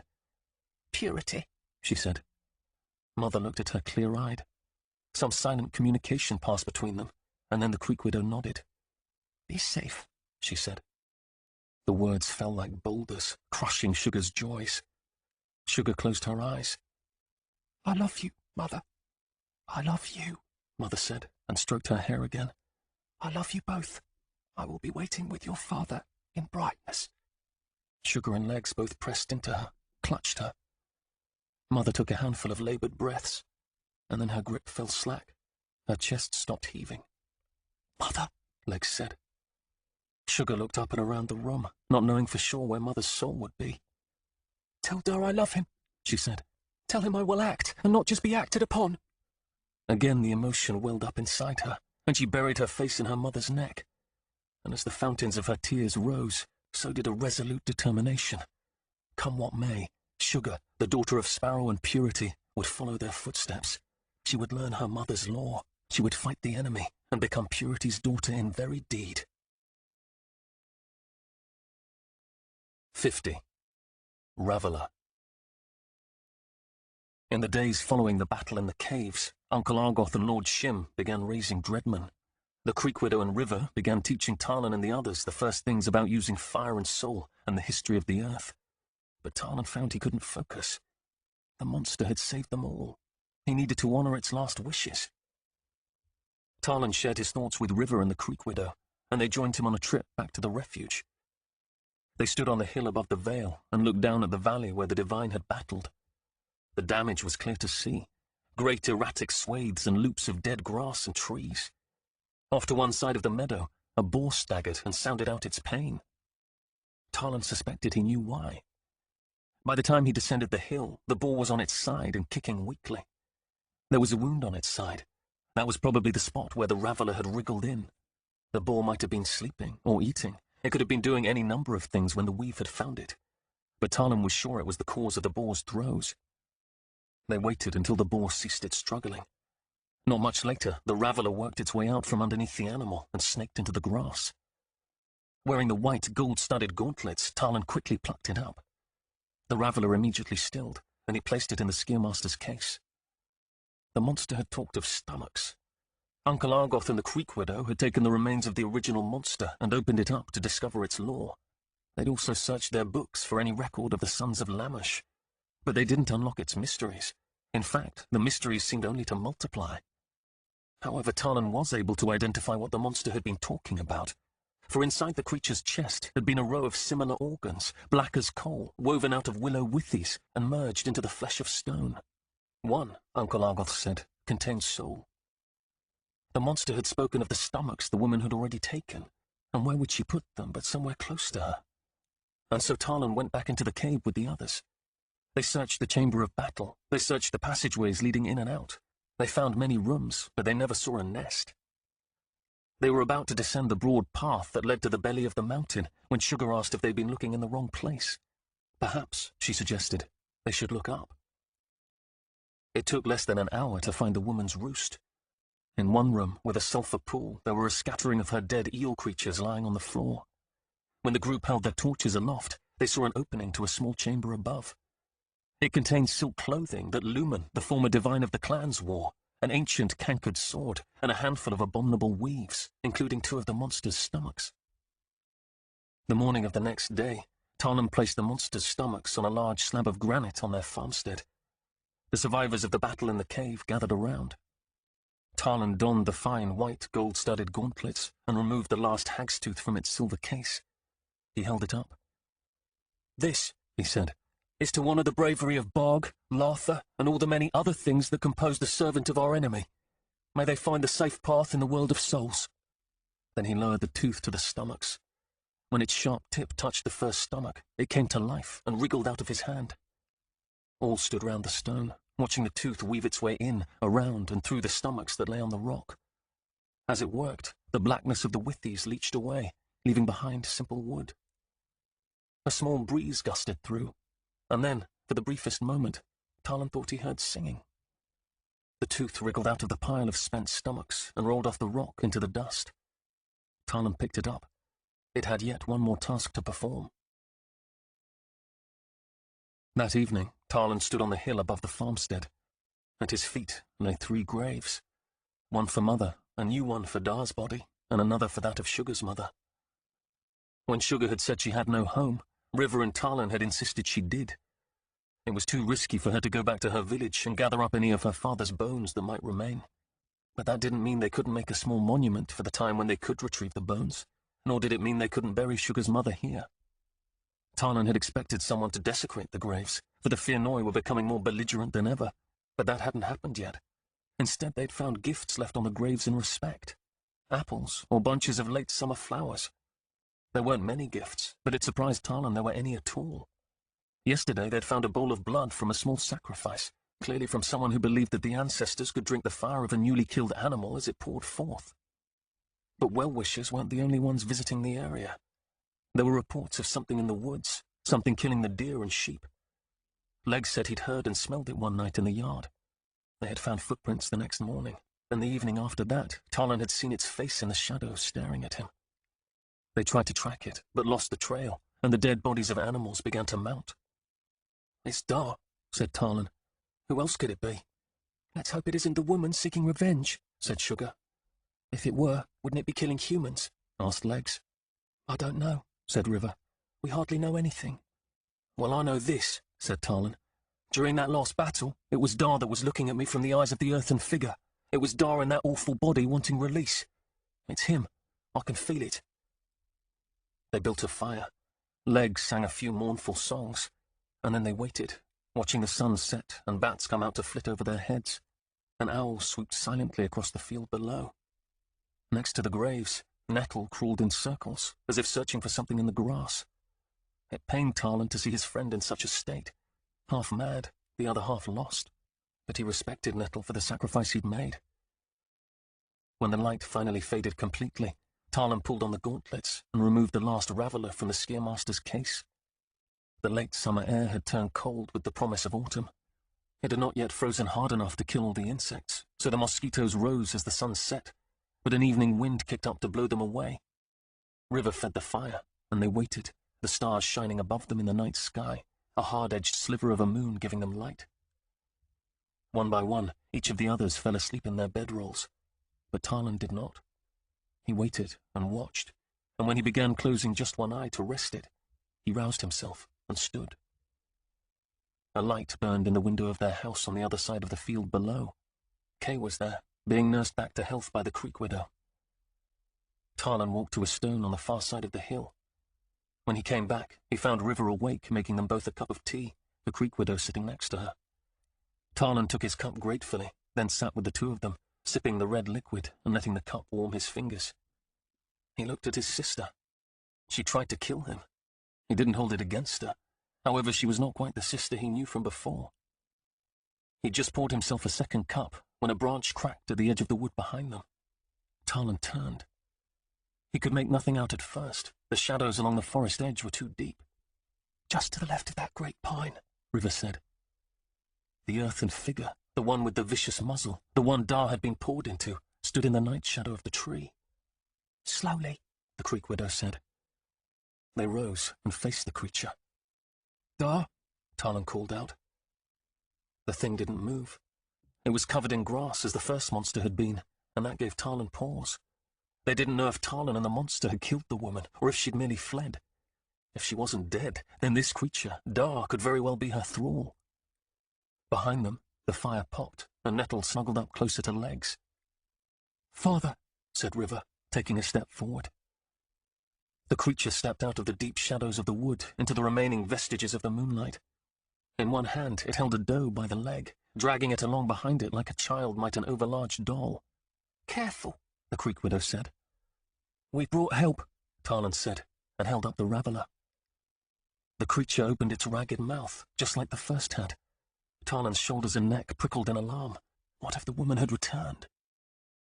Tarlan forced himself to take another step, then another. Soon, he stood an arm's length away. This body was shorter than the first one. It was made of more than dirt and stone, for he saw many growths of withywood rising from its skin. "The ancestors are waiting," said Tarlan. "It's time for your release." He held the last raveller up. The creature dropped the doe into the tall late summer grass. It stood for a moment regarding them, then reached out for Tarlan. He thought it was going to grasp him by the throat as the first had, and he stiffened. But it simply ran its rough fingertips down the side of his face. River touched its arm. "You watched over us here. Watch over us now from the other side." The creek widow said nothing, but Tarlan could see she was trying to hold back tears. The monster that was Dar grasped the raveller. Tarlan could feel the horrid strength in that stony hand. Now was the moment, and Tarlan wondered if it would destroy this tooth as the other monster had the first two. "We will see you in brightness," Tarlan said, and he released the raveller. The monster held the spike up in the moonlight, as if examining it, and the spike flashed to life and burrowed into its rough hand. The creature opened its ragged mouth and took a terrible breath. River stepped back. But the creature stood still quite some time, its arm outstretched, as if noting the progression of the raveller to its heart. Suddenly, it looked down and felt its chest. Then it looked back up at Tarlan and River and staggered back one step. "Dar," River said. The monster threw its head back and opened wide its mouth. No sound escaped, but 3 ribbons of lavender light shot out and streaked up into the night sky. They weren't as bright as those down in the woman's cave, but shone nevertheless. Moments later, the monster leaned to one side, sagged, and fell heavily to the earth. Tarlan waited for the creature to move again, to continue the throes of its death, but it lay still as the earth from which it had been formed. Something silver flashed in the moonlight by the monster's chest, and the raveller wriggled its way out of the creature's side, dropping into the dry grass. Tarlan picked up the raveller, and it immediately stilled. He looked around, hoping the ancestors would arrive quickly to gather Dar in. Do you think they'll come? Purity will find him, River said. She looked out into the night. Farewell, father. What do you think it means that he had those ribbons in him? Tarlan asked. What ribbons? River asked. The ones like those down in the cave. The Creek Widow shook her head. I saw no ribbons. Neither did I, River said. He had seen them. It hadn't been his imagination. They came out of his mouth. They were pale and faded, like the ones with that sucker-faced woman. You don't know that was her true form. She could have shown that awful visage to you on purpose. But that's another matter. The Creek Widow shook her head. Those ribbons and your sight are yet another mystery. I feel it will be years before we answer them all. River looked over at him and took his hand. She'd loved Dar probably more than any of them, but there were no words to say. So they walked back to the campfire to sit and drink tea and stare into the fire with their thoughts. The Creek Widow stayed back with the body for some time, talking to the night air, talking to Dar. When she returned, Tarlan gave her another cup of tea. He motioned at the gauntlets and raveller. A little bit of knowledge, he said. That's all that separated Dar from the divines. Knowledge and heart, said River. Remember, he was given the choice to rule and refused. Did the divines choose? Asked the Creek Widow.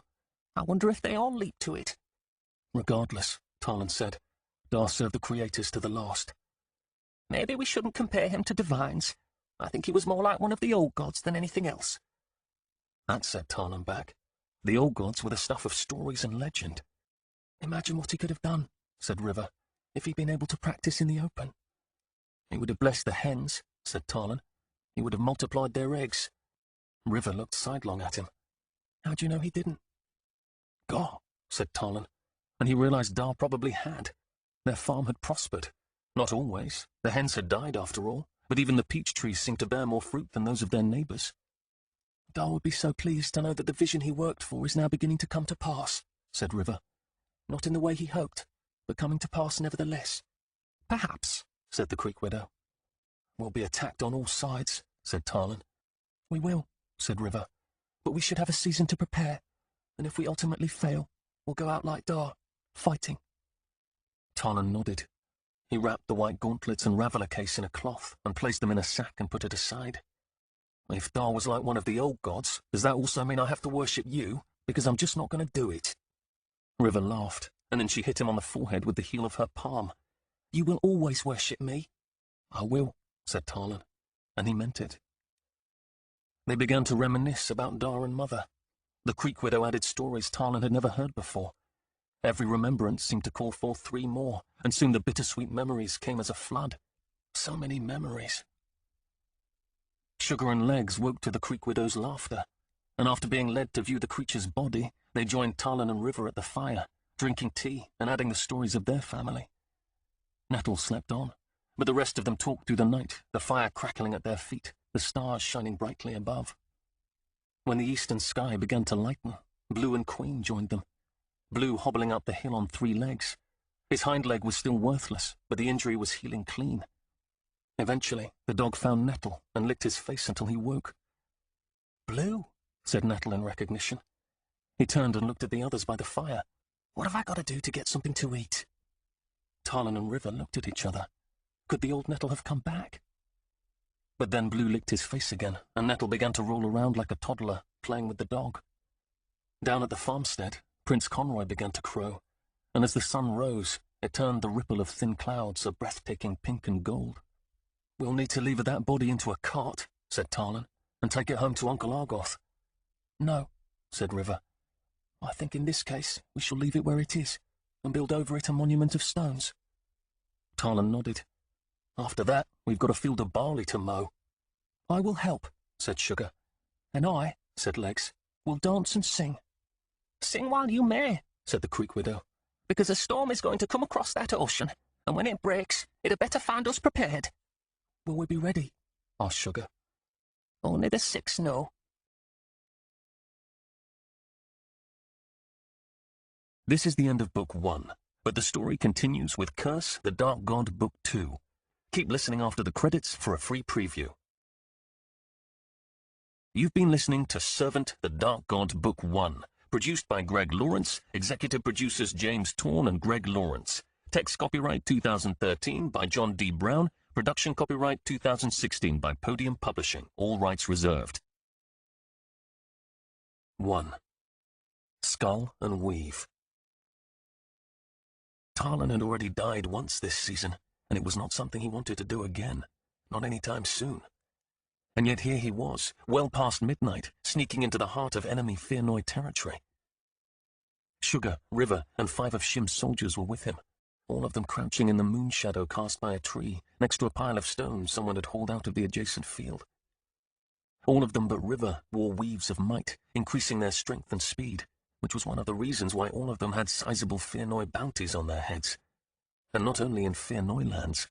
5 of the 9 Macadian clans had sided with the Fearnoy against Shim and the Shukka.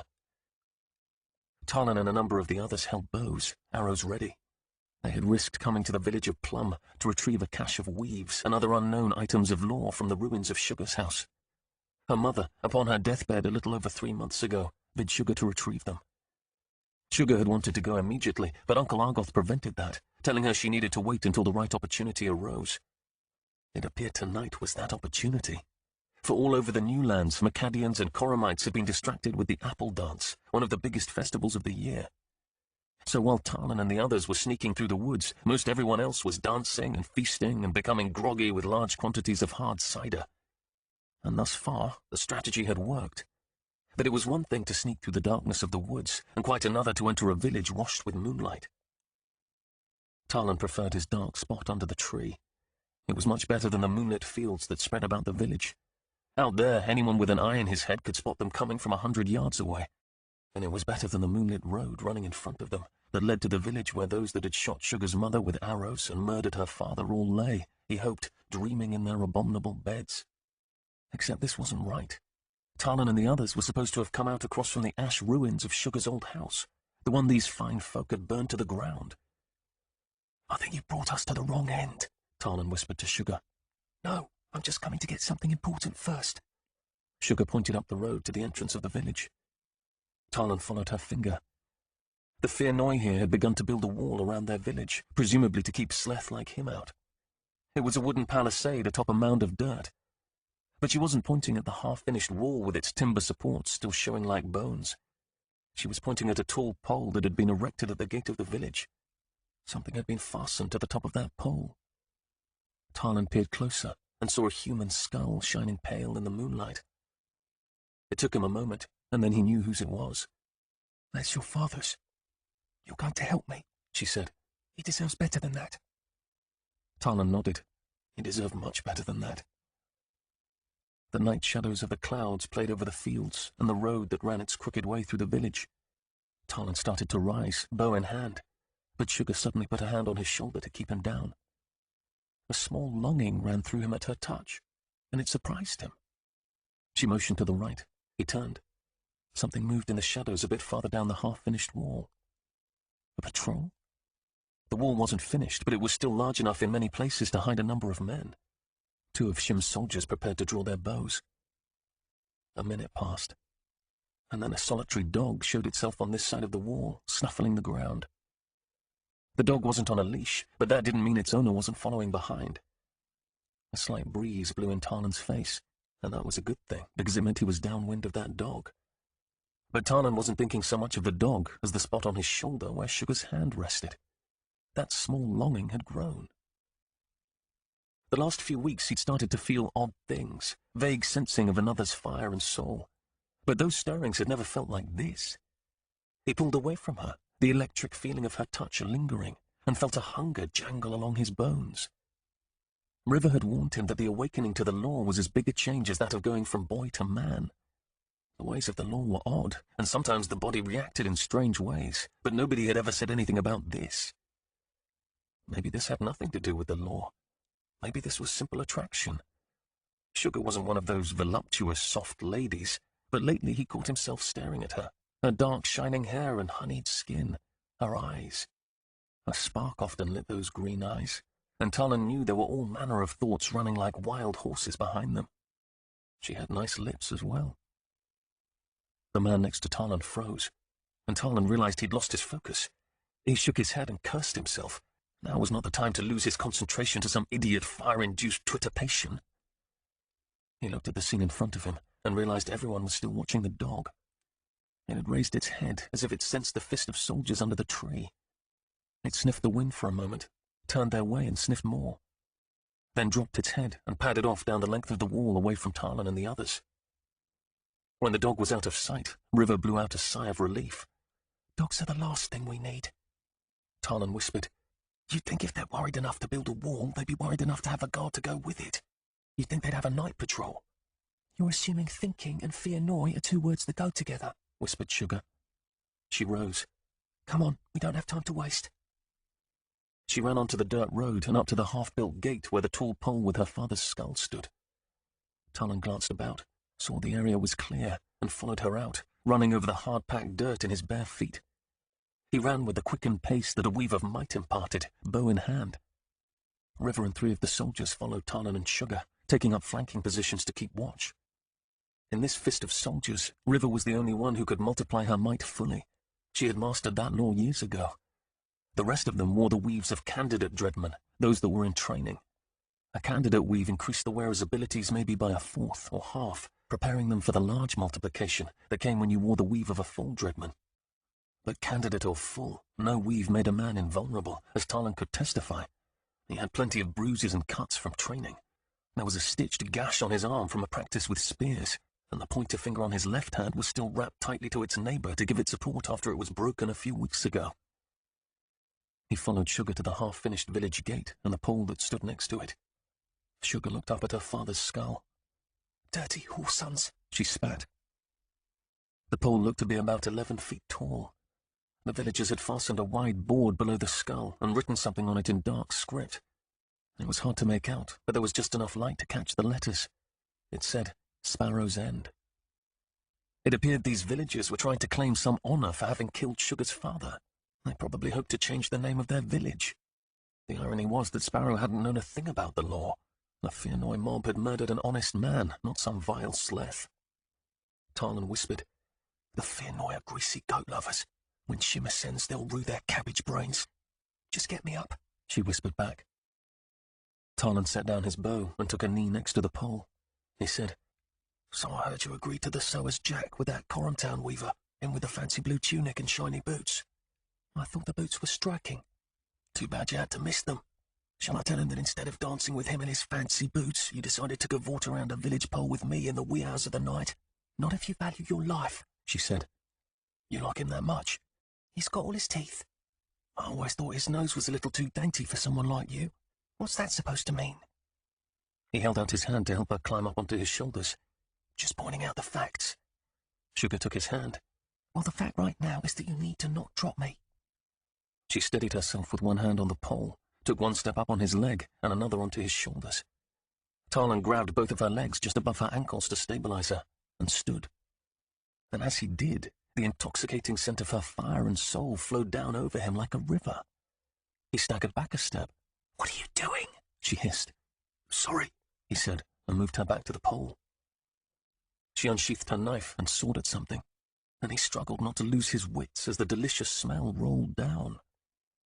A moment later, she said, I've got him. Let me go. Tarlan barely heard her. Tarlan, she hissed. Right, he said, and let her go. The next thing he knew, she was on the ground with the skull in her hand. What's wrong with you? He shook his head to clear it. What kind of magic is the Creek Widow teaching you? He asked. Same as you. What kind of question is that? The Creek Widow, that old plotter, had probably been teaching the women some secret glamour, and Sugar had set it all in motion for that weaver in his boots, only to be sent off behind enemy lines. You could have told me, Tarlan said. Told you what? Nothing, he said. It was a glamour, he was sure of it. Sugar shrugged. Whatever, she said, and held the skull out to him.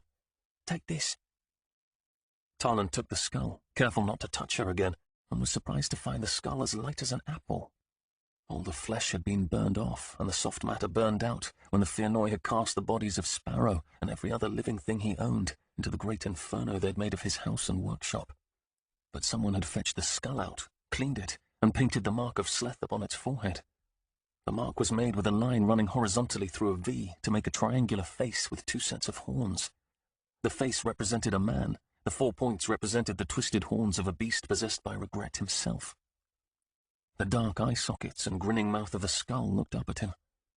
Someone had used thin leather strips to keep the bottom jaw firmly attached. They obviously took great pride in this kill, and they obviously thought themselves very brave indeed, for the bones of Sleth were usually ground and scattered in the sea. Sugar slipped off the leather sack she carried at a diagonal across her shoulders. She loosened the flap tie, retrieved a square cloth, and held out her hand. Talon passed her the skull, which she gently wrapped in the cloth and slipped into the sack. Then she tied the flap tight again. We'll go back into the woods and circle around to get the other items. We don't want to be trying to sneak past Solom and his dogs. And so they moved silently back to the woods and began to skirt around the fields. As they made their way, Talon stayed away from Sugar and her womanly conniving, but the odd haze of desire continued to afflict him, and that annoyed him. It was risky enough having to sneak behind enemy lines. He didn't need his fistmates increasing that risk by dulling his mind. He sighed in frustration and forced himself to think of something else, and his mind ran to his own father. The images of what had happened down in the stone-white cave still tormented him. On a regular basis, he would dream of the monster grasping his father's throat, drawing out his soul and fire. Dream of that soul and fire being transferred into the rough earthen body of that other creature with its vicious muzzle. And in all those dreams, the monster would gape its mouth wide, then turn its awful head to look at him. He hated the divines, hated what they'd done, hated what they did to the humans they ruled, drawing out their souls and feeding them to their masters. He hoped these things Purity had hidden were indeed powerful weapons. The fist of soldiers followed Sugar along a dark trail under the moonlit trees. Talon's throat felt dry. He'd been multiplied for a number of hours already, and he could feel the strain in his body. He twisted his water skin around, uncorked the top, and drank to slake his thirst. As he slowed, one of the other soldiers, a big brute named Black Knee, put a hand on Talon's shoulder, then brushed past. And as he did, Talon smelled sausages and sweat, and then a desire similar to the one he'd felt with Sugar washed over him. Talon stumbled to a halt. A tingle lingered where Black Knee's finger had brushed his skin. By regret's rotted heart, was he now wanting big hairy men? River came up behind him. What are you doing? Losing my wits, Talon said, still feeling the scent of Black Knee's fire and soul. At least he hoped that's what it was. He shoved the cork back into his water skin. You don't need to be worried, she said. We're prepared for this raid. You're going to do fine. Right, he said, and began to think all those warnings against the law might have some merit. Up ahead, Sugar dropped down in a dry stream bed and signaled for them to follow. The stream bed ran like a black snake out of the woods, through a field, and to the village. It was maybe 12 feet across, 3 or 4 feet deep. It appeared this was their way in, and so the fist followed Sugar, crouching and picking their way over the rocks and dry silt beds, keeping their heads below the grass that grew along the bank. Partway through the field, they came around a bend and ran into a group of cattle standing in the bed. Sugar stopped, trying not to spook them. But the cattle startled anyway, lowed, then clambered up and out of the stream bed. Sugar motioned for the fist to keep down. A cloud passed over the moon and away again. The cattle moved away, and the fields fell silent as death. Sugar motioned the group forward, and they continued on, crouching low and following the stream bed all the way to the village. The fist slipped below the shuttered windows of a home standing next to the stream bed. They slinked forward to a stone bridge, and then Sugar motioned them up. They climbed out of the stream bed, keeping themselves low and in the shadow of the bridge. The village was made up of about 20 homes strung along a road. They were surrounded by garden spaces and barns and sheds and other outbuildings. The stream bed bisected the village almost in half. The ash ruins of Sugar's old house lay 2 houses down the road from this bridge. Sugar silently ran to the shadows of the first house. Talon followed, arrow nocked in his bow. They paused long enough to look about and hear a man snoring loudly on the other side of the wall. Then they scampered to the shadows of the next house. Inside, a dog gave a weak woof. Talon and Sugar froze, but the dog fell still. Behind them, the others ran one by one from the shadows of the bridge to the shadows of the houses. Then Sugar left the side of the house and strolled across the open space that used to be her yard.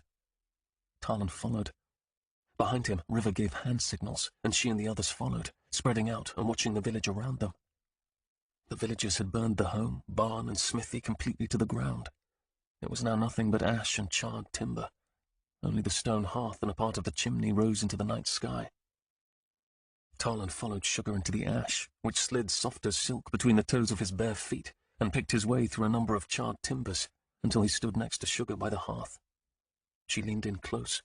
"It's under one of these bricks," she whispered. "Start there and work in my direction."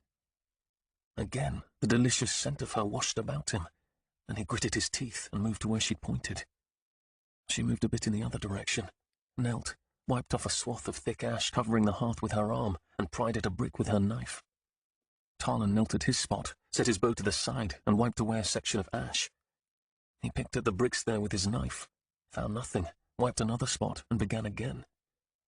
Every move they made sent out puffs of dry ash that rose to waft about in the breeze, filling his nostrils and making him squint. He wiped another section with his arm, powdering himself, and tried another brick. He moved to another brick and wondered if the Fearnoy had already found the cache. A few houses down, a dog barked. He froze. Another dog joined in. But then both fell silent, and Tarlan moved to the next section and wiped away more ash. They were out in the open here, with plenty of moonlight. All it would require was some old grandfather who couldn't sleep to come outside to take a leak and look in their direction. Then Sugar popped 2 bricks that were neighbors and removed them to reveal a hole. "Ha!" she whispered, and reached her arm in. Tarlan looked about the village, but all was quiet in the moonlight. He had expected this to be harder. They weren't in the clear yet, but so far this raid had been a pie bake. Surely there was a military proverb in this, something like hard cider makes a poor defense, or festival night is time to fight. Sugar retrieved what looked like a small box from the hole and reached back in for more. It was then that a bow thwomped. The next moment Rooster cried out with an arrow buried in his arm. Another arrow snicked down, a dark flit in the corner of Tarlan's eye, and took Rooster in the chest. Another arrow struck Black Knee in the leg. "The roofs!" River cried. 2 men with bows rose up on the shadowed slope of the rooftop closest to Tarlan. Another man rose from the roof across the way. Tarlan went for his bow, but an arrow struck a timber in front of him, and then another, and he dodged back to take cover behind the hearth. River shot her bow at a man on a roof trying to get a better angle at Tarlan. The arrow took him in the chest. Shroud, one of the shimsmen that had come with them, moved for cover and shot his bow. Sugar crouched by the hearth, still fishing for something in the hole. Tarlan needed his bow. He prepared to make another run to grab it, when yet another man rose from a house opposite him and shot. Tarlan ducked, and the arrow whizzed past his head. There was no way those men had just climbed up there, and even if they had seen him and Sugar retrieving the skull, there was no way they would know Tarlan and the others would circle around the village through the woods and come back to this very spot. These men had been waiting. It was ambush. "We've been betrayed," Tarlan said. Another arrow whizzed past through the darkness, and Tarlan ducked down to where Sugar was. "Time to move," he said to Sugar. "Almost finished," she said. Across the way, the double doors to the barn banged open. A number of men roared and rushed out, their helmets glinting in the moonlight. They carried swords, spears, and bows. Fear shot through Tarlan. "There's no time!" The men spread out in a line on either side of the barn doors. Those with bows already had their arrows nocked. They drew their strings back. There were at least 40 men, far more than a village militia, and all of them had been waiting. A large man walked out of the pitch darkness of the barn into the moonlight. The upper half of his face was painted black, the lower half white. About his neck hung a leather cord festooned with a cluster of boar tusks, signifying the Fearnoy clan. He did not wear a helm, but did wear a cuirass of brass scales that glinted in the moonlight. Over the cuirass was a leather harness that held the discs signifying his honours. In the middle of that harness, directly over his breast, was the Eye of Mokkad. The paint, the cuirass and eye, they were all the distinctive garb of a Mokkadian dreadman. "The boy's mine," he shouted. "Slaughter all the rest and keep the ears. There's no reward without an ear." If you enjoyed this audiobook, let us know. Take a quick moment to rate and review it on Audible, so we know we're bringing you audiobooks you'll love.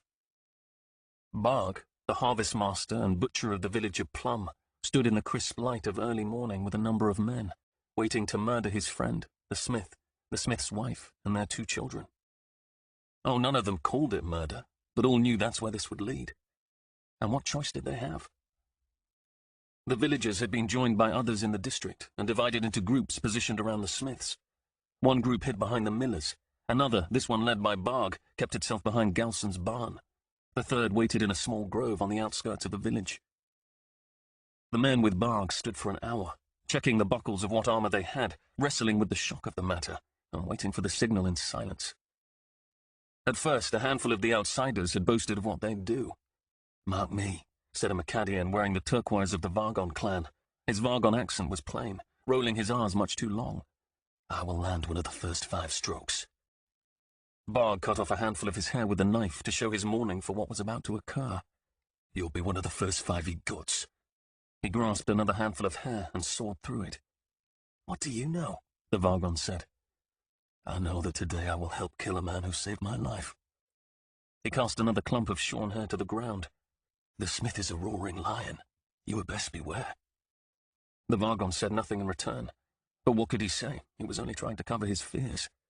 Sparrow the smith was a formidable warrior, and if the accusations against him were true, then it was certain some of those who had gathered today would die. The approaching dawn silvered the fields and thatched roofs about the village, and set the roosters to crowing. The cattle in the paddocks began to low. A stray dog outside the alewife's barked at a snake trying to get to the tall grass. And down in the south field, a few straggling deer decided it was now time to leave the fields and find cover. The men knew their signal was only minutes away. On the side of the village closest to the forest and Galson's, the smith's daughter, Sugar, stood in her barn feeding the family's 2 horses and heard the jingle of a trap bell in the garden. The sound was followed by the panic cry of a hare. Nothing ever got away from one of Sugar's traps, and from the sound of the ringing, this creature was big. All that commotion was sure to bring Midnight and Sky, her family's dogs. She trained them to leave her game alone, but these 2 liked to bend the rules whenever they could. So Sugar put down the hay fork and told Fancy, their mare, she'd return later. Sot, their draft horse, had already had his fill and had moved out to the watering trough. Then she picked up her smothering sack and stepped out of the barn and into the yard with her bare feet. The village homes looked like fat ships floating amidst a sea of grain. But it was not a quiet sea. Dar had flung both doors to the smithy open and stood at the forge hammering away at his work. Farmer Galson's cattle bellowed. They were the noisiest bunch of cattle in the whole district. Sugar saw them bunched up at the far end of their paddock waiting for one of Galson's grandsons to open the gate so they could go to the watering pond. But that was odd. Someone should have let them out long ago. Beyond the paddock gate stood the thatch-roofed homes for Farmer Galson, his children and his adult grandchildren, almost a village all by itself. The soft yellow light of hearth fires still shone in many of the windows. Outside, one of the wives made her way back from the privy in a pale nightgown. She held a wailing babe on her hip. The woman looked up, and Sugar waved across the field at her, but the woman did not wave back. Instead, she dashed for her house. Maybe she hadn't seen Sugar. But then again, maybe she had. Some of the Galsons thought they rode a lord's high horse, and that included the boys who had begun to court her. Sugar walked to the garden, opened the gate, and stepped under the arch of climbing rose. The lemony scent from its pink blooms lay heavy in the air. She walked along the shadowed rows of vegetables until she came to the peas and salad greens. There, she found a large hare, a blacktail that was going to make a fine breakfast. It was easiest just to brain them with a stout stick, but she didn't want to chance ruining the fur about the throat, so she readied the smothering sack and approached the animal. This part of the garden was still wet with yesterday's watering, and the soil stuck to the bottoms of her bare feet. When she got close, the hare began to kick in earnest. It was a monster, 12 pounds at least. She threw the sack over it to protect her from its kicking and clawing, and quickly held its hind and headquarters in place. It cried out in distress, but she kneeled on its side and pushed the air out of its lungs. She pushed until she knew she'd start breaking its ribs, then waited for it to suffocate. The giant hare struggled underneath her for a minute or so, and then lay very still. Sugar removed the snare noose from its leg. The hare felt dead, but she'd been tricked before. A number of years ago, before her moon cycles had come upon her, she'd picked up a hare and carried it into the house and laid it on the cutting stone. The whole time it had lain in her hands like a limp rag, but the second she began to cut, it jumped up, knocked the knife right out of her hand, flew off the table and bolted out the open door, all to her father's delight. She didn't want to repeat, and so she continued to press this hare. Across the paddocks, the Galsons' dogs began to bark. They were joined by another group down by the millers. The dogs would often bark this way when travellers passed through. Sugar looked up to see what was causing the commotion. A wide line of men on the far side of Galson's paddocks marched out from behind the barn. They marched in battle order with bows and spears, their helmets gleaming in the early morning light. Those with spears also carried shields painted with a grotesque boar's head circled by a ring of orange. It was the mark of the Fear Noi clan of Mokkad. It was not uncommon to see such things. All men, Macadian and Coromite, were required to regularly attend their clan musters. But something about this was not right. She turned and saw another line coming up from the millers. Then she realized these men were converging, but not on the practice field. No, they seemed on a